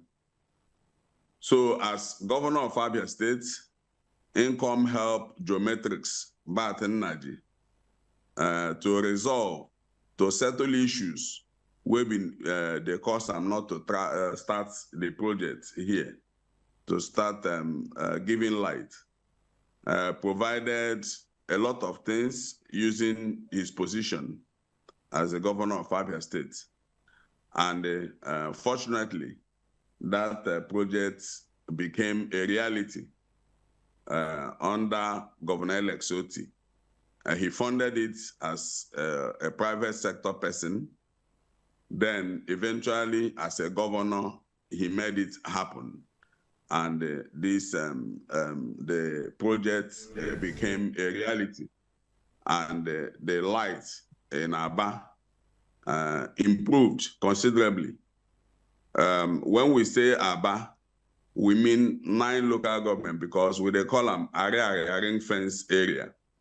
So, which include Aba North, Aba South, Obingwa, Ugunabo, Ishialangwa North and South, Okwa East, Okwa West, then Osisioma local government. So that now what we they call again fenced area. So if then that is this particular electricity program, that is Geometrics power plant, a power plant of 188 megawatt full capacity. Even though say now only 141 is installed at the moment, but the full capacity now 188. But from calculation, Aba ring-fence area need less than 100 megawatts, but they have 141 with the plan to take them up to 188. So what the governor do be say, the governor say, okay, if we get capacity more than Aba ring-fence area, that is the local government. So what I go do be say, make I go acquire Umuahia ring-fence area from EEDC, that is interstate, where Mr. Mekofo gets. So, so that Ingo acquire them, bring them under the state, then and convince Geometrics to will the remaining, because when if you get 188 megawatt capacity and they use less than 100, so you have up to 90 megawatt capacity left. So instead of taking it to another place, so the governor wants to acquire. In fact, they don't conclude. Everything is concluded. The paper is just the payment. Then EEDC will be out of Abia State. Then the governor will take over Umuahia ring-fence. And Umuahia ring-fence is Umuahia North, Umuahia South, Ikuano local government, Ben the local government, Isukuato local government, Umunnochi local government, Ohafia local government, and the Anochuku local government. So that is the plan now. And the remaining electricity left in Aba, generated in Aba, can now be wheeled to the other one at Umuahia ring-fenced area. So that people from that side also go, they enjoy waiting people from Aba ring-fenced area, and the Abia State go take total control of their electricity market. That is what the governor don't do. Yes, my CPS, I will still take your mind, go back small. That has to do with that X. In Edo State here now, the way the cities say they benefit from X, we say, recently the Edo State governor don't talk now, say, any citizen, they get malaria is free for any government hospital. Any person where there, whether adult or small pikin, if they get malaria, go to any government hospital is free. I still know say some states from where your side, they say delivering for their state na free, and other things where the cities they benefit. Yes, you don't talk now say the government do this. All this area, an education area, how the Abia people take they benefit. Like in Edo State, education from primary to secondary is free. For Abia, how?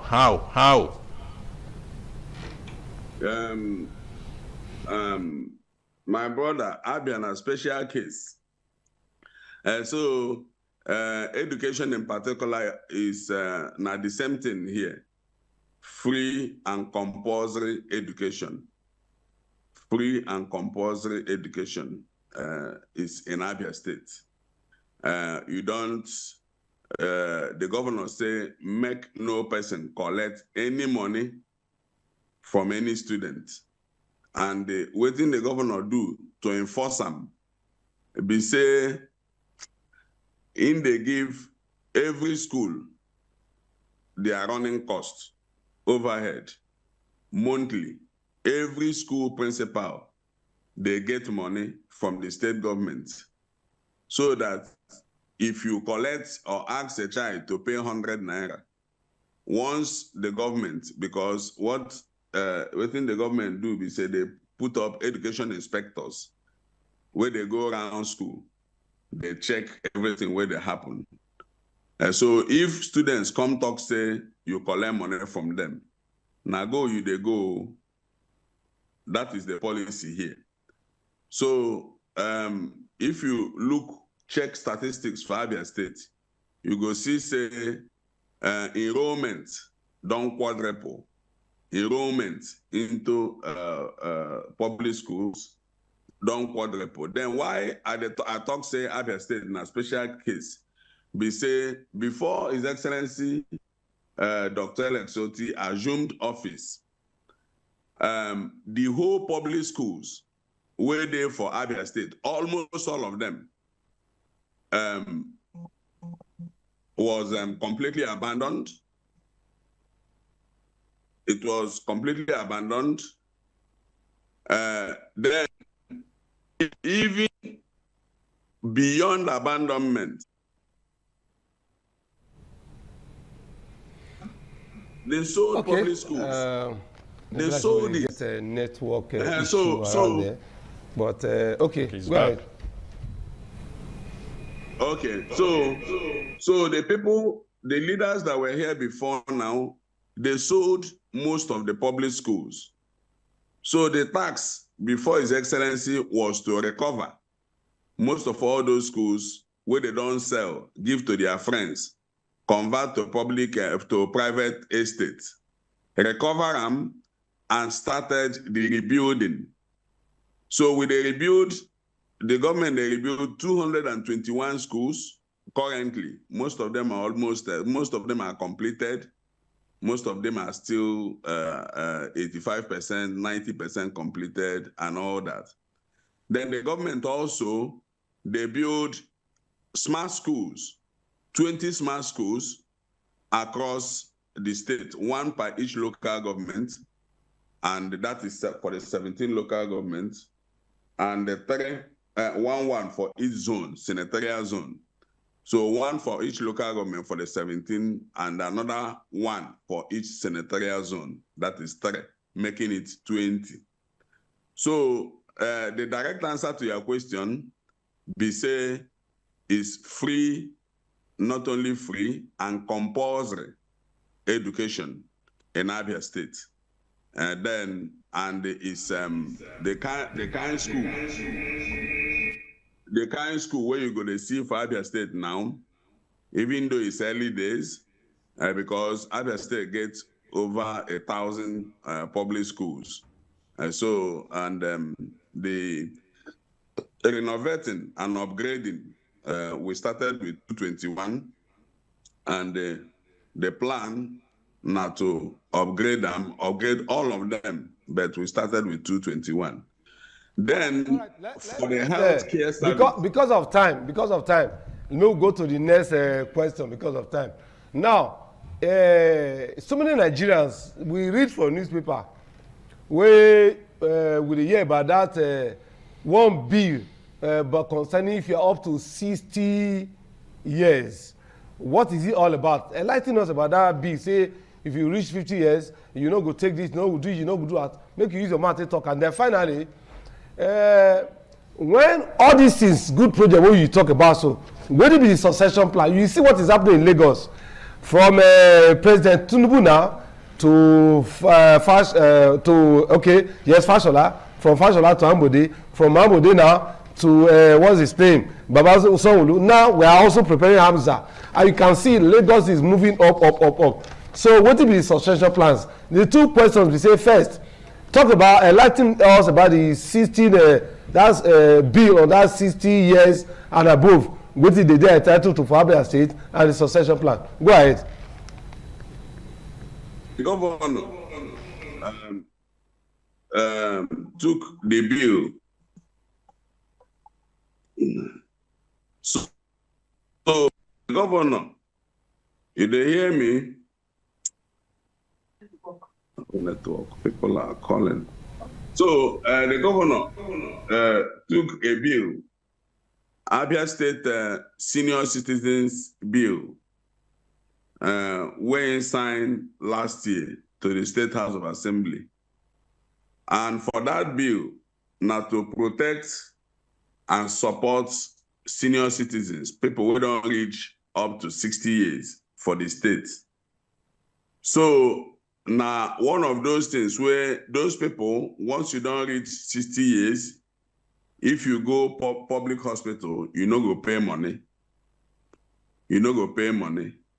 By the way, including people where they receive their pension, where work for government, and people where no work for people where no work for government. Then the government also for the plan is to protect old people. Maybe old people where they're homeless, the government get plan to take them in and take care of them. The government also now to provide place where old people go the play amongst themselves, because most of them know they work again. So they go get something like a home where they go sit down. They talk to themselves, and there's so many other things in that particular package. Now, can you hear me?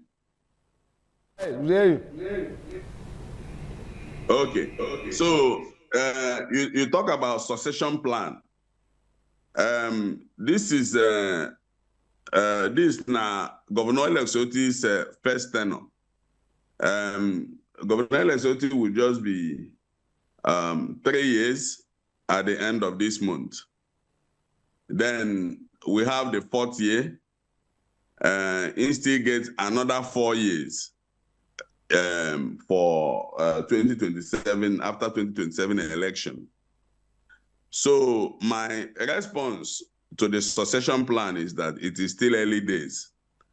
So His Excellency Dr. Elexoti still has at least more than 5 years. But I know say people of Abia are not desirous. They no one go back to Egypt. So nobody here go agree make the kind of leadership we get before making comeback for Abia State. And then you down to the network service of independent television, Abuja, Lagos, and Benin. My brother Ekanem, go ahead with your question. Ekanem from Chief Press Secretary. Good morning. Welcome to our program. Some questions I want. Abia State get 3 major cities. You get Umuahia, you get Ohafia, and you get Aba. You understand? Aba get one major market they call area market. We don't go buy things for Aba. And the way the market dey, what will be the plan of the governor to make sure say the market come to, because that market, the international market, people they come from Cameroon, people they come from Gabon, come that market. That one are one. What think Governor Alex Oti won't do to make sure say they uplift the face of that market. That one are one. And 2, development mostly there for Umuahia. That one area they call Eberiba, that one are small London, that one are fine place, but you get some on Afia side, where they near Ruchuku, because we don't do documentary for that area, go through Ututu, go through Bia, go through Aruchuku, come pass place for Cross River State. And what the government, this present administration they do to make sure say the development we do for Umuahia may reach on Afia. And what the governor won't do to make sure say peace there between Una and the boundary states like Cross River. That yesterday they get problem with Cross River State for that side, that Ohafia side. What the of the governor to make sure say these things they come out and gonna peace with the main thing before development. Yeah, thank you so much, my brother. I don't know the last time when you come Aba. But if you don't come Aba in the recent past, you go see, you foresee what in the happen for area international market. In fact, that market indeed now not real international market. The redevelopment now for small we they do, and we started with airline. It was actually started by the last administration, Dr. Okezi Ikpeazu. Then this government took it from where they stopped and continued the redevelopment of area international markets to actually reflect the international standard that that market should represent. Then very soon, they are going to flag off the B line, the remodeling of the B line. My brother, I invite you and make you come. Come do another documentary again for area. No be person go tell you this is beyond area. You know, Aba is a commercial city. So beyond area, the shopping center, Ekon Market, is also being remodeled. I believe the first stage will be commissioned, I think, before the 3rd anniversary. The first phase of the remodeling. And then before moving into the second stage, because that place now already existing market, you know, go feed, go just come out people. So we do it stage by stage, remove them, take them to old court, then rebuild, return them. So yeah, I'm also extending a hand of invitation. May you come Aba, come look at. In fact, make your documentary be about markets, so that you go look at area, then look shopping center, and also a new market. Ahia is also undergoing redevelopment. Then for Umuahia, you also need to come to Umuahia. Umuahia, now you go say yes, Umuahia na capital. If you want to enter Umuahia now, you'll be amazed. If you enter inside Umuahia, you go see waiting to happen. You see the central bus terminal where they just complete for Umuahia. The one for they go commission them as part of the 3rd anniversary. Then the one for Aba is walk. They go on the central bus terminal for Aba, where all vehicles go to operate from, because the governor wants sanity. So that when you come here, you go see sanity. So Umuahia, as the capital city, is gradually looking like a capital city. Then I also invite you, the Ohafia area, from Umuahia to Ohafia, na 67.5 kilometers. It has been completed. In fact, from Umuahia to Ohafia, you go use 30 minutes, 30 minutes. This was a journey of over 3 hours before now. So to get to Ohafia, and from Ohafia, the road is seriously ongoing to Arochukwu. You know, before now, there is this adage that there is no easy road or easy route to Arochukwu. In fact, before now, you can't access Arochukwu from Abia State. You need to go to Akwa Ibom State. From there, you go Arochukwu. But today, Omeniko Bridge, a new Omeniko Bridge was constructed and has been commissioned for use. Then including another over 30 kilometers, Ozuabam, Ndokereke, Arochukwu Road. So also, from Umuahia to Arochukwu, you have maybe 45 minutes. You can get from Umuahia, you get to enter Arochukwu town. And then another one is ongoing from Ohafia to Arochukwu. So these are the distance. So it's jinx broken. In fact, you see that Omeniko Bridge. It was an eyesore. People were dying there. They let Reverend Omopai, you know, he lost his family in that Omeniko Bridge. It's just one narrow bridge like that. And the government has left it for over 40 years, and it has been killing people almost on a weekly basis. But you have a brand new Omeniko Bridge now. And then from Omeniko Bridge, you see Nylon Tar Road from there to Arochukwu. to Aronchuku. So that jinx, Omeniko Bridge against jinx was broken. So that adage has been defied, that there is no easy route, easy way to Aronchuku. There is easy way.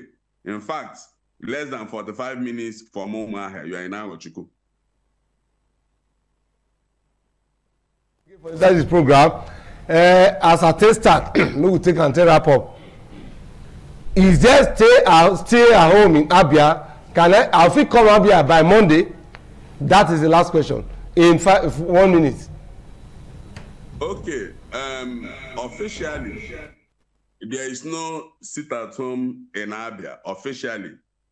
But as a government, our attitude is not to go and start driving people that don't want to come out or don't want to go to markets. Then some people are going. Monday is busy in Aba, but not like as busy as it should be.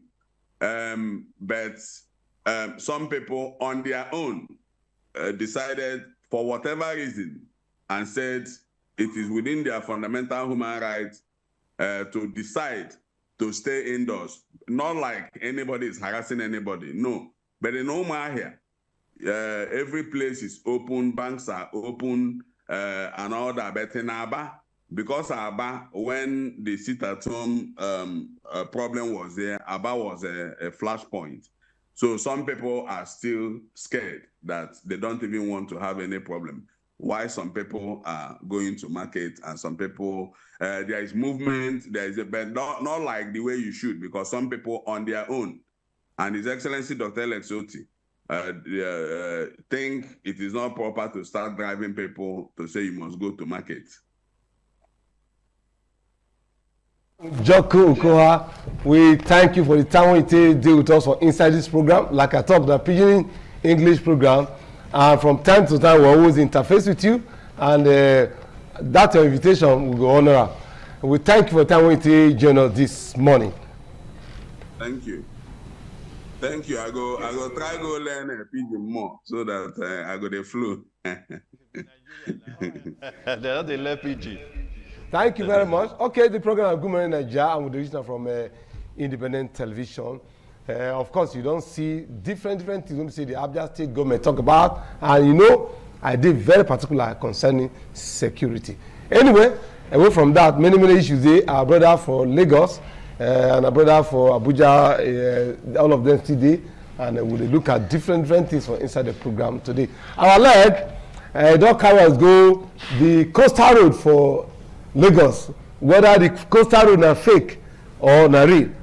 York sincerely, day for inside Lagos a few days ago, and a very short while, I will share with now our experience for the coastal road. But before then, we will take these short breaks, then we'll join our within with what happened and our experience for coastal road for Lagos.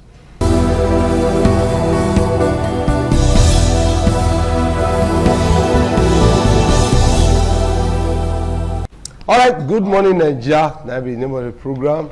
I'm with the original from Independent Television, of course. All right, like I talk, if you see the way they talk small, because of the fortunate incidents when we say man no go fit hold, man no fit stop, and man no fit decide. That be the passing away of our brother, friend and colleague, Comrade Kingsley Uchebo.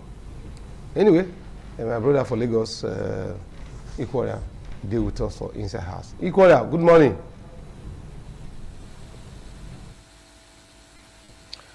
Emma, good morning. How are you there for being there this morning? You know, some time for life, when some things will happen, you will begin to say, but when you can't look at you can't say, if you be Christian, say, in all things, say, make you thank God. You know, this thing will just happen, so a very sad one, you know, brother, comrade. I pray, may God grant him peace and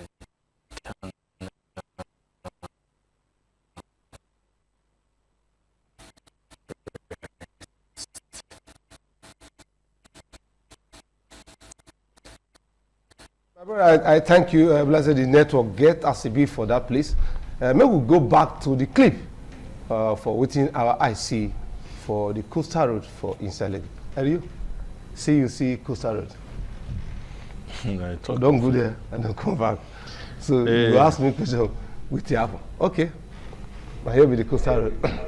Now here for start. This place where you see now they call the right side. Now the Eco Atlantic Hotel, now where this or that way they so now they call the Koramo Beach Estate. Now here the route 40 starts that Koramo Beach Estate. All this one now, that the road be this. Where you see the Wakadi go. And this now the Coastal Road. Yes, and the Coastal Road now be this. When you see they go Calabar, and the Coastal Road, that be that one. Brother, you know, even put okay anyway. All right. So as to the Waka they go, you can't meet different segments of the road. For the okay. The question when I want to ask you, this Coastal Road. Yes. What will be the wideness of this Coastal Road? At the same time, you go there, go monitor where they don't want to reach. For now. We monitor and reach one place where they call Eleko Interchange. That place, Eleko Junction. Now there they do, and that Eleko Junction, now they pass, they go Dangote Refinery, and yes, that side they pass, go Dangote Refinery. As at the time when we reach that Dangote Refinery, we can realize that they do one interchange for there, but they can't tell us say camera. Say they know they allow camera for that place, so we'll not configure records. I think get small of the clip, but I'm not sure saying that all of them. Now I get for inside the this ahead. Now the interchange with this. If we catch them, take this clip before them stop us not to the record again. And this place now be that place we just see just now, and then for end, and then this one now, and here be the Eleko Junction. This Eleko Junction, the right side, now they go Dangote Refinery, while the left side, now you take from here, enter, they go Ekpe, come back to Ogun State. But the road just they go like that, and you can see that if you enter here for night, in fact, it's a true reflection. If I thought say the Nigeria factor not the, you constantly yes you there abroad, because all these lights, they light for night, and because of this one, many in fact you can't happy like say you day abroad. Then not just that, if you watch, you see say one median day here, one other media day, then the center. Okay, this one the double lane when say they go, while another one double lane they want to come back. But in between for the center, from the plan, which of course the minister will let us know, because I never really get that side clearly, but I know of the one we say they tell us that and say they can't do something like train, blessed train go come day, but that one. Now what I will get on. And of course, you know when they hear this thing for television and radio, until you get the confirmation of waiting government agency talk, or the people waiting in charge come first and let tell you about how the road will work out. And two, another thing, so we go also carry let go Abuja. We dey Edo now, and the Edo factor. Do you understand? The Edo factor too. The Edo factor too. He also did for inside this coastal website you see so how you go take benefit Edo, with Edo will start to gain. At which point now you go take Edo go take enter this plan. Then I want to say we too go also find out for inside. But you can see that it's a beautiful project, and it's a good one.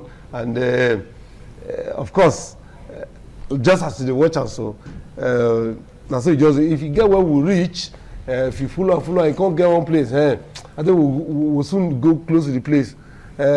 If you go by the left side, if you go, you get close to that Don Jazzy studio. I know say Sidney Shoka go like that place. He did very close to.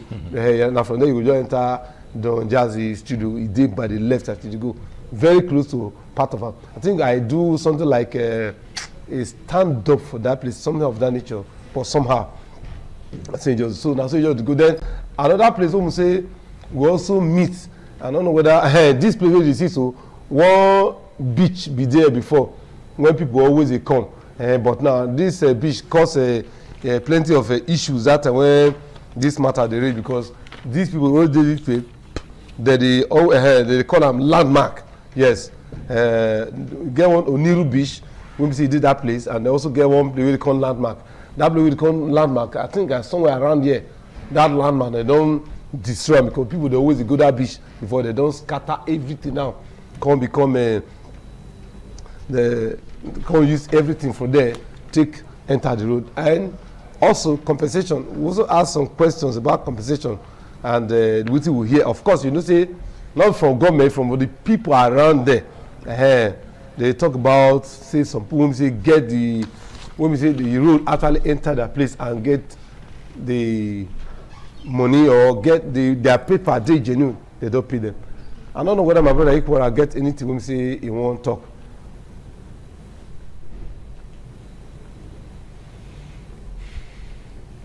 So, if you look at now, so the thing just say the waka. Till they go. So the long and short of the whole thing say this whole thing now reality and the question when I want to ask it, is this true? You will pass through Edo? Yes, let me say. I say my next phase of interaction now with the Minister of Works. So you go, even if I know, say they don't say they go add they do. So the next thing I will say, Minister of Works going to tell us and Edo people where this road go pass enter Edo and we part of Edo now you go there and waiting Edo people stand to benefit for inside the road. If the road come Edo, which communities you go call open and all of those things go become our next base of discussion. But as you can see that the work is progressing and everything they work see really well. Akpolono, you do well.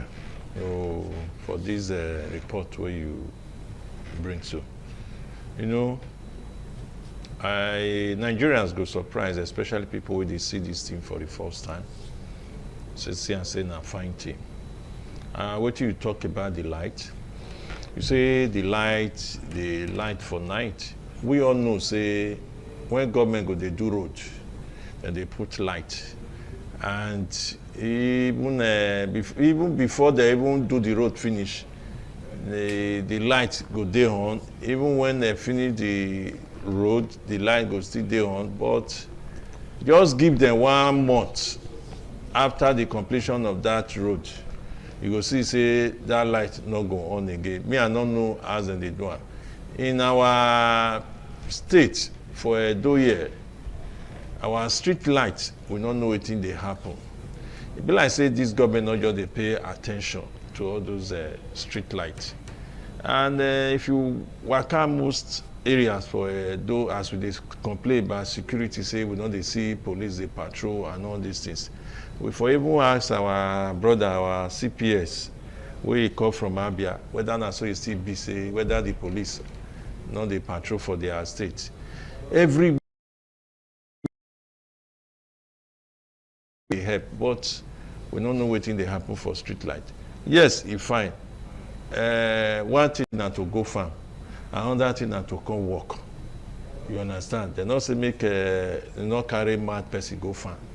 Now to make the mad person come work, and then they talk. Yes, after the road, what will happen to the light? It will continue. Not be today we they see where they do road they put street lights, but Sunday day after before even the complete of the road set, you will see and say the light not go work again, and nobody No government go come say okay make him go back to see this why this light no dey work. Right from Oshomole government, some lights they were former governor and then Oshomole carry come put for part of this state. Till date, that light no work. Nobody check am like Mission Road. You know, say now during Oshomole and they put light for that Mission Road from Ring Grove for Mission Road go reach up per Mission. And so that project did there, it died. The post self, they all of them don't fall, break. The one where they go thief, they don't thief am. Up till now, the government wey don dey consist, they don't even think about time. So the maintenance culture. Okay, of this light now for this place. Okay, yeah. All of these things now go form the basis of our next point of call and our interaction with the Honorable Minister of Work. So, like I tell you now, we will keep on posted next point of interaction with the Minister of Works, because he will also let us know, and you they ask question, what will happen to the street light and all of those things in terms of maintenance culture, and also the most importantly, the senior question. So many people they ask which part of it do now this road go past.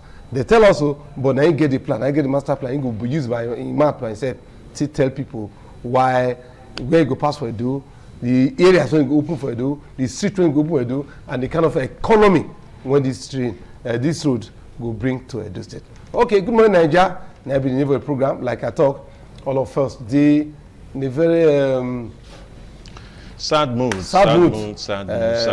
lost one of our very own, Kingsley Uchigbo. So very shortly we'll join our people for Lagos, maybe for their segment of hello, Igboya.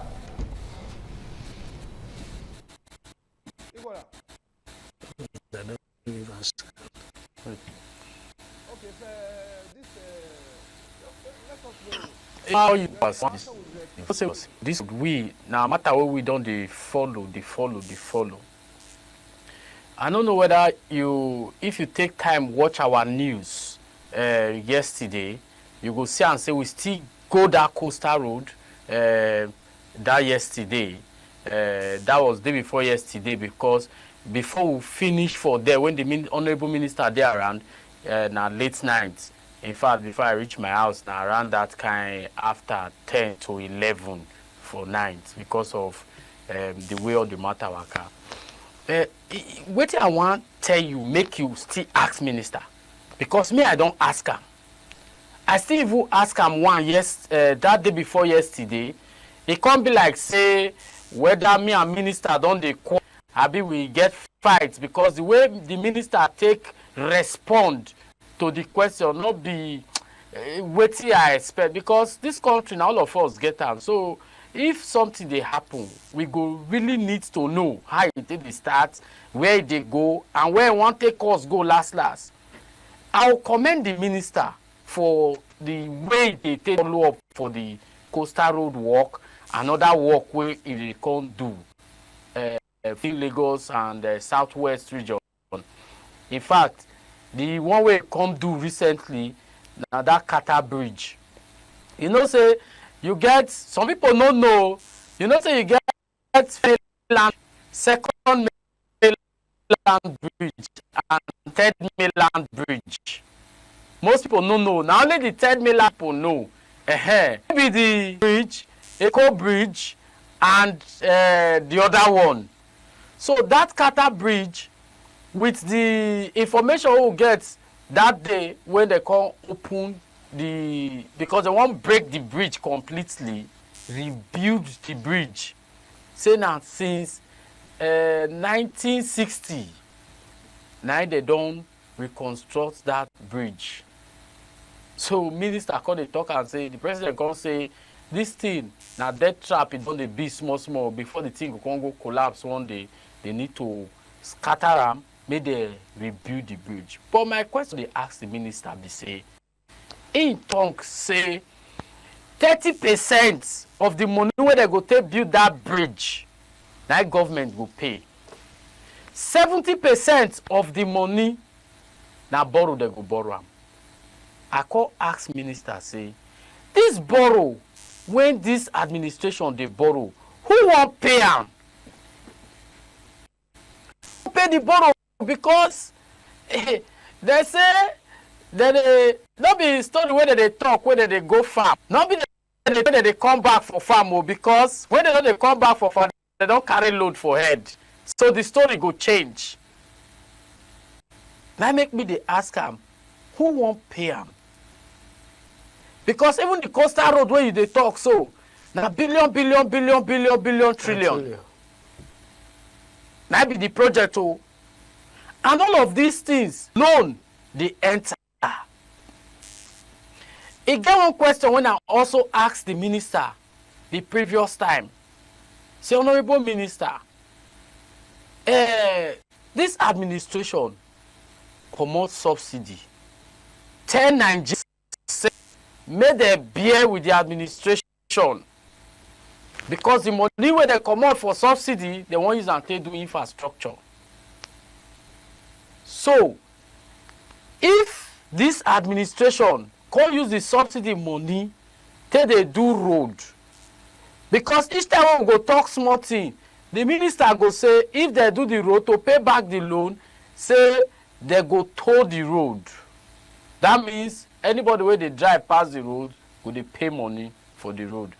Towing of road not be bad thing. Some parts of the world that they tow road. But they ask, say, if you tell people, say, make they go hungry, so that means you use their money to do road. You can't do the road finish. You can't still tell the same people, say they'll can't still pay for the road. Not be hungry, you want make them just hungry for life with that, because the money where they will take, they pay for the road, where they pass the road. Now, money where they supposed now come to they do things. After their hunger, where they go through, where you take do the road. So all these ones are questions where we they ask. Like now, the Qatar Bridge. 30% where this administration won't pay, federal government won't pay for the rebuilding of that Qatar Bridge. Ima, you know how much? 545 billion. You hear that amount? That's the 30%. Then before we can go carry loan. So all these things, see, me I know they say government get right to borrow. Government get right to borrow. But in the process of borrowing, you go also they put for grant on how they go to pay this borrowing. Make it not go be say our children. Now you go come start to pay all this borrow, where would they borrow? Me I know they against borrowing, you know, but make we borrow, make we see what we use, what we borrow do, and make we also put plans for grant on how we go take pay the borrowing. So as you want me question when me want, may you see ask that borrow where they want borrow for Qatar Bridge, so like they borrow for Coastal Road. When they say they want to am, how many years they go to am? How many years they go take pay am back before the road go come finally become our own? Now that question I want me you ask her. So that we'll just all that question you say you will ask.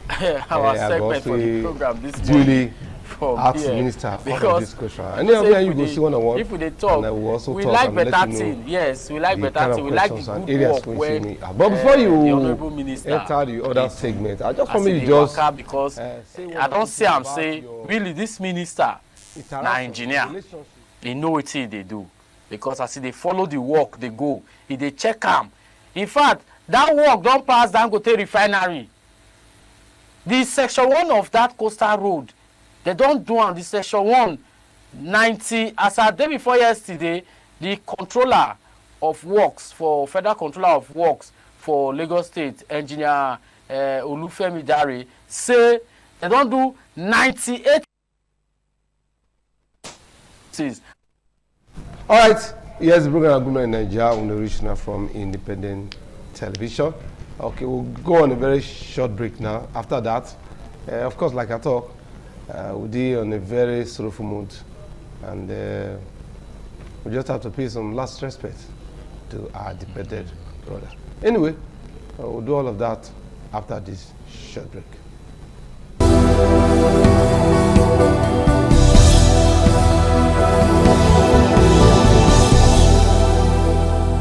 The days of AP and PDP, the atmosphere is not the same now. Into the position.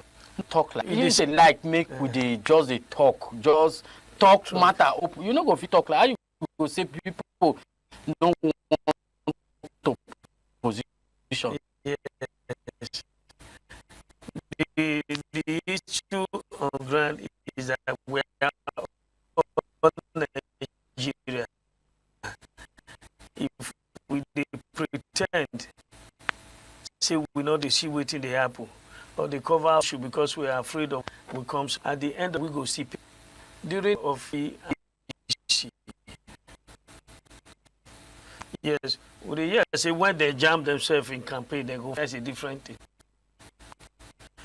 But this one when we say one party go there before you know what happen, another they go court, you know the cost to make sure you know yes, you don't come now. They say wahala dey the boat. The moment Jonah come out there, they not tell us how the boat work again. No. The boat he get fish. If not be that physician airline when God sent to come carry Jonah for delivery. And he still manage that boat. The boat for sink totally. So that is of Nigeria today. The only one man we are seen as an opposition man, not even a party, with his body, call it opposition movement language.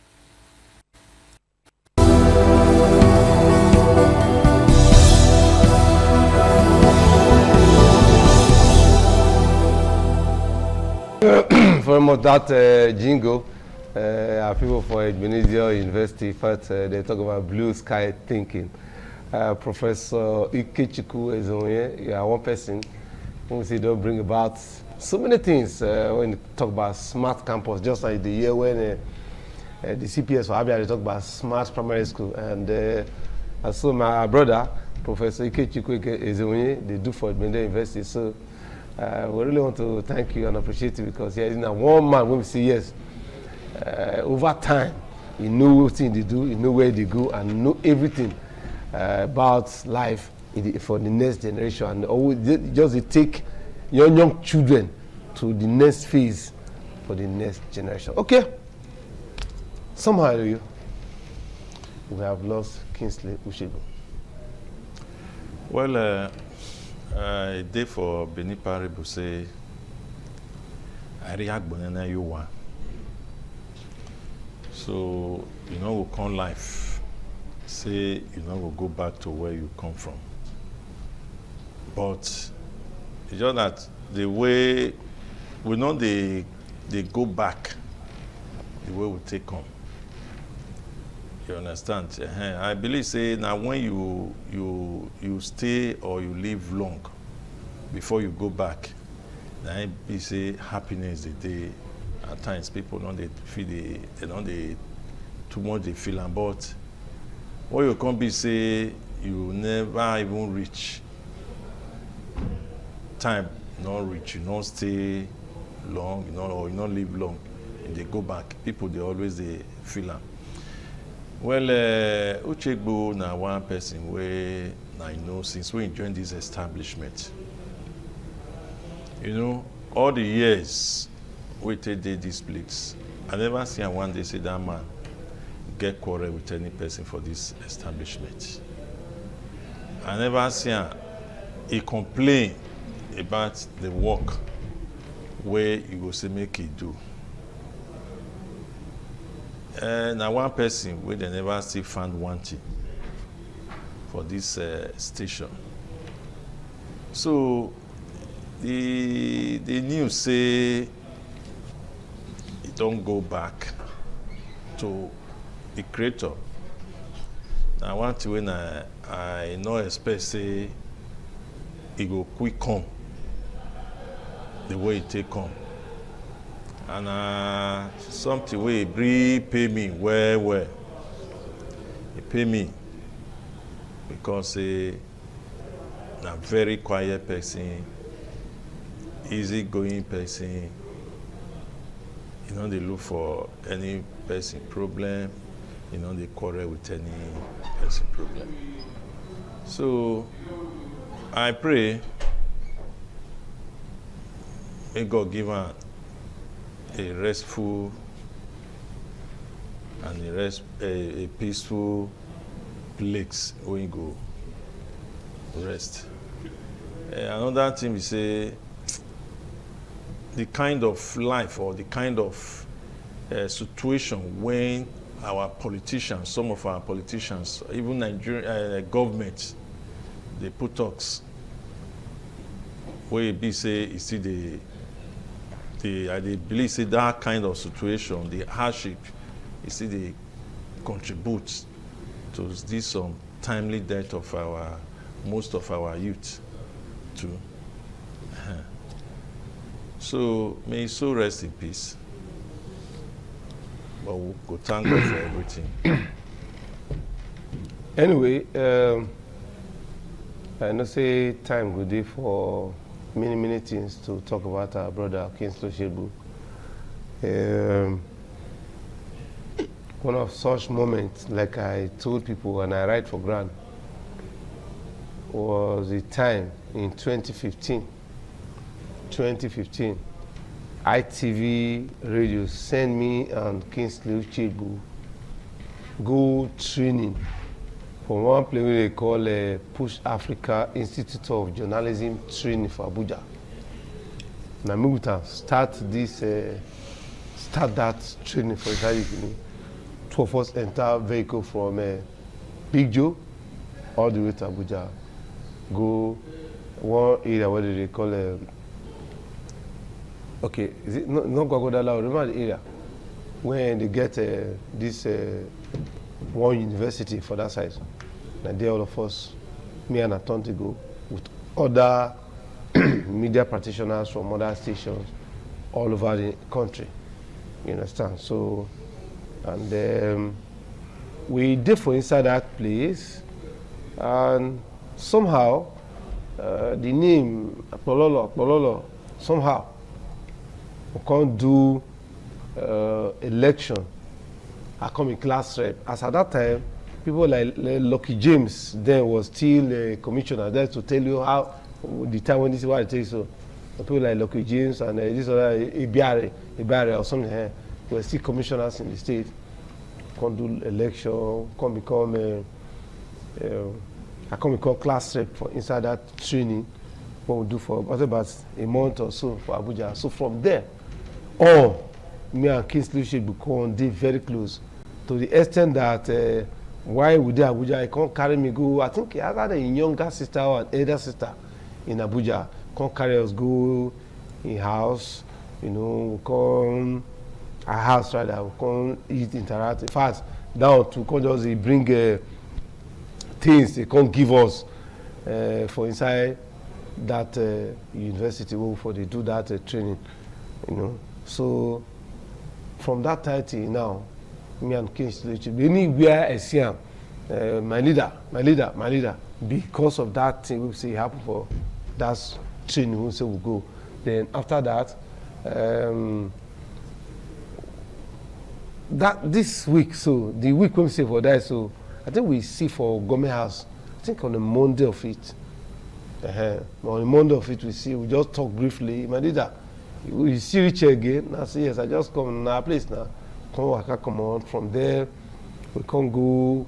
I can't travel on Tuesday, and just that on Wednesday evening, I just tried to call one of our colleagues, Patience Agu at last. Say, what you do? I want before I say I want for evening. Say no, Kingsley Shegbu just die. Now I just cut the call. You know, so. It's a very painful experience. It's heartbreaking. It's unexpected. I received that news with very rude shock, and it's I don't know, it's beyond human comprehension, because when some of these things happen, say you person will be able to tire. You understand? Because some of the ways you are just talk now. Maybe a few days we will just meet. Now go there, come back, they say no day again, you know. Now a day for mortuary. So my brother, you know, they say Job to say the Lord give it and the Lord take it, but somehow it's very, very painful, a very painful experience, because I know the kind of relationship we had. Most of the time, you know, not just this governor they serve. I think he served in the former administration as a government house correspondent, so you can know how long when we say don't do for inside government house. So most of the information I want to advance, either just to do whatever I want to do from government, names of anything, appointees or interviews, phone numbers, just whatever I know he can get. I know the waste time. Wherever he is, I'll just send him a text. Please send me Susu person's number, send me Susu commissioner's number, do this, do this. Even outside the state, we're always interacting. We always on chat, always on phone. And you know, it's a regime, it's a professional to the core, he's an editor, he uses the computer, of course, you know, apart from the fact that he's a reporter, he's also a non-leader editor. He edits his report by himself.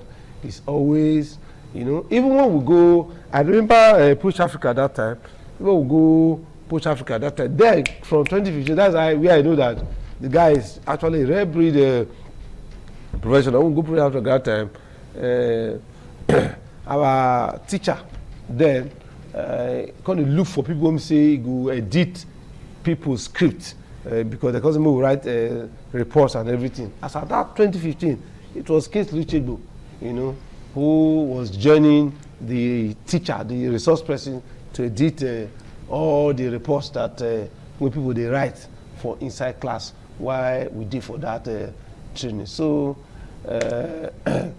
yes, Benga Noiga, now one of our resource person as at that time, and Kingsley Uchegbu, the journal, to the, you know, edit scripts. When we say when they write, they'll give us stories to write. Kingsley will join to edit script and all of those things. And it was almost like a resource person, even the class that all of us did go for inside that place. So you can see that I can go on and on about our past life, our experiences. After the program, you see this Push Africa woman when they talk now, Doris Ebirawe, with the country director of Push Africa there, come do one beach, we come do with a joke, with a laugh. We know for that class, you know, that's our class, a very funny class. You know, there's okay, this person, now this person played, this one they put eye for this one, this guy they put eye for this. Many things were around, and it was just fun. We had fun. So that training actually formed, or rather, it's an offshoot of his beginning of our friendship and of how close we were as at that time, because it was wonderful. It was an excellent relationship, and I didn't expect that just in a twinkle of an eye, Kingsley Uchegbu is gone. Painful, very painful. A lot of people, because you know the two show for TV, they know one for face, but the name is always here. Kingsley Uchegbu.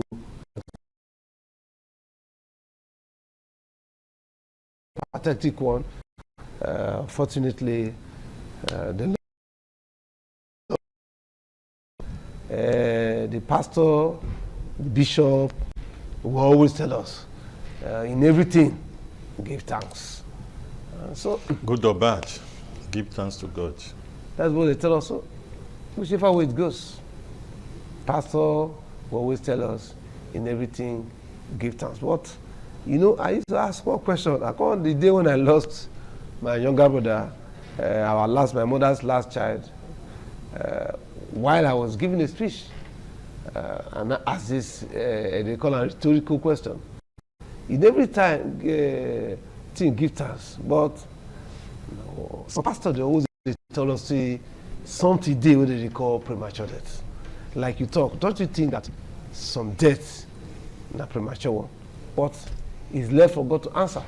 Then the pastor will always tell us, you cannot question God. So who am I now to question God? Just the day when Miles Moreau, is it Miles Moreau? I mean, it should be Miles Moreau now. There's one of these American preacher we die with I think his son and the wife from a plane crash. I think it should be Miles Moreau. Forgive me if I don't know the right person, but I think he is. But I remember one American preacher when say he died, and one of our leader at that time, I remember his name, one of our role model then, Pastor Remy Yusuf. He said, "Me will not talk about that man death." Now, I said, because if you talk about death, because the man is a known preacher, world-class preacher, a trainer, a teacher, and everything. You understand? They do just say himself and the wife and the children, maybe his son and one thing, died in a helicopter crash. So even we talk about it. I say, why? I say, because if we talk about him, he will commit sin. So if Bible don't just say give thanks, so you need to go, I can't talk now, come and say you won't commit sin. So anyway, I don't have any other thing to say, but you know, it's a very, very bad, I will not say bad, but it's a solemn moment, it's a touching moment. It's, of course, Jesus come pray one prayer. Say, Father, let this cup pass me.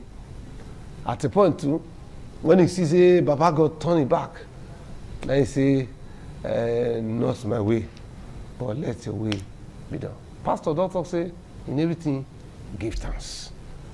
You understand? So, I cannot question God. No, you can't question God. Don't happen, don't happen. So, God knows the best.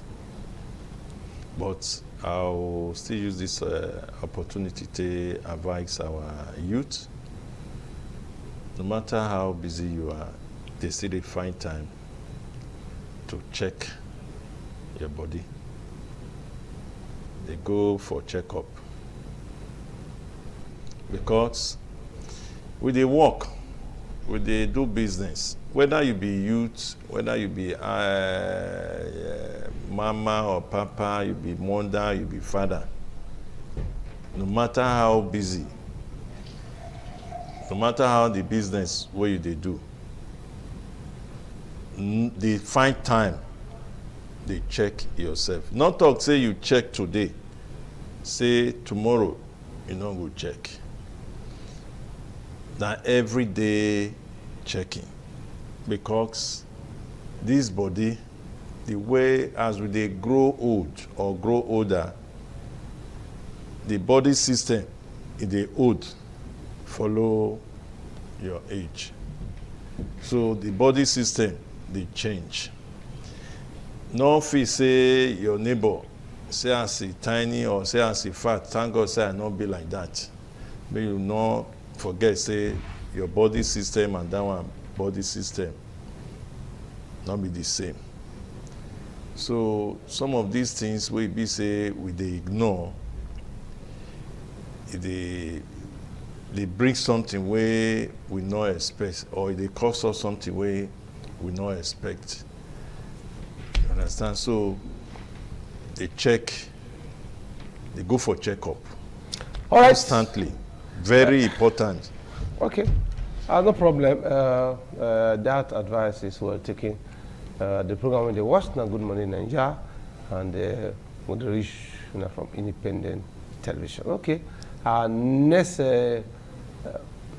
discussion will be from Abuja as we join our brother Ekanem Young. Make it let us know the next line of discussion. Like I talk, it's a very sad moment, it's a very slow moment, it's a very sober moment. But all this sin, we give thanks to God according to Pastor Ekanem.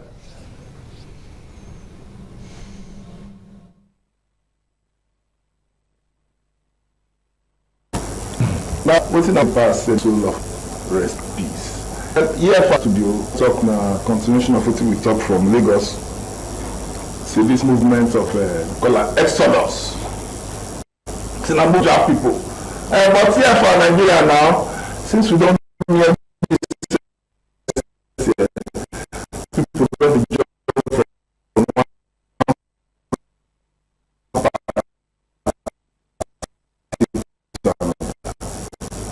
we will hear say former Labour Party presidential candidates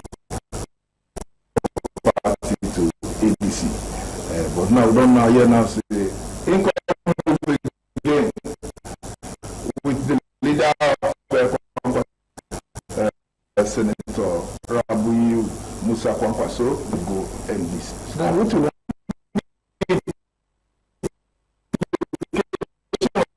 this movement to NDC for 2027. And the limit of this day, first we have the leader of and a former national chairman of AMP, a political party, but now a member of NDC. Good morning, goodness. But this one, let me say that.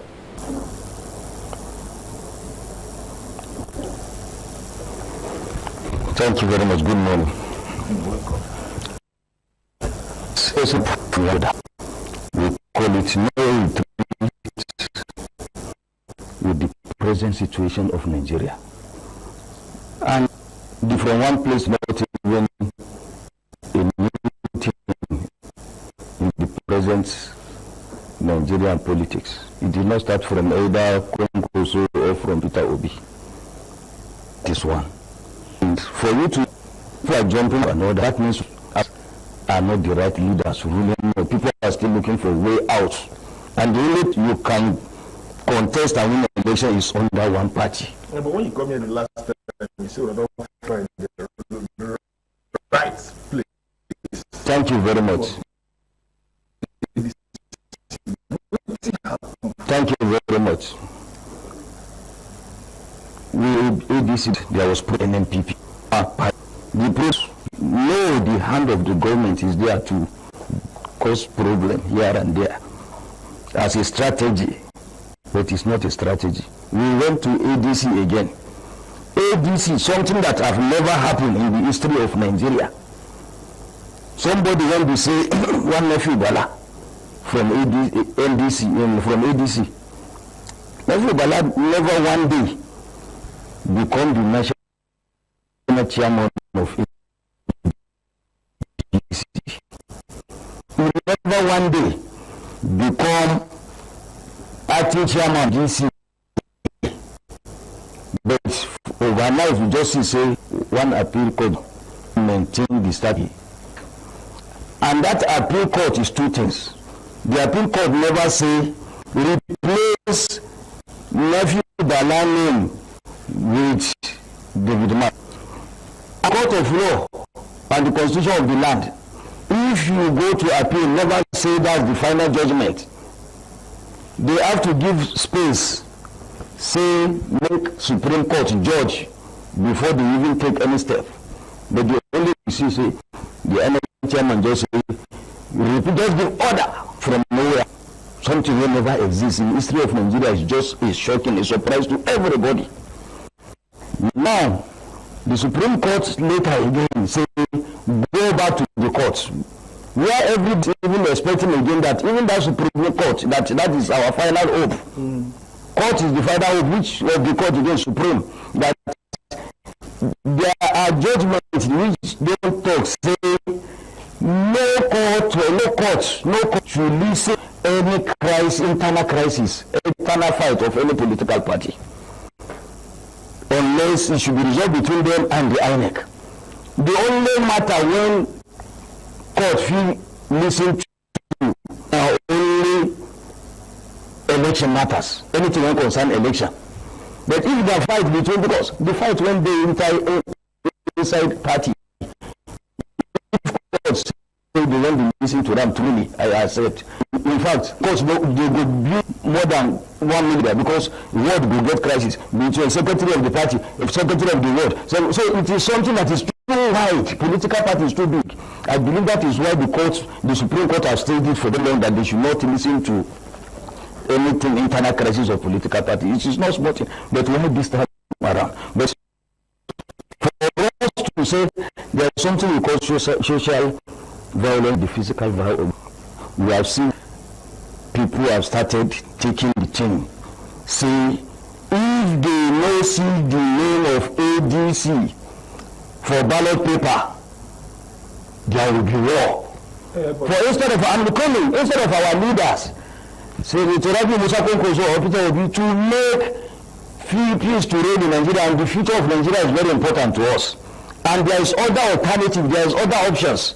That is, there are other political parties that are still existing, and we still have time to do that, even if it is very tight, for you to know the sacrifice for Nigeria. That is why we say there is war already. We don't need to campaign for another war in Nigeria. That is why we have to live again to go, and that is why I'm telling you, no retreat, no surrender. How una fit measure the stability of this party? With the party never even, the leg never even strong for ground. You know, so when people born, you go first crawl, you go first stand walker, stand for, learn to walker before you walk. How no one takes measure the stability? I mean, you don't be saying I want to stay here now, still jump for other party. How no one to measure the stability of this party? A new party, just a few months old. You never even get structure around Nigeria. Waiting on a plan. What to be your? What you say that you use measure the stability of that? Let me tell you, political party is just a place, they call it platform, where people will just vote by the law, saying if you go contest and win election, then the political party. I will tell you example, in the last election, 3 months to election, now we get an MPP that will win governor. Now, Peter Obi and Konkoso, in 2023 election, general election, did you know the effort of Nigerians that both of them should come together to contest under one umbrella? Did it happen in 2023? It doesn't happen. You can listen. Does it happen in 2023? No. Both of them, they come together? Because of what? I believe the situation of Nigeria was not as worst as the situation we are now. Political party is just a place that people will go and contest. The people that Nigeria believe that can save them, now them be the political party. Even, I tell you, last month, only 3 months to election, we win senators in some places, we win reps in some places, in some states, we win state assemblies in different states. But now, these two people from our own side, that is Konkosia, as the coordinator of Konkoso National Network, I will tell you, we know our leader that is somebody who have listening here and who believe in this country and the future of this country. We pleaded this time around, all of us sit down with him, that, sir, it is time to save this country. We are coming from, we have a movement, people follow us, organic, natural one. If we have natural followers, this time around, sir, you have to make sacrifice for Nigeria.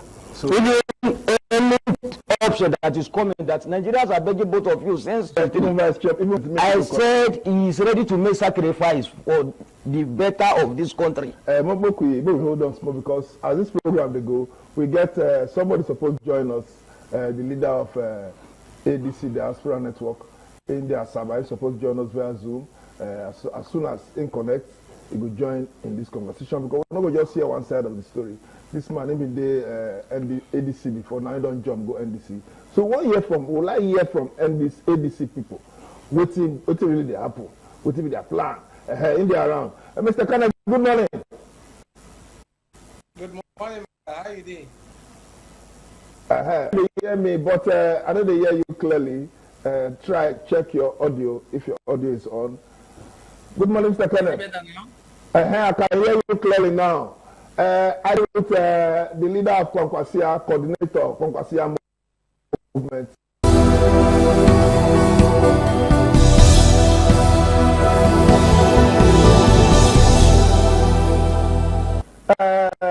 Before you go far to do my job, because now na south. And two, this movement, what will be the effect for your party? Well, as a Democrat, I did not see anywhere in the Constitution where the right say the next presidential candidate will come from north or south or east or west.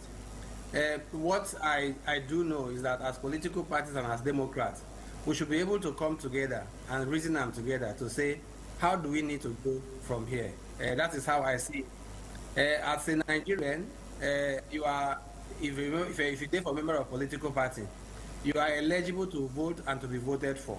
And so in that scene, I see that everybody is, eligible to contest.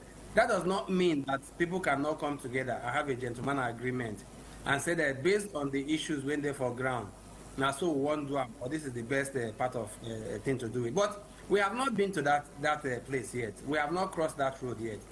To the best of my knowledge, as the former deputy national chairman of ADC, as one of the persons when they involved, the first coalition meeting, I, Kenneth Chibok-Ubandi, I was involved in that, to represent the national chairman, then national chairman for Kenwosu. Malami, the chairman of the was the moderator of that meeting. That is where the first coalition meeting started. And so we are still there. So we have not gotten to the extent where they say now only one person or the other person. They've not done it. Yes, quite all right. But I think that process was still going and the conversation was still on. That is one. Definitely, movement of our brother and our from the north, Kwangwase, it's a heartbreaking movement. There's no two ways about it. And they say that is lying. So it is a sad day for for opposition in Nigeria that those two good Nigerians left. What is the day for the opposition? So it is a sad day for ADC, but it's the happiest day for opposition. How it goes in from there, we need to what and see.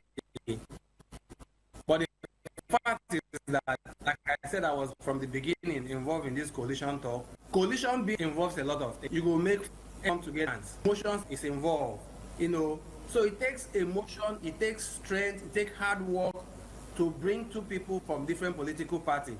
And having come so long, where we nearly thought we have made it for our brothers to live, like I said, it's a sad day for Nigeria and for opposition, and happy day for the ruling party. You say you did from the beginning for this coalition. You understand? I want to ask because you get the news to go around. You say you did the beginning. For the beginning, you get here when I talk about say when I want to sell the ADC to some set of persons. No, that is not true. That is not true. Okay. There was a movement. Say they want to. I mean, like I said, I used to say something very, very funny, that the political nobodies, like people like us, took almost how many years to sustain a ADC that made it the bride of the nation that other opposition come to say they like to, to join. For anybody to say that we sell and give anybody, I don't think that is true. Anybody won't get any proof when it's not true. It should come out and give us the proof. Any other thing is a rumor. So I don't think it is true. No, it's not true. Okay, just to understand by the comeback, make I continue with my brother here for studio. The Konkwase movement. Because they tell me say the movement because of the crisis, court case, so it did. So if you get anything you want to talk, just there on the standby. When I come back to you, you go ask them because Nigeria not be only one person get them. All of us must make sure say this country work. I come back to you. Moshood, you get one thing I want to ask you because when you move from one party, like before, you're the national leader of a party, you can't come MP. Now you can't go ADC. Now you can't come NDC. Before you go NDC, which people you consult? You hear from your leaders you move, or your people see reason for you to move. What thing propel your movement to NDC? Thank you very much. Like you said, I was a former national chairman of a political party, and especially the present situation of Nigeria. I told you many things today, that even there is fault in our judiciary, in our courts, how they make cases. That is where I think we are having a lot of problem today in our democracy settings. Let me tell you, even that one is one. But I don't think anywhere where you say that you find yourself in courts, that is court, not even a kind of government that we have. Even let's just say not this kind of government we have, that they have control over our courts. In court, you don't know your fate. You must not say right. You may not be their fault somewhere that the law may say you have fault. And now we want to contest. Many people contest. Our leaders was on. Many people want to contest. Now you are in the court of law. You don't know your fate, and there is time that this thing will close. To you know your fate, and the judge suppose judge right. That's why you do not believe in the judges. That is the major thing. Some people they say your principal, Rabbi Musa Kwankwa, so they fear zoning where ADC won't use that make a move. Now I tell you, say no be say fear of any zoning. I tell you, say before this coalition. They come with your thing. They come with your mindset. You come say I want to sacrifice for Nigeria to join. That is that they tell you say, but as them they court, especially the government, when they send it for every political and you can chief president, but they tell one reps for ADC before you come out, go join them now. So stay there in their party and destroy them. Open domain, openly, everybody they hear the video, they go everywhere. Is it that type of place that you will not do again, that people stay in ADC say they must appear, even if the court will rule against them, there will happen to be war. Can we now, our leaders, even if they did not try to leave, even we followers will not say sad, we need again in Nigeria situation. Now I go back to the leader of ADC Network. You say, what will make you, Mr. Kenneth, now you are to talk to now, what will make you no one leave the ADC? What will be the thing will make you say no? Say you go join hands to make sure say you know everybody they leave. What will make mind? I dey listen to my brother.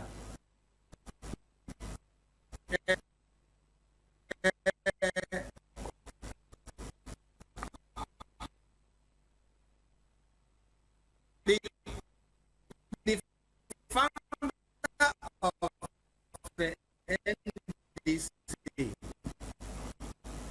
Dixon, Senator Dixon, was a member of ADC. Yeah. He was the Bayelsa ADC. He helped to nurture the leaders. He's seen as the leader of the ADC in the south-west zone or south-south zone. And from, like I said, locally, now after we are working just to go and build a political party, and then you say that my fear, I don't want to make I be prophet of doom, but my fear is that we are going in a circle. There's nobody can tell this world that you can build a political party within 3 weeks and conduct primary, conduct everything, I'm wishing my sister why go stay. I will give an example, small example. During around 2011, when Obasanjo can say the Nigerians in diaspora, he like what they do for Nigeria in diaspora, say it will help us to form Nigeria in diaspora. They come to Nigeria that diaspora in place. It took the struggle of in diaspora for them to diaspora bill passed in 2017 under President Buhari and signed law by Osibanjo when he was the acting president. And that is how Nigerians in diaspora got recognition today. So if you get a political party, because they can't shake you with a court case, you can't run, come out. Who will build the one when person go can't use war? So tomorrow now, like we even hear now say there's some also issues for NDC. they say they could register them. I pray and I hope that it does not affect them, because I wish them well. In as much as I did for different political parties, my brother, our desire not to Nigeria work is we have to work together. But as now, we can't take a contract in them. Is it another political? So if we keep running, who will stay to keep the right?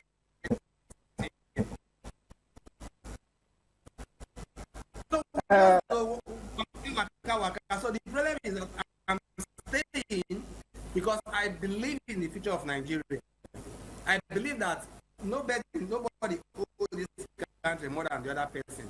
And and I agree with him that if they try to stop this election, and then they look for trouble for Nigeria. That said, so we should put our leg down to say we must fight this fight to the bitter end, and then we must let each work. We must let people stand on the, like I said in my post, probably that I believe maybe you see that post. They say Martin Luther King once said that the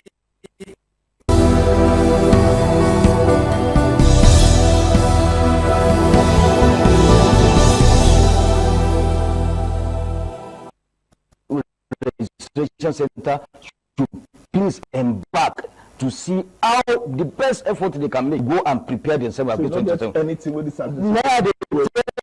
You say this administration, the first thing I do here this morning, I pray for the people. If you open this phone now, everything up in the morning or anytime, the only thing you see is either they see somebody, or they are beating people in the bush, they stand and they beat them, or they are killing. Look at the code of 200 people from my place in Kwara. Slaughter people, kill militaries. Look at the militaries in other. This is only what you can see, the development of Nigeria, present Nigeria. Look at what is happening. Our kings, everybody stealing. The only thing as development of a country like Nigeria that we have every best resources of the world. The only thing is now no goods. Look at the hardship from the other part of the economy. What is the value of our money? Before you can fill a tank of your car at less than 10,000 naira. Now it is over 100,000 naira. Just these 2 years of an. Look at, tell me, just the fuel from 100 and something naira to almost 1,500. And you are telling me the hope anywhere? There is assessment anywhere? This government is gone. No idea of saying political parties. It's not a strategy. They are gone. The best to develop your people. I read peace and conflict resolution. I have BSc in peace and I have masters in peace and conflict resolution. Each crisis in a nation, the best is to develop your people governance. 90% of how can you win again is how did you develop your people? Oh, and because we need to take this for 9:30. I think she will go help us because this is what we talk so now. People did and so they talk so they will do a move. May God help us. Anybody will enter. God intervention is there. That is why I said God intervention is coming in 2027. Another 4 years cannot exist with this present administration. Right, thank you very much. And my country for Nigeria will call on a rap from Abuja studio. We could go back to our Benin network station so that will be news. Then after the news, continue the program. Good in Nigeria because problem may finish, but our problem for Nigeria will go so finish.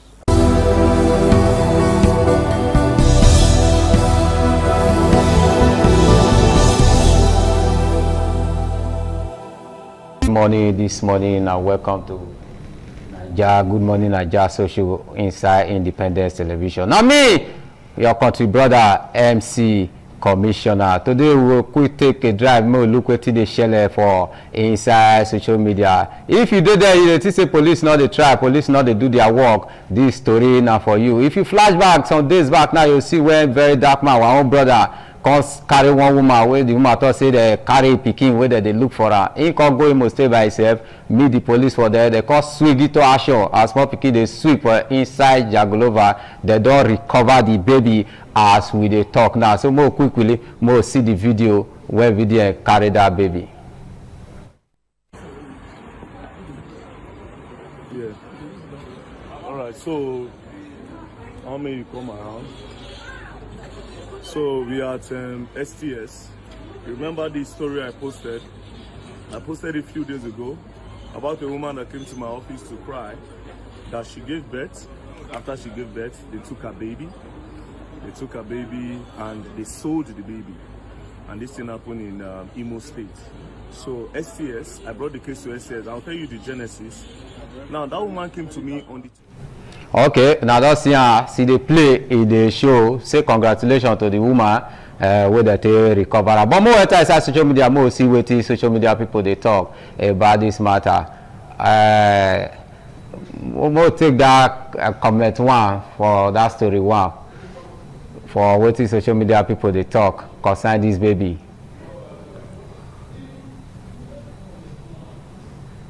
We'll take that comment one. Okay, this one say, first of all, he say one time God Almighty, say they carry this baby come back. Say what is supposed to happen where they call unimaginable pain. Where the human for pass through, say, but God can show mercy. Wait, they use this brother to make sure say we see this baby for inside the matter. This one say like this now. They don't see the baby now. So all of us they dance. So say, but nobody don't really come. They talk about the DNA to know whether or the baby, whether that woman thief for the mother hand. Now they return to her. I say, but we just happy for now. So the same matter. He say, where those people will be say that woman they act. So now not come see say food already. Okay, like this now more enter story 2 for inside that matter. More talk politics a little bit.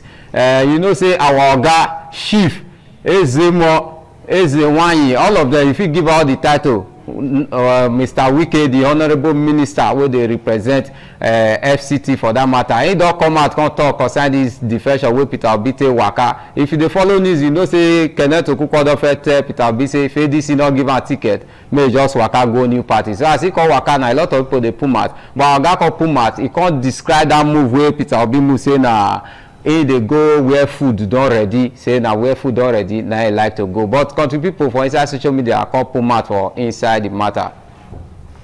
This one say, he say Peter Obi enter any party, say they bring light come the party. Or say before Peter Obi no know say that former party will come out before enter ADC, say that party day before. Say now when Peter Obi come enter, then come know say this guy party they share. As he cause he go enter ADC, then cause he know say ADC. Say anywhere where Peter Obi go, especially now we enter NDC now. He say don't introduce many things come that place and he don't carry. He say now he will be the food self. That means not be where food day now they find. Say anywhere we enter, now that place now food they show for inside that matter. This one say think very well. Say this man they special. This man that they call Biso say they special. Say now be the reason where be say the people where they for ruling party now. Anytime where they know say Peter Obi dey any party, they go get interest for inside that matter.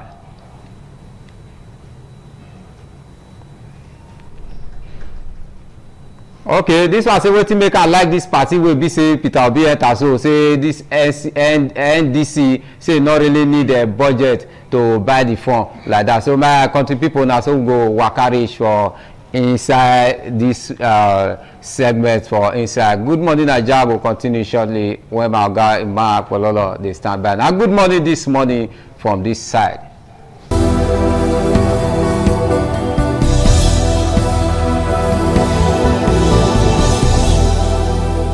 Last lap of the program, Good Morning Naija, my brother, David MC Commissioner. I greet you and salute you for that one you let me happen, all those kind of thing, we say gift. But on a very sad note, of course, you know, say we lost one of our brother, late comrade Kingsley Uchebu.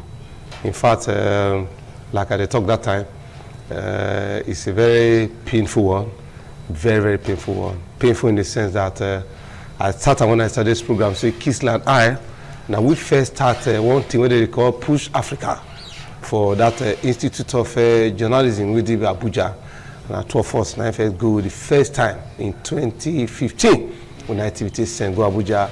From there, I come class from there. You can call me leader. So anywhere when we go, leader, now they come. So I don't know whether you get one or two things to talk about. Yes, even before I drink today, I got opportunity to meet her for Egosa when I do my burial. So as I just approach and say, bros, I like you, I want to get your number, I want your day close to you. So he just give me platform, as he give me chance, my able to talk. They call her for news that time. So I just did happy say, and I like dream control because I don't think where they try anything to reach out to ITV. So now be the first person will put ITV mic for my mouth before we come see for Benedium Education Center. So once we they talk. So when I just hear this news, wait till I hope for one almost fall come off from my heart. Because the thing, because they make us they think about ourselves. Say, now we say this life, any moment where you get, any chance where you get, just try to use and take impact. Because one day we go come. It just shows say we be turn for you. If you watch television and see say now on Tuesday now they goes into Wednesday. Yes, I see you. Wednesday evening, I just call patients here. I won't do before he just say I want to say Kingsley. And funny enough, that Wednesday morning we did for that Coastal Road. When we say somebody come call me. From I think one area was say look, me and Kingsley which is supposed to go for one event today, but they call I know the big day. I hear say no go, say the hospital. That was the last I heard about him. Say, you understand, from there I could like talk to them. When I call patients in the evening, okay, now patients, so I go to my senior colleague and say, see what happen. I'll break the news. You know, is that so? Our brother, Les Kingsley Uchegbo, you know, I don't know how to talk this matter. I don't know where I talk I go. I don't know what I go do. Like I talk when is it my small or something? I don't know why I not check that thing, but I know that naive that the renowned preacher would die for plane crash that time. Okay. Yes. I got that my small I don't remember. Mona forgive me if not be him. When he die, I did see Remy Yusuf. They come to studio like this. Now I can't say man of God. They say my small die. Now he say me not talk about him. So if we talk about him, he will come in see. They will not know what he go talk. Right now, me I don't know what he go talk because Bible saying everything gives time. But I can also ask when my younger brother die, he get what they call premature death to the pastor will say, me will pray against premature death. How come? It come like sin a paradox. He say in everything give thanks. Yeah. He say pray against premature death. Tell me say premature death still there. Anyway, on behalf of all of us, we really want to commiserate to the family of our late brother, Kingsley Uchegbo, and wherever he is, may gentle soul rest in perfect peace. Amen. On behalf of everybody, MC Commissioner, Victor Ariu, Thomas Adu, Academia, and of course, Equaria from Lagos, and every other person who say they follow for inside this program, we salute now. We'll give an update, or rather the station will give an update onto the burial of our dear brother. Even the NUJ itself, as NUJ in Edo State, and the NUJ National, with the commiserated all of them for the passage of our departed colleague. All the way, our brother Lawrence Osifo, he don't set already to serve us. The next thing we're supposed to see for television will be business red level. Anyway, until next week, God bless Nigeria.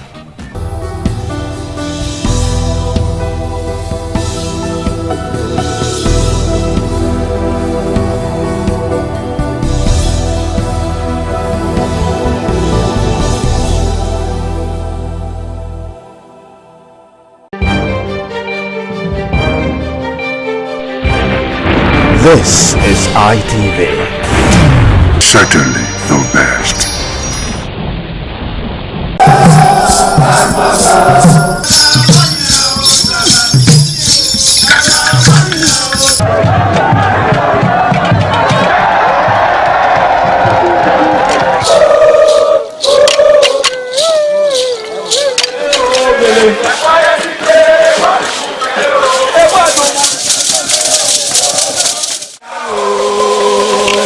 Ewa na iku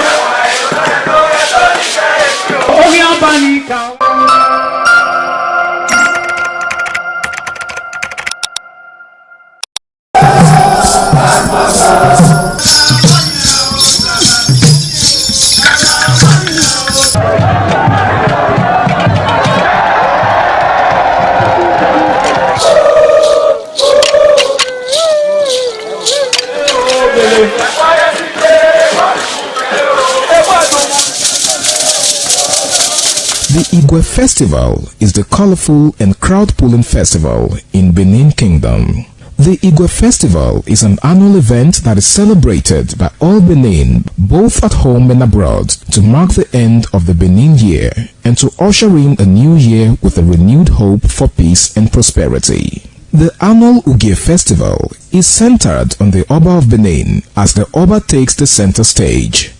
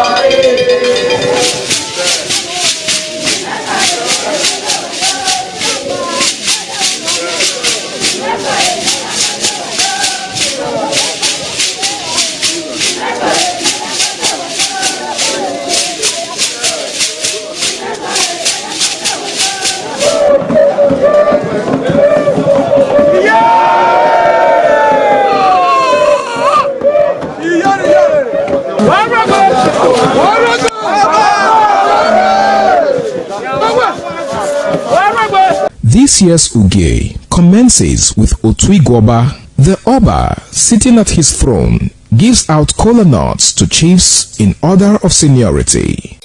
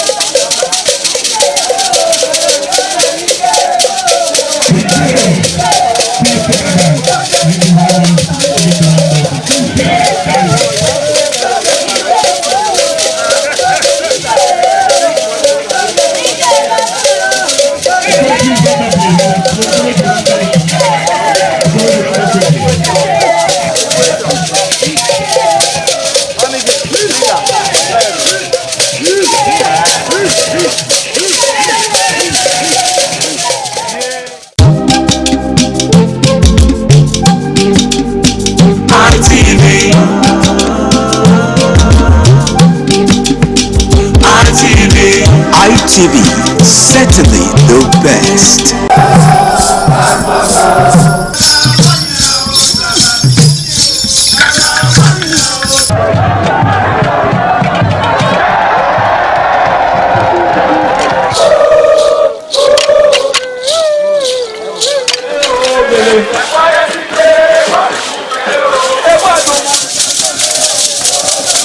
The new Idiom expressed excitement as they danced and rejoiced before the Esama of Benin, Sir Chief Dr. Gabriel Osawari Benedion, who also joined in the dance.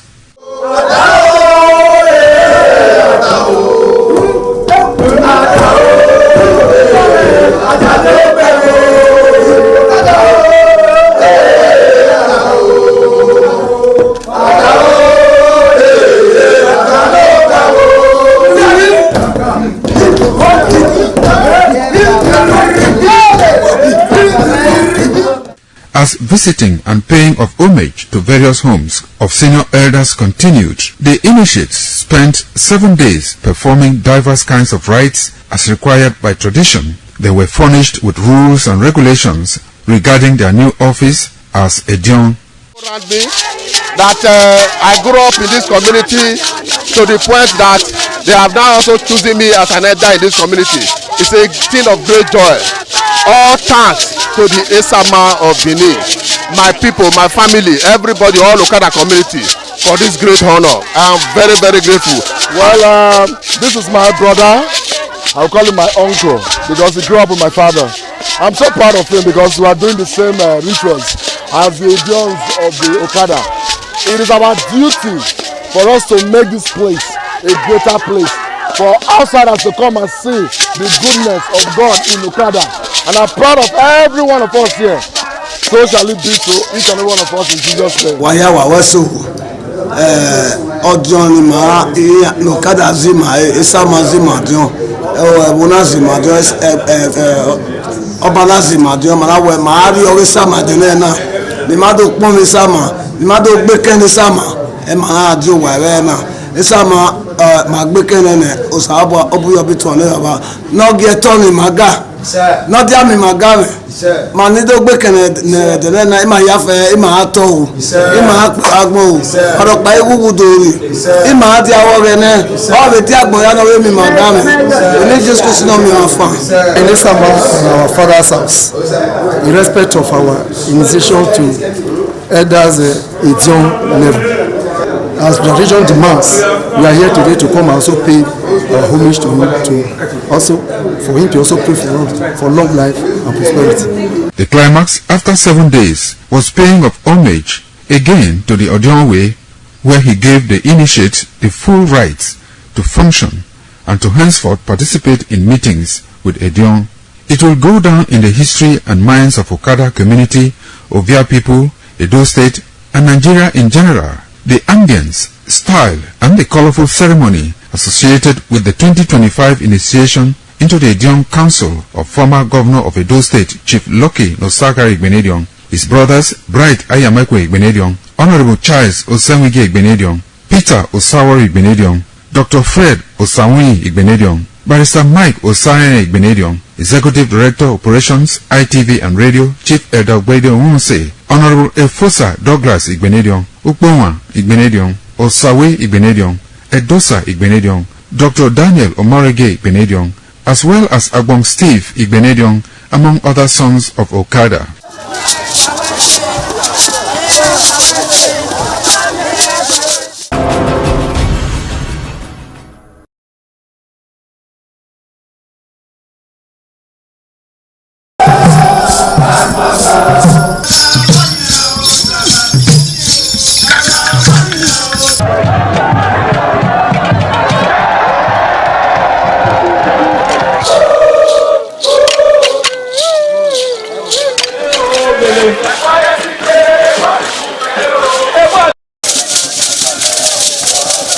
In the evening of the initiation day, all the newly initiated Edion danced to the residents of the Edion way and also visited some homes of the various senior elders, where Chief Elder Ogbeide Onwunse was very conspicuous, especially at the country home of Sir Chief Dr. Gabriel Osawori Igbenedion with his family on the night of the initiation.